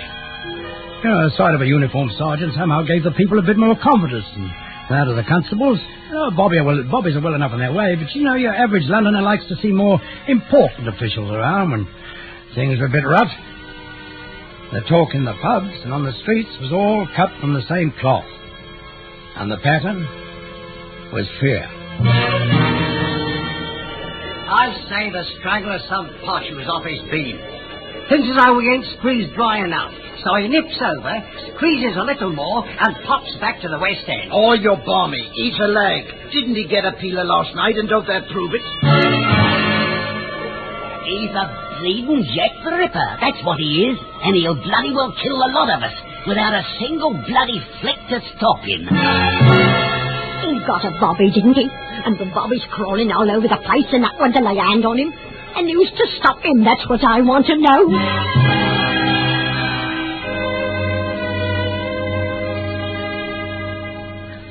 I walked the streets, dropping a bit of cheer here and there. 4 or 5 times I saw you again, Mr. Newspaper Man. Your dark face twisted with emotion as you listened to the talk. This, too, was queer, for you were the only newspaper man I saw in the whole district. By 9 o'clock I was in Richards Lane, a narrow street, partly a stall market and partly cheap homes. On one side was the shattered wall of the railway yard. The wall of the railway yard put a shadow over the street so that even a garbage can looked like a man crouching. Farther down the street, the outline of the empty market stalls looked like a bunch of ghosts waiting for the man who would send them more ghosts. There was no one on the street, no one to witness that which was about to be. Then, suddenly, in the time between one footfall and another, the wall of silence was broken. Help! He's here! And then the lane came to life. It seemed like they were all released by that scream. All along the street, doors opened and people poured into the street, muttering as the stored-up anger began to overcome their fear. They milled around, uncertain which way to turn. Then the whistle pointed the direction to them. Gathering like dark clouds, they moved down on the cottage where I stood with the constables. The sight of so many of us made them feel that he would now be caught, and that anger came up in answer to it. Well, go in and get him. What you waiting for? He's through killing now. Go on and get him, you bloody peelers. He ought to be strung up. Break it up. Move back, all of you. Joiner, get around to the back and meet the constables there. Martin, Addison, take the house on the left. Jones, Edmonds, take the house on the right. Fitz, you come with me. Save a piece of it for me, Sergeant. Inside the cottage, a whole family lay dead, fallen around the supper table. One look at their necks showed us the strangler's trademark again, but there was nothing in that cottage except death. One by one, the constables came back to report. Nothing. Once more, he had killed and slipped away. Again, I looked out at the crowd, now beginning to move back as they realized we were empty-handed. Suddenly I saw in the front ranks your face again, the newspaper man who seemed to be everywhere I turned. There was a light in your face, a light that was almost happiness. And looking at you in that brief second, I was aware that there were 2 of us who now knew the identity of the murderer. As the crowd shifted back, began to lose themselves in the shadows, and you were gone before I could move. The strangler had struck again, and again. We were empty-handed as we waited for the ambulance.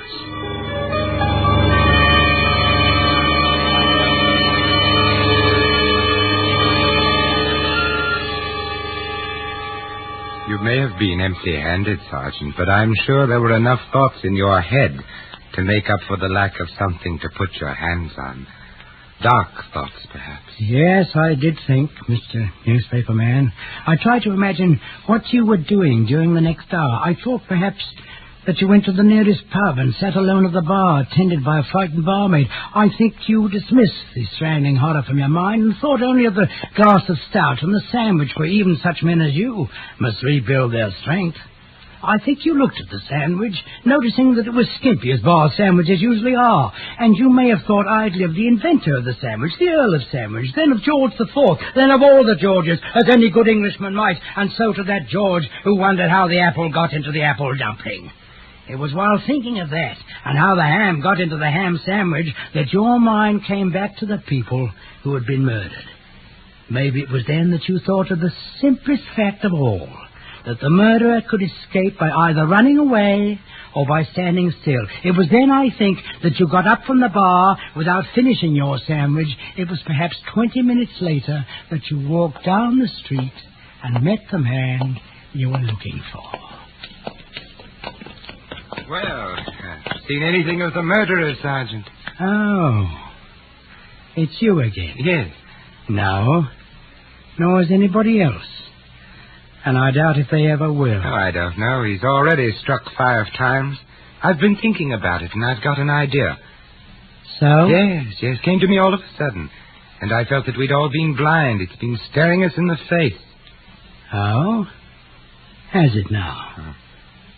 Well, if you're so sure, why not give us the benefit of it? I'm going to. Yes, it seems quite simple now. But there's still one more point I don't quite understand. I mean the motive. Now, as man to man, tell me, Sergeant Ottermole, just why did you kill those inoffensive people? Well, to tell the truth, Mr. Newspaper Man, I don't know. But I've got an idea, just like you. Everybody knows we can't control the workings of our mind. Ideas come into our heads without being asked. But everybody's supposed to be able to control his body. Why? We get our minds from heaven knows where, from people who were dead years before we were born, some say. Maybe we get our bodies the same way. Our faces, our legs, our hands. They aren't completely ours. And couldn't ideas come into our bodies like ideas come into our minds? Couldn't ideas live in muscles as well as in a brain? Couldn't it be that parts of our bodies aren't really us? And couldn't ideas come into them all of a sudden like ideas come into my hand? You see, Mr. Newspaper Man? It was 6.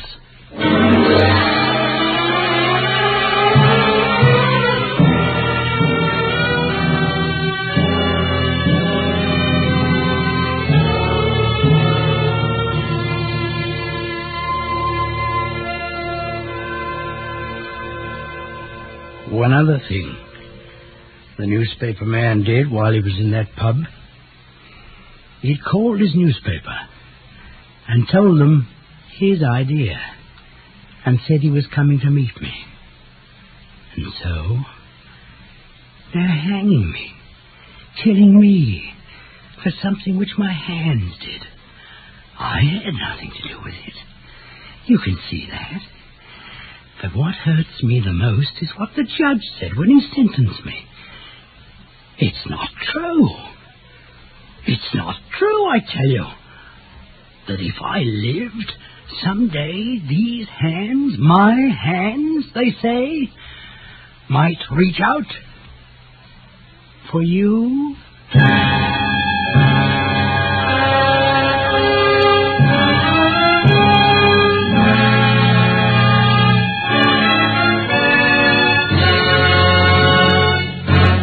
Thank you, Claude Rains and Vincent Price, for a splendid performance. Mr. Rains and Mr. Price will return in just a moment. Harrow, you were telling me... Oh, yes. Well, Hap, the next time I saw this fancy fellow, his gadget-laden car was humming and purring up the street as smooth as the slippery glide of a slide trombone. I got my auto-light resistor spark plugs, he yelled to me as he whirled by, and they're terrific.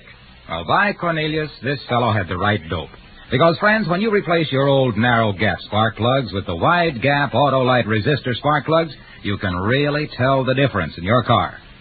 So if you don't already have a set of Autolite resistor spark plugs, Drive down tomorrow to your nearest Autolite dealer and treat your car right. Switch to Autolite. And friends, remember too, Autolite means spark plug. Ignition-engineered resistor spark plug.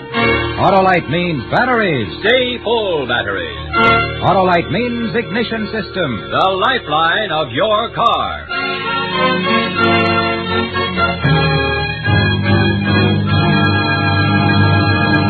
And now here again is Mr. Claude Rains. The Hands of Mr. Ottermole has always been one of my favorite mystery stories, and so it was a great pleasure to be able to play it on Suspense, one of my favorite radio programs. What about you, Vincent? Well, I agree with you on both counts, Claude. And in addition, I found it refreshing to play the murder victim for a change instead of the murderer. By the way, Claude, what will we be hearing on Suspense next week? A treat you won't want to miss. One of Hollywood's most glamorous stars, Miss Russel, in a top story, The Sisters. Another gripping study in Suspense. Claude Rains will soon be seen in the Paramount picture The Sin of Addie Hunt. Vincent Price can currently be seen with Lana Turner, Gene Kelly, and June Allison in Metro-Goldwyn-Mayer's Technicolor production The Three Musketeers. Tonight's suspense play was the famous story by Thomas Burke, adapted for radio by Ken Crossan, with music composed by Lucien Moraweck and conducted by Led Bluskin. The entire production was under the direction of Anton M. Leader. In the coming weeks, Suspense will present such stars as James Cagney, Ronald Coleman, William Bendix, and others. Make it a point to listen each Thursday to Suspense, radio's outstanding theater of thrills. And next Thursday, same time, hear Rosalind Russell in The Sisters.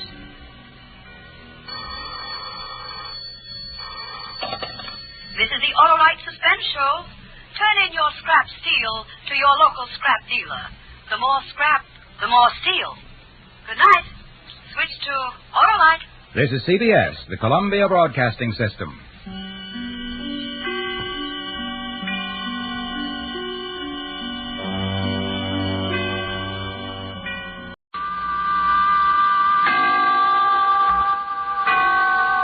Autolite and its 98,000 dealers bring you Mr. Elliot Lewis in tonight's presentation of Suspense.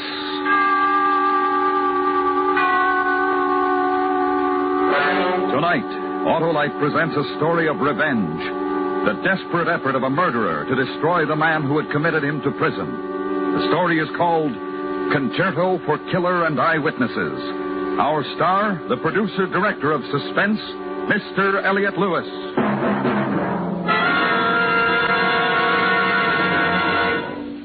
Hello, Harlow. Goodbye, Hap. Goodbye. Why, sure, Hap. This is our last show till fall. The last chance to talk about that great Autolite Stay Full, the battery that needs water only 3 times a year in normal car use. Oh, it's a great battery, Harlow, and just a battery to make every summer trip happier than ever. Why, Hap, the Autolite Stay Full is a natural for every season of the year. It has fiberglass retaining mats protecting every positive plate to reduce shedding and flaking. And it gives longer life, as proved by tests conducted according to accepted life cycle standards. The Autolite Stay Full is the battery for me, Harlow. So, friends, see your neighborhood Autolite battery dealer soon. He services all makes of batteries, and when replacements are needed, he has an Autolite Stay Full for your car. To quickly find his location, just call Western Union by number And ask for Operator 25. That's me, and I'll gladly tell you the location of your nearest Autolite battery dealer. where you can get an Autolite Stay Full, the battery that needs water only 3 times a year in normal car use. And remember, from bumper to tail light, you're always right with Autolite. And now, with the performance of Mr. Elliot Lewis, Autolite presents transcribed Concerto for Killer and Eyewitnesses, hoping once again to keep you in suspense.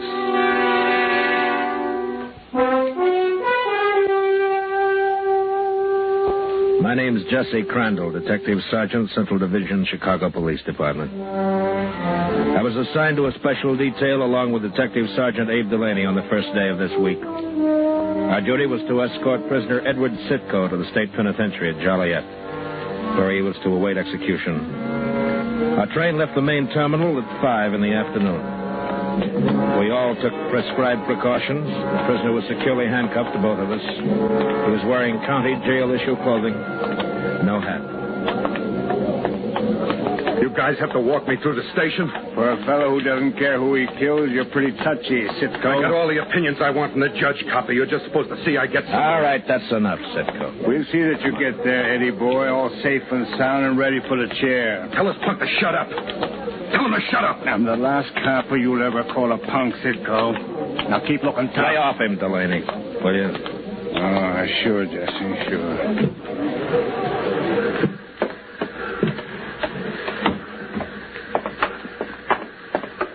Sitco. Yeah? How come you're so stupid, Sitco? How come you trusted Dallas Kenyon when nobody else did? I never trusted anybody, ever. If you didn't trust him, Sitco, how come he knew who you killed, where you killed, when you did it? Car 64, compartment A. This car, sir, second door to the right. Watch your steps, sir. Thank you. Come on.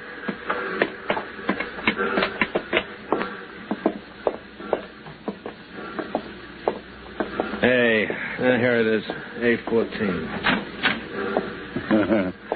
The taxpayers wanted to be sure you got only the best. Did your boy Kenyon ever treat you? Shut up about Kenyon. Look, Eddie, it's too late to be tough. Yeah, Eddie. You should have been tough with Dallas Kenyon instead of that two-bit hood he sent you out after. You killed the wrong guy, Eddie. I'm not dead yet. Maybe I'll still get the right one. Gonna write him a poison pen letter? It's too late, Sitco. You killed a man. Now you're gonna pay for it.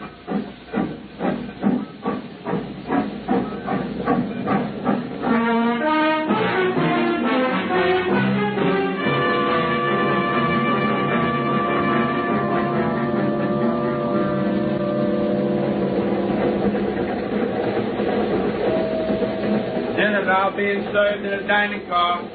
Dinner now being served in a dining car. Place call for dinner. Place call for dinner. Place call for dinner. I'll get a bite now. Jesse, key. No. Here you.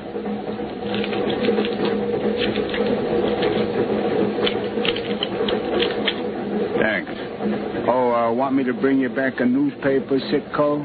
Nothing in them I want to read. First guy I ever took up to the death cell who didn't want to read his own publicity.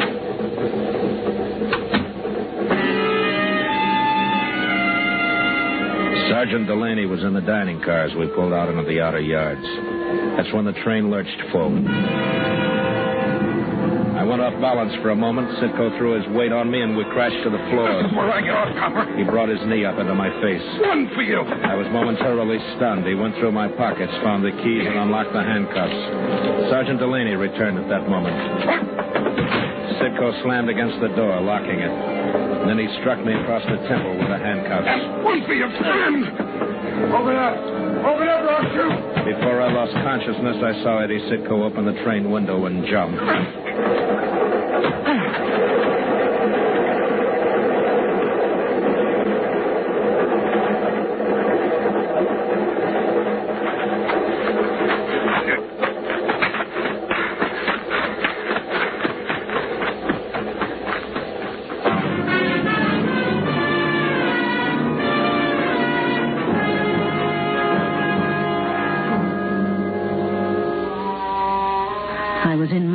Praying for him. I hope the little prayer would do for him what he'd never been able to do for himself. It was Angela's time, 6 o'clock, when I heard him on the stairway outside my door.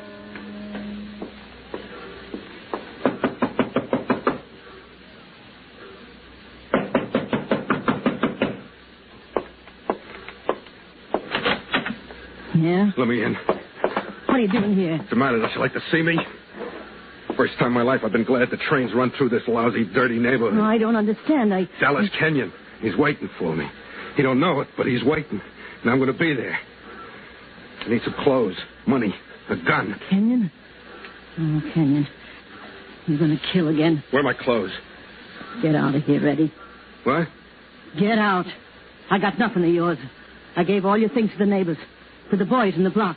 I thought they'd need some warm clothes to wear. They fought over them. And they tore them to shreds. They wanted souvenirs.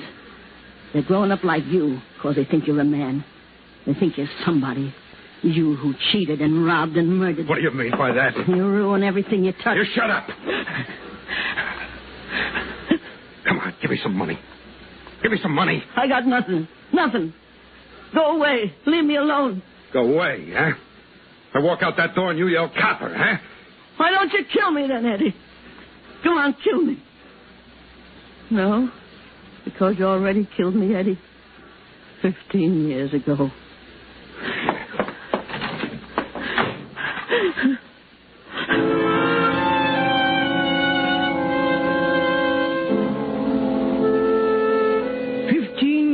I've operated a legitimate business. 15 years, and nothing like this has ever happened to me.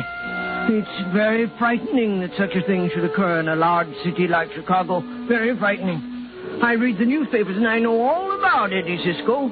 I read about his threats against this man, Dallas Kenyon, and all that, but I never thought that I, George Bartlett, would ever meet the man. What? Back inside. Well, it's 6:30. Time to close. I said back inside. I'm warning you, don't yell. Don't do anything. Yeah, I don't want to yell. What do I want to yell and get killed for? Where are your guns? Where are your guns?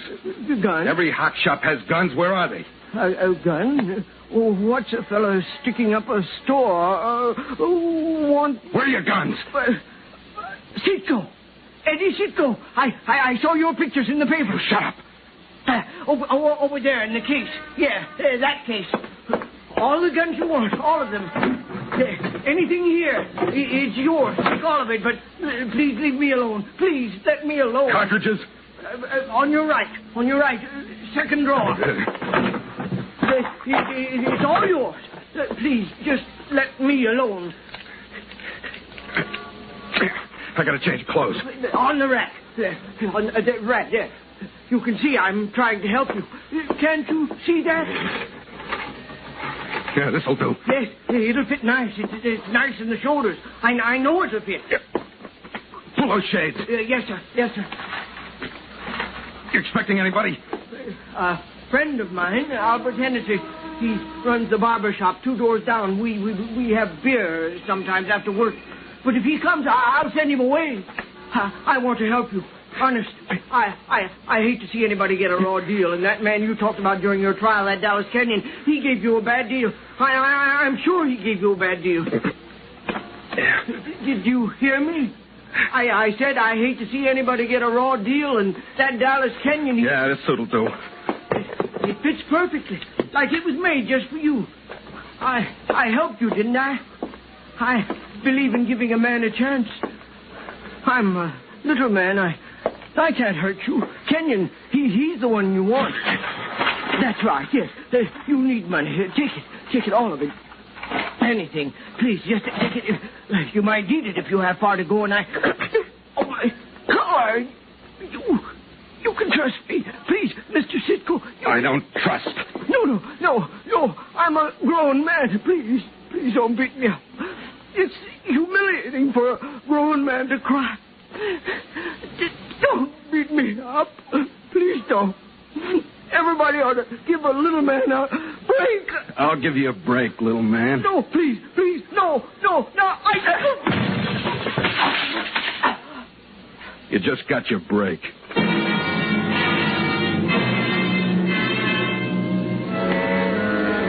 Kenny Tate, licensed operator, City of Chicago.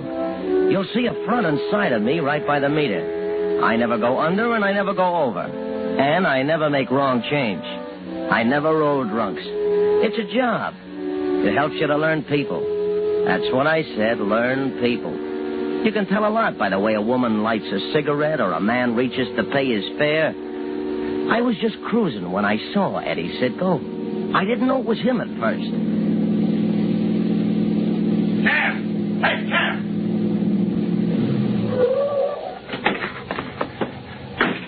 Straight ahead. I'll tell you when to turn. Right.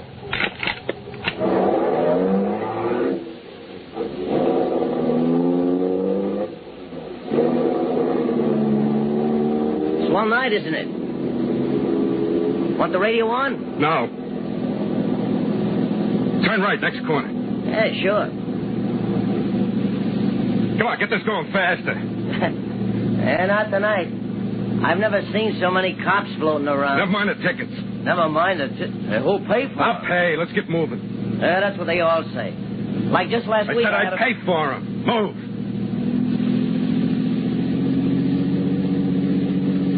Yeah, trying to make the fights? What? I said trying to make the fights. Fight? Yeah, I want to make the fight. Oh, well then. You'll just make it. Start at 8:30. Turn here. Huh? Turn here. Thought you wanted to go to the fight. Oh, I'm sorry. I'll circle back on the next corner. It won't cost you nothing. I'll pull down the flag. Hey, would you look at that? Second squad car in a block. Wonder what's up. Wonder if they're looking for somebody. What are you stopping for? The signal, mister, it's red. Can't make a right turn in a downtown district against the stop signal.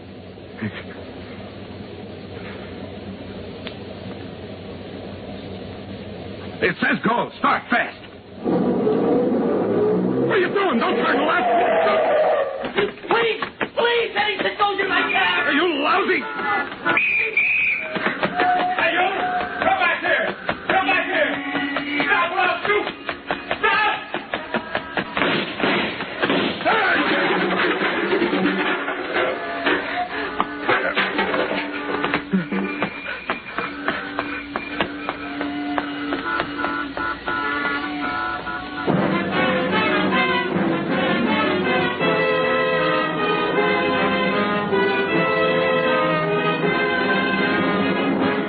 Autolite is bringing you Mr. Elliot Lewis in Concerto for Killer and Eyewitnesses.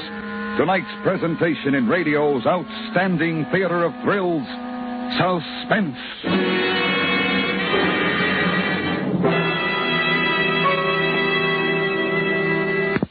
Say, Harlow, before we go on vacation, I've got a question. All right, shoot, Hap.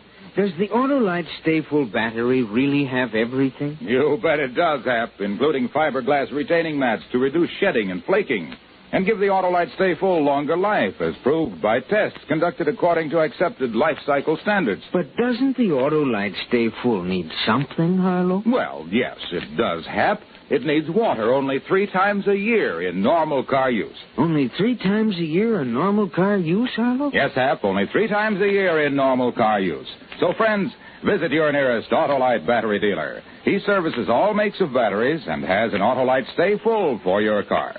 To quickly learn his location, call Western Union by number. And as for me, operator 25, I'll quickly tell you the location of your nearest Autolite battery dealer. Where you can get an Autolite Stay Full, the battery that needs water only 3 times a year in normal car use. And remember, from bumper to tail light, you're always right with Autolite.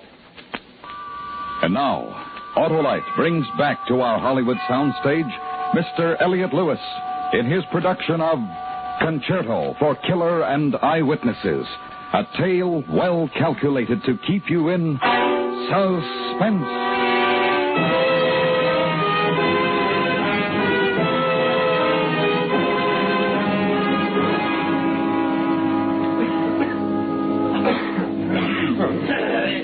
And next, ladies and gentlemen, number 18 in your catalogs. This beautiful Ming-type vase. Put it up under the light, boys. And turn it for the folks. That's right. Now, can we start the bidding at $60? Do I hear $60? $50? Do I hear $50? All right, then, $45. Do I hear $45? I tell you, folks, it's worth your life getting anything sold here tonight. Now, look at this mark.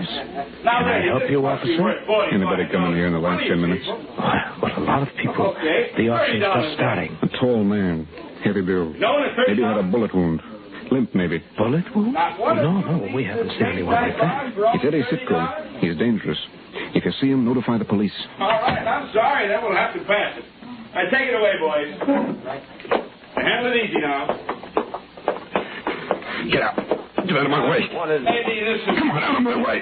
What? Get out of my way. Hey,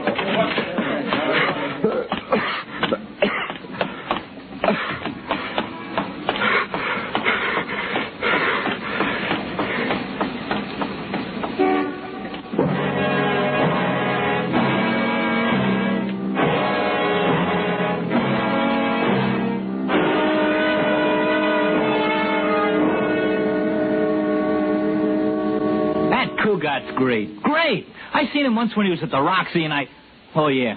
Well, it was just a night like any other night. I'm the elevator boy. The regular clerk's across the street dipping his bill. So I'm having myself a ball. I got a little routine that somebody's going to pay money for someday, and that's what I was doing when he walks in. Ba-da-da-da-da-da. Hey, the window sheet is broken, and the rain is coming in. Hiya. Kitty Bennell still live here? Yeah, 108. But she's not in. She's always out. I wish I could go out. These night jobs are lousy. You friend of hers? Yeah. Boy, I wish I was a friend of hers. Some dish. She a dancer? Singer. Nightclubs. And look, nightclubs? I like nightclubs. Not big spreads, jive joints. Most people don't like them anymore. Me, I like them. Look, I want to wait in her apartment. Wait in her apartment? Oh, gee, I don't know. No, she knows me. I'm her agent. Well, not supposed to, buddy, and I haven't seen you around. Right, I've been out of town. I'm her agent. I've been booking her. Agent? Yeah? You've been booking her, huh? Hey, you handle any bands? Well, yeah, sure. Lots of bands. Take me up, huh? You know Stan Kenton? Yeah, know him well. Yeah? Introduce me. I got a little act I do, see? And Yeah, just ask Miss Bennell. Solid. You just made yourself a deal. It's on this floor. Come on. Only it's my neck if you tell anybody. Nobody. All you show business guys are jumpy. Why is that? Everybody's jumpy. They read the papers, that's what's wrong. And them read the papers and get all looped up. Me, I only read downbeat. Got no nerves. This is it. Here you are, and don't forget my knockdown to Kenton. Tomorrow. Fix it up first thing tomorrow. You want me to shut that window? No. Well, okay. She said she'd be back in a few minutes. She said, Mañana, mañana, mañana is good enough for me.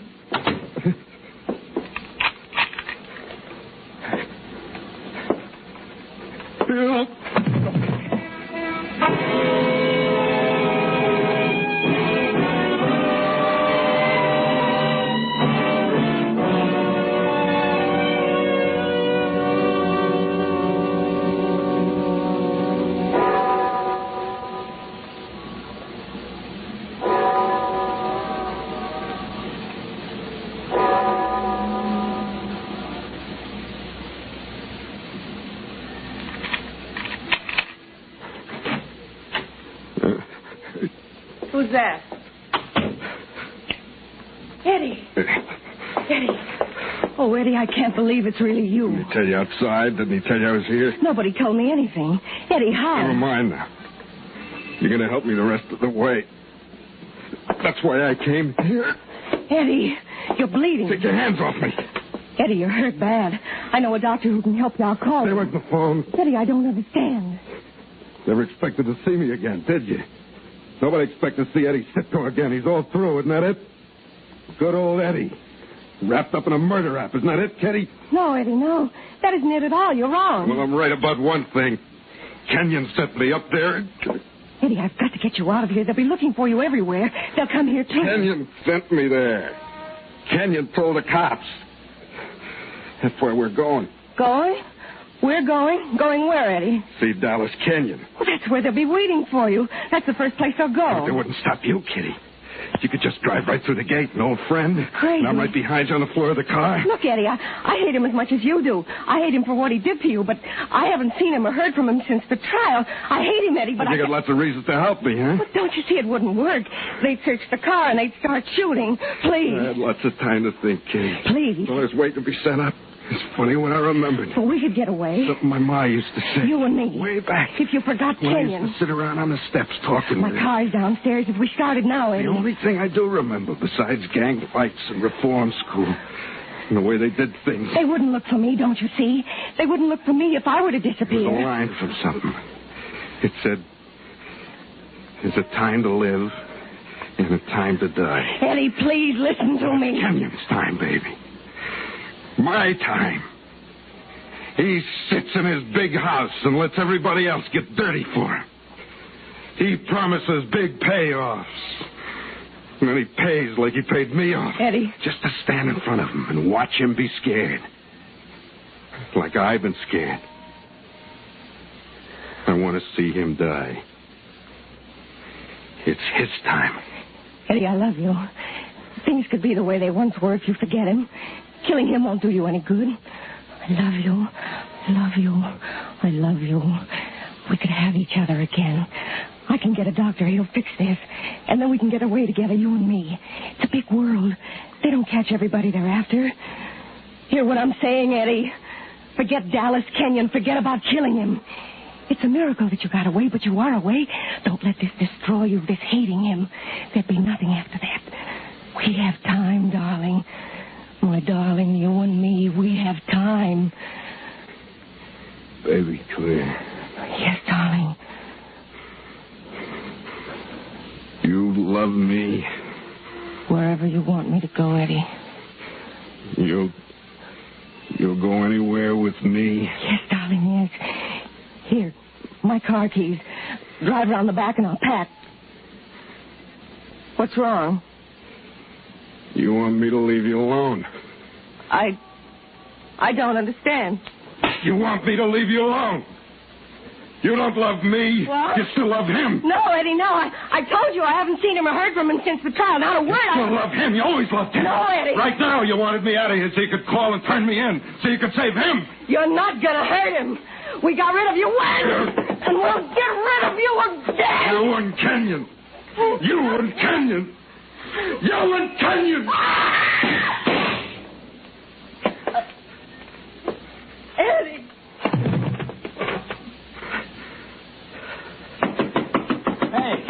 Hey in there. Hey. Hey, Oh.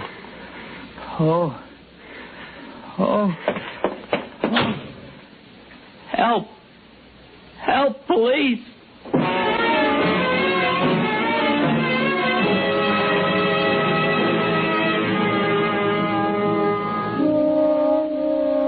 I was in the Kenyon home that evening and replied to an urgent call. I became alarmed when a police cordon was established, but I never dreamed that it would come to what it did. Of course, this man Sitko had no way of knowing that I was in the house. I don't know how he got in without being seen. I was standing on the top of the landing in front of Mr. Kenyon's room when I first heard him in the hall below. He'd entered, I imagine, through the basement. He looked about to see if anyone would interfere with him. Then he saw me. He was wounded in several places. The shoulder, chest, I believe. His face was extraordinary. A mask of pure hate. I stood and watched him as he came up. You. Where is he? Do you mean Mr. Kenyon? Which room is it? Come on, move. This is Mr. Kenyon's room. Out of my way. Come on, get out of my way. The sheet. What's the sheet covering him up for? I'm the undertaker. Mr. Kenyon died of a coronary attack an hour ago. No! No!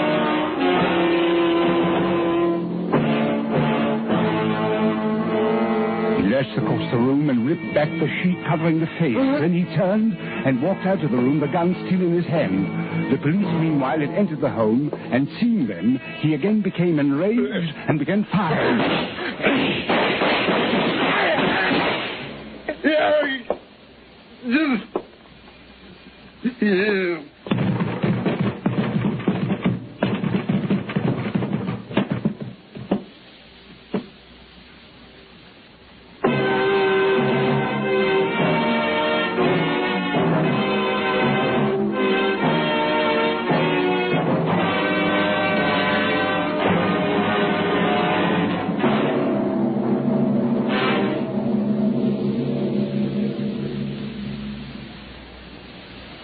Suspense.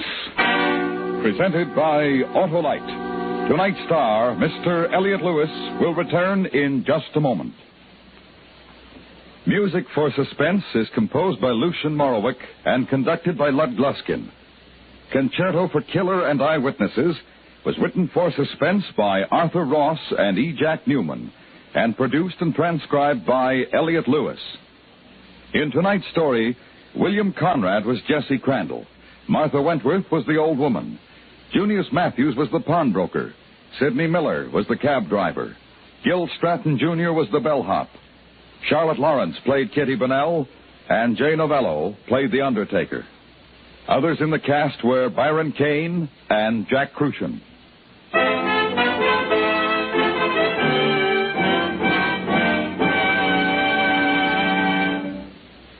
This is Harlow Wilcox speaking for Autolite.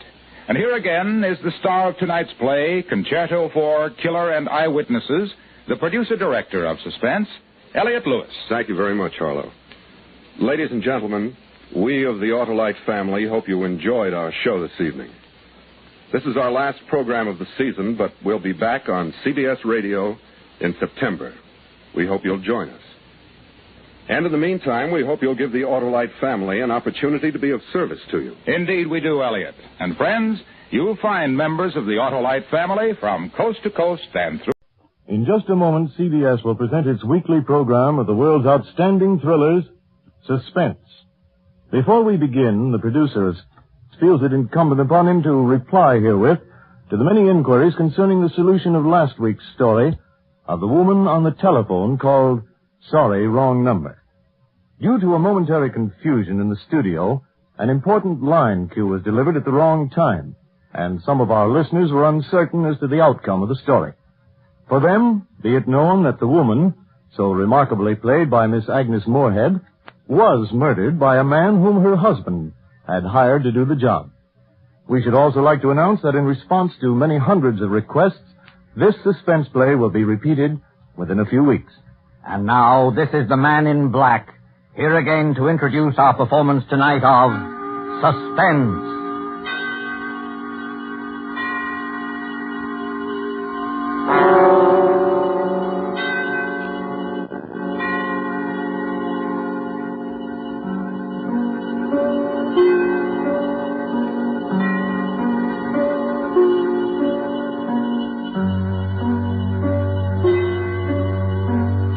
Our stars this evening are two distinguished gentlemen from the Hollywood sound stages, Mr. Donald Crisp and Mr. John Loder.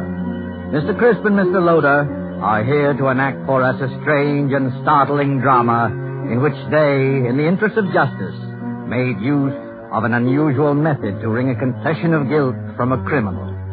The story is by Rupert Croft Cook and is called Banquo's Chair. And so with Banquo's Chair and the performances of Donald Crisp as Sir William Brent and John Loder as Arthur Grange, Sir William's friend who relates the story to us, we again hope to keep you in suspense.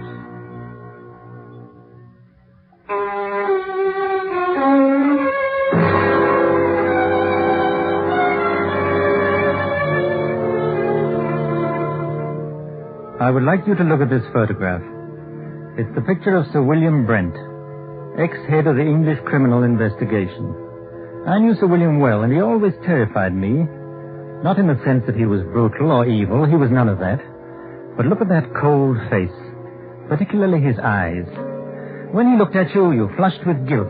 Every misdeed you ever committed in your life floated over your face. A glance from him made you feel as if you were stark naked. He saw you with all your defenses down. Sir William was the scourge of criminals, coldly unemotional, utterly without fear or passion. He tracked them down mercilessly and never lost a case. There was no feeling in him, no pity, no hate, nothing but terrifying, cold intelligence. And he was deadly to everyone he went after. I'm going to tell you about his last case. A case that, well, even recalling it sends real shudders through me. I swear it's true. I saw it with my own eyes. I wish I never had. I witnessed it in all its dreadful details. One night at the club, about 11 o'clock, a boy came up to me. Telegram for you, sir. I ripped open the envelope and read the telegram. Dear Arthur, will you come and dine with me at Turret House, Sydenham on Thursday? There will be several guests, and I think I can promise you an unforgettable evening. It was signed by Sir William Brent. I was annoyed. I don't like to receive telegrams so late in the evening, and Sir William could easily have phoned, unless he didn't want to go into details with me. I decided to phone him.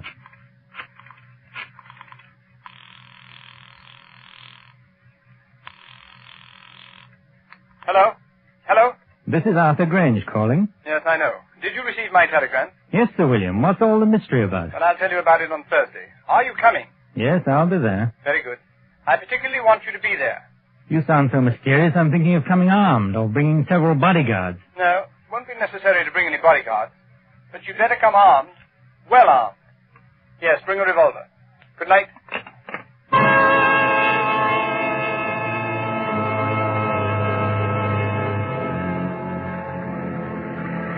Early Thursday evening, I made my way to Turret House. A windy November rain slashed at the streets. Turret House is a huge red brick, unpleasantly somber mansion, an ugly product of Queen Victoria's time. There it squatted, back of the road, almost hidden to view by several dripping pine trees. The neighborhood had known better days. I walked up along the unkept path until I reached the great oaken door. I let the knocker fall once or twice, and the door opened.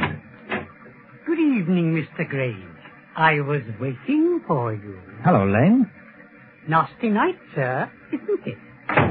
It's not much warmer in here. There's a fire in the dining room, sir. Whatever made Sir William move into this draughty dungeon? Oh, we haven't moved in, sir. It's only temporary. Sir William just rented. We still live in the West End. Oh, I see. Have any of the other guests arrived? Yes, Mr. Grange. Miss Stone is here. Miss Stone? Yes, the mystery writer. This way, Mr. Grange. I'll show you to the dining room. Sir William will be down shortly. Oh, hello. I'm Roberta Stone. How'd you do? I'm Arthur Grange, an old friend of Sir William. Yes, I know. I've read some of your mystery stories and enjoyed them very much. Thank you, Mr. Grange. Just what is going on here tonight? I don't know. Sir William sounded awfully mysterious. But then, I've known Sir William for a long time. He never lets anyone down. If anything, he understates. I know. He told me to come armed. He told me the same thing. Here's my gun. I must admit, I've never fired it in my life. Well, this house is certainly a proper background for anything unpleasant. It's already been the scene of a crime. Oh? What crime? Murder. A particularly unpleasant one. Really? I must say the murderer couldn't have picked a more ideal spot. Isn't it a fact? You know, I once wrote a story of... Good evening, Roberta. Arthur, I'm glad you're both on time. Hello, Sir William. Hello. A nice apartment you have here. A sort of mausoleum and dining room combined. You're a bit afraid, aren't you? Of course not. Why should I be? Your eyes give you away. What's all this about? You invite us to this godforsaken dungeon and tell us to come armed? Don't be upset, Arthur. I'm sure you'll come out of this all right.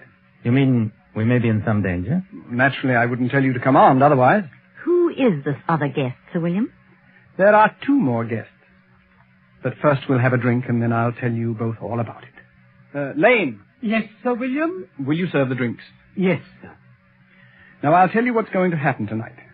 This house, Turret House, was the scene of the Sydenham murder. A very famous case. Yes, I know about it. That's right. No offense, old man, but wasn't it the only case you never solved? You're wrong, Arthur. I solved the Sydenham case, but I couldn't bring the criminal to justice because of insufficient evidence. You mean you knew who the murderer was? Oh, yes, of course. It was the nephew. The police knew it, too. Then why in the world didn't you bring the case to a conclusion? Because the nephew had an absolute and unimpeachable alibi.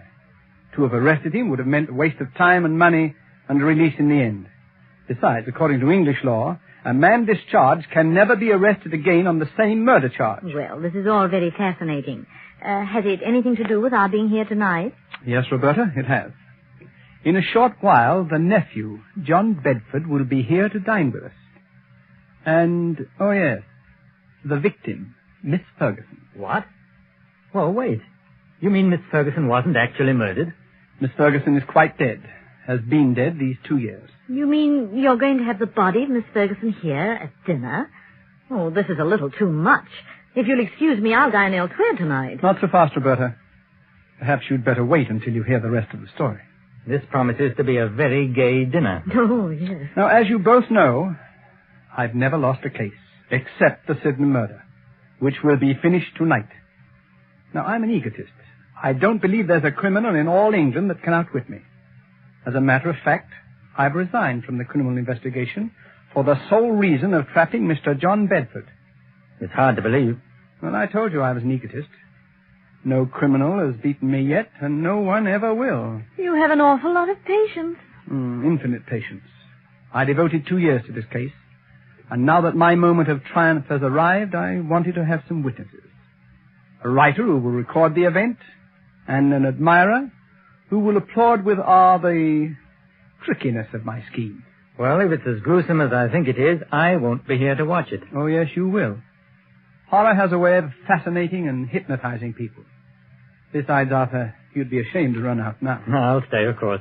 So will I. Good. Now, before I tell you my scheme, let me first acquaint you with the details of the murder. Exactly 2 years ago tonight, old Miss Ferguson.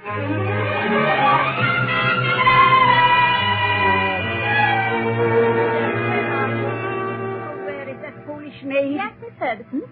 Why don't you answer when I call? I was in the kitchen, ma'am. It's after 10 o'clock. You should be on your way home. I was just about to leave. Has my nephew called? No, ma'am. Mr. Bedford hasn't called since yesterday. I told him he couldn't come in, just like you said. I don't ever want to see him again. He's no good. He's an evil man who will come to an evil end. You're never to let him in here, Hilda. He won't ever come in this house if I can help it. No, ma'am. Now you'd better run along and make sure all the doors are bolted. Yes, ma'am. Good night, Miss Ferguson. Good night, Hilda. A pity about that nephew of mine. I'll change my will. Won't leave him a penny, I won't. In the morning, I'll change the will. That's... Who's there? Who is it? It's I, Aunt Martha, your own affectionate nephew. What are you doing in my house? Why, you're not at all pleased to see me. Your only living relative, too. I'd like you to leave at once or call the police, I'd I'd rather not, Auntie. I want to have a talk with you. You don't want to talk to me. All you want is money. Yes, Auntie, I do want money. And lots of it. You've got all the money you'll ever get out of me. You won't even get a penny after I die. I'll see to that. Perhaps you'll appreciate the value of money after you've worked for it. You know, Auntie... You're wearing gloves. What are you up to? I've made up my mind. What are you doing? Keep away. You're an old woman. All that money's no good for you. You can never use it. I'm young, and money means life to me. A rich and gay life. You're old, and you're going to die soon anyway. No, it can't be. You're not going to do that. Yes, Auntie, I am. You don't want to live anywhere. You're lonely, you're sick, and you're old. I'm going to do you a favor. Nobody can hear you now. I'm your heir. Your only heir, Auntie. Your next of kin. The estate is going to be mine. All of it.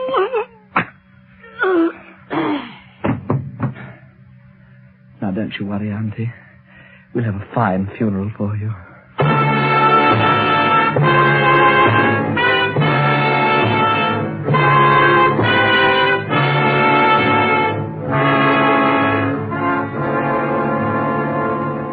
That's pretty much the way old Miss Ferguson was murdered. Oh, how ghastly. Hilda found the body the next morning.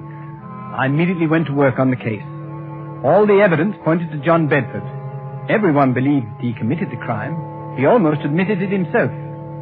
I had him brought to my office for questioning. Oh, hello, Bedford. Come in. Thank you, sir.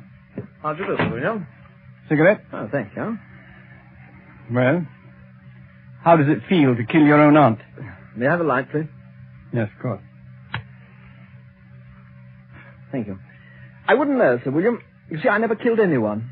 Have you? I have, Mr. Bedford. And I've sent quite a few to the gallows. Yes, so I understand. What was your relationship to Miss Ferguson? She was my aunt. Don't be flippant. Flippancy only proves your guilt. Well, to tell you the truth, sir, my aunt didn't like me. She thought I was a spendthrift and a useless parasite, and she was quite right. Would you mind telling me where you were the night your aunt was murdered? Oh, not at all. In jail. I had drunk a little too much and gotten into a bit of a tiff with someone, that's all. Have you ever been arrested for drunkenness before? Never, Sir William. This was my first offense. Quite an alibi. Quite a fact. It would hardly be possible for me to be in jail and kill my aunt at the same time, you know. Unless, of course, my aunt came into my cell and allowed me to murder her, after which she walked back to Turret House as a ghost, dragging her body behind her. According to my report, Mr. Bedford, you drink very little. No one who knows you has ever seen you drunk before. You probably got drunk in joyful anticipation of murdering your aunt. As a thoroughgoing criminal investigator, don't you think you ought to check my story? I already have. Oh. You've done a very skillful job. Too bad you couldn't use your talents for something constructive. Well, why don't you arrest me, Sir William? No, Mr. Bedford. I have time. Plenty of time. Well, you'd better work fast. By the time you get around to me, I'll have spent all of my aunt's beautiful money. It's not the money we're after. It's you. Your beautiful life. Good day, Mr. Bedford. Soon afterwards, which left us no further source of evidence. As far as I can see at the moment, Sir William, you haven't a leg to stand on. You're quite right, Arthur, I haven't. Except that every man, particularly a criminal, has an Achilles heel. I discovered John Bedford's weakness. What is it? He's superstitious. And it annoyed me tremendously that John Bedford was my first failure. Here was a clever, calloused criminal who laughed at me. No one had ever done that before. Bedford knew I could do him no harm, and he made the most of it. Carefully and patiently, I thought it over. I looked upon Bedford as you would look on a Chinese puzzle. There is no such thing as an impregnable defense. A few months later, I went to visit Bedford.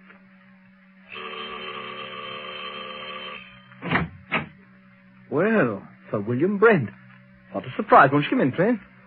Thank you, Mr. Bedford. Well, I'm honored to have the great Sir William Brent pay me a visit. You're not after any more clues, I hope. It gets rather tedious, you know. No, not at all. I know when I'm licked. Well, I didn't want to appear smug, sir, but everyone has his Waterloo. Would you have a drink? No, thanks. I suppose you're curious about why I came here. Well, I'd hardly imagined it was a friendly visit. On the contrary, it is. You see, I admire brilliant people, no matter what they're calling. Oh, you're very flattering, Sir William. I've resigned from the criminal investigation. I'm a private citizen now. Yes, I've heard about that. Most people misunderstand me. It wasn't my love for justice that made me pursue my profession with such tenacity and... Success? With the sole exception of your case, of course. It was a game of skill to me. My wits against all comers. I lost in your case. But then we've all got to lose sometime, haven't we? I don't believe you, Sir William. You're still out to get me. Well, there isn't much of a chance, is there? I'm afraid not, Sir William. I've kept out of trouble so far. Knock wood. That's an odd habit for a man like you. Knocking on wood. You're not superstitious, are you? Huh? Of course not. Just a habit since I was a child. I see. Well, now to the reason for my visit. I noticed in the papers that you're looking for a tenant for Turret House. Oh, yes, I am. I'd like to rent it. Well, the scene of the crime, huh? Well, of course, why not? There's no harm in it. As a matter of fact, I'll let you have it very cheaply.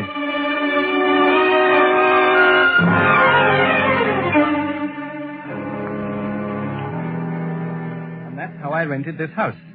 The house where the murder was committed. Well, what's your plan? It had better be a good one. Mr. Bedford sounds like a hard customer. Yes, it's a strange plan, but an effective one. I saw Bedford frequently.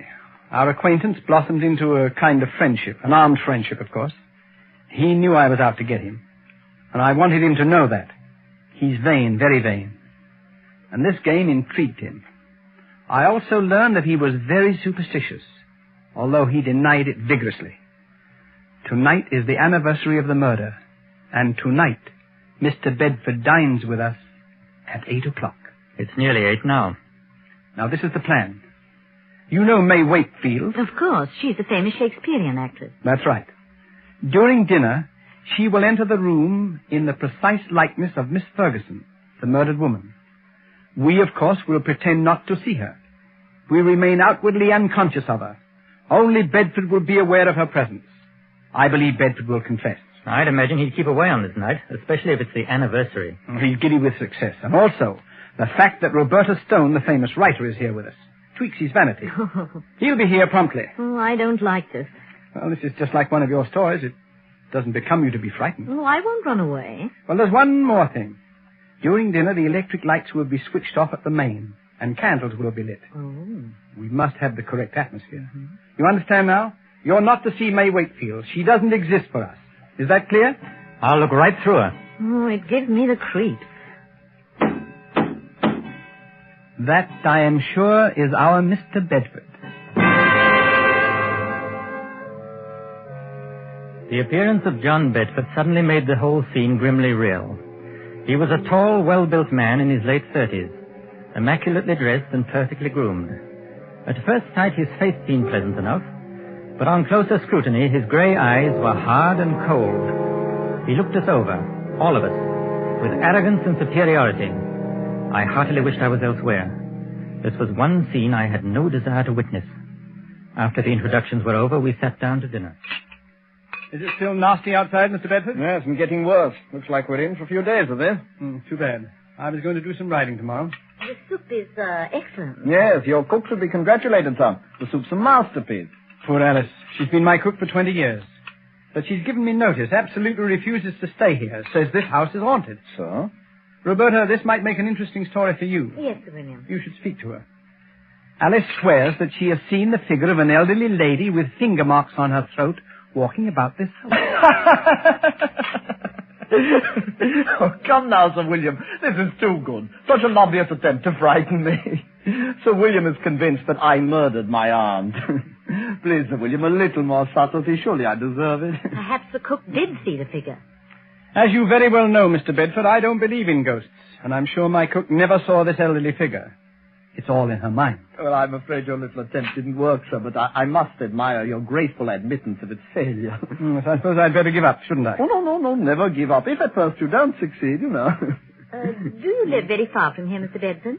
Thank you, Miss Stone, but there's no need to change the topic. I hope you find this game as amusing as I do. I'm sorry, Mr. Bedford, but this isn't my idea of pleasant dinner conversation. Oh, we'll talk of pleasant things. I saw a very exciting play last night. Excuse me a moment. It's really fearfully hot in here. Do you mind if we get a little air, please? Oh, I'm sorry. It is rather warm. Lane, open one of the windows, please. Yes, sir. Awful weather, isn't it? Yes. I don't know how we're going to get home, really. It's a bad month of the year. I'd intended to go to the Riviera. What's the matter? Honest. Lane, what on earth is wrong with the light? I don't know, sir. Well, don't stand there. Light the candles. We can't sit here in the darkness. And get the chauffeur. He knows something about electric lights. I'll call the chauffeur right away, sir. I'm terribly sorry about this. We've had trouble with the wiring before. The chauffeur will have it fixed in a few moments. Now, let's get on with our dinner. If this is one of your tricks, Sir William, Oh, have some more wine, Mr. Bedford. It was a tense and terrible moment. I looked at Roberta. She was pale and frightened. Bedford, for all his poise, was uneasy. He didn't know whether Sir William was planning anything or whether this was really an accident. My heart was pounding away, and my palms were moist with perspiration. Only Sir William appeared cool. There was not a trace of emotion in his face. Oh, Mr. Bedford, you were saying about visiting the Riviera. Yes? It's quite a change from England at this time of year. Well, I suppose I'll make the trip next month, but What's the matter, Mr. Bedford? Nothing at all. I wish we could have some light. It's rather difficult to see. Yes, I'm terribly sorry this had to happen just at dinner. Have a little more wine, Mr. Bedford. Yes, thank you. The figure of a woman had entered the room. She had come in silently, like a ghost. We all saw her, but not one of us moved or made a sign of recognition. In the dim candlelight, she looked ghostly and unreal. Bedford looked at all of us to see if we also had seen the figure, but we ate our dinner grimly. He looked again, then shook his head and gulped more wine. Don't let you see anything. See what, Mr. Bedford? It's another one of your tricks. Can't any of you see her? What's got into you, Bedford? It's my aunt. My aunt. Perhaps you've had too much to drink. Huh? Your aunt's dead, Mr. Bedford. You're not seeing ghosts, I hope. Perhaps I drank too much. Yes, of course. She's coming toward me. Now, calm yourself. I've never seen you like this. What? There's no one else here. Do you see anyone, Roberta? No, Sir William. I don't either. I'm leaving. I can't make you out, Bedford. You don't seem to be drunk. You're not wearing your gloves today, John. She's real!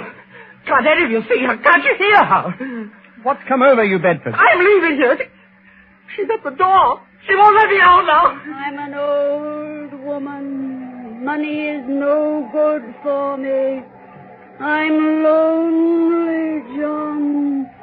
I'm lonely. Let me tie your mouth out of my way. There's no one in your way, Bedford. Come, sit down. Get away from my door. I'll murder you again. damn your mother, I'll murder you again, you old witch, I'll murder you again! All right, switch on the light. Now, Officer Graham. Come along. What? Arrest him. You've heard the confession. Put the handcuffs on him. I've got him, sir. Heavens. Oh, I have never seen anything so horrible. Well, Bedford, it seems that I've finally caught up with you. I'll kill her again. I'll kill her again. That wasn't your aunt. It was May Wakefield, the actress. I'll kill her again. I'll kill her again. Take him away, Graham. He's in a state of shock. Well, shall we continue with our dinner? I hope you're fully satisfied, Sir William. Quite. It's been a long job, but it has ended as I knew it would. I'm most grateful to you both for your help. I thought it was a pretty grim affair. Oh, your methods repel me. But I suppose you know your job. May Wakefield certainly knew hers. That was the finest piece of acting I've ever seen. Her makeup was incredibly good. We must congratulate her. She's probably gone to her room. Lane. Yes, sir. Please call Miss Wakefield. Miss Wakefield, sir? Yes, the lady who's been assisting us this evening. Well, I'll look for her, sir. Tell her to come down and join us. We have a fine dinner waiting for her. Excuse me, sir. But this telegram came a little while ago. I didn't want to disturb you during dinner. Oh, yes, let me have it. Good heavens. Sir William, what's wrong? I'll read it to you. Severe influenza makes it impossible for me to leave my bed tonight. Will tomorrow night do? Signed, May Wakefield. Lord help us. If it wasn't May Wakefield, then who was that figure here tonight? There was no answer. I looked at Sir William, staring at the telegram. His face was grey and stony. On his left temple, a crooked blue vein stood out. It twitched once or twice, and then was motionless. He looked as though he'd seen a ghost.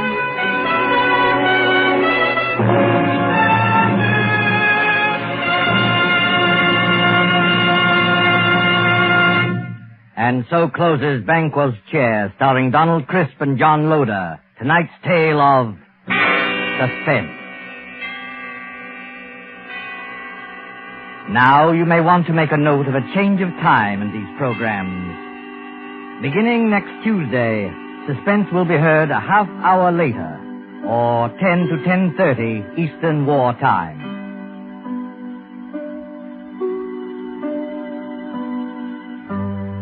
This is your narrator, the Man in Black, who conveys to you Columbia's invitation to spend this half hour in suspense with us at our new time next Tuesday, when Vincent Price, Ona Munson, and Osa Masson will star in the suspense play 5 Canaries in the Room. The producer of these broadcasts is William Spear, with Ted Bliss the director, Lud Gluskin, and Lucien Morawick conductor and composer, and Sigmund Miller, the radio author, collaborated on tonight's Suspense.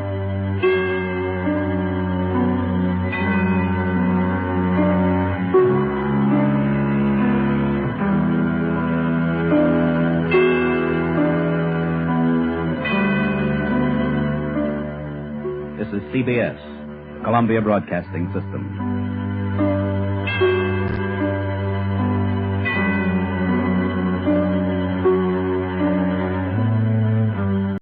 Will you give a few seconds of your time to help win this war? Then listen. At Stalingrad the other day, a Nazi tank unit attacked a corps of Russian soldiers. The Russians tried to stop the tanks and fought until their guns were silenced. Then did they surrender? Did they retreat? No. 18 of them rushed forward with bombs in their hands, got under the tanks, and blew them up. They gave their lives for their country. You and I are not asked to give our lives for ours. All we're asked to do is buy war bonds and stamps. Our American soldiers are giving their lives for us each day. More and more of them every day. Can we do less than loan our money to them? It's such a simple, easy thing to do. Out of every dollar you earn, lend 1 dime to your country. Do it regularly by joining the 10% club where you work. And do it now. Our soldiers need your help.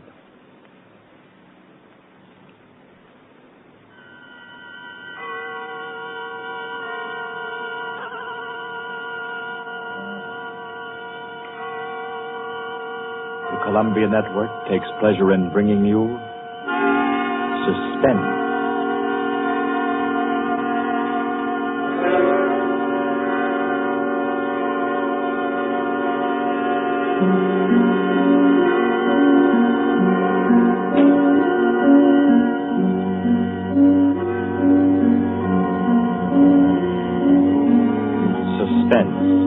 Columbia's parade of outstanding thrillers, produced by William Spear and scored by Bernard Herrmann.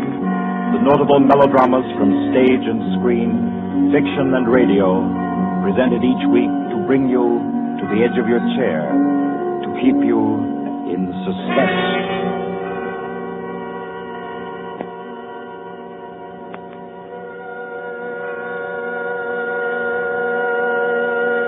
Tonight's story deals with a remote and dangerous house, and a terrifying thing that happened there because the rain went on for days and days.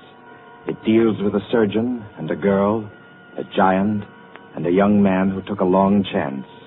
And over them all, the moan of the night wind and the ceaseless roar of the storm.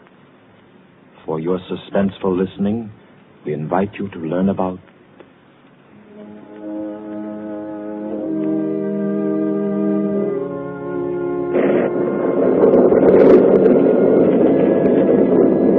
Kettler method.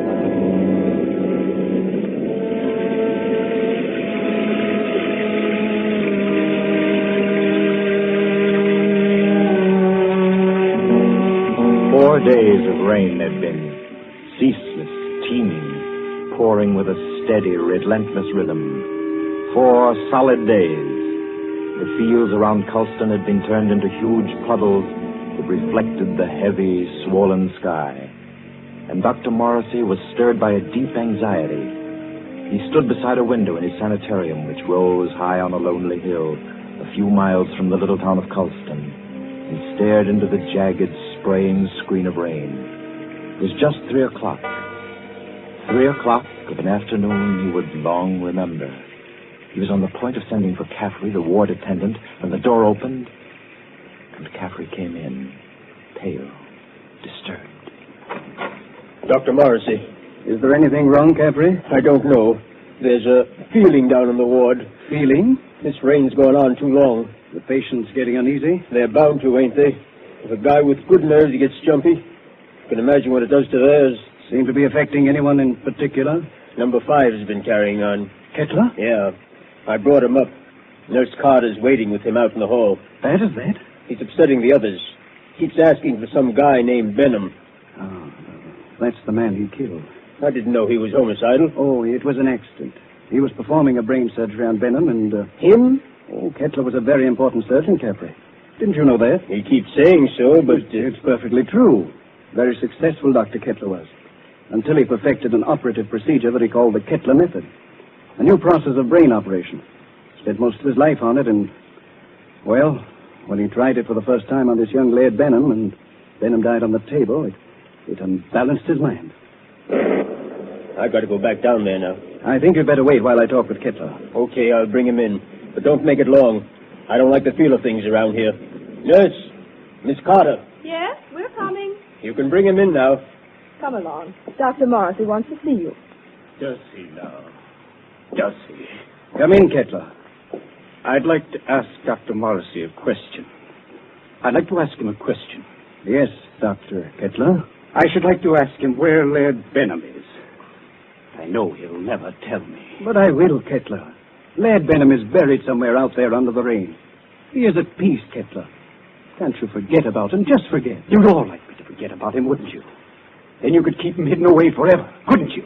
Benham is dead, Kettler. You know that. Benham died. He did not. He's alive. He was alive when you and the rest of the envious medical profession stole him from the operating table. Kidnapped him with my bandages still round his head.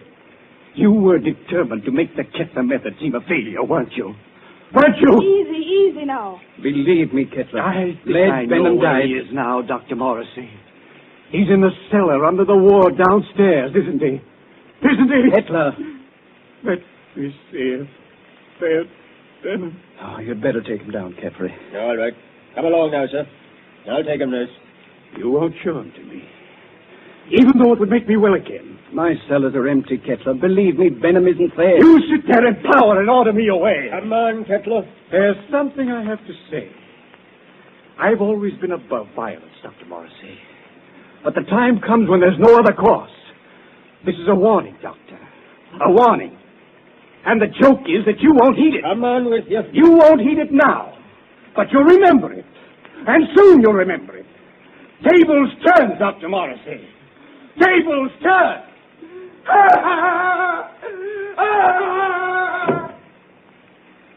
Poor thing. I'm afraid I'm failing with him. Failing completely. But you're not. It takes time to put a man back together. Oh, it's taken me too long with Kettler. I'm beginning to be afraid. If you'll pardon me, Doctor. Yes? I do think you're making a mistake. With him? No, with yourself. You haven't had a real vacation in 3 years, Dr. Morrissey. Oh, you think I'm wearing a bit thin just now, don't you? And you're right. But I really can't leave my patients in anyone else's hands. Not now, at any rate. No, I'll have to make the best of it. But you need relaxation. I know.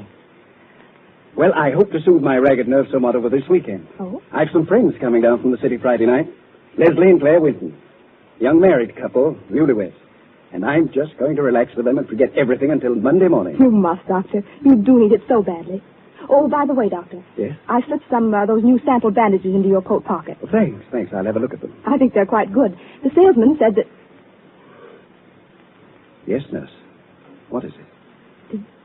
Did you hear something? Thunder, wasn't it? Something else besides thunder. I thought... Well, I didn't hear it. My nerves must be getting the best of me. Perhaps it's a case of nurse heal thyself, eh? I'm not the only one who needs a rest. You know, it might be a very good idea if we both... Dr. Morrissey. I heard that. What is it? It's coming from the wards. Sounds like... That was a shot, nurse. You get on the phone. Call the police at Colston. Hello? Keep at it. Hello?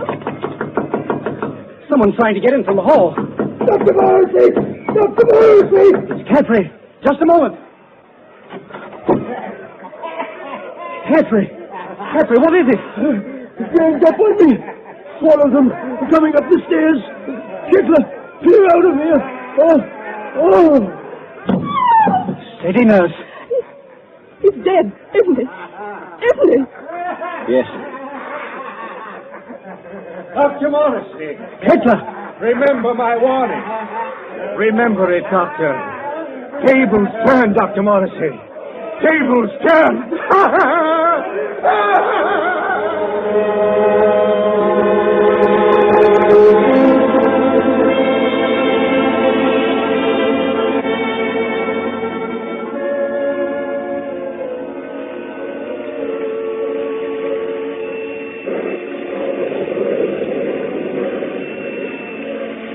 Rained for 3 more days. Friday night came, black, wet, and glistening. The 8:15 express groaned into Colston Station, bringing Leslie and Claire Wenton out from the city with their weekend luggage.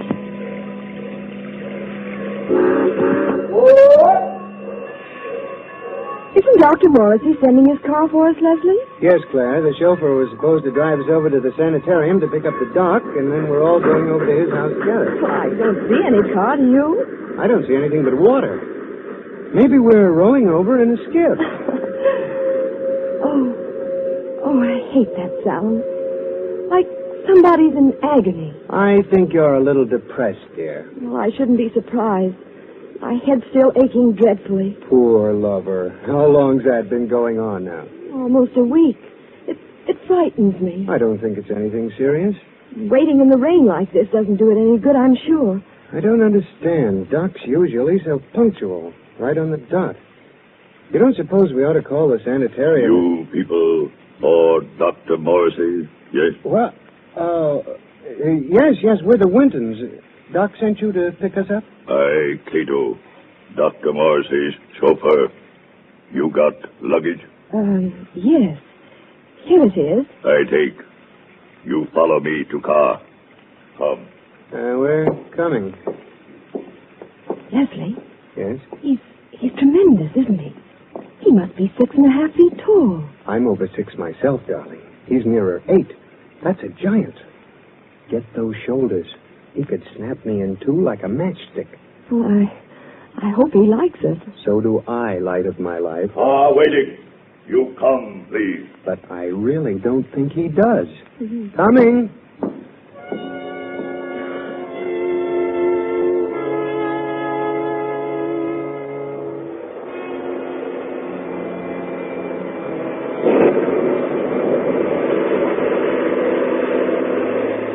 The heavy car lurched and hurtled over the rain-soaked roads, tearing wildly through the dark and careening up the hillside toward the stark walls of the sanitarium. It skidded to a standstill in front of the main entrance, and cold black Cato led them inside. The brightly lit corridors were deserted, silent, like hallways in a nightmare. Claire was aware of her headache growing steadily worse as Cato opened the double doors and ushered them into the waiting room. You'll tell Dr. Morrissey we're here, huh? Doctor, be with you soon. You do not go away. Yes, thanks.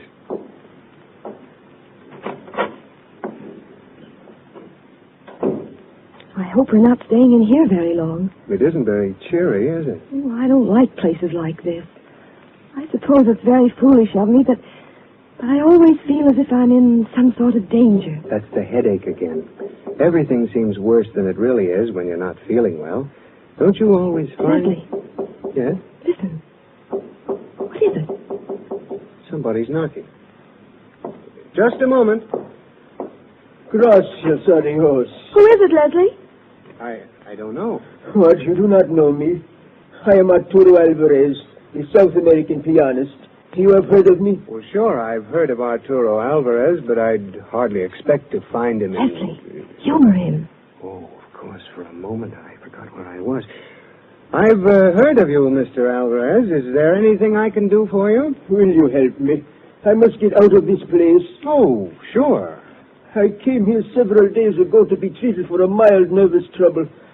And now they won't let me go. I am being held a prisoner. And tonight I am scheduled to give a concert at Carnegie Hall, and I must get out of here. Please, will you help me?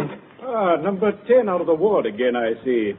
How many times must I tell you that is strictly against the rules? I was doing nothing wrong. I was only telling this gentleman that I must be at Carnegie Hall for my concert. Yes. I'm sure the gentleman was very interested. Cato. Yes, Doctor. Cato, you will escort number 10 back to the ward and see to it that he doesn't wander back into the waiting room. No, I will not be taken back to the ward. Help me. Oh, no. Help me, no. I will no. How strongly he believes in his delusion. Strange fantasy of a diseased mind. Seriously believes that he's Arturo Alvarez. He was telling me. Oh, I'm very sorry. I'm afraid I haven't been very cordial. Won't you sit down? Is there anything I can do for you? Well, you see, Dr. Morrissey invited us up for the weekend. Oh, yes, of course. He told me he was expecting you. Does he know we're here? I'm afraid not. Dr. Morrissey was unexpectedly called away on an emergency case, and I'm in charge of the sanitarium until he returns. Well, do you have any idea about when that'll be? Well, it's very hard to say. However, he asked me to ask you to wait and see to it that you're made comfortable. Let me see now. Your name is... Winton, Leslie Winton. And this is my wife, Claire. Yes. Permit me to introduce myself. I'm Dr. Kettler, Dr. Morrissey's assistant. What can I do for you? A bite of food or a drink, perhaps? I don't think so. There's nothing in the world I want so much as an aspirin. Aspirin? Yes, Doctor. She's had a headache that's been troubling her for days. It's terribly annoying. I can well imagine. Annoying and interesting. That is, to a man of my profession, of course. But if you will step into the inner office, I think I can offer you something a good deal more effective. Oh, I'd hate to trouble you. No trouble at all. I find these things most intriguing. Should I, Leslie? I think you might as well. Morrissey won't be back for a long time by the looks of things. Yes, you're quite right, Mr. Winton. Dr. Morrissey won't be back for a long, long time. Oh, well, then, which way do I go? Right this way. The large door on your left. You won't mind waiting alone, will you, darling? Oh, Mr. Winton shall make himself comfortable. There are cigarettes in the box, whiskey in the liquor cabinet, and a radio behind the ferns there. I'm sure he will be quite happy. After you, Mrs. Winton. If Dr. Morrissey comes in, let me know. I hope you'll find everything you want, sir. Thanks. By the way, Doctor. Yes? You said you had something better than aspirin. I didn't know there was anything better than aspirin for a headache. I have something, Mr. Winton. Really? It is a process which I invented myself. One that never fails. A little treatment, very effective and highly complicated, called the Kettler method. Please make yourself at home, Mr. Winton.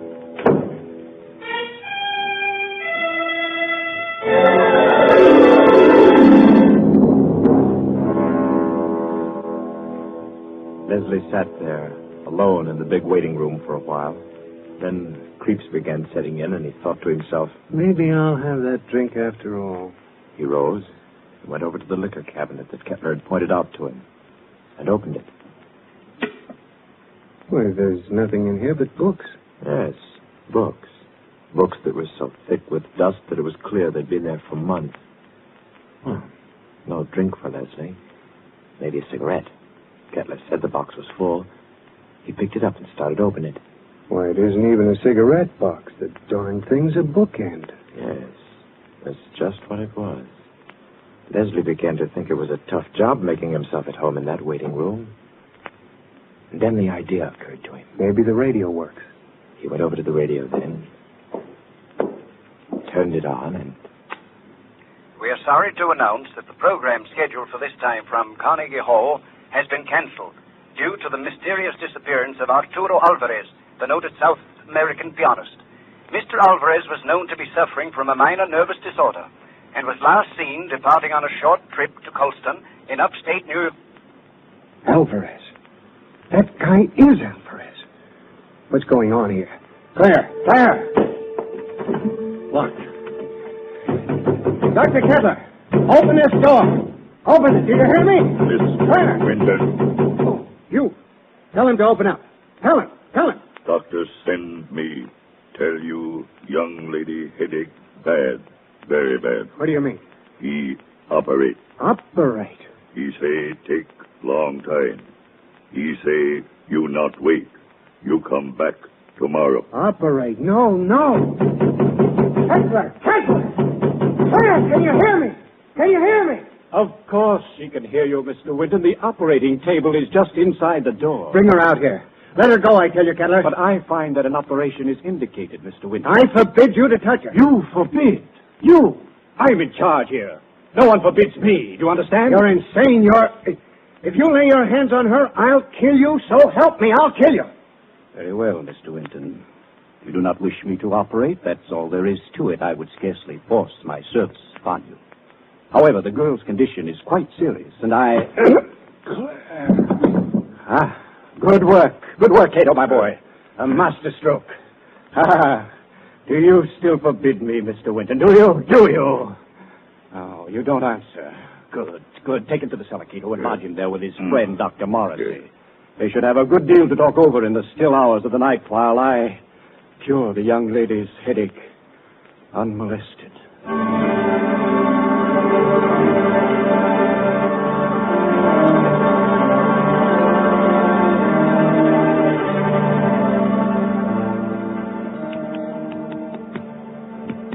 You've got to pull yourself together, Leslie. Now try. Try to think. Cato brought you down a few moments ago. You've been hit in the head. Can you remember? Yes. I was talking to Kettler, trying to make him let Claire go. Claire? Oh, good Lord, Morrissey. Where is she? He's got her. Kettler? She's on that operating table up there. We've got to do something. Well, I'm afraid there's not much we can do. I've been here for 3 days and nights. What happened? It was a nightmare come to life. I'd had Kettler in my office for treatment. Yeah? He was off on a wild tangent, insisting that I had a man whom he had killed hidden down here in the cellar. That I and the rest of the medical profession had kidnapped him off the operating table with his head still swathed. He thinks I've been keeping this venom from him all along, even though I've known that just one side of him would cure his mental disorders. He hates me with every fiber of his twisted brain. He's a dangerous case, Leslie. He'll kill Claire? He may. There's a slim chance he won't. What's that? Well, all the surgical instruments are locked away. It's possible they may not be able to find them. Isn't there any way we can get out of here? Well, wouldn't I have used it? Where does that corridor lead to? To the staircase that goes to the first floor. Well? Not a chance. Comes out in the operating room, and they keep that door locked as tight as a drum. Besides, Kettler still has the pistol he took from my nurse. I've got to think. I've got to. My head hurts so I can't make good sense. Let's say that. I think they gave you a nasty cut. Oh, it doesn't matter. Say, Doc. Yes? What was his name? Who? The guy Kettler thought you were keeping from him, the one he killed. Benham. Laird Benham. Why? Was he a young fellow? Yes, rather tall, slender chap. Say, Doc, do you have any bandages down here? What? Bandages. Why, yes, I think so. They're stored down here. Enough to bandage my whole head, face, and everything? Why? I might have a chance of getting through that door up there.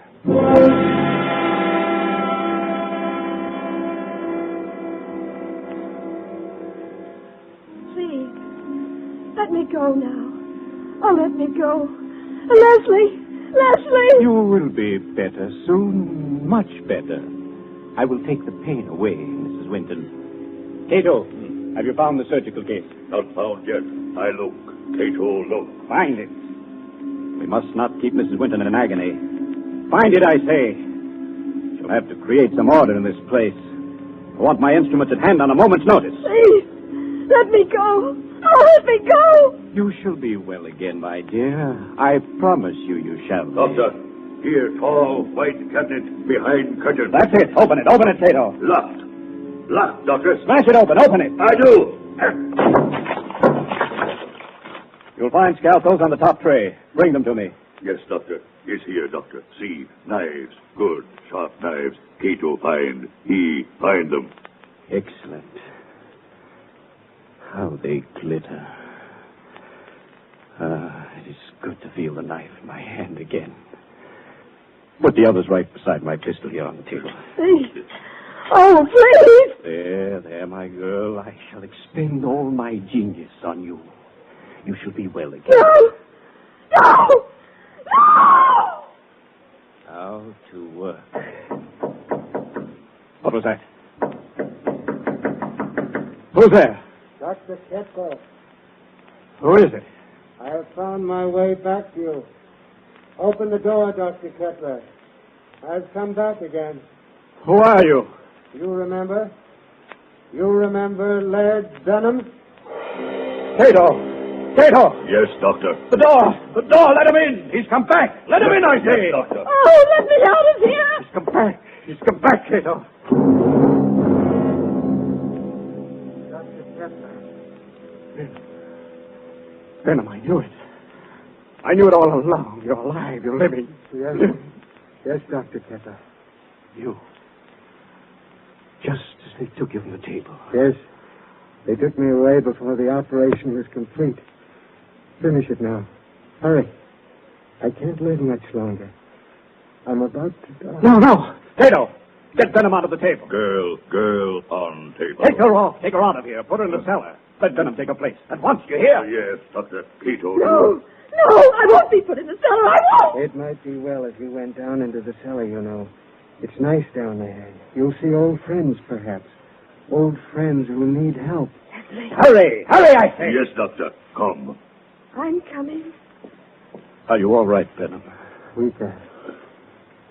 Cato! Cato, close door. No, stop wasting time. Leave the door alone. Help me. Help me get Benham on the table. Yes, Doctor. Cato, do. That's right. Now lift him carefully. Good. Good. Now, lie back. Lie back. Gently. All right. Careful now.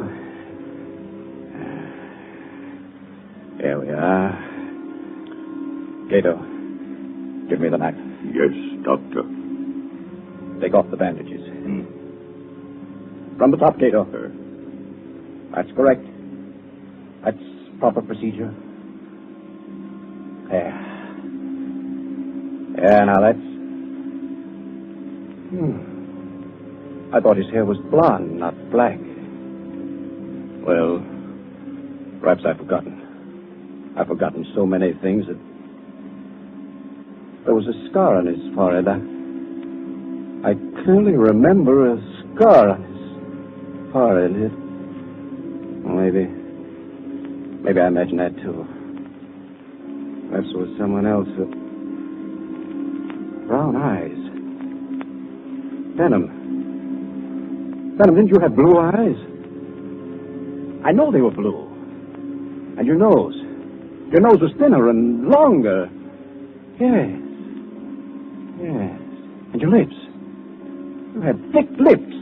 That I know. Bandages off, Doctor. Dr. Kettler, there's a trick here. You're not Venom. You're not Venom. You're that young Mr. Winton. Dr. Kettler, listen to me. Cheat. Cheat. So you wanted me to finish you, did you? Yes, Mr. Winton, I will. I will. Hold him, Cato. Hold him. See the knife, Mr. Winton? Watch it glisten as it comes down, down, down, and into you.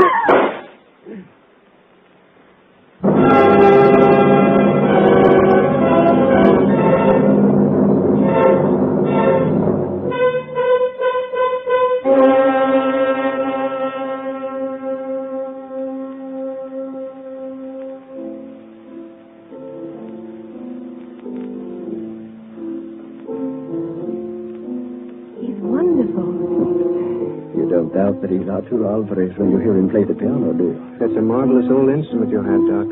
It was my mother. This old house has been in the family for generations.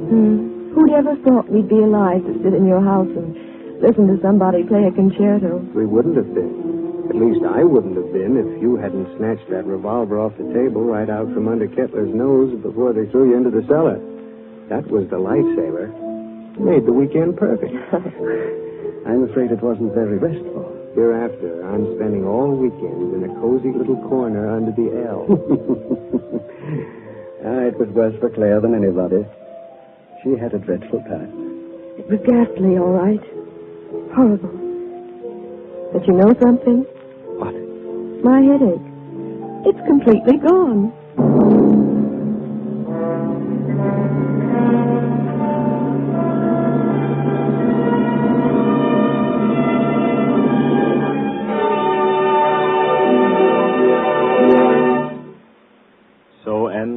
The Kettler method, the tale of a memorable weekend and a long-awaited dead man who didn't return after all. This was tonight's story of Suspense. Suspense is produced by William Spear. John Dietz was our director this evening. Tonight's radio drama was written by Peter Barry and scored by Bernard Herrmann. Roger de Coven was Dr. Kettler, John Gibson, Leslie Winton, and Gloria Stewart played Claire Winton. Others in the cast were Guy Rep, Martha Faulkner, Winfield Honey, and Ralph Smiley. Next week at this time, Columbia will bring you another selected story from the world's great literature of thrill. Another study in suspense. This is Barry Kroger, and this is the Columbia Broadcasting System.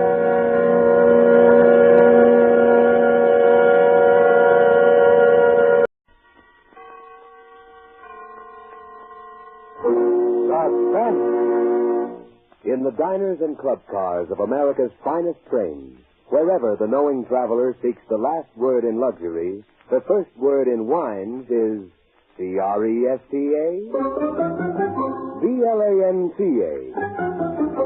Cresta Blanca. Cresta Blanca. Yes, Cresta Blanca California wine is the choice among those who set today's mode in travel as well as gracious living. So enrich your dining, distinguish your entertaining with Cresta Blanca. When you pour a Cresta Blanca Burgundy, Sauterne, or any Cresta Blanca selection, you enjoy the finest in wine.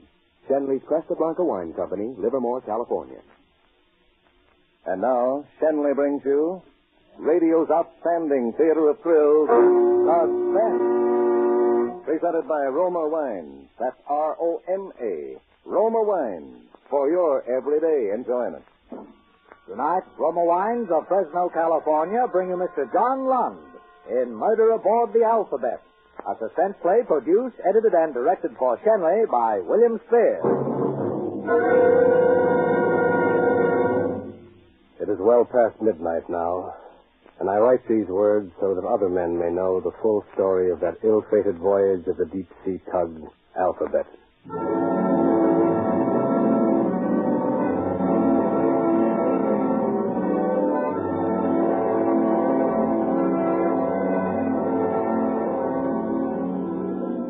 Ours was not a large vessel, but sturdily built for its task.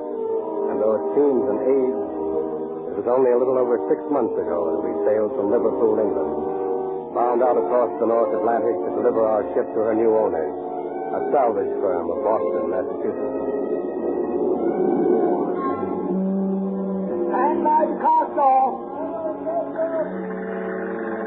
We put out with a reduced complement, just a handful of men, 12 in all. We were a new crew sent on board for this journey over the deep sea lanes. And I sailed as chief officer under the command of Captain Godfrey Walker, second mate Harvey Goodrum, and chief engineer Alec McTavish being the other members of our small saloon.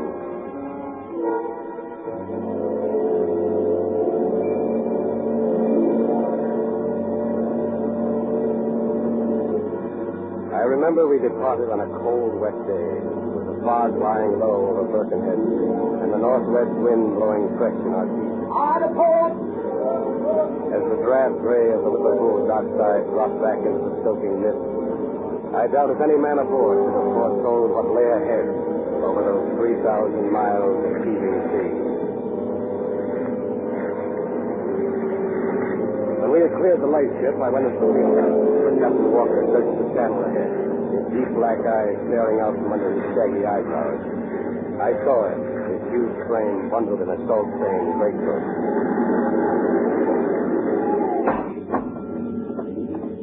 Ah, Mr. Marshall, everything secured to sea? Yes, sir.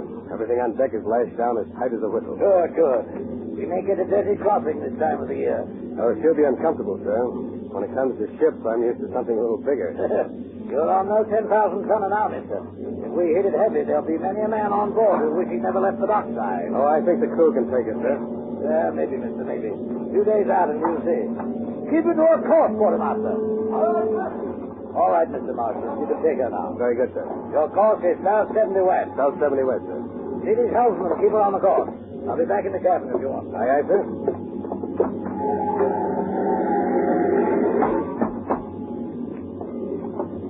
Queer toes, the skipper, sir. Is he? Aye. It gives me the creeps, he does. Oh, he's probably harmless enough. Used to bigger commands than this, I imagine. But I'd keep a watch on him, sir, if I was you. Keep a watch on him. Why? Why? If you don't know now, sir, you'll find out soon enough. South 70 west. Check your course. South 70 west, sir.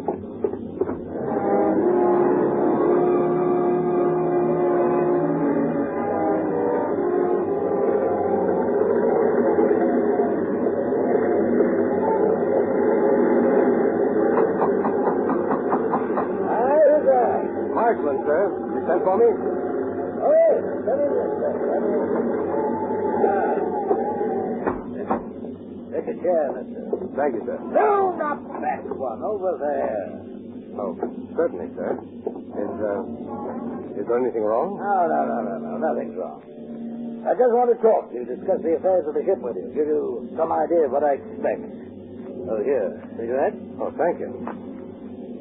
Oh, by the way, you will not use that ashtray on your right. No, you will not use it. You may place your ash carefully on the other one. This one? Yes, that one. Tell me, how long since you had your last berth, mister? Why, it's been some time, sir. Oh. Port captain says you know that. Well, only by reputation, sir. Would it surprise you to learn that I know something of you by reputation, mister? Why, I don't exactly... We ought to make quite a pair, mister, quite a pair. Oh, well, no matter. Now, I shall tell you the reason I summoned you to my cabin, Mr. Marshall. You will find, if you do not know already, that I have very definite ways I wish things to be done. Very definite ways. First of all, I demand complete, unquestioning obedience. Of course, sir. I'm sure you'll get the fullest cooperation from myself and the crew. Yeah, good. I want that to be perfectly clear. I also insist that your supervision of the work on this ship be done in a certain manner I shall prescribe. All items of work will be carried out in alphabetical order. Alphabetical order, sir? Precisely. Starting with A and carrying through to Z. I'm afraid I don't understand, sir. I think my meaning is perfectly clear. If the hands are painting ships, they will start with the alleyways and all other items beginning with A. Then the bulkheads, then the decks, and so forth. You understand me now, mister? Oh, yes. Yes, sir. I think I understand. But I'm afraid I don't quite see your reason. Mr. Martin, my reasons are not to be questioned. You will remember, while I'm in command of this vessel, I hold the power of life and death.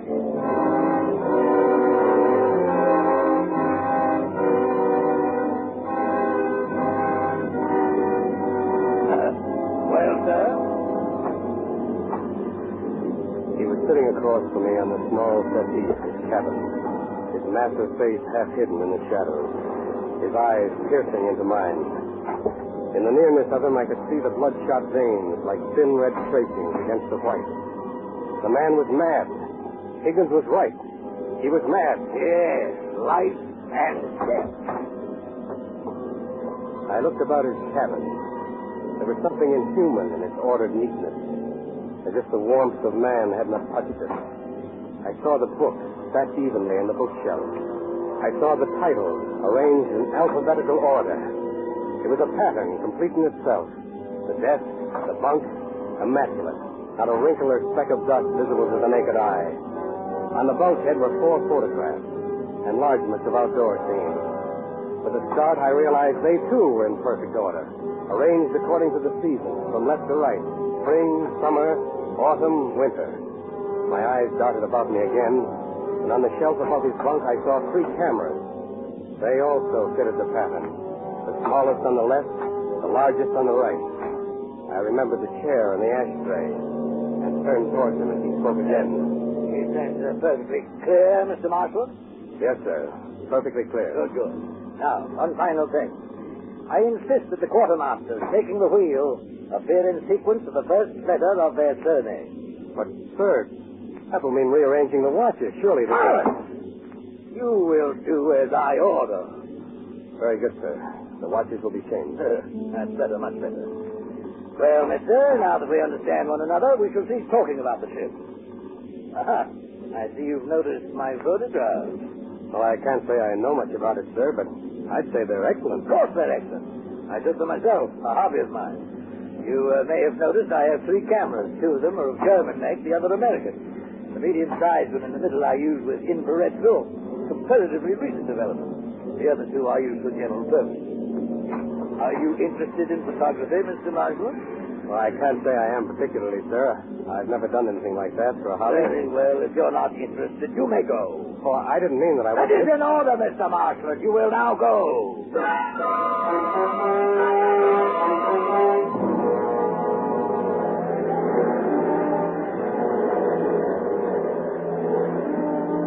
I left him then, stumbled into the cold darkness outside. The thoughts tumbling unendingly through my head as I made my way to my cabin. We were pushing our way over the restless waters of the North Atlantic with a madman in command.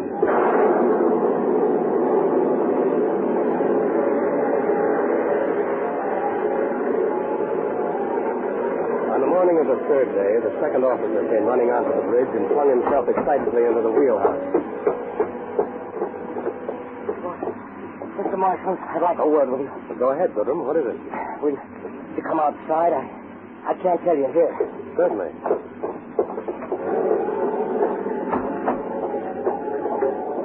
Now, what in the world is the matter with you?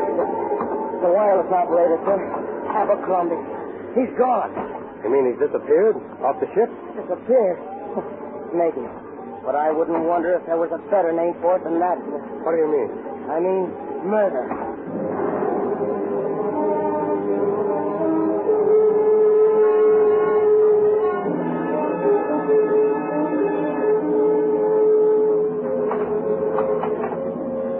Abercrombie was gone, vanished without a trace from the decks of the Alphabet.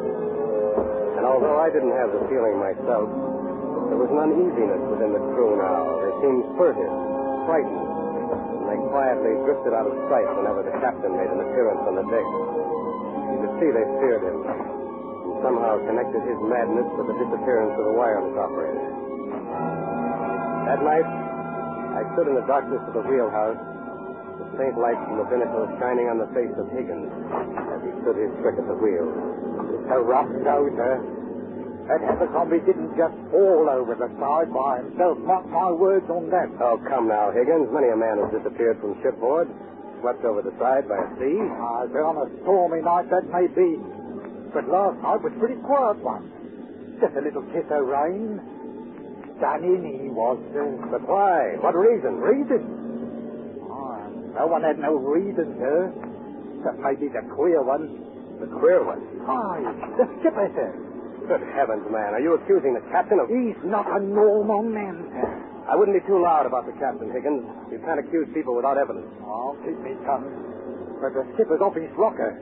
You know that as well as I do, sir. Oh, we've got some set ideas about things, but that doesn't... How pathetical ideas, sir?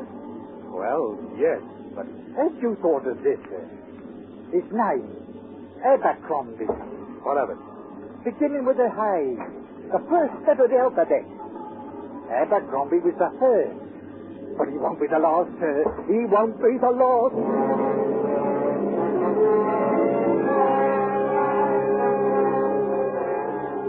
For Suspense, Roma Wines are bringing you Mr. John Lund in Murder Aboard the Alphabet. Roma Wines' presentation tonight in radio's outstanding theater of thrills, Suspense.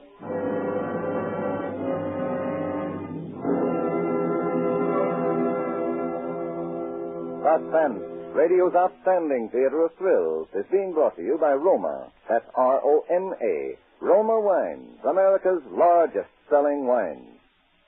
When it's 90 in the shade and there's no shade, that's the time to enjoy tall, tinkling glasses of ice-cold Roma wine and soda. Yes, treat your family and friends to the thirst-quenching goodness of Roma wine and soda. So simple.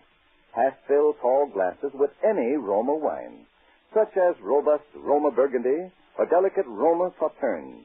Fill up with cracked ice and soda, sweeten to taste. Then take a long, cooling sip and smile. You'll discover why Roma wine and soda is so cool to come home to, especially when the weatherman says warmer. And remember, for better taste, always enjoy Roma wine. That's R-O-M-A, Roma wine, the greatest name in wine. And now, Roma Wines bring back to our Hollywood soundstage John Lund as First Mate Marshland and Joseph Kearns as Captain Walker in Murder Aboard the Alphabet, a play well calculated to keep you in suspense.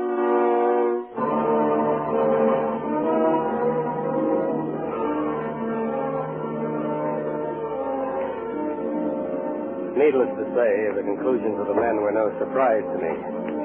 But I didn't feel the time was ripe for further action.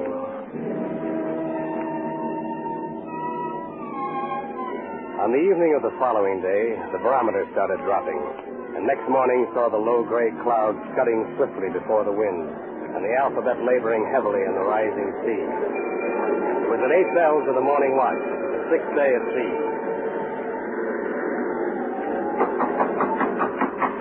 Who's there? It's McTavish, Mr. Mate. Oh, come in, Chief. Take a chair, Chief. Well, what is it? You look bothered. Butterfield, mister. He's lost. Lost? Aye. Are you sure, McTavish? Oh, I am sure enough. We've searched for him all around the ship. There's no trace, mister.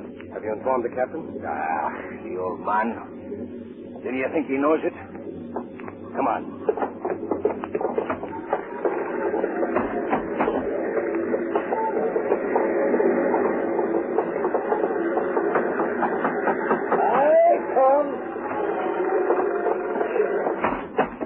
Mister? There's another man gone, sir. Butterfield. Butterfield, eh? Aye, sir. How long have you known this, Mr. Marshall? The chief engineer informed me only a few moments ago, sir. Are you sure of this, Mr. McTavish? Aye, I'm sure. There's no trace of him anywhere aboard the ship. Very well, Mr. McTavish, you may go. I wish to speak to the chief officer alone. What about Butterfield, sir? Go, Mr. McTavish. That's an order. Aye, sir. I'll be over. Well, Mr. Marshall? I'm afraid this is beyond me, sir. No, I'm not referring to the engineer, mister. He's obviously disappeared. There's nothing we can do about it. Well, why are you standing? Why don't you sit down? Well, thank you, sir. Yes, it's Thursday. You may sit in the armchair. Thank you. Well, what do you think of my ship now? You still find her uncomfortable? Oh, no, sir. I like her very well. I thought a long time before I shipped aboard. Oh, you did, mister, huh? Well, she's small, but then any ship's a ship, eh? I'd like something a little more, but then the sea is the lady that counts. Am I right? That's right, sir. And you love her. You love her very much, don't you, Marshal? I do. Yes, I do. You're young, but you love her more than anything? More than anything. More than is natural? Captain. And now you're seated. You'd like to inspect my cameras and tell me what you think of them. Well, I'm afraid I don't know a great deal about that sort of thing, sir. Oh, you know nothing about them. Very good, you may leave my cabin. Certainly, sir. I shall look into the Butterfield matter. He's left the ship, mister. You're only wasting your time. Now go.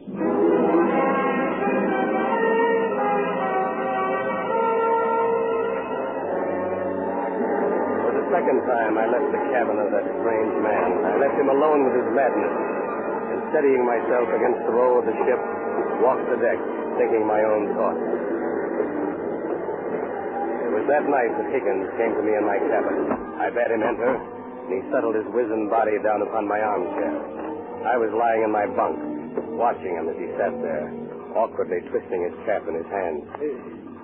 It's an unusual request I have, sir. I hope I can speak in confidence, like. Go on, Higgins. Whatever you have to say will be just between the two of us. But we think the skipper should be put away, sir. Put away? What do you mean? Locked up, sir. But he can't harm us. You know that's mutiny. Oh, yes, mutiny, but Mr. Marshland, he's a murderous all.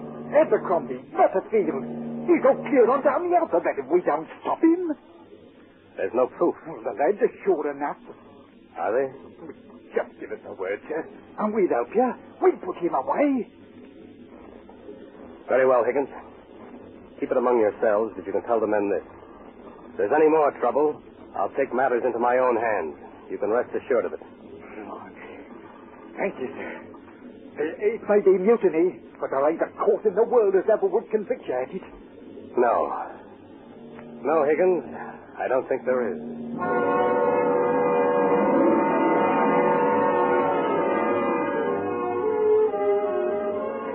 It had to be done very carefully.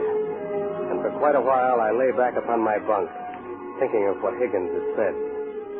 It would be risky, but the men were behind me. That would more than sway the balance. Higgins was right. Any court of law would see the wisdom of my action. They would never convict for mutiny, and Captain Walker would be locked away forever.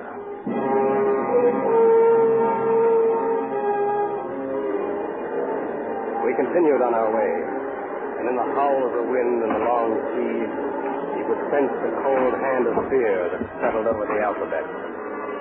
By the evening of the seventh day, we stood well out on our great circle track, more than halfway between Liverpool and Boston. We plunged through dirty seas, rising to each crest and falling to the trough below, with the water curling green over the flare of our bluff bows. But we made fair time, and the knot slipped steadily astern. It was during the inky blackness of that night that death struck again on the decks of the Alphabet, and another member of our dwindling band disappeared into the unknown. Abercrombie, Butterfield, and now the third man. His name was Chadwick.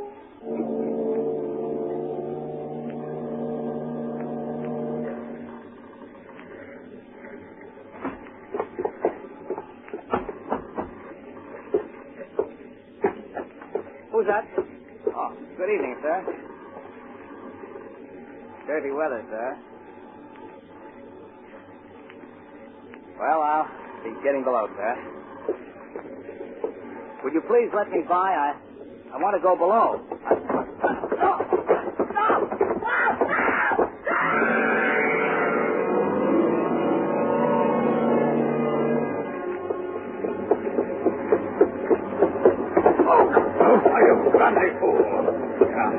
You dropped something, sir. Never mind, I'll get it. There. Up rather late, aren't you, Mr. Marshland? You are too, aren't you, Captain? I thought I heard it scream. Oh, did you now, mister? Did you?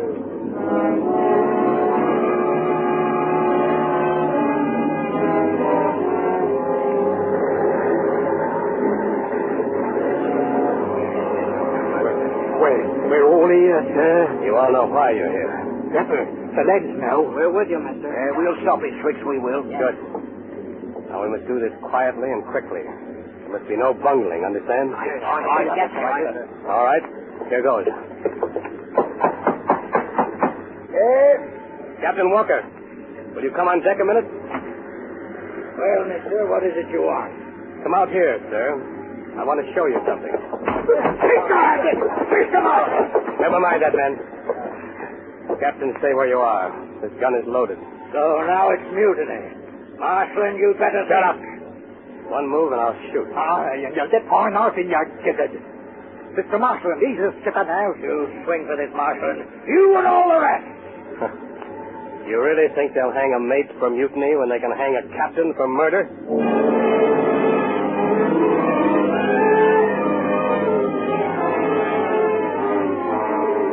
We sailed into Boston Harbor with Captain Walker lashed securely to a chair in his cabin. After the first brief struggle, he had grown quieter, and during the last days of our voyage, he had just sat there, silently, saying nothing, a strange, mad smile leering from his lips. We arrived in Boston late in the afternoon, and as we sailed up the harbor, we hoisted the international signal calling for the harbor police. After we had docked alongside, I went up to his cabin to ensure that all was in readiness for the arrival of the police. And as I stood over him, bound there in his chair, his eyes seemed to mock me, his smile taunting me.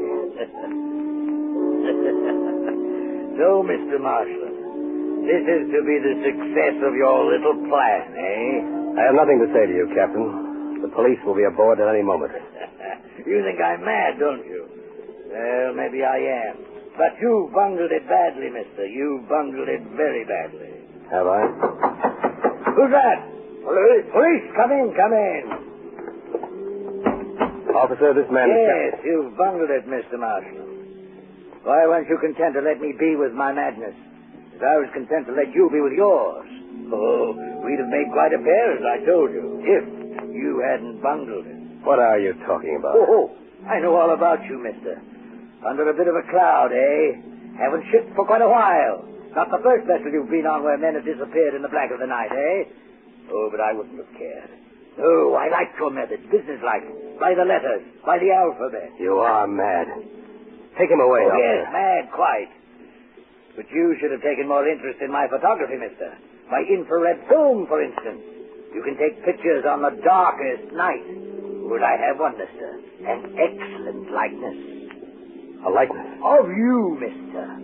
The night you pushed Chadwick over the side.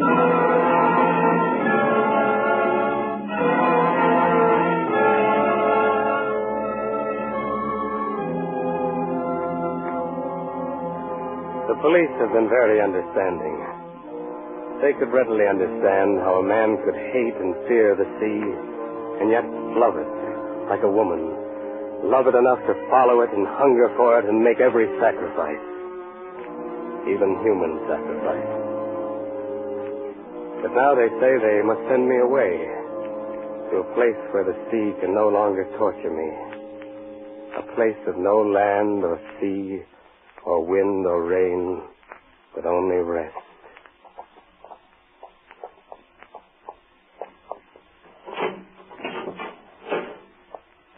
It is time, my son.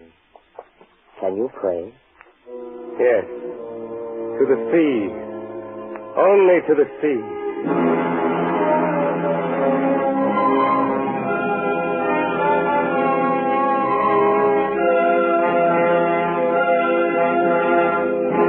Suspense. Murder Aboard the Alphabet, starring John Lund, presented by Roma Wines. That's R-O-M-A. Those better-tasting Roma wines, America's favorite wines.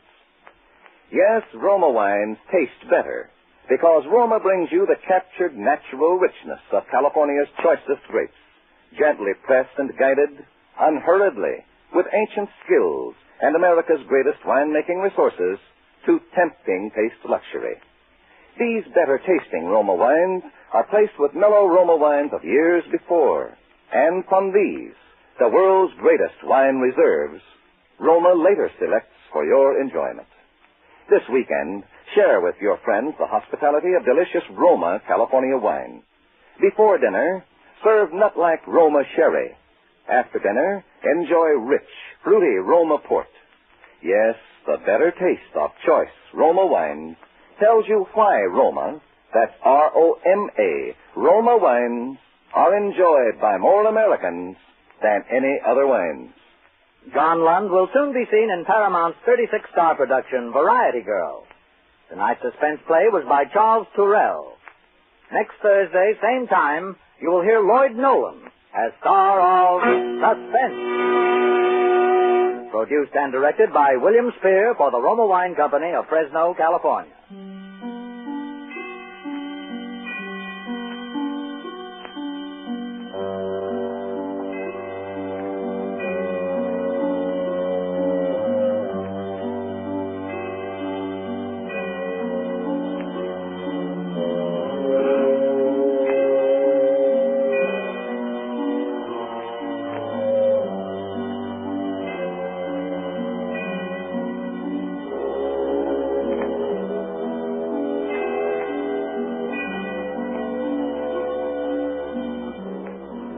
Don't forget, next week Suspense will present Lloyd Nolan. The following week, Edmund O'Brien. Make it a point to listen each Thursday to Suspense, radio's outstanding theater thrill.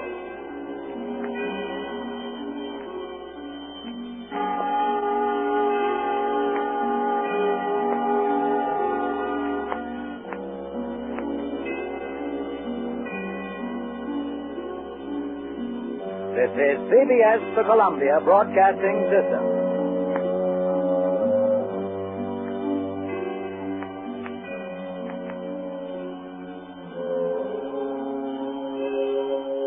And now, Roma Wines, R-O-M-A, made in California for enjoyment throughout the world. Roma Wines present Suspense.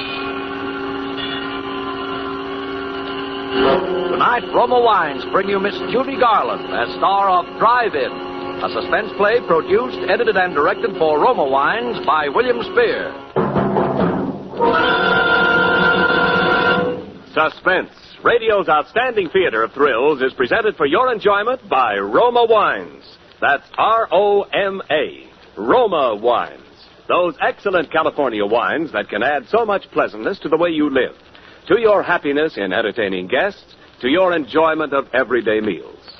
Yes, right now, a glassful would be very pleasant, as Roma Wines bring you Judy Garland in a remarkable tale of suspense.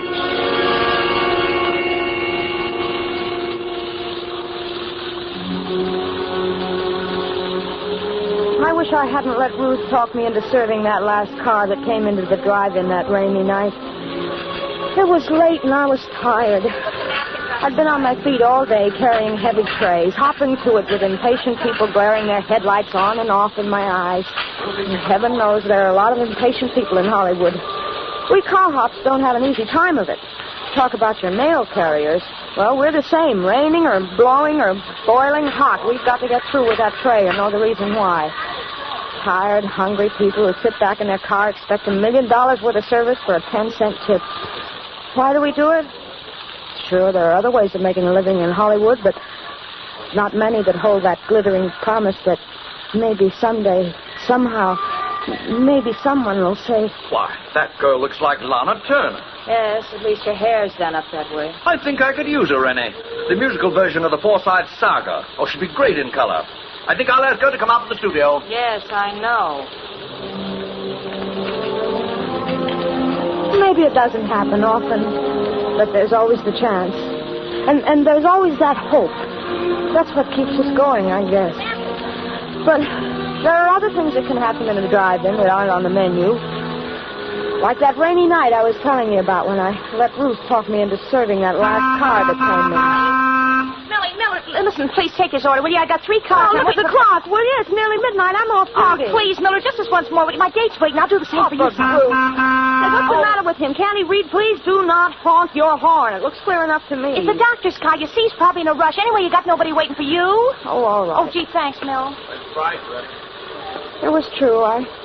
I had no one waiting for me, only the bus that was going to take me to Glendale, where I lived alone in an apartment. So I buttoned up my raincoat and took a menu over to the car. Good evening. Never mind the menu. There's some black coffee, a pot of it, and a ham sandwich. Please hurry it.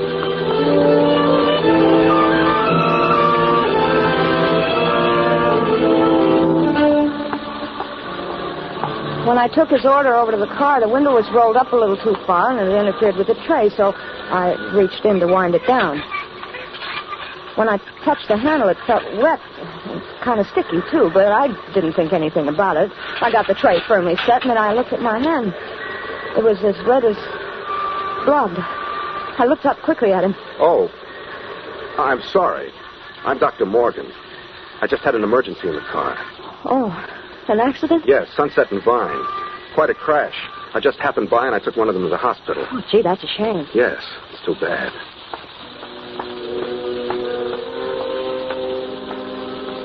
I walked back trying to wipe the blood from my hand with a paper napkin.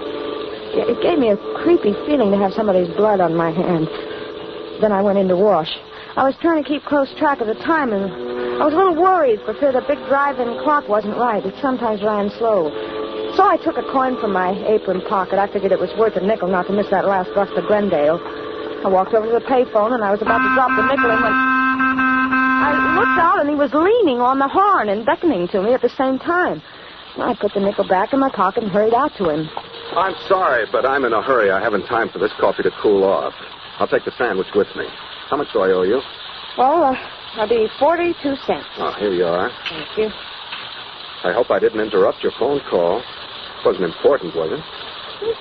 No, I was just checking on the time. I don't want to miss my bus. There was a clock right over your head. Well, that's usually wrong. If I have the time, it's about 4 minutes to 12. Oh, I'm going to miss my bus. What time does it leave? At midnight from Hollywood and La Brea. Hop in, I'll take you. I'm going right past there. Oh, would you? I'll take the train. I'll be right back. I might still be able to make it. Okay. In my hurry to unhook the tray from the window, I gave it a jerk and it fell crashing to the ground. Oh, dear. Ruth? Yeah? Look, help me with these things, will you? I'm going to miss my bus. Go ahead, Mildred. I'll get it. We picked the things up quickly, and Ruth went off with the tray. I started to run around the other side of the car when I noticed something shining on the ground. It was one of the shakers that had fallen from the tray. I picked it up and started toward the driveway. Why don't you just put that in your pocket? You can return it tomorrow. Come on, you're going to miss your bus. I put the shaker in my apron pocket, and I rushed over to the other side of the car. He opened the door for me, and I was just about to get in when I hesitated. I wasn't used to doing this kind of thing. The other girls sometimes let their customers drive them home, but I never did. Still, he looked so decent, and Come on. You'll miss it. Then he reached out as if to help me in, and I thought that he was really concerned about my missing the bus, because he seemed to pull me into the car. First thing I knew, I was sitting beside him. Then the door slammed, and we were driving off.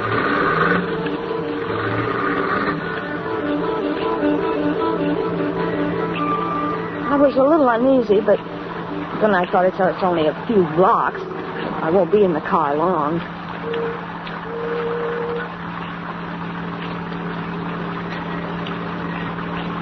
I suppose you're in a hurry because someone's waiting for you.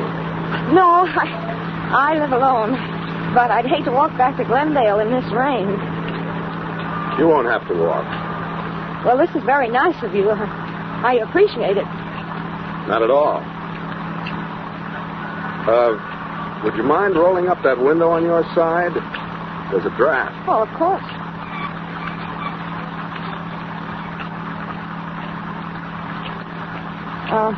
You can let me off at that corner over there. All right. Anywhere along here will be all right. This is fine. Right over there by the stop sign. Wait a minute, you're going through the stop signal. Am I? Yes, but I'll get off over there by the other one. My bus! You're turning the wrong way. Am I? Yes, this goes up to Laurel Canyon. Does it?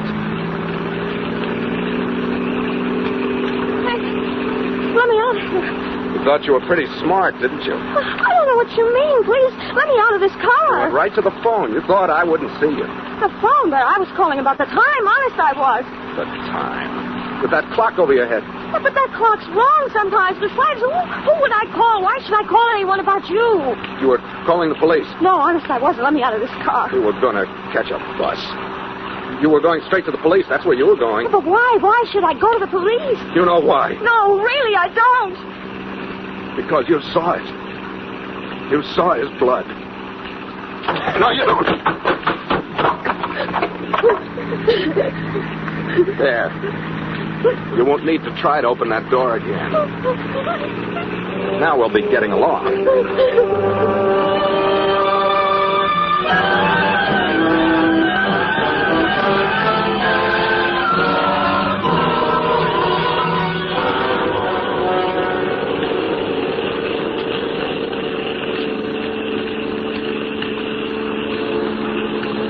After I made that last try to get out, he broke the handle of the door.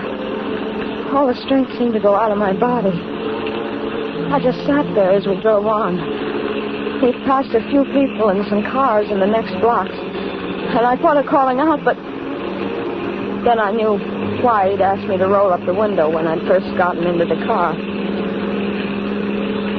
Then we were at the mouth of the canyon, and I could see the road, dark and lonely up ahead. The car twisted and swerved.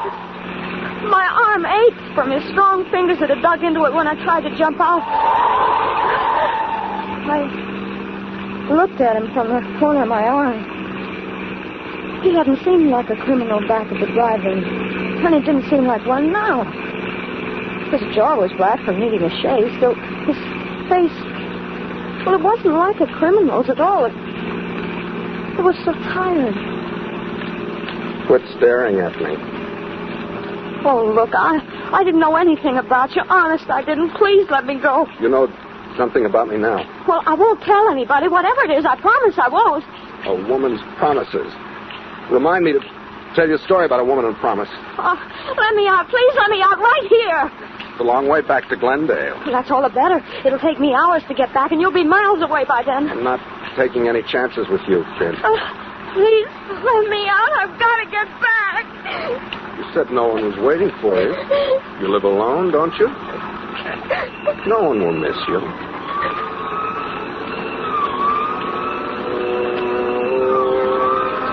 We both heard the siren then. He looked quickly in the rear vision mirror. Then he took a gun from his pocket and he turned to me. If that's for us and we're stopped, remember just this. I've used this gun before tonight and I can use it again if I have to. If I'm taking you'll go first. Now listen. I'm a doctor and you're a nurse. We're headed for an emergency. If you want to leave, you won't try to pull anything.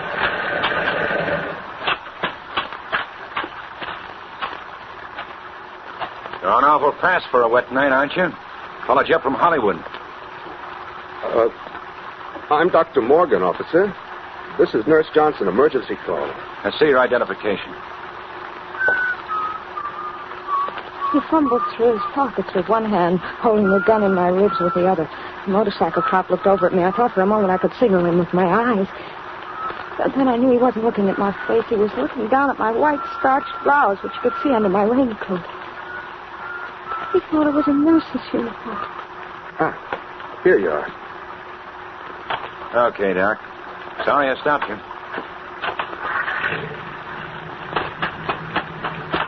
Hey, just a minute. What's the matter? Just wanted to tell you, rain started to slide up there a ways. Take it easy. Thanks, I will.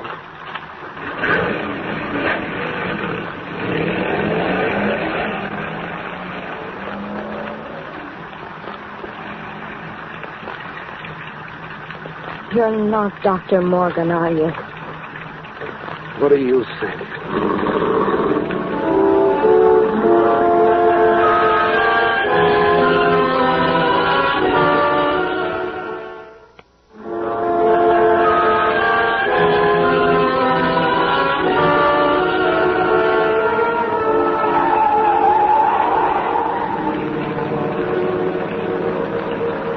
Then we came on the landslide. It wasn't a big one, but it had made a terrible mess of the road. He didn't slow down, and the car swerved crazily as it slipped from one side of the highway to the other. Suddenly, I felt as though the whole rear end had slipped down.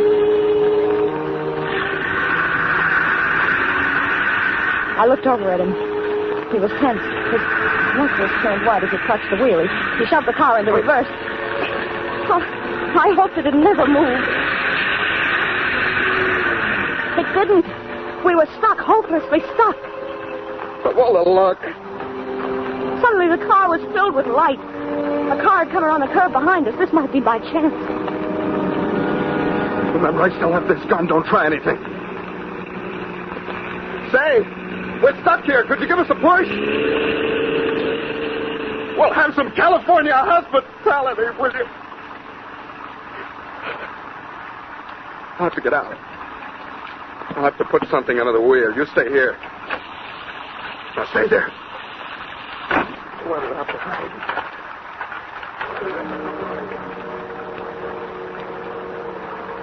There were some bushes by the side of the road. If I could reach them, I could perhaps run up the side of the hill and hide. And then in the morning, make my way back down the canyon. I carefully turned the handle of the door. I could see him in the mirror. He was at the back of the car.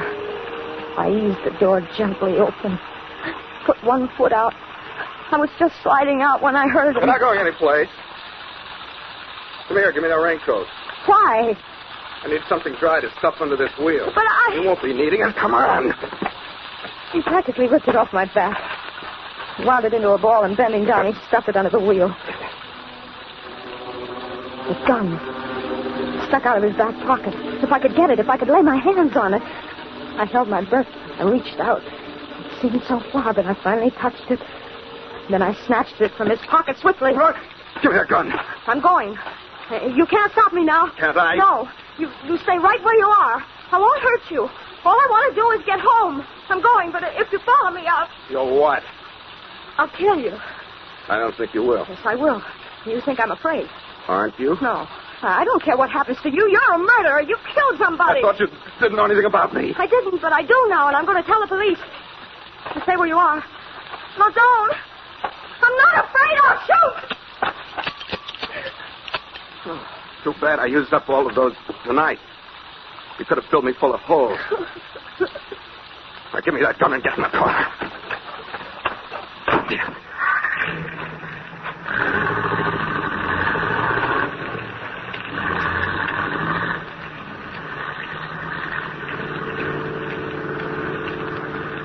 Are you going to kill me? What do you think?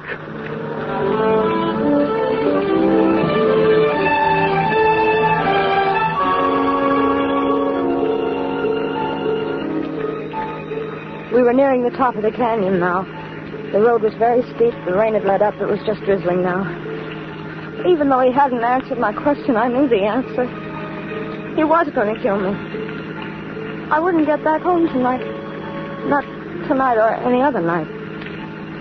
It was funny. I sometimes used to hate that little apartment of mine when nothing ever happened. But tonight... And then, for some strange reason, I thought about Ruth. What would she say tomorrow when I didn't show up at work? And I wondered where they'd find my body. Well, here we are. Lookout Mountain. Top of the world.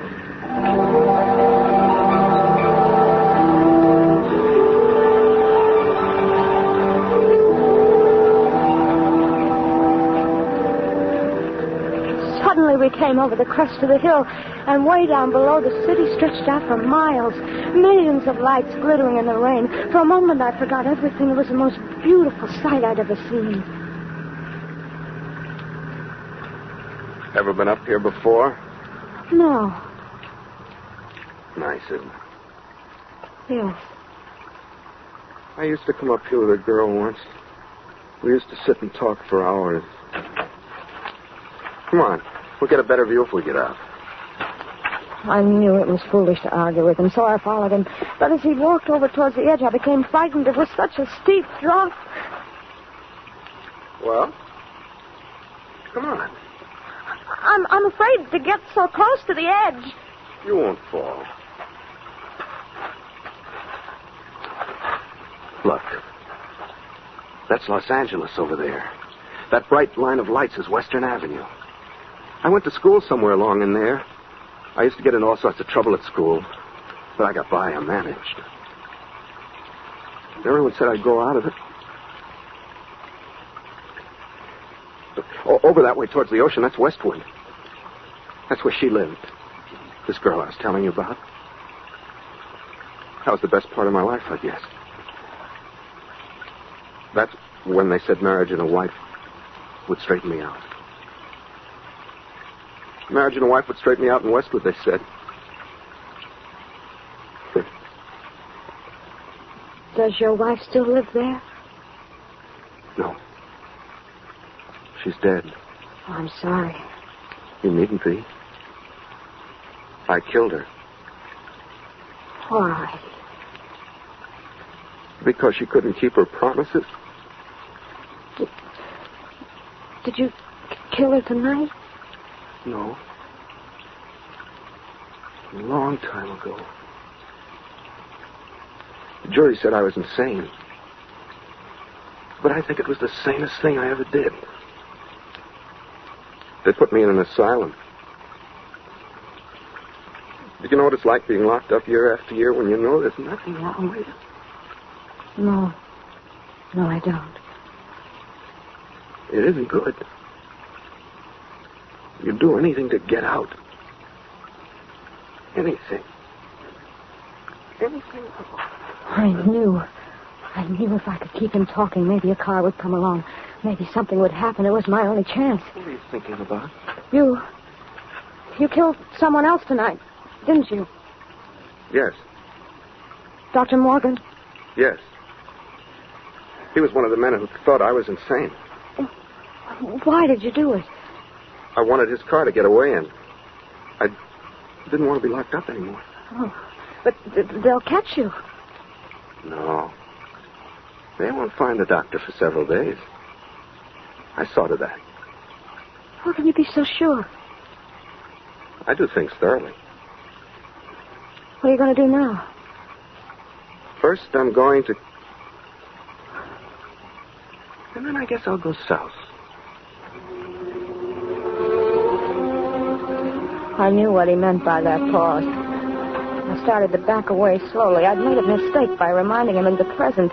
My hands went instinctively to my apron pocket for something to defend myself with. I knew there was a pencil there. It was sharp.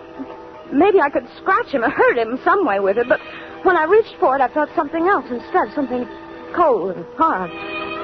I was puzzled for a moment, and then I remembered. It was the shaker I'd picked up at the drive-in. Stand still.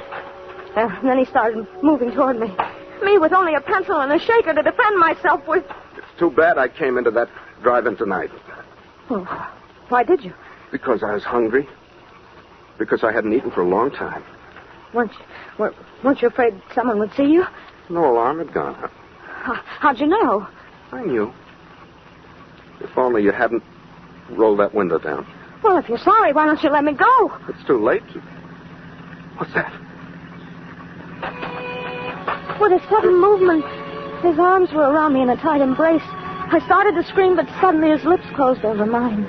Pushing my head back roughly, he kissed me. I could scarcely breathe, and I felt the car's headlights on us like a spotlight. Just look at this view, will you? I'll have to do this in a picture sometime. Can't you see you're interrupting something? Come on, drive on, will you? Okay. And in all this rain, you'd think people would have some more sense.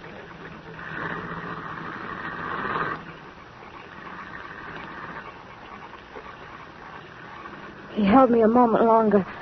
When the car had gone, he released me. My pencil had fallen to the ground. I was left with only the shaker in my hand. I fingered it nervously, and then I felt the top coming off. I felt the contents spilling in my hand. What have you got in your hand? Nothing. Give it to me. No. Give it to me. He grabbed my wrist. He pulled me toward him.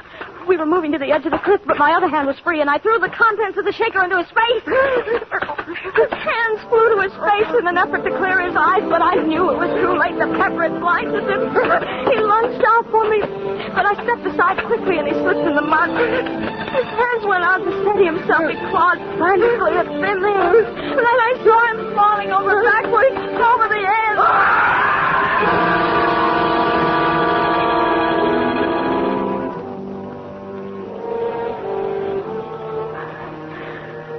Then my strength gave way, and I felt myself sinking down to the ground.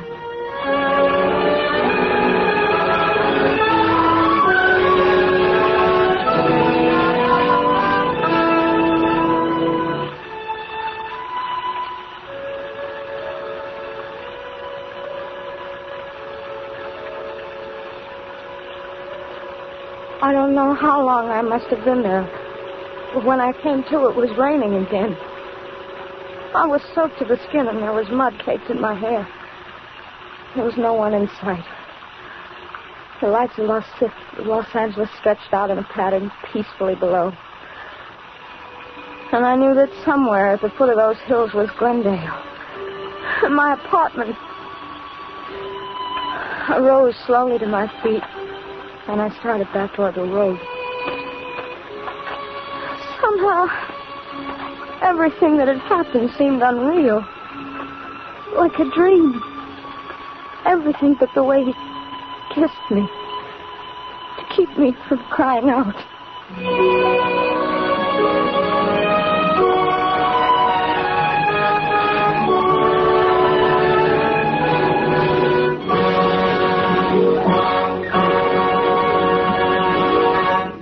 Suspense.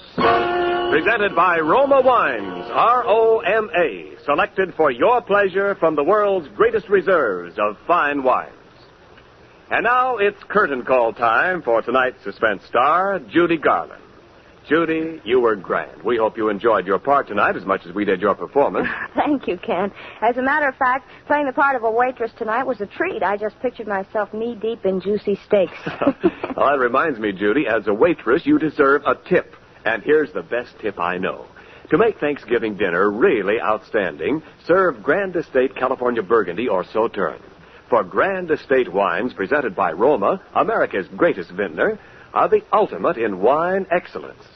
Yes, the brilliant clarity, full fragrance, and mellow taste of Grand Estate wines please the most discriminating guests. Well, I know that my guests would agree with you. And, Judy, there's a reason Grand Estate Burgundy and Sauterne are distinctively better. Because for Grand Estate wines, Roma selects only the choicest grapes.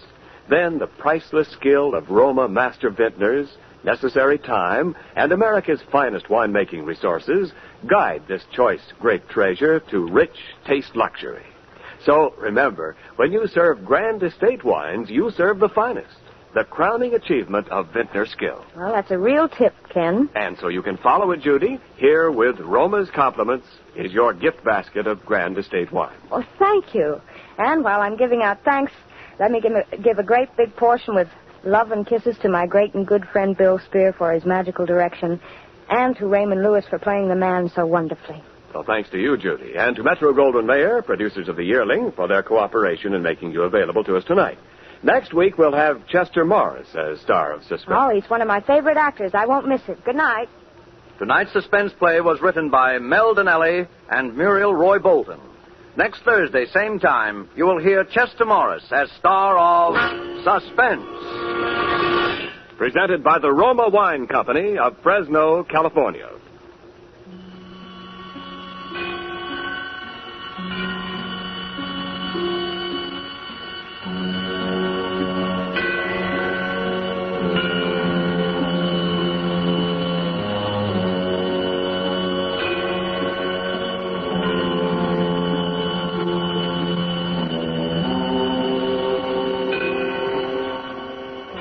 Ladies and gentlemen, in the coming weeks, Suspense will present such stars as Cary Grant, Olivia de Havilland, Alfred Hitchcock, Joseph Cotton, Roddy McDowell, and many others.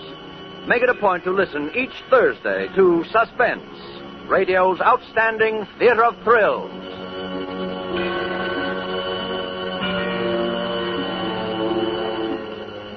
Suspense is broadcast from coast to coast and to our men and women overseas by shortwave and through the worldwide facilities of the Armed Forces Radio Service. This is CBS, the Columbia Broadcasting System. Lux presents Hollywood.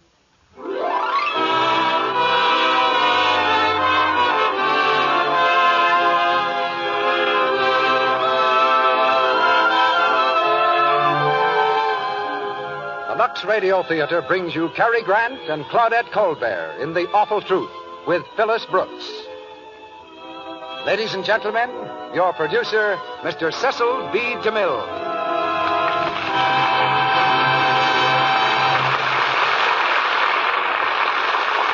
Greetings from Hollywood, ladies and gentlemen. There's a feeling of gaiety and excitement along Hollywood Boulevard tonight. Lights are ablaze and crowds are gathering in front of our theater. All the visible signs of a Hollywood opening are here to welcome the Lux Radio Theater back to the air after our summer vacation. But there's another scene that interests us more than the bright lights on Hollywood Boulevard. A scene repeated some millions of times throughout the country. It's the scene in your living room, where you and your family once more occupy the reserved seats, which are yours tonight and every Monday night. You are the ones who've made this theater possible by your purchases of Lux Flakes and Lux Toilet Soap. We owe you an obligation to make this new year in the Lux Radio Theater the most entertaining in our history. And tonight we pay you the first installment on this obligation by presenting The Awful Truth, starring Claudette Colbert and Cary Grant. Which reminds me that we still owe an obligation to Miss Colbert. Whenever she's done a comedy for us in the past, Claudette has always said that next time she'd like to do a serious drama. And we've solemnly promised that she could. And we'd keep that promise if she'd give us the chance. But we're continually finding comedies that she insists on doing. And I'm not a man with either the courage or the inclination to refuse Claudette anything. At lunch not long ago, we talked about plans for the coming season in the Lux Radio Theater. The moment I mentioned The Awful Truth, I noticed a hungry gleam in Claudette's eye. But quickly explained, of course, that wouldn't interest you. It's a comedy. I was wrong again. Before we came to dessert, Claudette was asking for the script. The memorable performance of Cary Grant as Jerry in the film produced by Columbia Pictures Corporation instantly suggested him for the same role in our radio adaptation. But he was easier to cast than to find. In fact, Cary Grant is probably one of the hardest men in Hollywood to find. Our intelligence service, however, tracked him to the beach, where he'd gone swimming with Phyllis Brooks. That gave us another idea, and we signed them both right there, dripping wet. And so, ladies and gentlemen, the very pleasant truth is that we're ready to give you the awful truth as we raise the curtain on a new season in the Lux Radio Theater, an Act One of our play, starring Cary Grant as Jerry and Claudette Colbert as Lucy, with Phyllis Brooks as Barbara.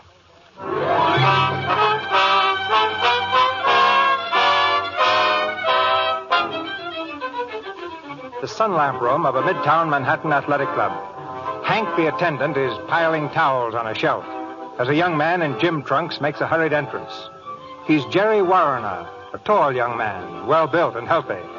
But just now, there's a sharp contrast between his decided pallor and the two dark, magnificent circles under his eyes. With a quick movement, he bounces up on the table and stretches out luxuriously. All right, Hank, my man, turn on that sun lamp, give her all she's got. Well, about 15 minutes on each side is all I'd recommend, Mr. Warner. No, 15 minutes, nothing. I've got to get a deep Florida tan if it takes all afternoon. Give it the juice. Well, okay. Attaboy. All aboard from Miami, Palm Beach, and Point South. Hi, Jerry. Oh, hello, Frank. I heard you were in here. Thought maybe you'd like to play a little squash. Sorry, Frank, no time. Say, you're awfully white-skinned for a guy who just spent 2 weeks in Florida. Yeah, no, that's just what I thought. What did you do down there? Carry a parasol? Or didn't you go? Don't let any idea like that get around. I get it. Pulling a fast one on the little wife, huh? Oh, now look, Frank, I'm surprised at you. I'm supposed to have been in Florida. Now, suppose one of Lucy's friends says, why isn't he tanned? Well, Lucy's going to be embarrassed. Well, I'm going to be tanned. Lucy's not going to be embarrassed. And what wives don't know won't hurt them. What was it? A poker trip? Sure, a fellow's got to bust out once in a while, assert his independence. Boy, did I assert it. You certainly look it. But I'll bet you wouldn't like Lucy to pull a stunt like that on you. Why not? After all, a person doesn't have to stop being an individual just because she gets married. Maybe.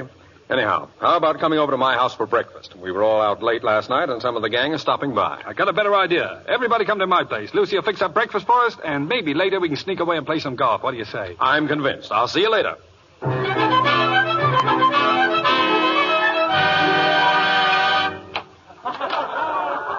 Okay, ladies ladies and gents, come on in. The joint is yours. Jerry, that sunburn. You're positively vermilion. Yeah? Wait till Lucy sees what Florida did for you. Yeah, where is she? Hey, Lucy! Lucy! Surprise! Well, hello, old dog of mine. How you been? Hey, where's Mama? Where is she?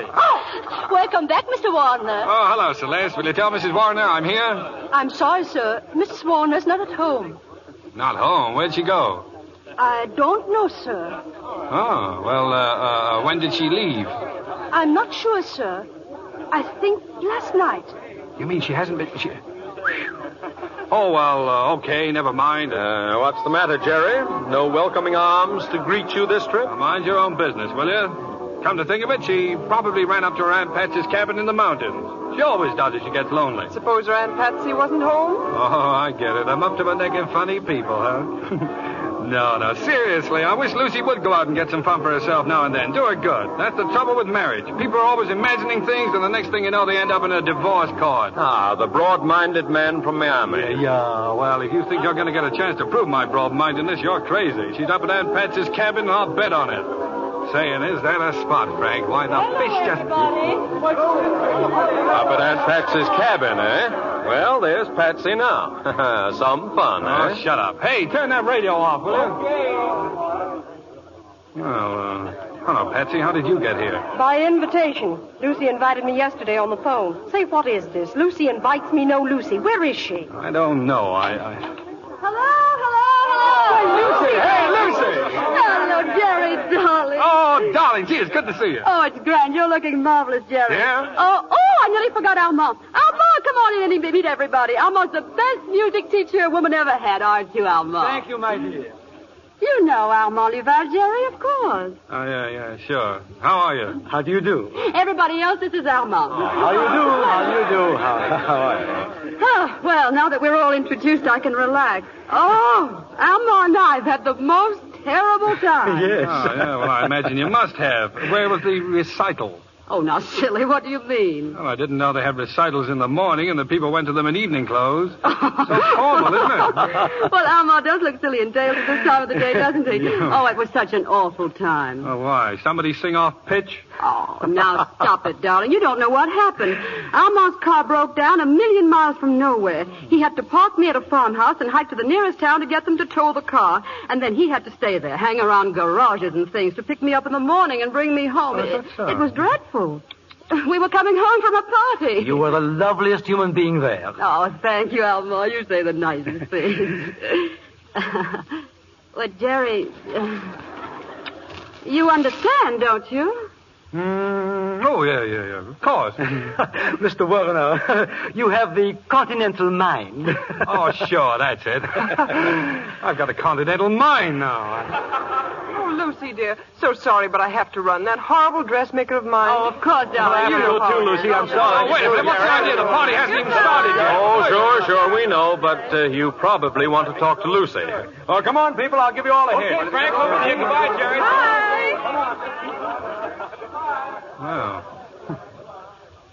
Well, Mr. Louvel, why didn't you let Frank give you a hitch? I wanted to explain. You see, Mr. Warner, the next time I take your wife out, I hope... I hope you buy a new car, else I'll loan you mine. Are you hungry? Huh? Oh, thanks. Well, yes, I am. Now, why don't you run out and get a bite? Big, strong fellow like you should take care of himself, sitting in drafty garages all night. Mr. Warner, what have I done? That's what I'm going to find out. Oh, now, Jerry. We'll discuss this in private, please. That is, if Mr. Louvel can remember where we keep our door. Very well. Perhaps it's best this way, Lucy. Will I see you soon? Well, of course, Alma. Oh, it's all been so perfect, Lucy. Thank you for everything. And, Mr. Warner, I think you must be out of your continental mind. You know, that was pretty funny at that. I mean, what he just said. Oh, very funny. Brush me off, will you? Well, he's gone. You can speak freely, darling. Well, Lucy, what have you got to say for yourself? Oh, that's so smart. Well, I knew you'd say that, and I'm prepared to answer. Alma was invited to the party by a young man whose sister is a pupil of Alma. Alma invited me to go along. I went because I could think of nothing better to do. Believe it or not, I was lonely. Yes, and then the car broke down. Yes, and then I stayed at the farmhouse. I slept badly because of insufficient blankets. Twice during the night, I coughed. Now, let me see. Was there anything else? Now, look, Lucy, this situation isn't amusing, although you seem to think it is. If you had sense enough to see it, you know that our marriage is teetering on the edge of a cliff. Well, you'll try to be funny. But perhaps marriage doesn't mean anything to you. Perhaps you've no sentiment left for me. Look at this on the table, a letter I wrote you from Florida, and you didn't even open it. It's enough to destroy one's faith, isn't it? Oh, I haven't any faith left in anyone. Not even in that conscientious soul at Miami Beach who followed your directions so nicely and mailed me a letter every day? Huh? What on earth are you talking about? Oh, darling. You look so cute and pleased with your little athletic club sunburst. Rather like a small boy who's just had his curls cut off. Well, I don't like to be unpleasant, Jerry, but you were not in Florida. Now, don't change the subject. You weren't in Florida, and you weren't in Montreal that time you said you were going there. Once you even had the letters mailed from the wrong place. Huh? Dear Lucy, Charleston is such a quaint city. The quaint thing about Charleston is Charleston's postmark is Perth Amboy, New Jersey. Nice trick your friend played on you. No, wait a minute. Don't try to justify your behavior by insinuating things about me. What? But I haven't any behavior to justify. I've just been unlucky, that's all. You came home and caught me in the truth. It seems there's nothing less logical than the truth. A philosopher, huh? You don't believe me? How can I believe you? Oh, listen, Jerry. Now, don't you see that there can't be any doubt in marriage? The whole thing is built on faith, and if you've lost that, you've lost everything. Yes, I suppose when that's gone, the marriage is washed up, isn't it? Do you mean that? Sure.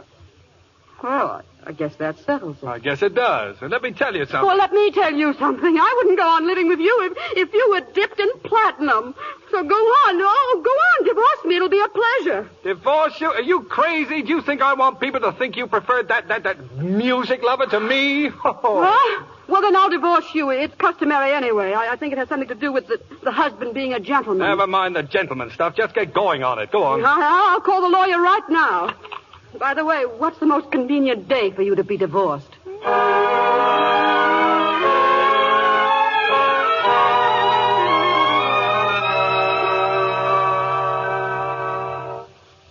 In the case of Warner versus Warner, the court grants an interlocutory decree of divorce to the plaintiff, Lucy Warner. The divorce, if not further contested, will become final in 90 days from this date. That will be all. One moment, Your Honor. There's one matter still unsettled. According to my client, Mr. Warner, it's a matter of, Mr. Smith. Yes, Your Honor. Mr. Smith. And who is Mr. Smith? Mr. Smith is, he's their dog. No, Mr. Smith is my dog. He's mine. Silence. But Mr. Smith belongs to me, and she's got him. I told you to keep quiet. Ignore him, Your Honor. I told you he was impossible to get along with. Oh, well, let's hear it. The animal at present is in Mrs. Warner's possession. Mr. Warner wishes to have him because he's mine. He is not. It's so. He is not. Silence. Silence. Is not. This seems to be a custody case. And in custody cases, we frequently permit the final decision to rest with the dog. Well, now we're getting somewhere. Now let Mr. Smith decide whom he wants to live with. Silence, please. Oh, bailiff, have the dog brought in. The custody of the dog will depend on his own desires. And let me warn you, neither of you must use any false means of influencing the animal's decision. Unfasten the dog, please. Now, you may each call the dog. Come on, fella, come on. Listen to me. Yes, come on. Hey, come back here. You know who's good to you, don't you? Mr. Smith came to me, Your Honor. Custody of the dog is awarded to Mrs. Warner. Wait a minute. Well, that wasn't fair, Judge. Silence. The court is adjourned. Good day, Your Honor. Hey, you. Wait a minute. Come back here, you. You mean me? What's Mr. Smith doing with that rubber bone in his mouth? Well, it always was his favorite bone. Where did he get it? How would I know? Oh, you. You'd stoop to anything. You hid that bone under your handbag, and Mr. Smith smelled it. You're not going to get him away from me like that. Get him? I've got him, darling. Goodbye.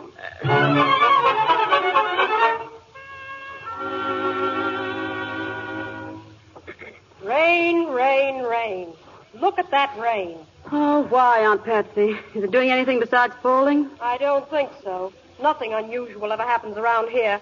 If I'd known we were going to be buried side by side, I'd never have consented to take an apartment with you. Yes, but I needed you, Aunt Patsy. You know the period of readjustment that comes in the wake of a divorce. Readjustment? My foot. Just another word for moping around. Oh, don't be silly. Oh, why, you know dozens of men who turn handsprings at the chance to take you out. But no, you'd rather sit around and readjust yourself. No, you're just an old grouch, that's all. Yeah? Well, this is one old grouch who wants to go somewhere where there's life. And I don't mean plant life. Well, we can't go out without escorts, so that's that. Well, I don't need an escort to go down to the lobby. I'm going down to the newsstand and see Joe. He may be funny-looking, but he's a man, and maybe he knocks off early. Oh, Aunt Patsy, you wouldn't. Oh, I wouldn't, eh? You're talking to a desperate woman. There's you, Mr. Wainwright. Well, I guess I've read pretty nearly everything here, Joe. Too bad, ma'am. Isn't it? I'm so bored. It's too bad they stopped printing zippy stories. Yes, ma'am. That's what my wife says. Oh, she does. I see. Oh, pardon me, but did that copy come in of the Tulsa, Oklahoma Bugle? Sorry, Mr. Leeson. I guess maybe there's something wrong with the mail. Oh, well, that's too bad. Looks like I won't find out how we did at the rodeo. Oh, how do, ma'am? Oh, how do you do? I hope you don't think I'm fresh. My name's Dan Leeson, room 1214. Mon, I see you coming in and going out sometimes. Oh, we've noticed you, too. You did? Mm-hmm. Well, say, who is that beautiful girl who's with you sometimes? She has a dog, and, well, she's beautiful. Oh, that's my niece, Lucy. She's just a little homebody. No. Mm-hmm. Say, I wonder if you'd do me a favor. Why, of course I would, Mr. Leeson. What is it? Well, you see, I'm a stranger in town, and I thought that perhaps I'd down there. Here we are. Go right in, Mr. Leeson. Oh, thanks. You know, I think it's just wonderful that we met this way. Oh, Lucy, may I present Mr. Leeson? Mr. Leeson, this is my niece you were so anxious to meet. Her name is Lucy Warner. How do you do? Oh, how do you do, ma'am? Mr. Leeson's from Oklahoma, Lucy, and he'd take it as being right neighborly of us if we'd show him some of the bright spots. Well, it's raining rather hard. Mr. Leeson lives right across the hall with his mother. Isn't that what you said, with your mother? Yep, with Ma. Mm-hmm. We're here on a visit. I'm in oil, you know. Oh, marinated, so to speak. Say, that's a good one. I must remember to tell that to Ma. No, I'm sure she'd adore that. Yes. Well, tell us all about Oklahoma, Mr. Leeson. Well, we all think Oklahoma, well, it's pretty darn swell. Oh, there's the door. I'll get it.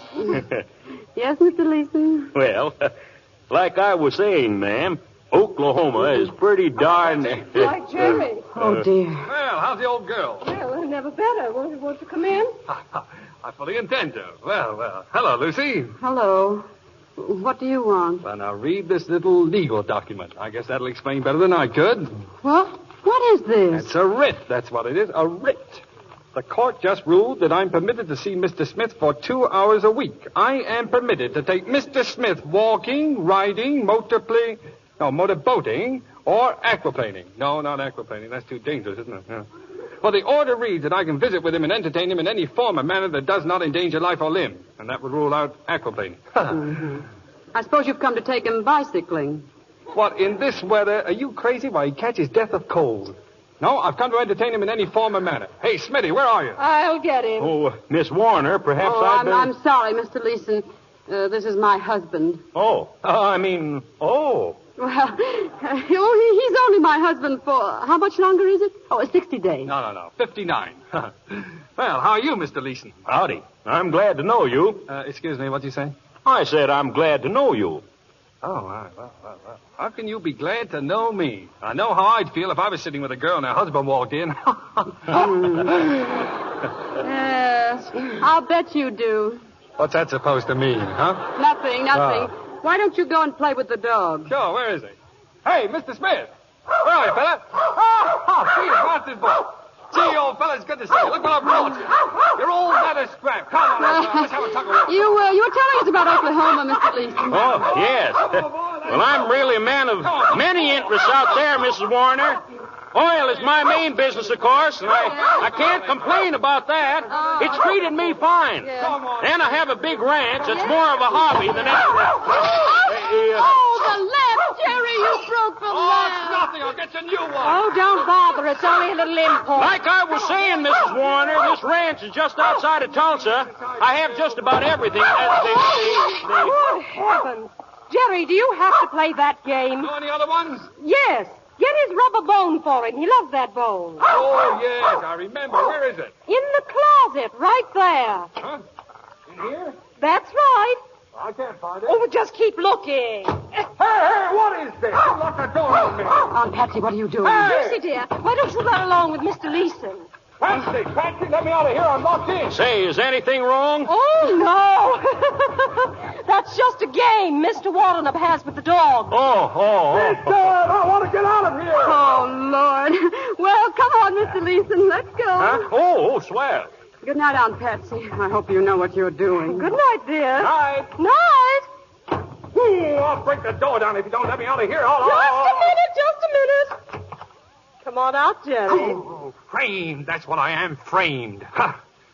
You're trying to cook up something between my wife and that Buffalo Bill, aren't you? Your wife? She's still my wife for 60 days. 59. All right, 59, but she's still my wife. Do you understand? And what are you going to do about it? You'll find out what I'm going to do. Stick around and watch. I've got some rights around here. To entertain Mr. Smith in any form or manner. Oh, shut up.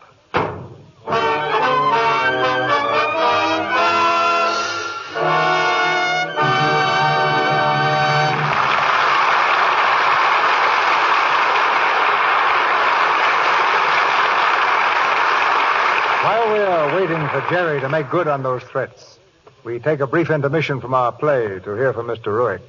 Ladies and gentlemen, in our intermission before Act Two of The Awful Truth, starring Claudette Colbert, Cary Grant, with Phyllis Brooks, we bring you a musical interlude. 3 charming young ladies will sing a song suggesting something about our product, Lux Toilet Soap. Well, Sally, and what is your song going to be? Sweet Sue, Mr. Ruick. Shall we sing it? Yes, please. Every star above knows the one I love. Sweet Sue, just you.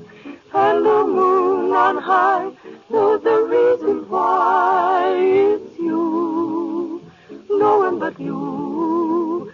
No one else, it seems, ever shares my dreams. Without you, dear, I don't know what I do. In this heart of mine, you live all the time, sweet Sue, just you. A sweet song. And you chose it because... Well, Mr. Ruick, because we think one of the nicest things about Lux Toilet Soap is the way it leaves you feeling so sweet. So Sweet Sue reminds you of a Lux girl. That's nice. And it's true that Lux Toilet Soap leaves you feeling sweet and dainty. That's why it's such a delightful bath soap. Really, a fragrant Lux Toilet Soap bath is the most refreshing experience you can have when you're tired and feeling sort of, well, uncharming. Its rich, creamy, active lather just floats away perspiration and dust and dirt, leaves you utterly dainty.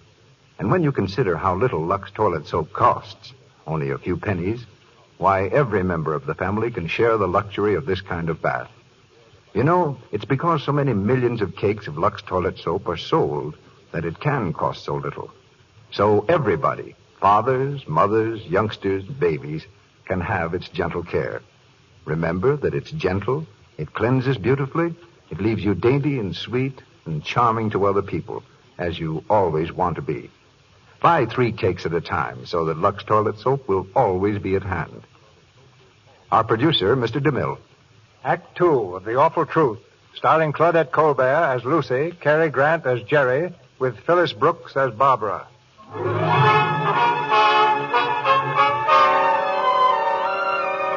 It's morning, a few weeks after Jerry's hectic visit.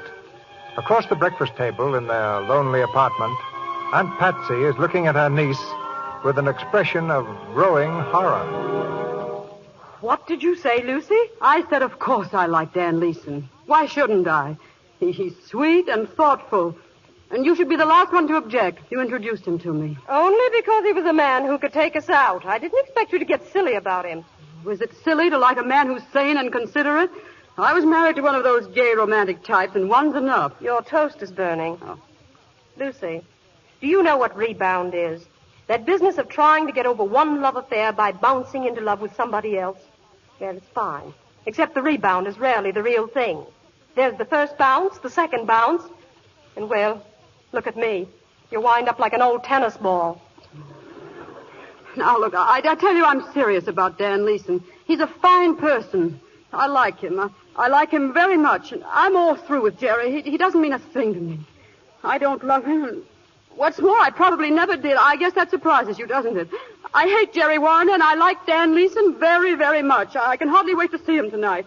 And I hope he's just mad about me because I think he's the finest man I ever met. Lucy. I know, my toast is good.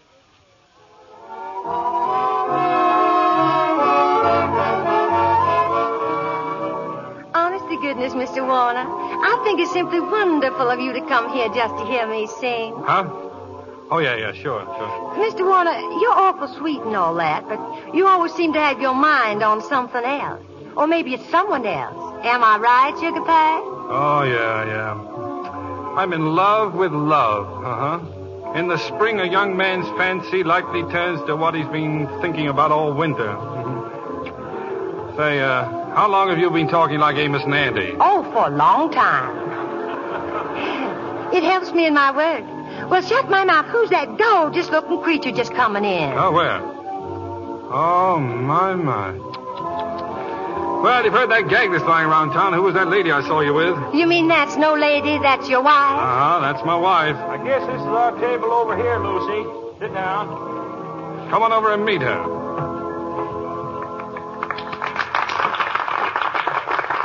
Well. Hello, folks. Oh, hello. This is Miss Dixie Belle Lee. This is Mrs. Warner, and this is Mr. Leeson, the gentleman Mrs. Warner is going to marry. That's right. I'm mighty proud to meet you all. Now, you're sure we're not intruding? Huh?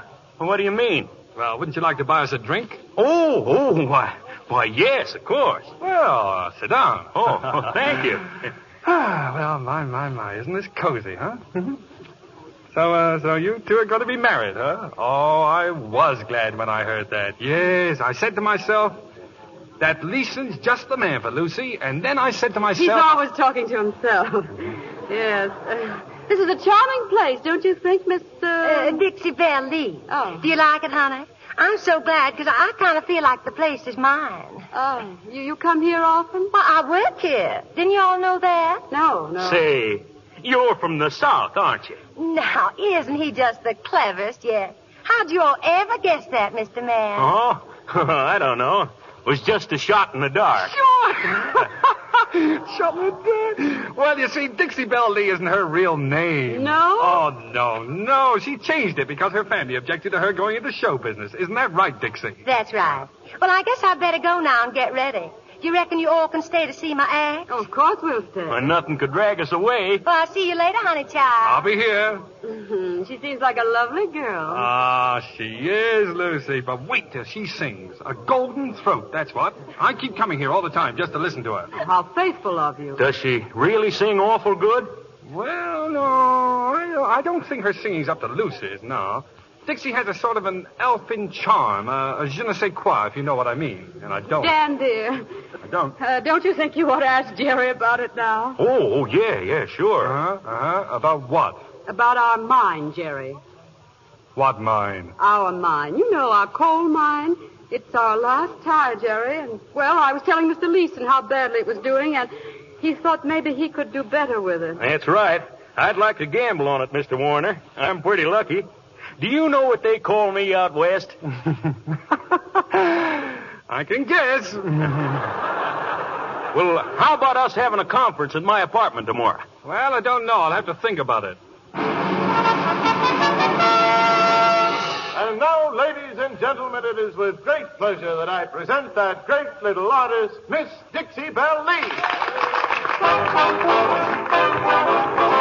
Here she comes, isn't she pretty? She sure is. The costume's a little short, isn't it? I mean, unless she does a tank act. Shh. Listen to this. Listen. I got an invitation from Mrs. Hopkins. All that I don't care for nothing, I'm strutting. Is that what you mean by elfin charm? I might be right there sticking. Say, she'd go great in Oklahoma, wouldn't she? Come on, swing it, miss. And I'm strutting. Yippee! Dan, I don't feel well. Yippee. Why, well, what's the trouble, Lucy? Dan, I think you'd better take me home. But, Lucy, we can't walk out in the middle of Miss Lee singing. Oh, don't you like her, Lucy? Oh, I love her, yes. But I can see now it was easy for her to change her name than for her whole family to change theirs. Come on, Dan. Well, all right, if you want, Lucy.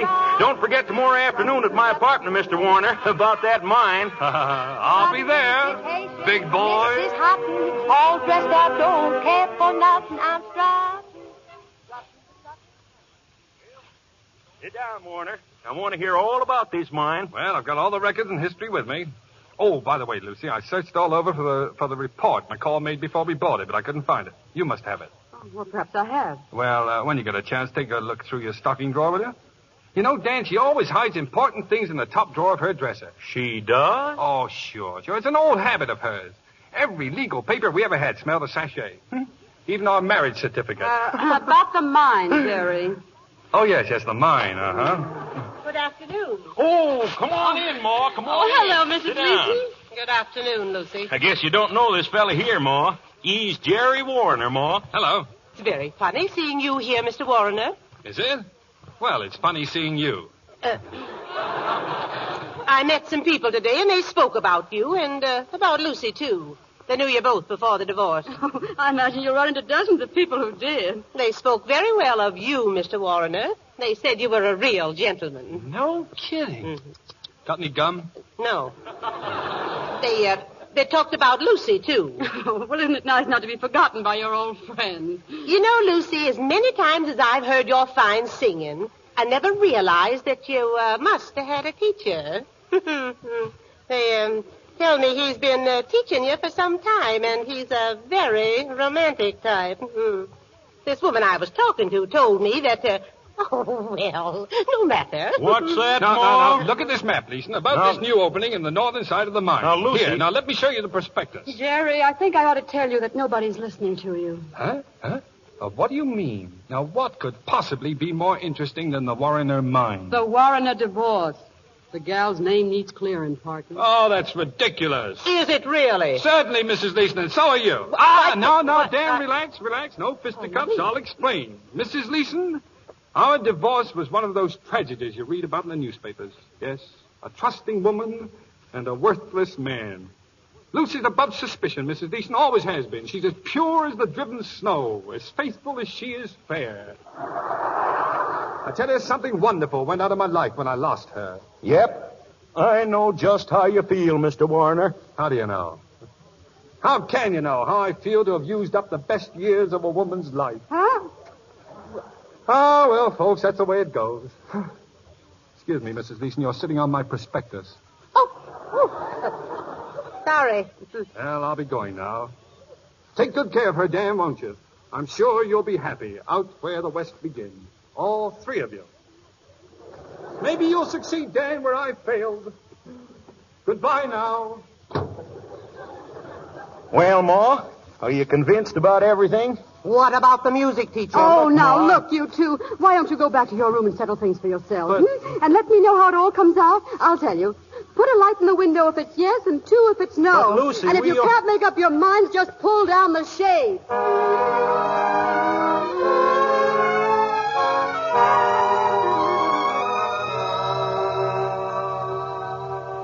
All I want to know is, what has Armand Laval got to do with all this? Why is he coming here? Because I sent for him. You said that. I still say, why? He ruined your last happy home. He'll bust the Oklahoma deal wide open. That's just it. There isn't going to be any Oklahoma deal. I'm not going to marry Dan Leeson. Why not? Oh, because I'm still in love with that crazy lunatic, and there's nothing I can do about it. What's the matter with you? I'm a gibbering idiot. I'm a mad woman. Oh, now, Patsy, stop this. Here, answer the door, will you? Oh, good evening, Mr. Laval. Good evening. Alma, come in. And how are you, my dear Lucy? I got your call. Yes. Look, Alma, sit down, will you? It's about Jerry. Ah, yes, your husband. He's a very funny man, yes? Yes, he is. But I'm convinced he still cares about me, or he wouldn't do the funny things he does. Yes, but he doesn't care much about me. No, he doesn't. No. And that's just what I'm getting at, Alma. You know that everything was all right that night, and I want you to convince him that everything was just as we said it was. I'd be glad to. Does he carry a gun? Now, you're not afraid of him. Oh, of course not, no. But you know husbands. Then you'll do it as soon as possible, won't you? He mustn't know that I've had anything to do with it. Very well. As soon as possible? Open up, Mr. Mr. Smith. Oh, It's Jerry. Oh, but this is much too soon. Oh, of course it is.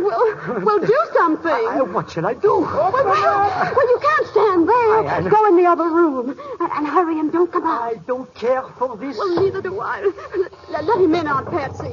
Oh, Lord. You said it. Greetings, Patsy. Oh.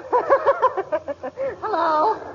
Oh, hello, Lucy. Hello. Hello. What's the matter?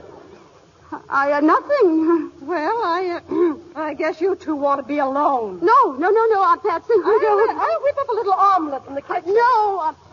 Smart girl, you Aunt Patsy. Matter of fact, dear, I did want to be alone. You did? Yeah. Look, Lucy, let's get right down to it. I've been a sap. Have you? Yes. I want to apologize. I know that chump Louvel couldn't have meant anything to you, but, well, guys like him just make me murderous. I just want to... Oh, well, I just want to say I'm sorry for everything, dear. Jerry. Look, Jerry. Let's meet later and talk it all over, shall we? Sure. Yes, that's wonderful. Here's your hat. Goodbye, dear. Yeah, but... I'll call you. Goodbye. Are you trying to get rid of me? Oh, no, of course not. Why should I try to get rid of you? Here's your hat.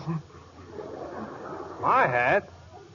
Well, that isn't my hat. Oh, no. Now, look at the thing. It comes down over my ears. Look at that. Oh, isn't that funny? Did you get a haircut, maybe? Well, not since I came in. Now, look at that thing. Doesn't that look funny to you? Ricarde, look. Yes, I know. It's just a little roomy, but maybe they're wearing them that way this year.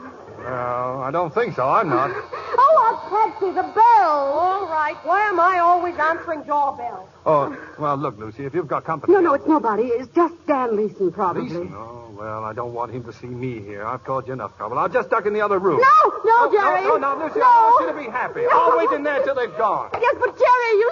Oh. Hello, Miss Adams. It's Mr. Leeson and his mother, Lucy. Hello, Lucy. Lucy, dear, I've come to tell you something. Hello. We've come to tell you, Lucy. Well, what have you come to tell me? I want to apologize for those awful things I accused you of this morning, Lucy. Yes? Well, go on. What's that? I think somebody's cleaning up in the next room.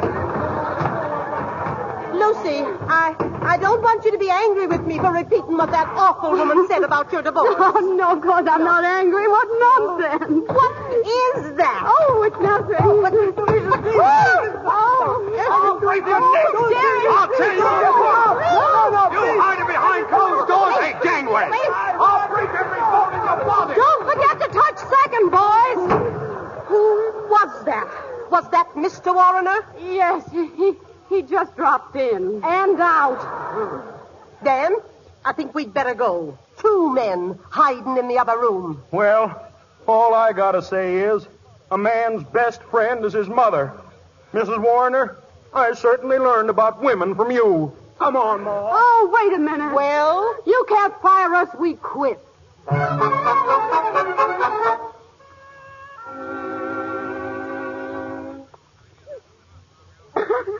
Oh, Lucy, don't. Don't cry, dear. He believed it. He thought Elmo was hiding in that room. Sure. So did his mother. Oh, I'm talking about Jerry. Oh, Jerry. It's getting hard to keep track. What's the matter with Jerry? Well, here, read this in the newspaper. Oh, I could die. Let's see. Jerry Warrener is being seen these days with Barbara Vance, the madcap heiress. We wonder if there'll be wedding bells when Jerry's divorce becomes final in 2 weeks. 2 weeks? She's going to steal him from me. It's bigamy. She's not married to him yet. No, and she won't be. He said he'd stick to me for better or worse. And if he knows what's good for him, he'd better.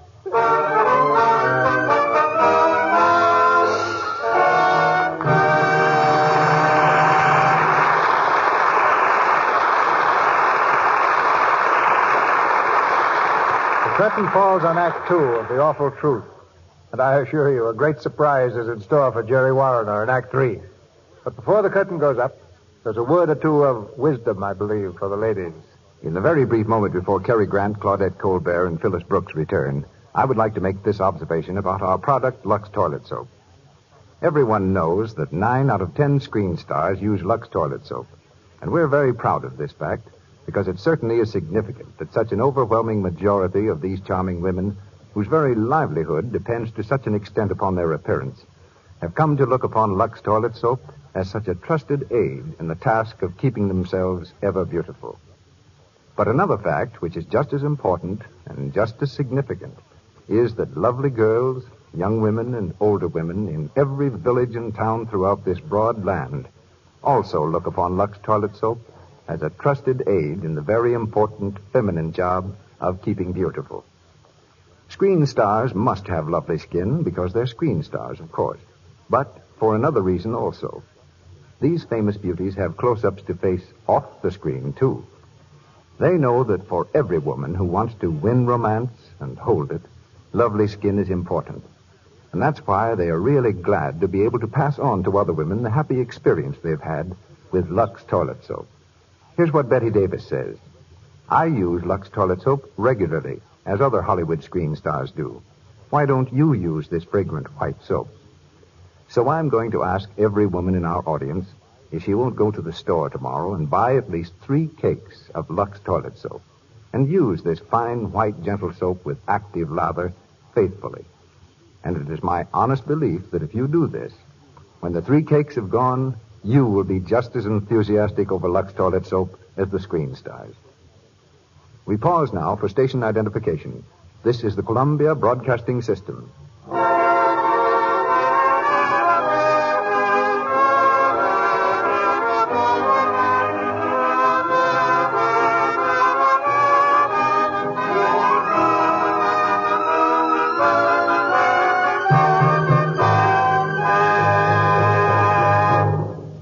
Cary Grant, Claudette Colbert, and Phyllis Brooks proceed with Act 3 of The Awful Truth.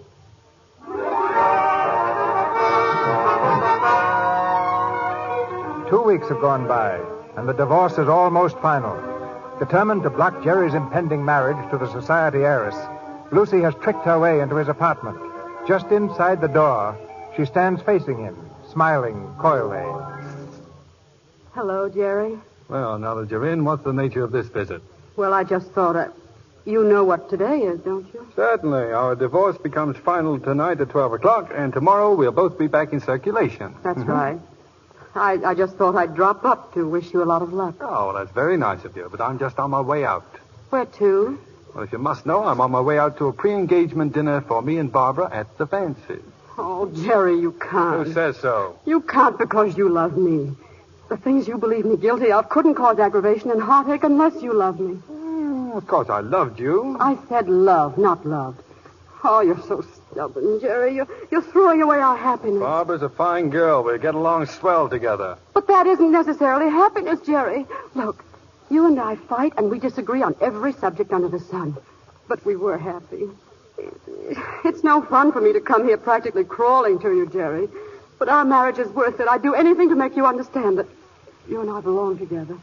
Tomorrow will be too late, dear. Once you're free, the Vances will officially announce your engagement, and you won't be able to jilt a girl whose jilting would be news for every newspaper in the world. You'll be caught by circumstances, and you'll be lost, Jerry. And very contentedly, too. Oh, no. You'll be miserable. Oh, you dope. Why can't you understand? I'll take it. Oh, no, you won't. I've got it. Hello? Hello? Oh, hello. Who is this, may I ask? Give me that phone. Jerry, I think it's got Hello? You have to answer my telephone. I only said hello. Hello? Shut up. Now give it to me. Tell her to call you back. Yeah. Hello? Shut up. Hello? Oh, hello, darling. Well, it took you long enough. Have you made up your mind who the woman is? Oh, that's funny. I knew you were going to ask me that. Uh-huh. So did I. Who was she?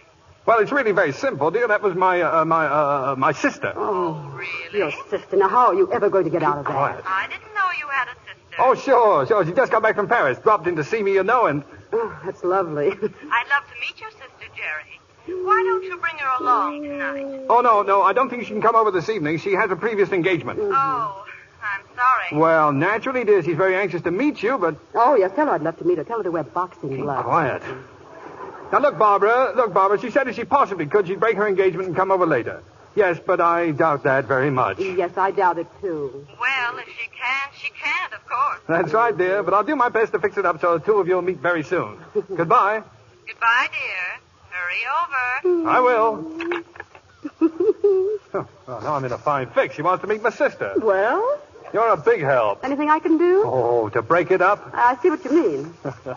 Well, I'm in a fine mess. No, I'm sorry, Jerry. Really, I am. Yeah, sure. But I wouldn't worry about it, dear. She trusts you, doesn't she? Of course she does. Hello? Hello. Oh, I did it again. Oh, give me that thing. Oh, listen, you don't have to take that from anybody.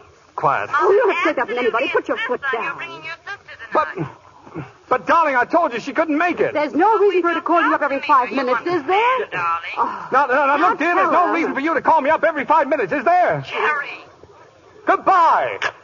Well. I'll keep quiet.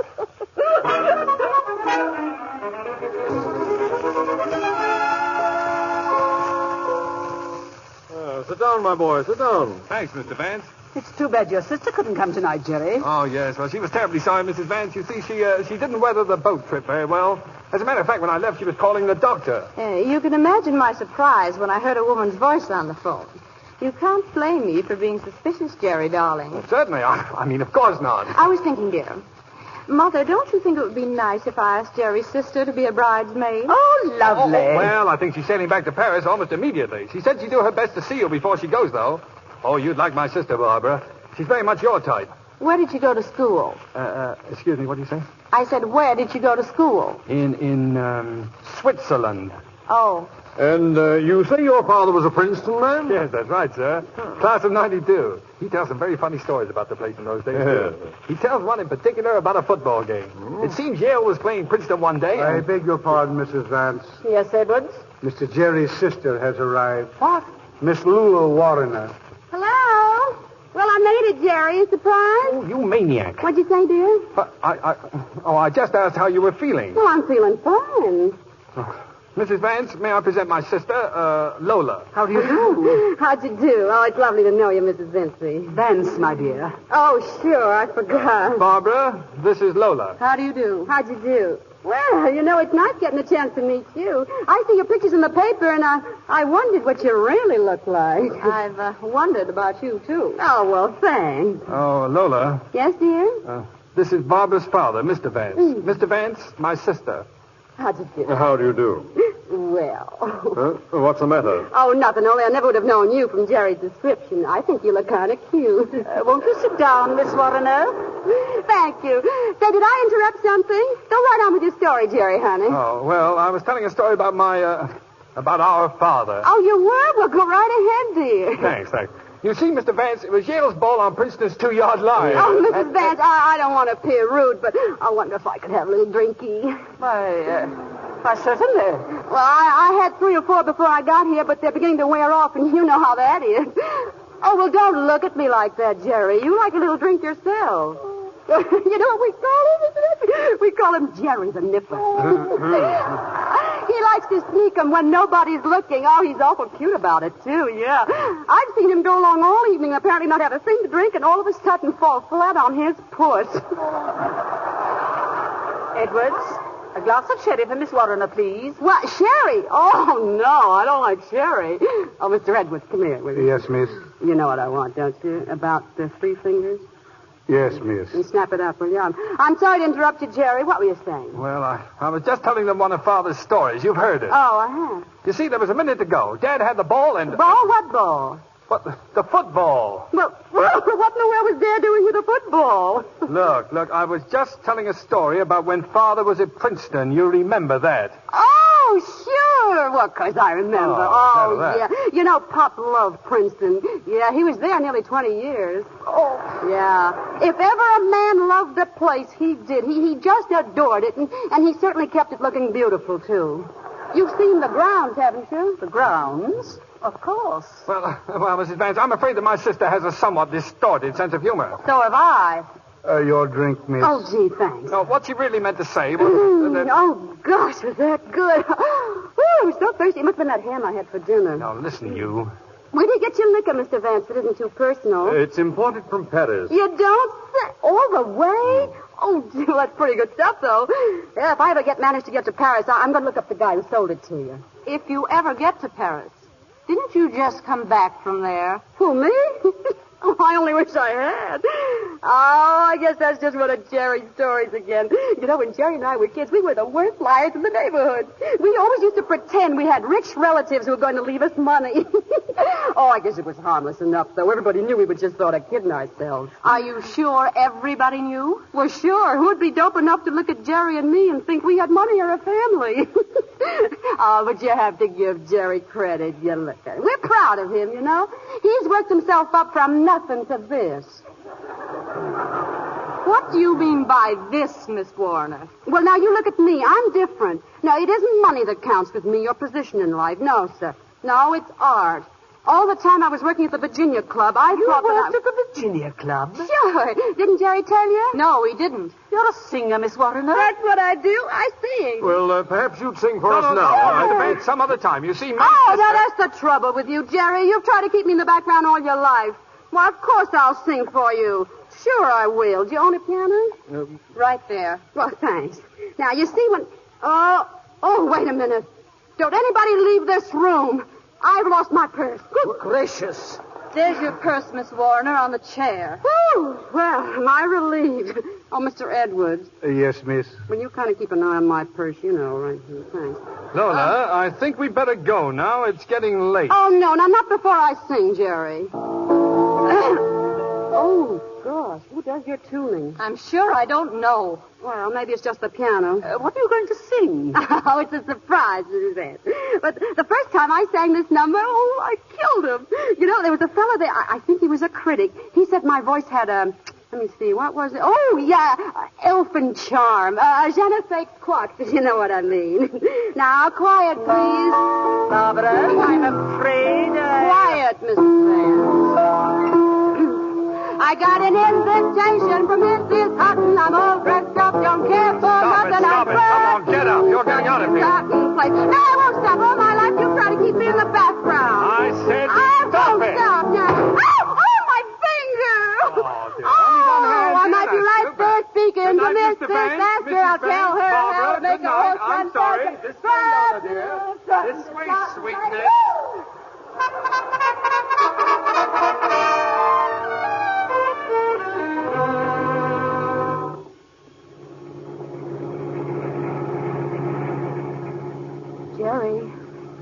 Jerry, aren't you speaking to me? No. That's better. Oh, it's wonderful of you to drive me up to Aunt Patsy's cabin after all the trouble I've caused you. Shut up. I'm handing you over to your Aunt Patsy, and then I'm leaving for good. I don't blame you, Jerry. I really don't, honestly.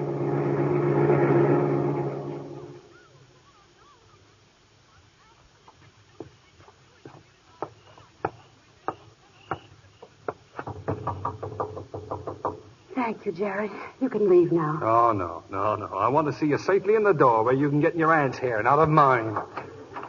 Mrs. Warner. Hello, Frank. I wasn't expecting anybody tonight. Will you tell Aunt Patsy I'm here? Why, she ain't here, Mrs. Warner. She ain't been here for weeks. What? Oh, I get it. Another one of your little tricks, huh? Well, it won't work. I'm going back to town, and I'm going alone. Good night and goodbye. Goodbye, Jerry. Be careful driving, dear. Hey. What's the matter? Well, the keys to the car, where are they? What? The keys to the car, the ignition key, where is it? Well, I don't know. Did you have it when you came? Well, how do you think I drove here? Now, listen, Lucy, you took that key, and I want it back. I haven't got it. You have so got it. Do you want to search me? Yeah, no. Oh, poor Jerry. I'm afraid you're stuck here all night, darling. Isn't it a shame?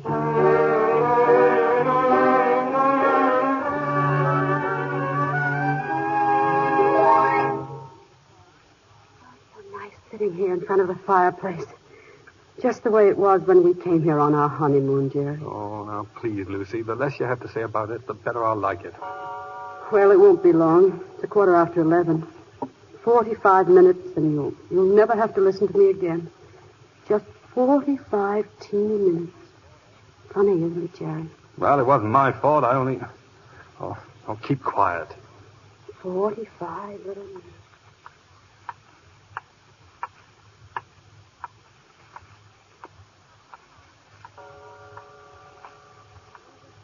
You'll be happy, I expect. All this that happened tonight will be forgotten. I'll tell Barbara Vance myself that it was all a joke and that I want you to be very, very happy. It's only 30 minutes now, Jerry. Lucy, listen, I... What? Nothing. Oh. She seems to be a nice girl, Jerry. I'm sure she'll mean more to you.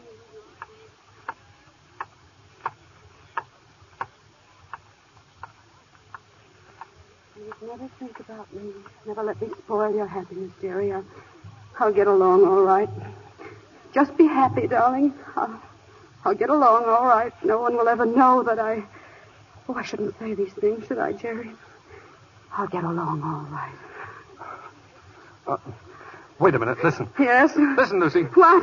Listen, it's all off. I'm not going to go through with it. I don't care whether you love me or not. You're married to me, and you're going to stay married. You hear? Jerry! Yeah, call the caretaker. No, I'll call him myself. Frank, come in here right away.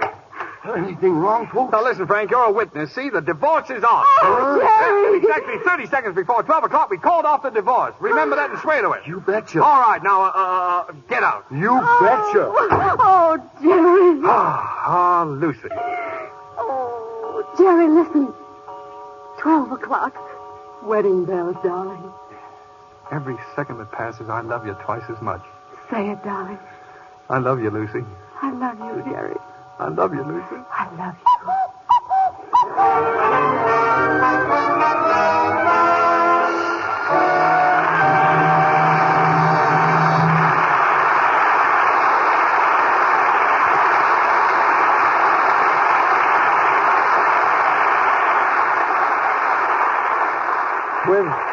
With peace restored in the Warrener family, Cary Grant and Claudette Colbert are returning now to our microphone. In fact, the whole family is here, with the exception of Mr. Smith, the dog. What happened to him? Well, I suppose he lived happily ever after, too. Oh, I envy those dogs. No troubles, no worries. No worries?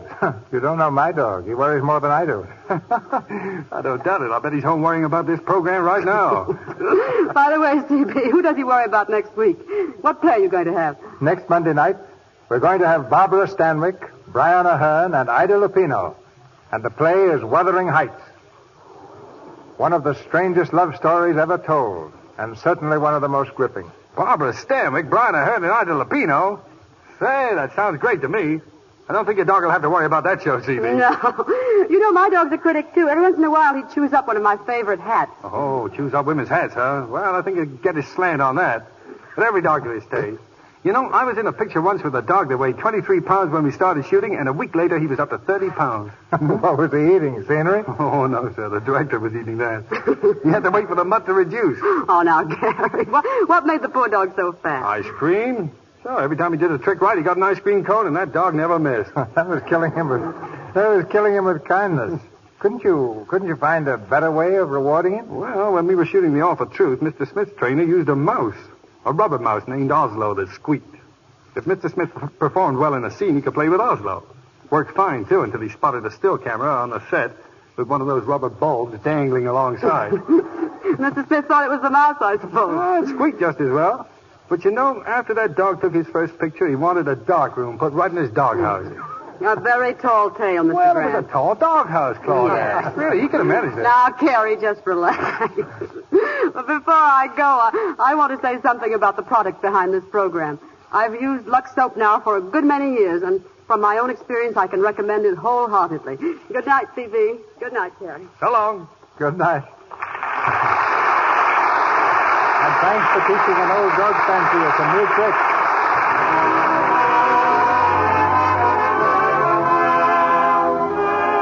Our sponsors, the makers of Lux Toilet Soap, join me in inviting you to be with us again next Monday night when the Lux Radio Theater presents Barbara Stanwyck, Brian Ahern, and Ida Lupino in Wuthering Heights. This is Cecil B. DeMille saying good night to you from Hollywood.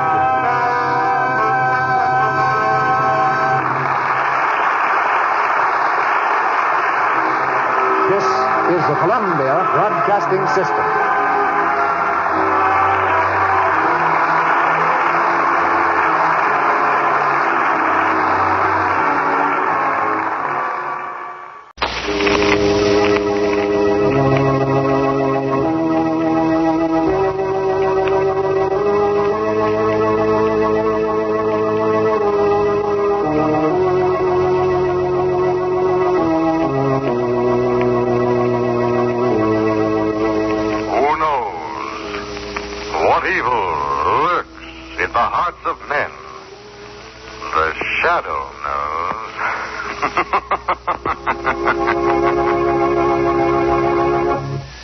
Once again, Mutual Don Lee brings you the thrilling adventures of the Shadow, the hard and relentless fight of one man against the forces of evil.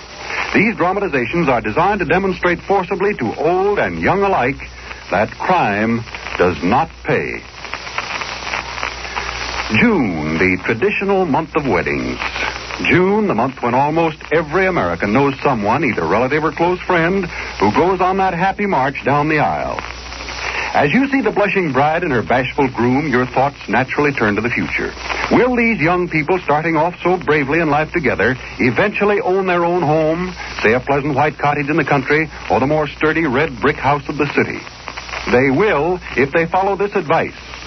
Save money regularly through United States savings bonds. There's no better investment in the world. Savings bonds are both safe and profitable. In just 10 years' time, they pay back $4 for every $3 you put in. Now is the time to back your future. Save today for a happy tomorrow through United States savings bonds. They are always conveniently available at banks, post offices, and on the payroll savings plan where you work. But now, the Shadow.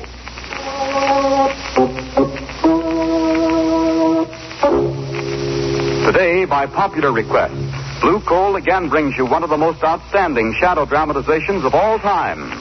The exciting story called Death in a Minor Key.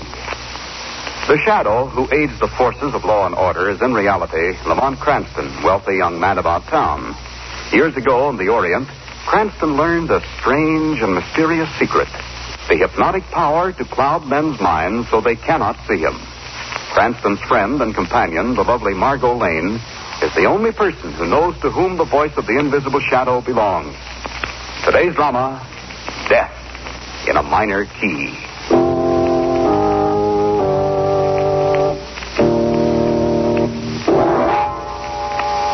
Death in a Minor Key.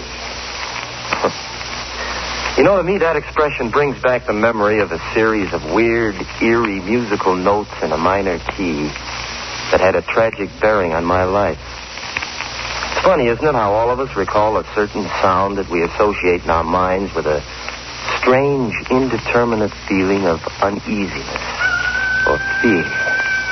Like the cry of a coyote as it's silhouetted against the night sky. Or the wild shriek of a siren as an ambulance catapults through the city's darkened streets. And then there's even the sound of a distant train whistle punctuating the evening stillness, bringing with it that lost, empty sensation of being all alone in a strange, lonesome world around you. That's odd. I just happened to think. All of those sounds that I described are night sounds. I guess that does have significance, too. Because the night is a time for fear. And it was at night, too, that those notes in a minor key were heard. Faintly at first. Ever so faintly. Played on a strange instrument. Then as they came closer, you heard uneven, heavy-footed steps. The sounds are louder now. The footsteps nearer. Nearer. Nearer. Nearer. Nearer.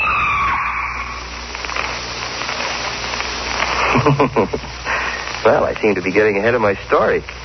It's one that I think will interest you, so if you'd like me to pass it on, suppose I start at the beginning. My name is Terry Mason. My mother and father died in an accident when I was 12, and I was brought up by an only uncle. My story really begins down in Santo Domingo, where I spent 2 years supervising one of the family plantations. Well, Santo Domingo was all right, but believe you me, I was a very happy guy when the day finally arrived for me to board a ship to return to the States. The main reason for that happiness was, because I was in love. Yeah, not only in love, but on my way to get married.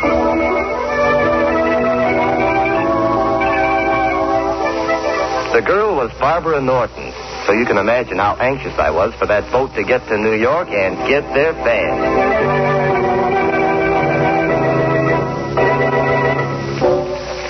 Well, I got to New York all right. And the following day in a little church downtown. Do you, Barbara Norton, take this man to be your lawful wedded husband? I do. I do. Yeah, it was a beautiful ceremony, I guess. But I wasn't the man who married Barbara Norton. What happened? Well, there were probably a dozen reasons. So let's just say that 2 years was too long for her to wait. Well, a thing like that's pretty tough to take. All my hopes and dreams of a future were wrapped up in Barbara. Then all of a sudden, boom, there's nothing. After she was gone, there was only one thing to do. Try to forget. To lose myself in bright lights, music, and the gay whirl of the city's night spots.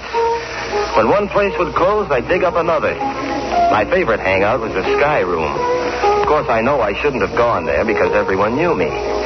But I just liked the idea of kicking it around 40 stories above the ground. I never took a table, just sat at the bar and listened hazily to the jumble of conversation around me. Care to dance, Margot? Not yet, Lamont. I'm having too much fun just watching. Darling. You see that young man sitting at the bar? You know, he's been staring at you for the past 10 minutes. Hey, wait a minute. I believe I know him. Of course, that's young Terry Mason. For heaven's sake, I haven't seen him in years. Well, if he's a friend, ask him over. You mind? No, I wish you would. Terry? Hey, Terry. Yeah? Oh, Lamont. Come on over. If he can make it. Oops, he almost landed on that table. Hello, Terry. I'm glad to see you. How are you, Lamont? Well, fine, thank you. This is Miss Lane, Terry. How do you do? How are you, Terry? Sit down. All right. Now, tell me, where have you been all these years? No, Santo Domingo plantation stuff. 2 years of it. Finally got fed up and came back, huh? Are you kidding? Oh, what do you mean? You know why I came back. I'm afraid I don't. Hey, you see, Miss Lane, that's Cranston, always the gentleman. Well, I'll tell you, my friend, I came back to get married. But you want to know what happened? I was jilted. Oh, that's a shame. There was I, waiting at the church. Oh, come on, let's have a drink. Who was the girl? Barbara Norton. Oh. Barbara Norton? Yes, I know her. Nice kid. Good to her parents. Woman of her word, too. Yeah, woman of her word. Well, just what happened, Terry? I was away too long. That's the story they give me. I was away too long. But that isn't the real story, not by a long shot. What do you mean, Terry? They're all working together on this thing. They're working against me. Who's working together? My uncle, Barbara, and her father, Dr. Norton. I don't understand, Terry. My uncle controls my inheritance, Lamont. Today I learned that he and Dr. Norton were planning to confine me in the doctor's private sanitarium. What do you think of that? Well, now, maybe they're doing it for your own good. Oh, sure. Just like Barbara married somebody else for my own good. Oh, no. No, sir. They're all working together. They want that inheritance. And if they get me to that sanitarium, they know they'll have it. Where is this place, Terry? It's up the Hudson. Used to be our family home. Terry, I think you're putting too much stress on this whole thing. Lamont, you've got to believe me. If they confine me in that place, I'll never come out alive.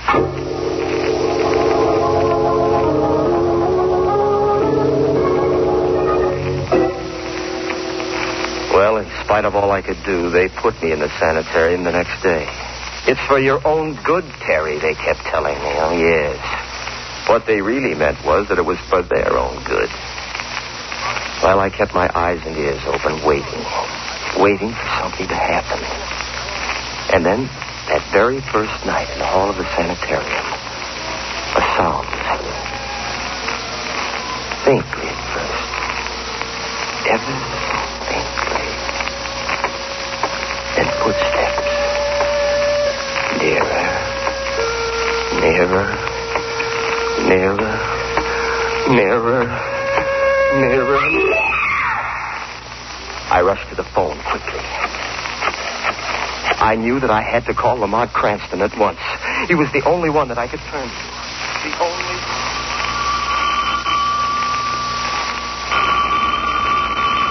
Don't answer that, Lamont. I know it'll be someone who'll give an excuse for not taking me to the lecture. That, Margaret, would be the neatest trick of the week. No such luck. I'd better answer. Hello. Yes. Yes, Terry. How are you? Where are you? Sanitarium. What? Murder? Are you sure? I see. Yes, I know where the place is. All right, Terry, I'll be right up. What's the trouble? It was Terry Mason. Someone's just been murdered at the sanitarium. Ooh. Come along, darling. We'll go up there at once.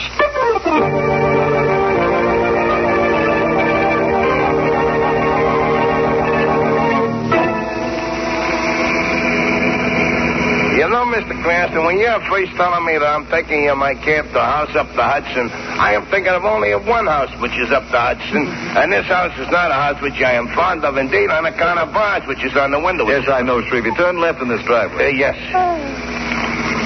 Oh, Lamont, is that the sanitarium up there on the hill? Yes, darling. Gee, it's a grim-looking place, isn't it?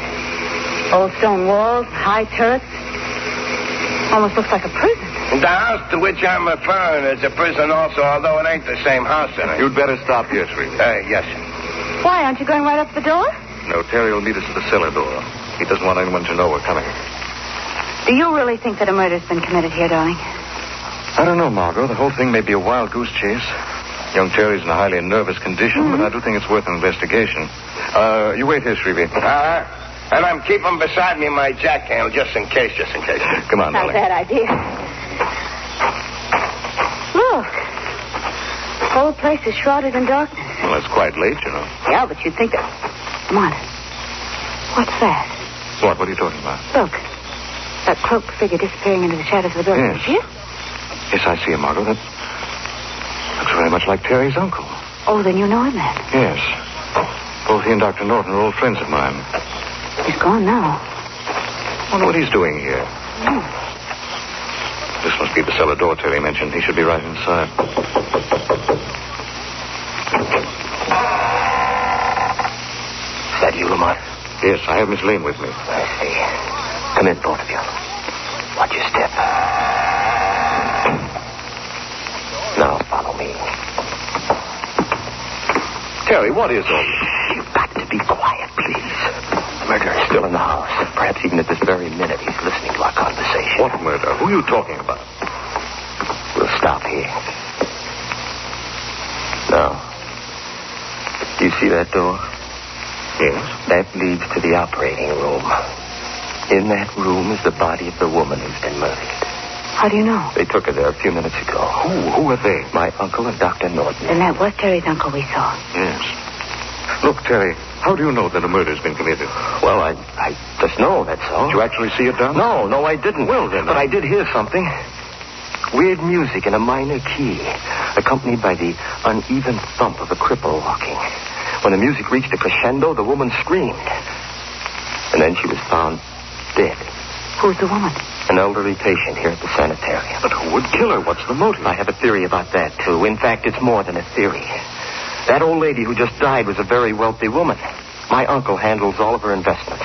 In fact, every one of them in this sanitarium is a person of wealth. And all of them are friends of my uncle and Dr. Norton. Not accusing them of murder, Terry. Why not? Why have they got me here? To get me out of the way, that's why. I'm just one of the hand-picked victims. But they're not getting me, do you hear me? No. That's why I called you to help me. Take it easy. Margot, take Terry upstairs to his room. See that he takes something to make him sleep. No, I want to know. I want to know what that music was that I heard. Please, Terry. If you want me to help, you must go along with Margot. I want to investigate a few things here by myself. All right. This way, Miss Lane. Up these stairs. Just a minute. Come on, what are you going to do? I'm going to pay a visit to that operating room, Margot. As the shadow.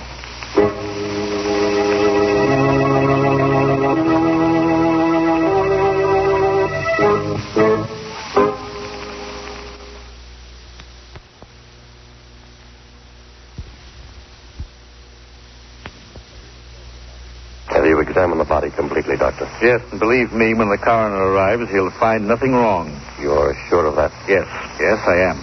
Doctor, what can we do about Terry? Frankly, I don't know. The boy must be taken care of.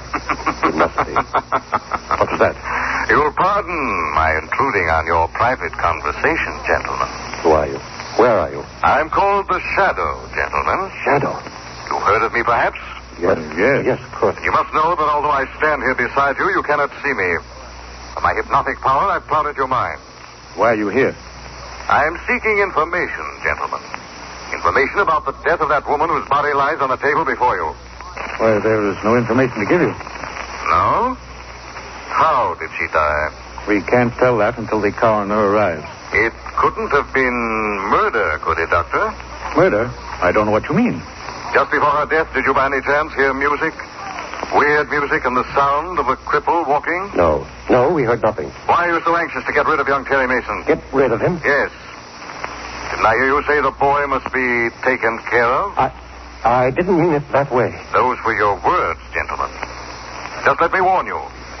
I'm very interested in the welfare of young Terry Mason. And if anything should happen to him, anything at all, gentlemen, I warn you, you'll answer to the Shadow.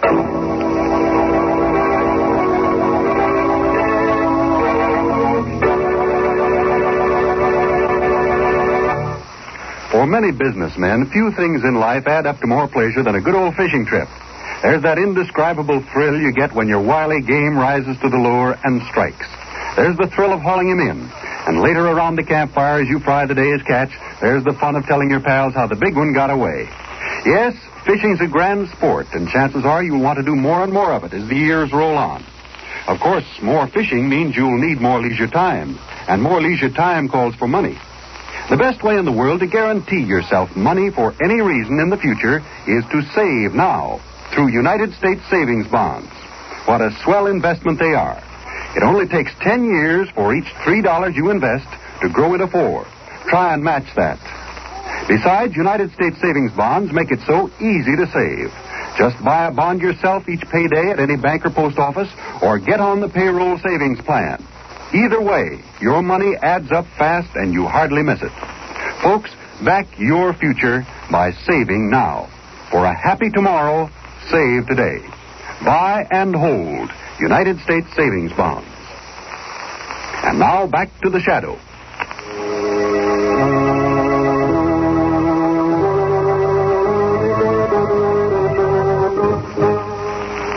Ready to leave, Shrevey. Hop in, darling. Oh, thanks. Mr. Cranston, I ask you should ignore paying any attention to that taxi meter you should. Why, Shrevey? The jack handle I'm holding for my protection slipped and fell against it and upset $20. Don't worry, I'll ignore it, all right. I'm referring to it in my accounts as paper profit. Okay, Shrevey. Lamont, what'd you learn downstairs? Well, I went into that operating room and found that Terry's uncle and Dr. Norton were examining the corpse of the old woman who died. Do you think she was murdered? Well, I saw no evidence of violence. Both men swore she'd met a natural death. Then you think it was just Terry's imagination after all? No, I don't. It's hard to say at this point just what I do think. Well, do you still think that Terry might be right? Yes, I do. Well, then what do you propose to do? I think I'm going to call on you for help, darling. Me help? How? Tomorrow I want you to go to Dr. Norton's office, pretend you're verging on a nervous breakdown, and gain admittance to the sanitarium as a patient. Well, all right, but how does one acquire a nervous breakdown? How? Just watch the cabbie take these turns. Not a bad suggestion. Oh, seriously, Margot, I do this myself. Only Dr. Norton and Terry's uncle both know me. Now, what do you say? Well, sure, but... Sure, I'll do it. Good girl. You must see the doctor first thing tomorrow and gain admittance to the sanitarium no later than tomorrow night.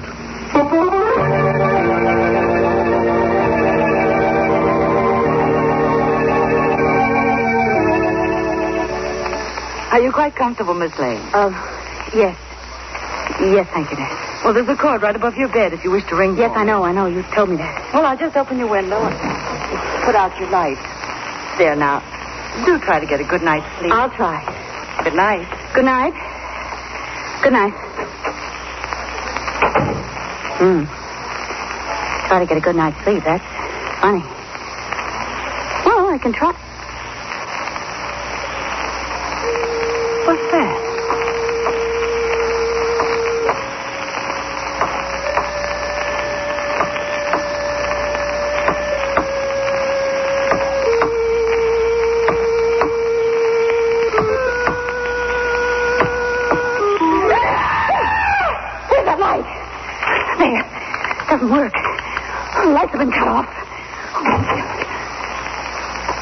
Somebody's coming in the door. Who is that? Well, don't answer me. Now, don't come any closer because I'm... Quiet, Miss Lane. It's I, Terry. Oh, you frightened me. Sorry. But you must come with me to the cellar at once. The killer's loose again.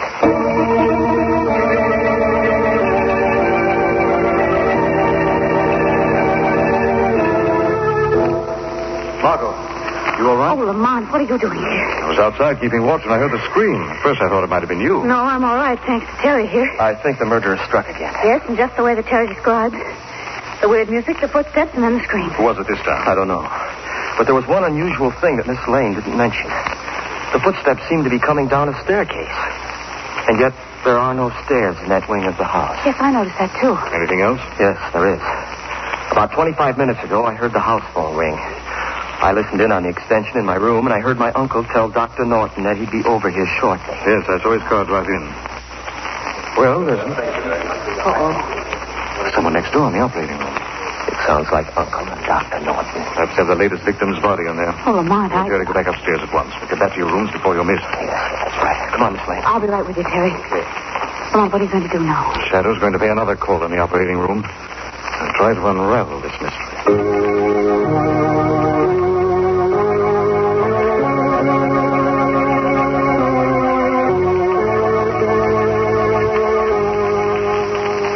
Now, see here, old man, I do think this thing has gone too far. Doctor, you promised me that we'd see this through together. I know, but the second death is too much. I should say that's understatement, Dr. Norton. Shadow again. Yes, gentlemen. And this time I shan't be as lenient with you. The body on that table should be examined by me, not you, Doctor. You fooled the police with your first murder. You do the same with this second one. Are you accusing us of killing? I am. Hello, what's this? So, step over here, gentlemen. That's it. Now, examine that mark behind the patient's left ear. Look, Doctor. He's right. That tri-cornered puncture was the cause of this woman's death?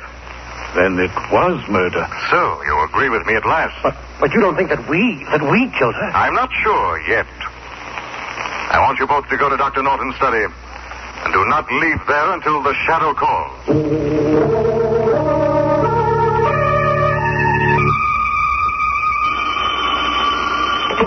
Hello? Are you alone, Margot? Yes, Lamont. I'm coming right up to your room. The murderer's about to strike again. Oh, no. Yes, darling. I have reason to believe that you've been selected as his next victim.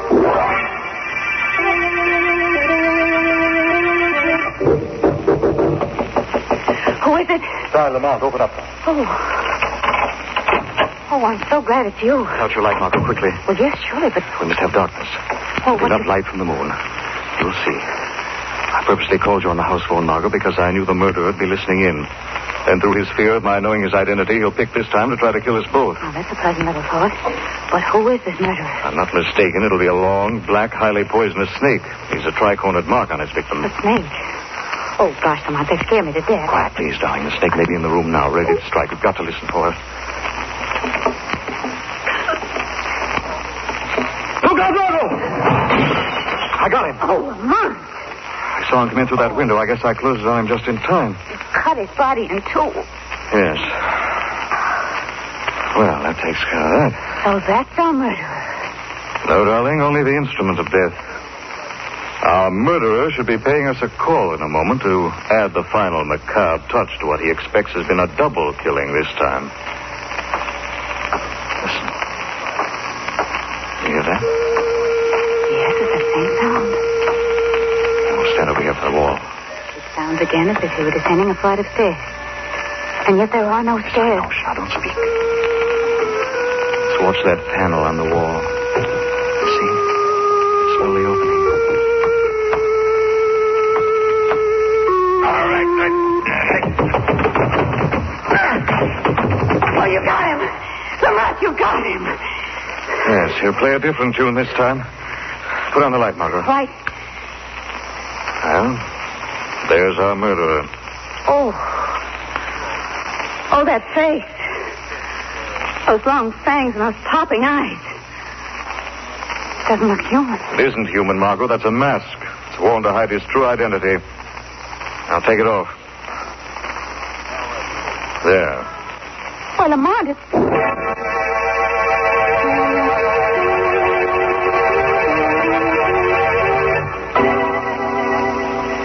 Well, that just about ends my story. But you can see what a mess I almost got Lamont and Miss Lane into. Fortunately for them, they found out the murderer in time. This killer's motive was a familiar one, revenge.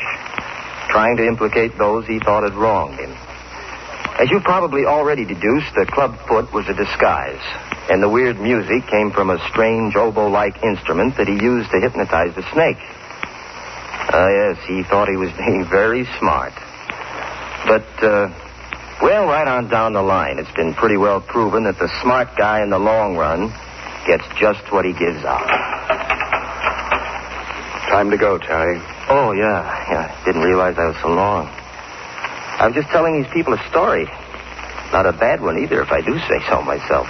You'd better come along, Mason. Okay.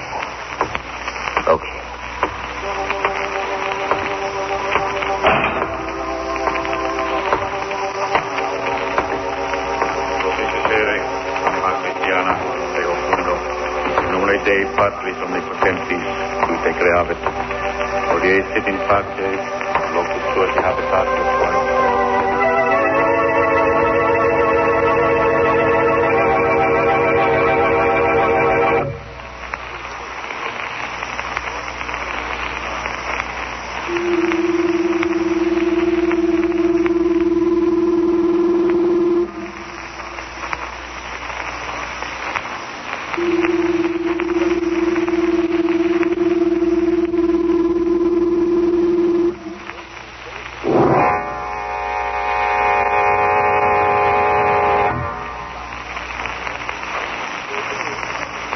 Having been sentenced to die for committing the crime of murder, I hereby pronounce Terry Mason legally dead.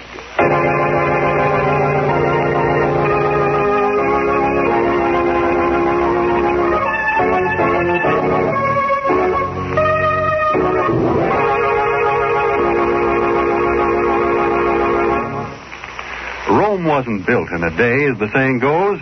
And neither is the wherewithal it takes to make your dreams about the future come true. That little farm on the edge of town, that really long vacation trip you've been promising yourself. If you're air-minded, one of those nifty little private planes that'll be coming along in a few years. Those and lots of other things don't just happen. You have to plan for them. Save up the money it takes to make them come true. It's a swell break, therefore, that you can go right on buying United States savings bonds. Government guaranteed and good interest rate. Make United States savings bonds your best bet to back your future. Actually, for each $3 you invest, you get back $4 in just 10 years' time. Use the payroll savings plan or buy savings bonds yourself regularly at any bank or post office. Save today for a happy tomorrow by regularly buying and keeping United States savings bonds. And now the shadow again.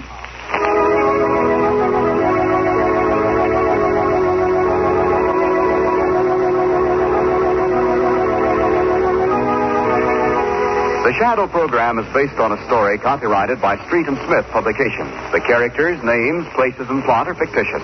Any similarity to persons living or dead is purely coincidental. The weed of crime bears bitter fruit. Crime does not pay. The Shadow knows.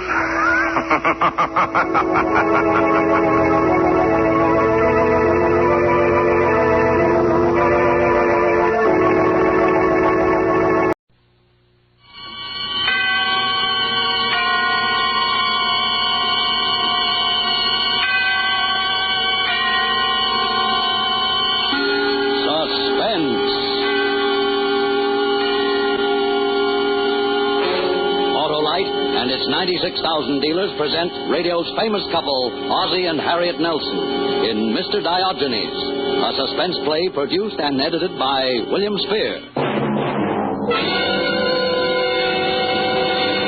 Well, here's a letter from Hap, still on vacation. Let me read this. Dear Harlow, Dear Harlow, this is the life. He must mean double life with those thrifty, wide-gap Autolite resistor spark plugs that give you double the life as compared to ordinary spark plugs under equal service conditions. I've been saving up my voice to tell you. Saving? He knows that only wide-gap Autolite resistor spark plugs can give him greater gas savings. That I feel like singing. And with Autolite resistor spark plugs, his car engine idles as easily as a song. Home on the range. Ohm is right, and that exclusive built-in 10,000 ohm Autolite resistor, found only in Autolite resistor spark plugs, permits a wide spark gap that makes smoother performance, double life, and greater gas savings possible. And remember, you're always right with Autolite. And now, with Mr. Diogenes and the performance of Ozzie and Harriet Nelson, Autolite hopes once again to keep you in suspense.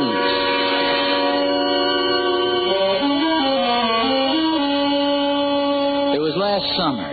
Dave and Ricky were at camp, and Harriet and I were spending a few weeks at our old apartment in New York.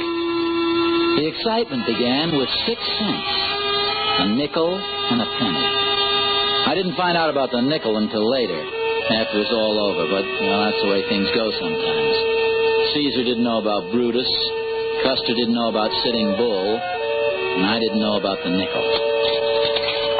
The conversation must have gone something like this. Hello. This is Hector. You crazy fool, I told you not to call me. But no one could be listening in on your switchboard, my dear. As you realize, we are on the very brink. Before proceeding further, I must have your assurance there have been no changes. I told you that. Nelson is still the one. Right. But gee, I'm getting worried. Oh, calm yourself, my dear. So he talks afterwards, so they start asking him questions. You have my assurance he won't talk. Yeah, but... No one ever got a straight story out of a dead man. What? Dear me, I thought you understood that. No, I didn't. Listen, Hector, I don't want any part of it. Unfortunately, my dear, you already have a part of it. Nelson is down the street in a tobacco shop at this very moment. We'll be good friends inside of 10 minutes. Goodbye.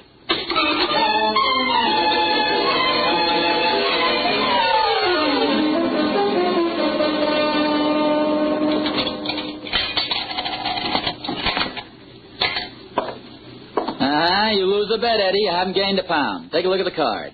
Oz, are you sure you had both feet on the scale? You mean you're questioning my word, the word of an Eagle Scout emeritus? Eagle Scout. Troop 3, Ridgefield Park, New Jersey. A Scout's honor, see? Both feet on the scale. Now, as I recall, the bet was 2 bits against a can of pipe tobacco. I'll take Gold Nugget. No dice. All out of Gold Nugget ever since they started that crazy radio program of theirs. Let's see. How about some of this, What's the matter? See, that's a funny one. Look, I'll refund your penny. No, the card here. Hey, look at my fortune. Today will be the most memorable day of your life. So what? So it's memorable. Today's our anniversary, you know. Yeah? No, it's just a coincidence. Sure. Did you ever see a card like this before, Eddie? Oz, every time a guy gets weighed, I don't run right quick and peek over his shoulder. No, but the wording is so peculiar. The most memorable day of your life. That's a pretty broad statement for a scale company to make. Tell you what. If it turns out a bust, come back tomorrow and we'll dope out a nasty letter to the scale people. Well, okay, Eddie. Thanks for the tobacco. Forget it. So long, Oz. So long. The most memorable day of your life.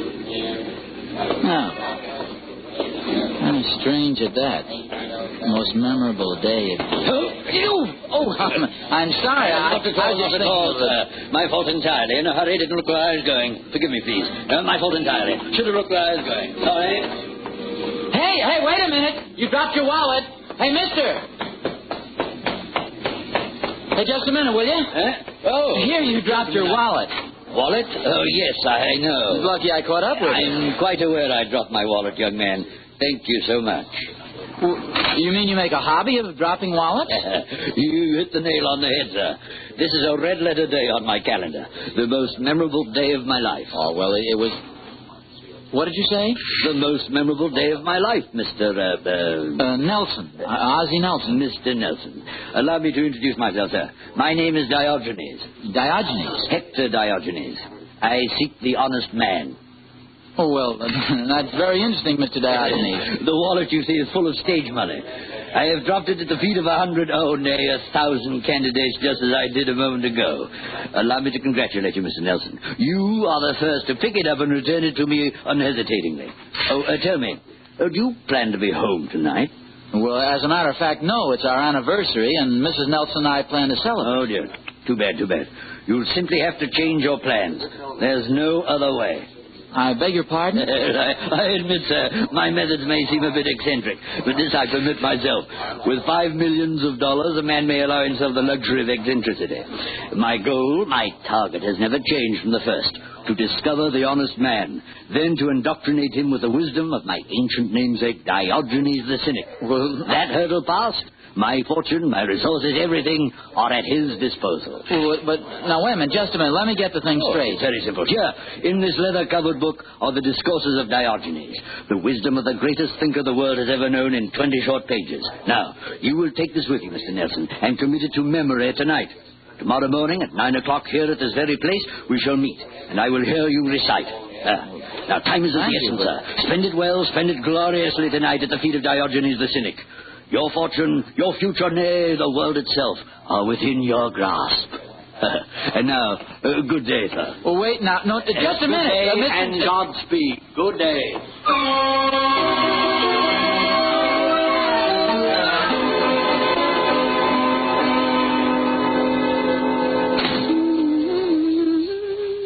Harriet? Harriet? In here, dear. Oh, hi. Home a little early, aren't you? Yeah, I guess so. How's the new hairdryer work? Oh, wonderfully. See? All dry. Oh, well, for once I gave you something useful for Christmas. You certainly did. Oh, gosh, I'm so excited about tonight. Oh, that's nice. Dinner, a show, and maybe dancing afterwards. Shouldn't I be excited? Harriet, that brings up a very touchy problem. Oh? A strange thing happened to me today. Sort of weird, you might say. In fact, I don't know what to make of it. Well, you've heard about that already. About what? The tickets. Tickets? Oh, I thought that's what you meant. Everybody in the building here got a free pair of tickets to South Pacific tonight. You're kidding. No, sir. They were stuck under all the front doors. No note or explanation, just a pair of tickets in a plain white envelope. South Pacific? Holy smokes. They're worth a small fortune, you know. How come? Nobody knows. Well, but a thing like that just doesn't happen. There must be a reason. You say everybody got them? Well, not quite. 12 apartments, 11 envelopes. 3 guesses who missed out. Us? Uh-huh. But I took it gracefully. I told everybody we were still going to celebrate our anniversary, even if we had to buy tickets to something. Gosh. Harriet, does something about today strike you as kind of different? Well, sure, it's our anniversary. That makes a difference. No, I mean something strange. You might even say memorable. Memorable? What I mean is if somebody happened to predict that today would be a very memorable day, all this would sort of bear them out, wouldn't it? Ozzy, has Madame Zaza been reading your palm again? Well, not Madame Zaza, but a scale. On my way to work this morning, I got on the scale at Eddie's. Oh, I'll get it, dear.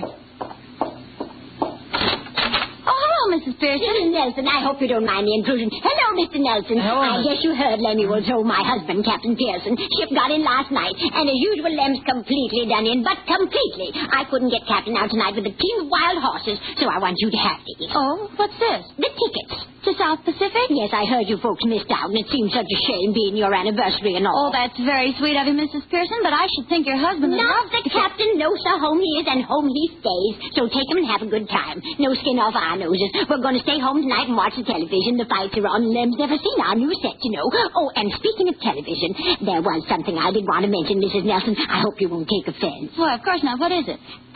It's that thing over there on the table. The hairdryer? Uh-huh. It's strange, but every time you turn it on, we get buzzing on our television. I was hoping while Captain's home you could use it daytime instead of nighttime. Why, of course. I wish you'd told me before. Oh, I don't mind for myself, but now with Lem home. Oh, I'll remember, Mrs. Pearson. And thanks for the ticket. Oh, sure, it's nothing at all. That's what neighbors are for, you know. Have a good time now and happy anniversary. Oh, thank you. And good night, Mrs. Pearson. Good night. Oh, boy, that was a 7-day blow. I know, but she is sweet. Isn't it wonderful, dear? Now we can go after all.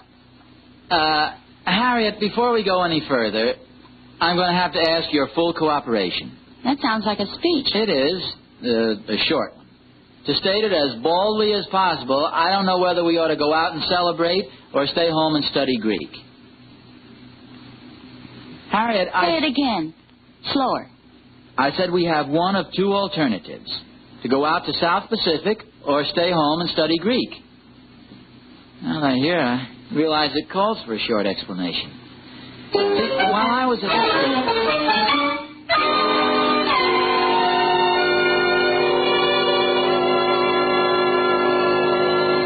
Do you mind the radio, dear? No. But what is Caesar to a cynic but Zeus?